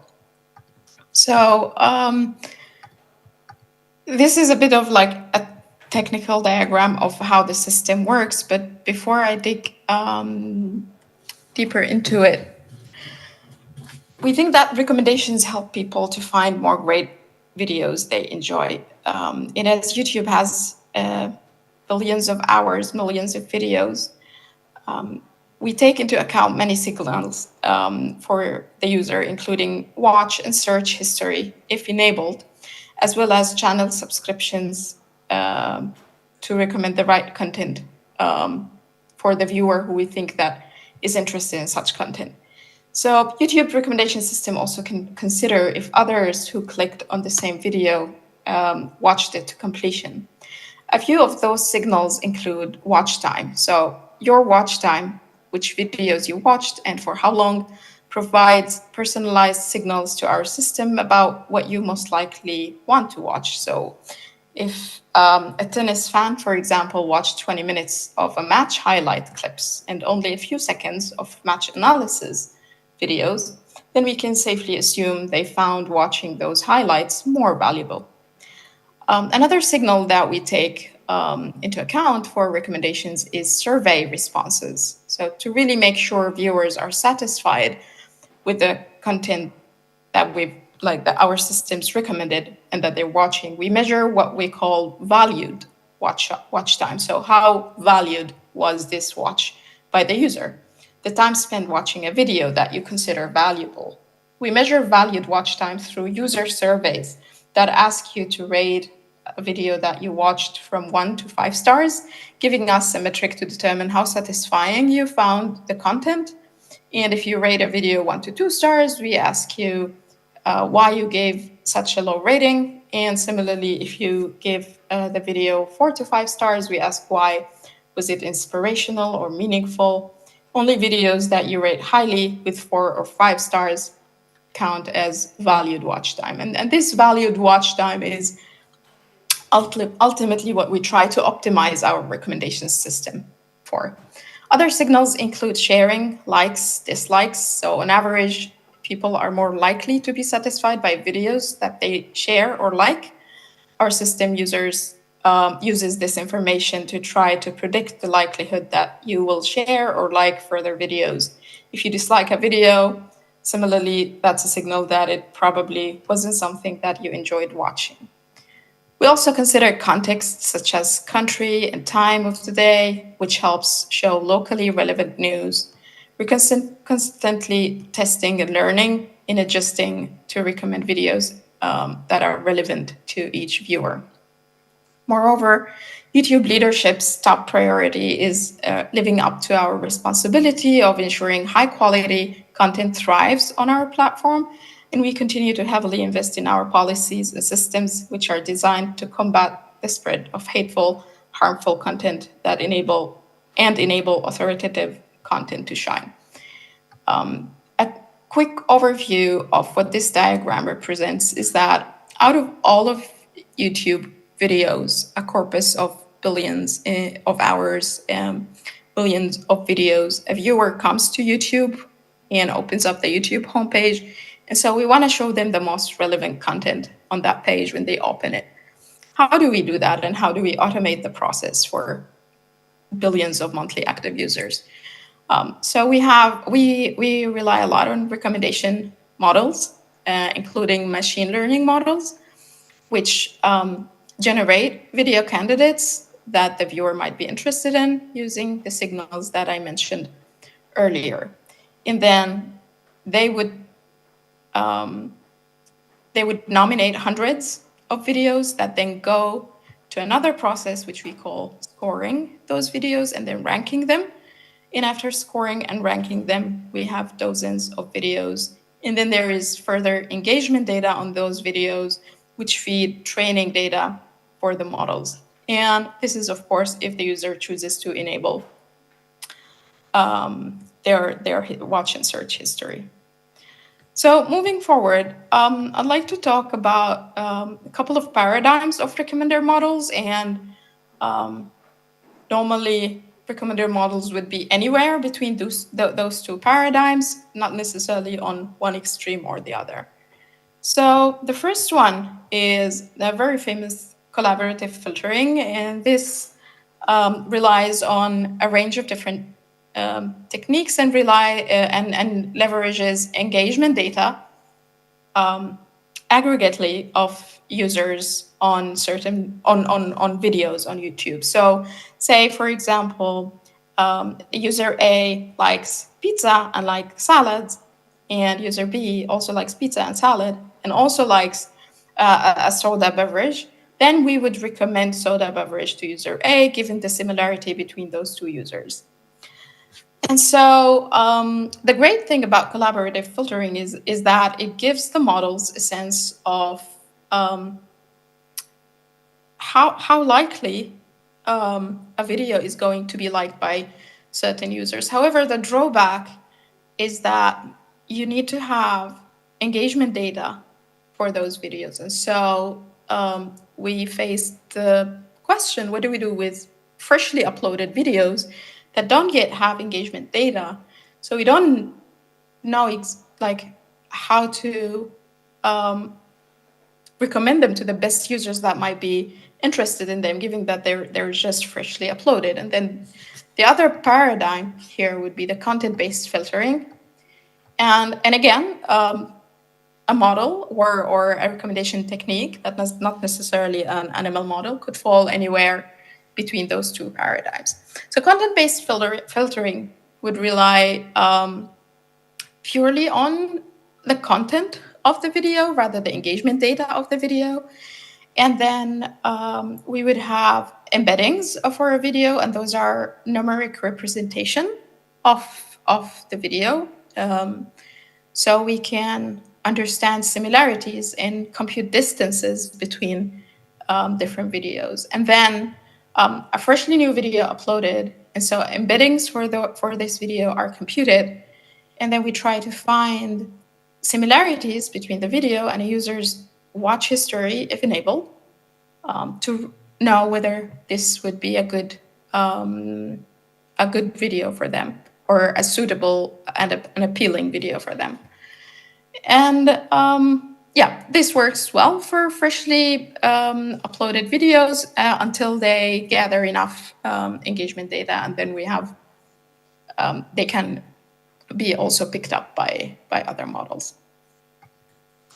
Having said that, I'd like to talk about how we measure impact on YouTube, and generally I've also seen that this is a widely exercised approach anywhere, and I've seen also other presentations talk about studies and tests. And so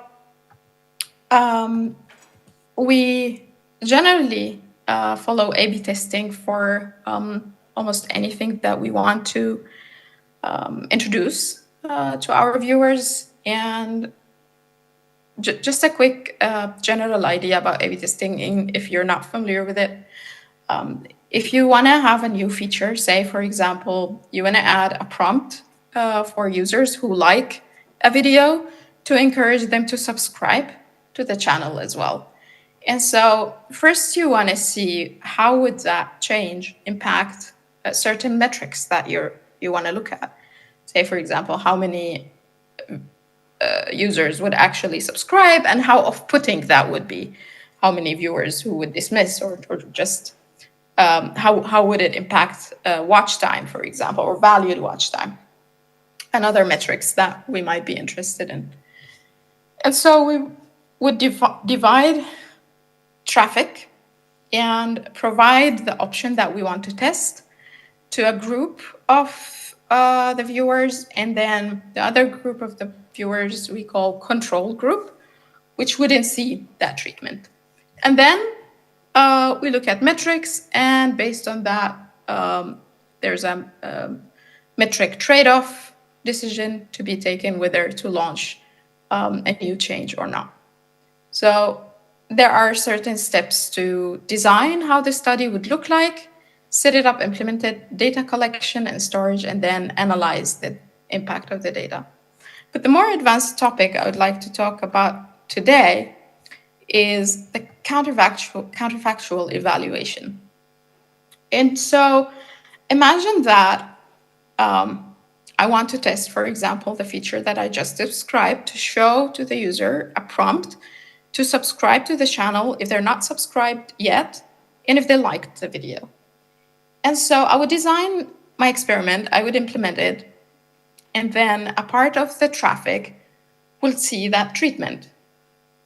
But only a certain part of the traffic, a fraction of it, would actually be eligible for that treatment. And so only a fraction of the actual experiment traffic will see the prompt. And then I have the control traffic.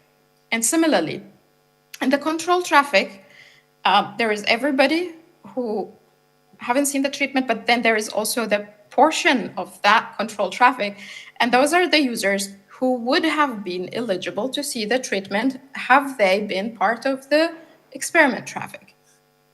And normally in normal experiment analysis, you would be comparing the treatment traffic with the control traffic. However, given that for certain experiments, the eligible traffic would be a subset of the experiment traffic, there would be noise and confidence intervals might be wide.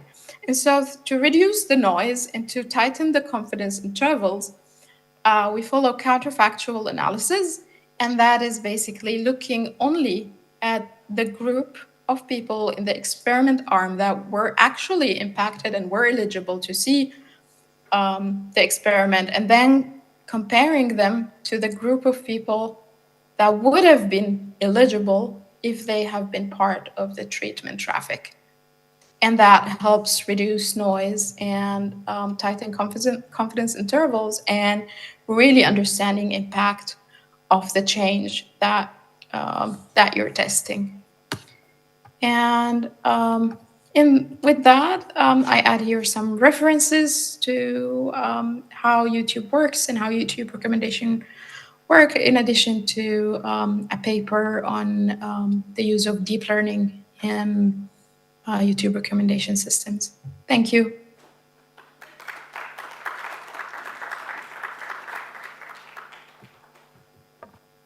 Thank you, Darine. So again, we will leave the questions till the end. It was good to hear how YouTube manages to send you recommendation and feed you the movies on your screen. I'm sure there will be lots of questions afterwards.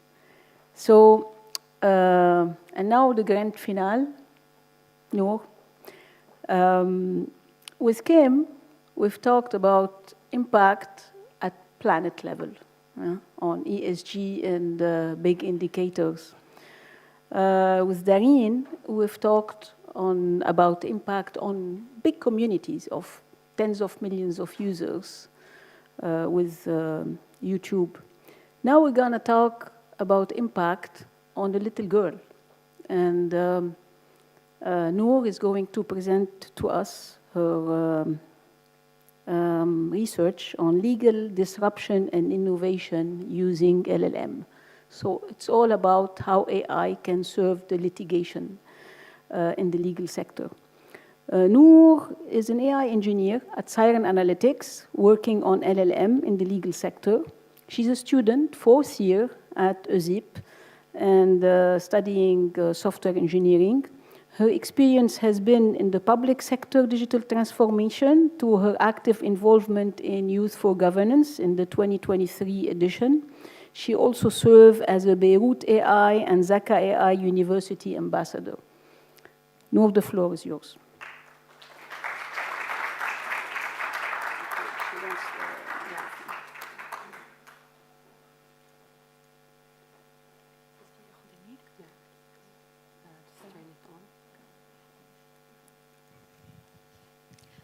Thank you so much, Carol, for this wonderful introduction. And I would like to thank you, Siren, for this amazing opportunity. Without you, I would have never been here at the stage now. So let me allow me, please, to introduce a story about a little girl. It's good.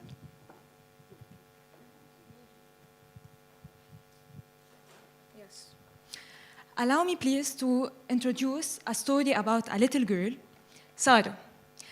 Sarah is an 8-year-old girl from Batron with severe and extreme pain. Her parents rushed her to the hospital and the emergency room. They waited for like 2.5 hours to finally get the doctor. The doctor checked her really quickly and told the parents that there's nothing to worry about, that she's fine, and gave her only aspirin and sent her back home.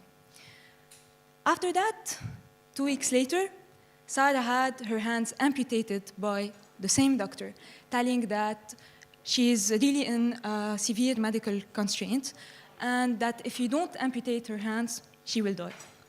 The parents directly sued after the doctor and the hospital, asking for compensation for all the payments that they will pay for Sarah.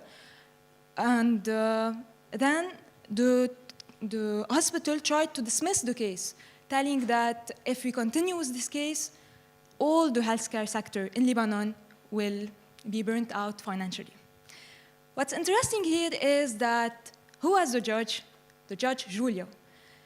Julia badly saw like malpractices cases in her career, and because obviously in Lebanon there's like few malpractices cases here. So she was analyzing a complex case, and her lawmakers should have to manually check all the law articles related to this case, check similar cases, and analyze this case manually, which would have took like months to finish.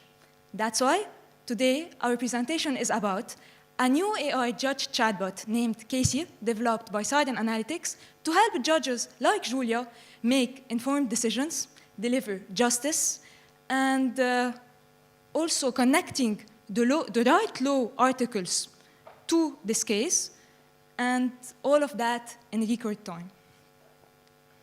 So now let's start with the power of LLMs. LLMs can assist with legal research, analyze case facts, streamline administrative and routine tasks. LLMs can be consistent in their decision. For example, for case 1 and case 2, if they are the same, LLMs will give a consistent decision. Other than that, LLMs, like Casey, for example, our chatbot, can talk in several languages: French, English, and Arabic, so it's accessible for everyone. And they can also understand several languages, like Arabic and English, because Casey was taught on the Lebanese local laws that are in Arabic, and also the international treaties that are in English. Other than that, and the most important part is that LLMs can do a risk assessment and predictive analysis. But if not used correctly, LLMs can have many drawbacks. These are previous studies. Like the first one, they tried to remove all biases from the training data. But the problem here was that the LLM was losing critical context. So it wasn't able to deliver an informed decision. The second one was a challenge to measure fairness. They tried to create a fairness metric, so to define fairness in mathematical terms. But the problem was that there was a portability trap. I will give you an example. Imagine you create a fairness in Lebanon. This fairness metric will be dependent on the Lebanese local laws. But if you want to use this fairness metric, for example, at Dubai, it will not work because we have other laws, so it wasn't portable. The third one was the bias mitigation technique. For example, the Sandy bias model was developed to remove all biases like gender, race, religion from language models like BERT. But the problem was that language models were already pre-trained on these types of biases. So they were trying to fix the problem after encountering it, which was totally impossible. Now, let's talk to you about our research plan. First, allow me to ask this question. How can LLMs be leveraged to address legal bias and unfair decisions? Usually, we have this cycle. Social biases influence judicial powers. Judicial powers are the power of appreciation, the power of requalification, and the discretionary power. These powers are offered to the judge to make decisions that are irrelated to law articles. So here we can feel some sort of bias because people and the public in general will offend the judge because he's not making an informed decision based on articles. So they are not sure about transparency. That's why here we can feel the bias data come. Then bias data, if fed to the LLM will give us a biased decision. So now, for the main components to develop an unbiased LLM is to use the last cycle in the opposite direction. And our study said that these are the main components to create this unbiased LLM. First, transparency. Second, explainability, intensive testing, and expert feedback. Why? Because imagine you're talking to ChatGPT. ChatGPT doesn't refer to articles or documents. He's not referring at all. You're not sure if he's hallucinating or not. That's why we developed Casey to refer to every article of the law when talking about a case. We will see that in the demo. Other than that, explainability. So here we are prompting the chatbot to explain every decision took. So, for example, if the chatbot chose the article 22, he should explain why. And the intensive testing and expert feedback are like, thank you for our legal consultants, because without them, we wouldn't have made it. We learned how to prompt the judge chatbot correctly to think like a human judge. And here I would like to point out that in our expert feedback part, legal experts and judge experts can like or dislike or even comment an answer provided by the chatbot Casey, but also, if they are expert enough, they can re-rank, so try to give priority to some chunks that are parts of the document, so the laws, for example, the articles, so they can re-rank and give priority to some articles more than others. So I will give you an example. Imagine Casey gave you an answer. You are a legal expert. You can check all the articles and the parts copy-pasted from the article, from the document, and re-rank the chunks as you want. Give priority to some more than others, like, dislike, and comment each part. So with all of these main components, these are the capabilities of Casey. Casey leveraged multilingual and extensive multilingual legal databases to make informed decisions. And it offers unbiased analysis for well-founded and fair outcomes. Casey also detects and addresses biases in legal content, and she tries a lot to explain. She really explains very well the case, so the judge can understand everything more clearly. And all of that will let Casey serve as an AI consultation tool to enhance judge and lawyer expertise. And of course, you're wondering, how did you model all of that? So now, that's our secret. Casey uses RAG. RAG is about a retrieval and augmenter component. Let's dive deep into the retrieval part. First, we use the local laws and international treaties. Of course, there is also jurisprudence and doctrine documents, but they weren't used for the demo because they weren't needed. Then we split all these documents into parts. So we chunk. That's the term chunking. It's to split the documents into parts, or if you want, articles. Then we embed. What is embeddings? It's to create, or if you want, transform these parts of the document into numerical terms, numerical representation. Then we create the law's knowledge base. In another part, we have the case details, many cases. Then we also embed them, and we create the case knowledge base. Now, when a user asks a question, the user is asking about a specific case. So first, we need to do a semantic search of all the relevant case chunks in the case knowledge base and extract all so that's the semantic search. It's to extract all the relevant parts of the case knowledge base that are all the parts of the same case the user is asking about. So case chunk 1, case chunk 2, case chunk 3, etc., until case chunk n, these are all the chunks of the same case. Then we do a semantic search, so we try to search for each part of the case what's related in the law's knowledge base. So if you want, in simple words, for each part of the case, we are trying to find and extract everything of the law articles that are related. So for case chunk 1, I do a query in the law's knowledge base, and I extract all the relevant articles related to case chunk 1 of the law. For case chunk 2, I redo the same.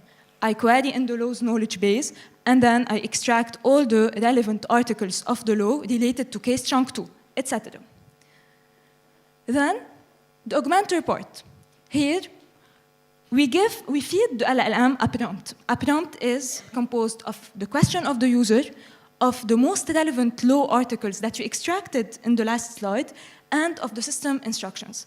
The system instructions is a very important part here, and here we need to prompt the LLM to think like a human judge, we can give her examples, etc.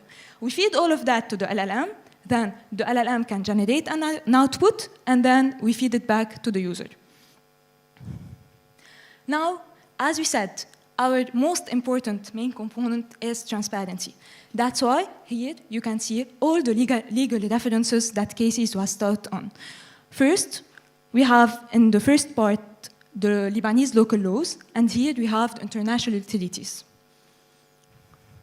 Now, it's the most interesting part, and of course, you never saw something like this, so pay attention. First, we asked Casey to analyze the case, focusing on some concepts that are medical error, error in diagnosis, negligence, and payment of compensation. So as you can see, we guided Casey on several concepts, and Casey here, as you can see, if you're reading, I don't know, but أولاً, ثانياً, ثالثاً, رابعاً, so first, second, third, fourth, etc. Here, Casey independently checked for each concept. So, for example, let's take the first part. We asked you asked Casey about medical error, right? Okay. So, in the first part, Casey first will analyze in the case everything related to medical error. Then, she will retrieve everything related to medical error from the law and connect them together. In the second part also, we asked Casey about error in diagnosis, right? So Casey independently focused on error in diagnosis in the case and tried to connect everything related to error in diagnosis in the articles of the law. For example, in the first part, she gave us the Article 22. In the second part, she gave us the Article 132, etc. And by the way, she also gave us a summary at the end, saying that the doctor really made a mistake and that the family really deserves compensation. So here you can see how she analyzed everything independently and came up to a summary and a conclusion. For the second part, here it's more interesting because we didn't guide her really.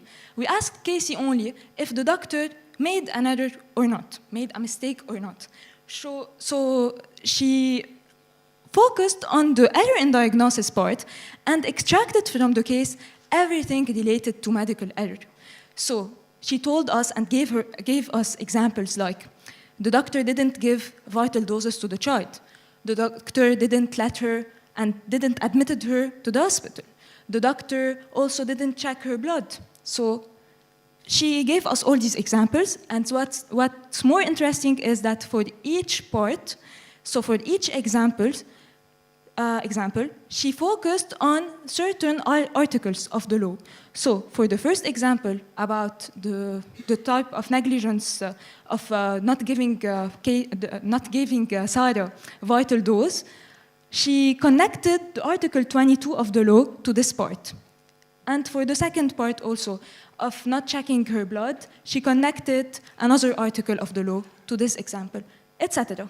And then she proceeded with a conclusion that the doctor made a mistake. And that's my favorite one. Here, we asked Casey if the family really deserves compensation or not. I would like to point out that the true judge of this case, so the judge that was responsible to give a certain decision and analyze the case, used his power of appreciation to give right to the family, to give compensation to the family. But here, what's interesting is that Casey not only defended the family, but also defended the judge itself by providing articles that the judge didn't mention in his thought process.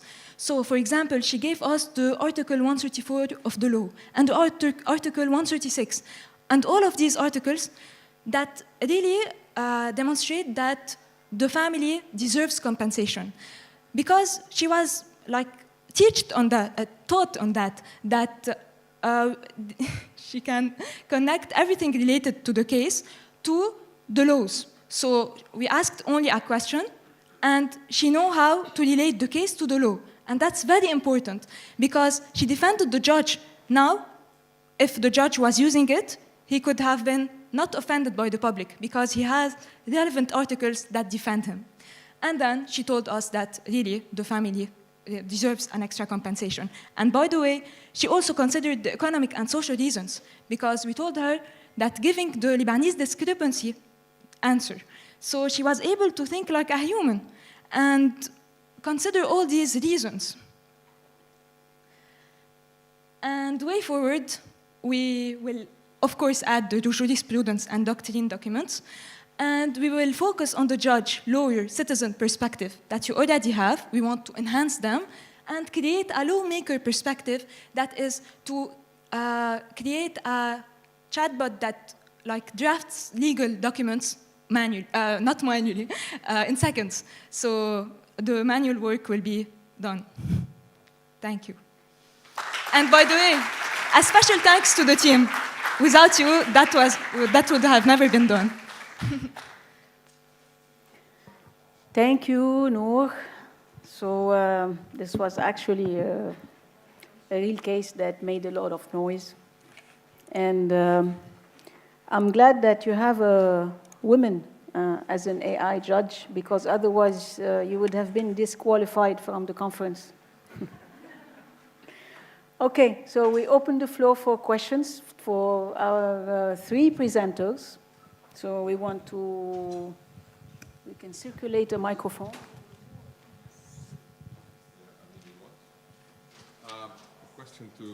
Hello, a question to Kimberly Abbott. So Kim, you're with us? It was about the intersection between SDGs and ESGs, and whether they are measuring, whether they are mapping the SDG impact in the ESG impact report. So is Kim still with us? Yeah, I'm here. Okay, so did you hear the question? I did. So what we are doing is we are basically doing SDGs in addition to ESG. So some of the factors in ESG do align with Sustainable Development Goals. So things obviously like emissions align with SDG 13.1. But actually, because ESG is so limited in what it looks at, and that it is looking internal, we basically, we tell most of our providers, if they want to do ESG, they can get that elsewhere, and they do that. But what we do is SDGs are a plus. But one other thing I'll just note on that, though, because it's usually the question that follows, is human rights. Human rights aren't adequately covered in the Sustainable Development Goals, if I'm honest. But they are a factor in social and governance of ESG. So we have 10,000 human rights articles that we've mapped in to our system to help kind of still make sure we put a focus on human rights alongside the SDGs, acknowledging that they are imperfect themselves. Thank you, Kim. Another question?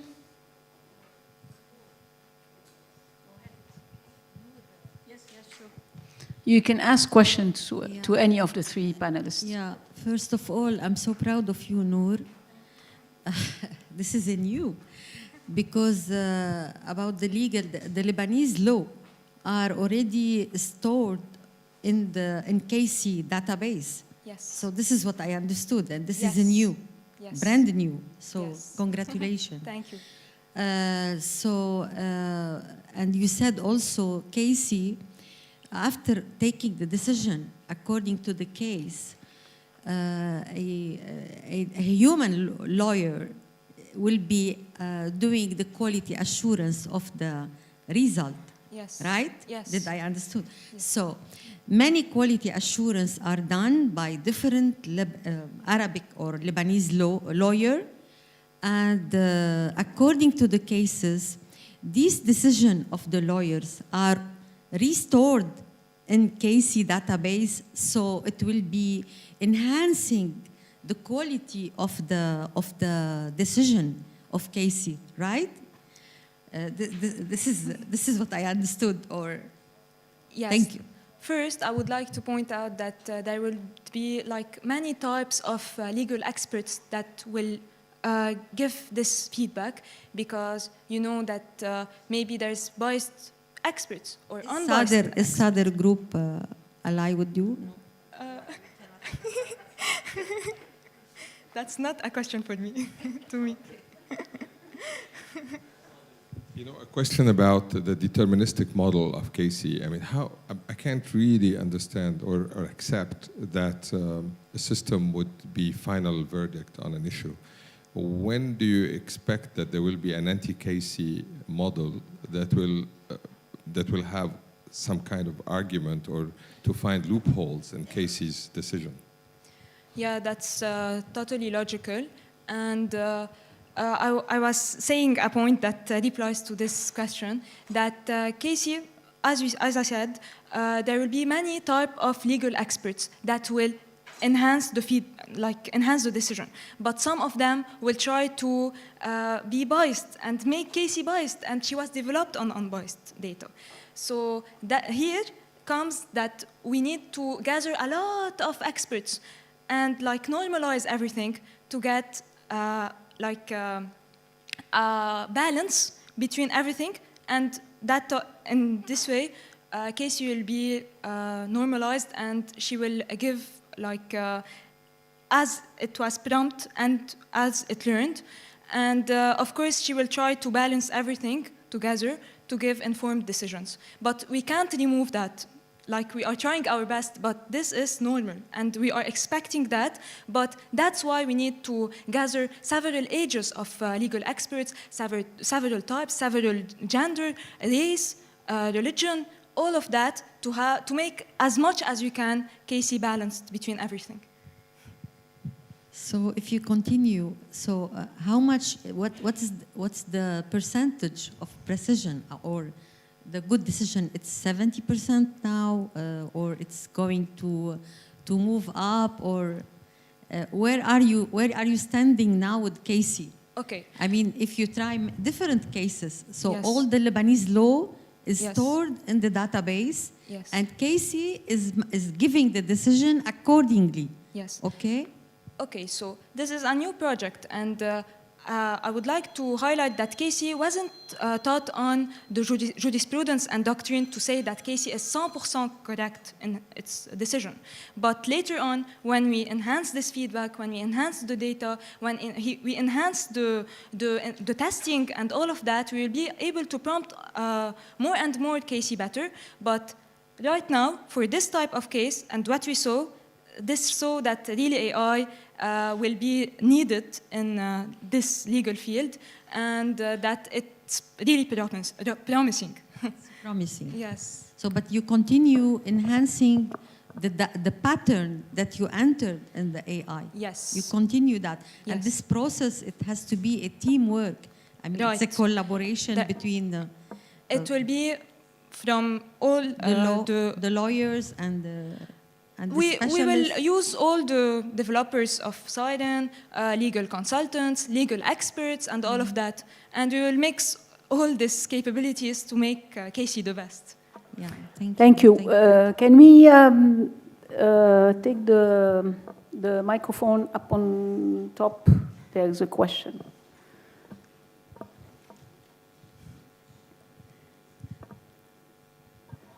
Thank you for your presentation. I want to ask about the human in the loop factor, about evaluating and enhancing the output of Casey.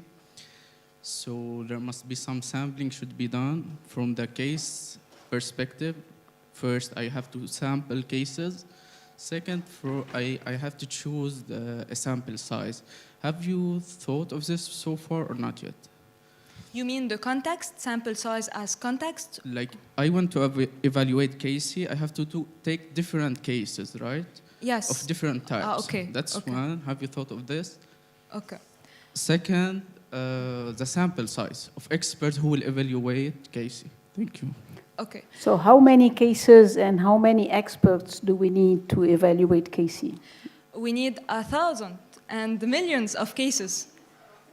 Like, as you all know, more the data, the better the output. So Yeah, but as you know, expert annotation or expert opinion is expensive. Certainly, the sample will be limited, right?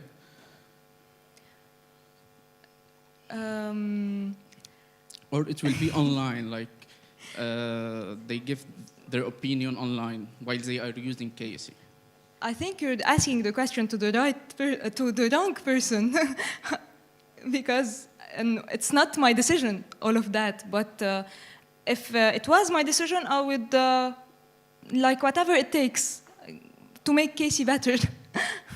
Thank you, certainly. So other questions at the back? Maybe I can comment a bit on Casey and the legal AI.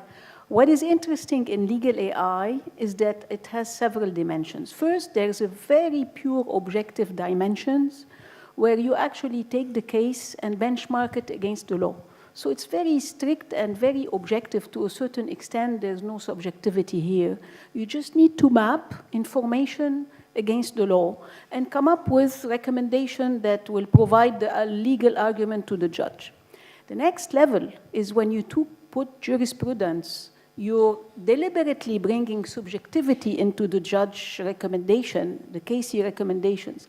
But this tells you that actually jurisprudence is a subjective element. So it allows you to bring all the past mistakes into the future decisions. But this is how the legal sector functions, right? It builds on jurisprudence. So eventually you could give the user the choice to look just objectively at the hardcore legal references or bring in the jurisprudence. Now, the third layer is a very interesting one, is the doctrine. The doctrine will put the logic according to which you can evaluate the mix between the jurisprudence and the legal matching and decide whether it's being done correctly or not. So I think you can embed within the machine, the whole combination of legal jurisprudence, which is not necessarily objective, and the doctrine, which is more embedded into mechanics and logic in the litigation, that will allow you to have the best recommendation from the judge. So this is a bit some kind of thinking that can guide, the research going forward. Yes. Noor, first off, thank you for your presentation. You and your team, you have done a great job, obviously. Thank you. Just my question for you is, obviously you've described a very powerful tool in your presentation. So I wanted to know, with all the knowledge, the information, and being devoid of emotion as an AI chatbot, I wanted just to know that, in your personal opinion, if one day this chatbot can transition from being an assisting tool to actually replacing a judge or a lawyer, since it has the potential to do so, I think. So if you could just share your opinion with us. Okay, so my answer is it will never be the case because like everyone says that AI will replace a human, but a human is correcting the AI when it's giving a wrong decision or wrong output, right output. All of that is in our control. We developed it. So I don't think that it can replace us one day, but it will help us be more productive, efficient, maybe include things that we didn't mention in our thought process. And just one more thing. I want to bring to your attention one thing we've been discussing, yes. Actually. When you run this kind of LLM, you have two levels. You have the high level of precision that's going to map the case to the law.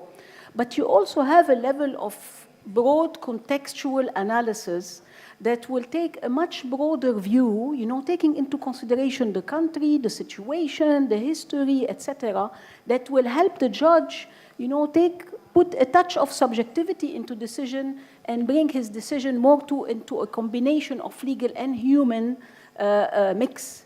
And this broader context is an interesting one. To what extent can we bring it into the LLM?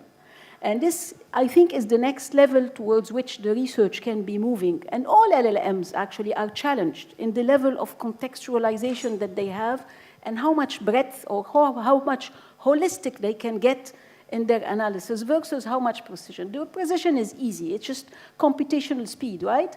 But breadth and holistic approach is the challenge. And this is, I think, what would make AI more intelligent to a certain extent. Are there any cybersecurity concerns regarding the chatbot? Right now, no. But if it becomes bigger, we will work on that. All right, thank you. Other questions?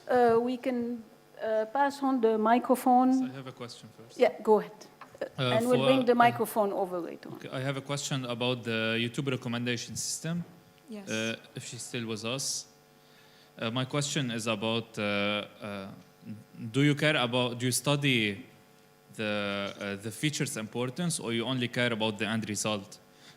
Because we may later add more feature to improve the model based on insights we get, or we just throw a lot of inputs and hope to improve it? I think we need both. No, about YouTube. Oh, I'm all Thank you so much for your question. Sorry, I didn't capture your name. Thomas. Dane, this Thomas. is to you. Yeah, I figured. Thanks.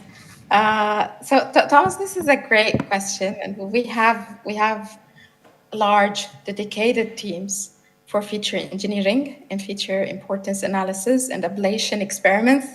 So we do run lots of offline feature importance analysis that help us understand signals correlations and also how they contribute to certain factors such as watch time or valued watch time. And then we run on top of that online experiments. Then we see how certain set of features perform with online experiments.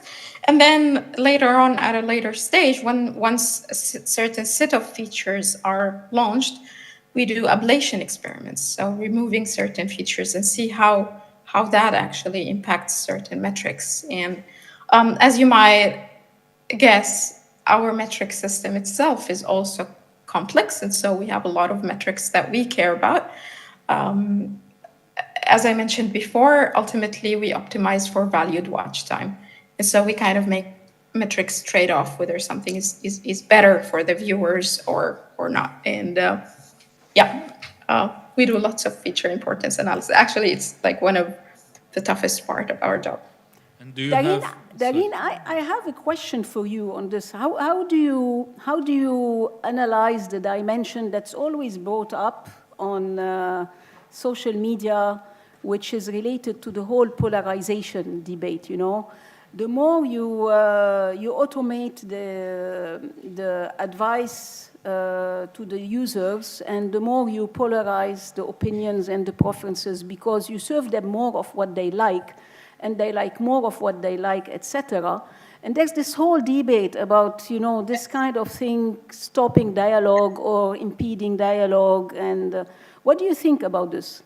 And the other question is your algorithm audited by any governance entity, or does it follow any regulations that will ensure that it is working towards the social good in a certain way? Thank you very much. Those are two good questions. For the first question, so this is pretty much a classic case of recommending what the user is interested in versus exploration and recommending fresh content that the user might be interested in or the viewer might be interested in. And this is what we do for the first question, is that we have models that understand what is popular and what the viewer is interested in, recommend more of that, but we also have models that try to understand novel and new interest, like spark interests in different topics, different interest clusters. And for the second question, yes, absolutely, there are lots of regulatory evaluations. In fact, this is the part of our job that takes a long time compared to different startups, or because YouTube is definitely not a startup anymore, but like startups don't have so heavy regulations. And so because we do, sometimes it might take longer for us to do something. If you're interested in more details on what kind of regulatory reviews we have, I'm very happy to also connect you with my colleague who's responsible for those kind of questions. Her name is Dalia Elfiki, and her email is dalia.e@google.com. Thank you, Darine. We have more questions in the room. Yeah, go ahead. Thank you, Darine, for the presentation. I want to ask about the counterfactual A/B testing. So you mentioned two groups, the control group and the group subjected to the feature. Yeah. For the group subjected to the feature, it's easy to know the portion which was interacted with the feature. But for the group which was not subjected for the feature, how I know what portion that would have interacted with the feature? This is a good question, and I think this is one of the things that take time in the beginning for new engineers to onboard on the concept of counterfactual analysis. But I haven't captured your name first. Ahmed Mustafa, PhD here at AUB. PhD student at AUB. Thank you, Ahmed. So you have to do some logging in your implementation to determine whether this traffic would have been eligible for the treatment or not. As an example, if you want to show a prompt to the user, encouraging them to subscribe to a channel if they liked the video of the channel and also if they are not already subscribed. So you would have to log that this user has liked the video and is not subscribed to the channel. And then when you analyze the difference of the impact between the control traffic and the experiment traffic, you would only analyze those with who have this logging actually done, like who got logged. Interesting. Thank you. Thank you, Darren. Please go ahead.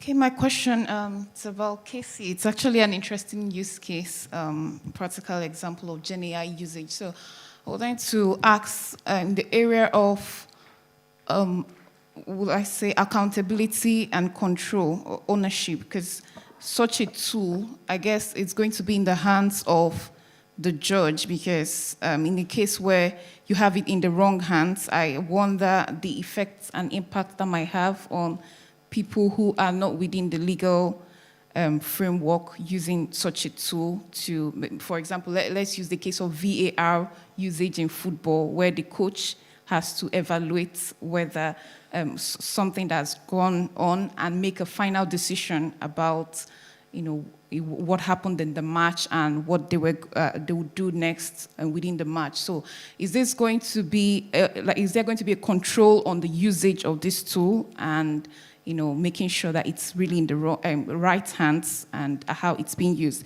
That's on one side. And on the other point around control as well, the prompting, because a lot of the large language models is about garbage in, garbage out, even with the inference. So how you prompt it determines the kind of response or output you get. Did you find any differences in the sort of responses you get from Casey from the different types of prompts that you put into it? Did you find any differences and things that work better than others? Okay, so for the part where Casey is retrieving the relevant articles, here there is nothing wrong because the retrieval part is strong.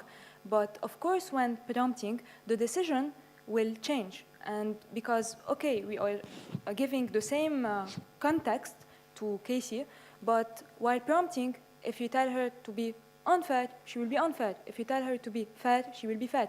So it's really, really, really important to prompt well and try as much as we can to be specific and give her examples and all of that to make an informed decision. Yeah, because I wonder when we say unbiased LLM, that's an interesting term coming together because I wonder as well whether some bias could also come in the way we are prompting Casey as well, Yes. because of, for example, the examples and the way the kind of language we use. So that would also be an interesting thing to consider. Thank you so much. Yeah, sure.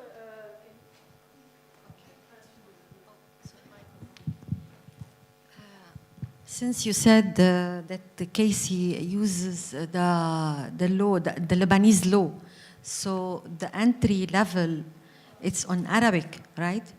Using the Arabic language specifically. Yes. It could be but in also English. Arabic and English. There's the Lebanese laws and so the you international treaties. translate the Lebanese law into English? No. No. But how Casey will be understanding if you ask her in English? That's why we need the embedding part. Exactly. Because here, Casey can't understand other than embeddings.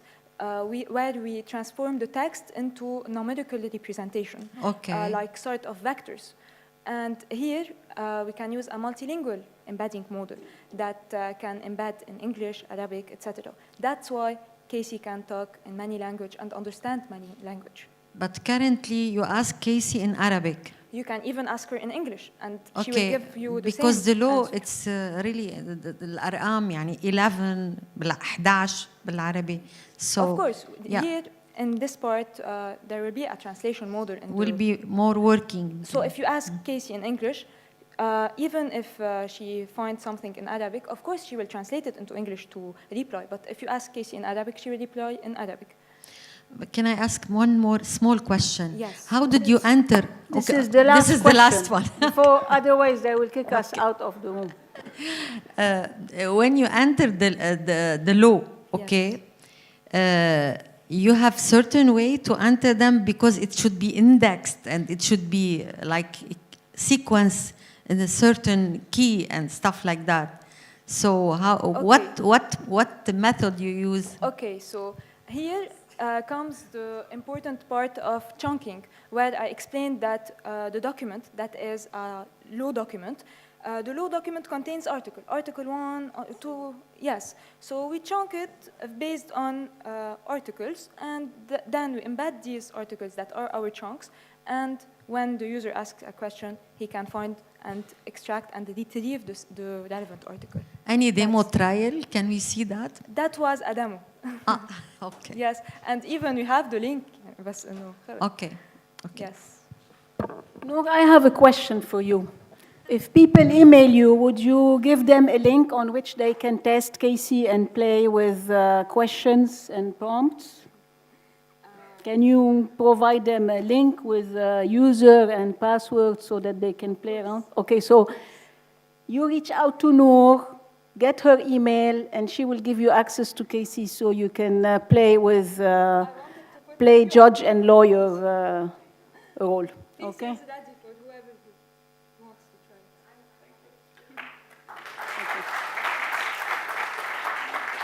So, Lama, the floor is yours. It was a great panel, a wonderful mix of angles and perspectives, but there was something in common among all these panelists. Everybody was talking about impact, but it's different impact at different level with different objectives, and more, I hope, to come on research and development on this front.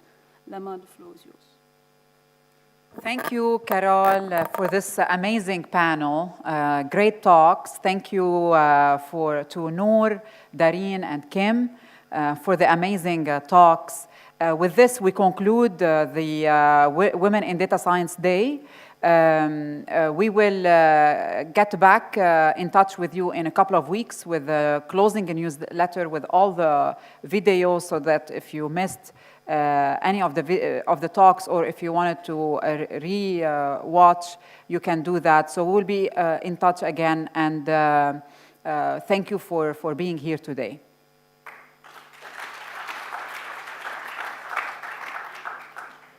Recording stopped.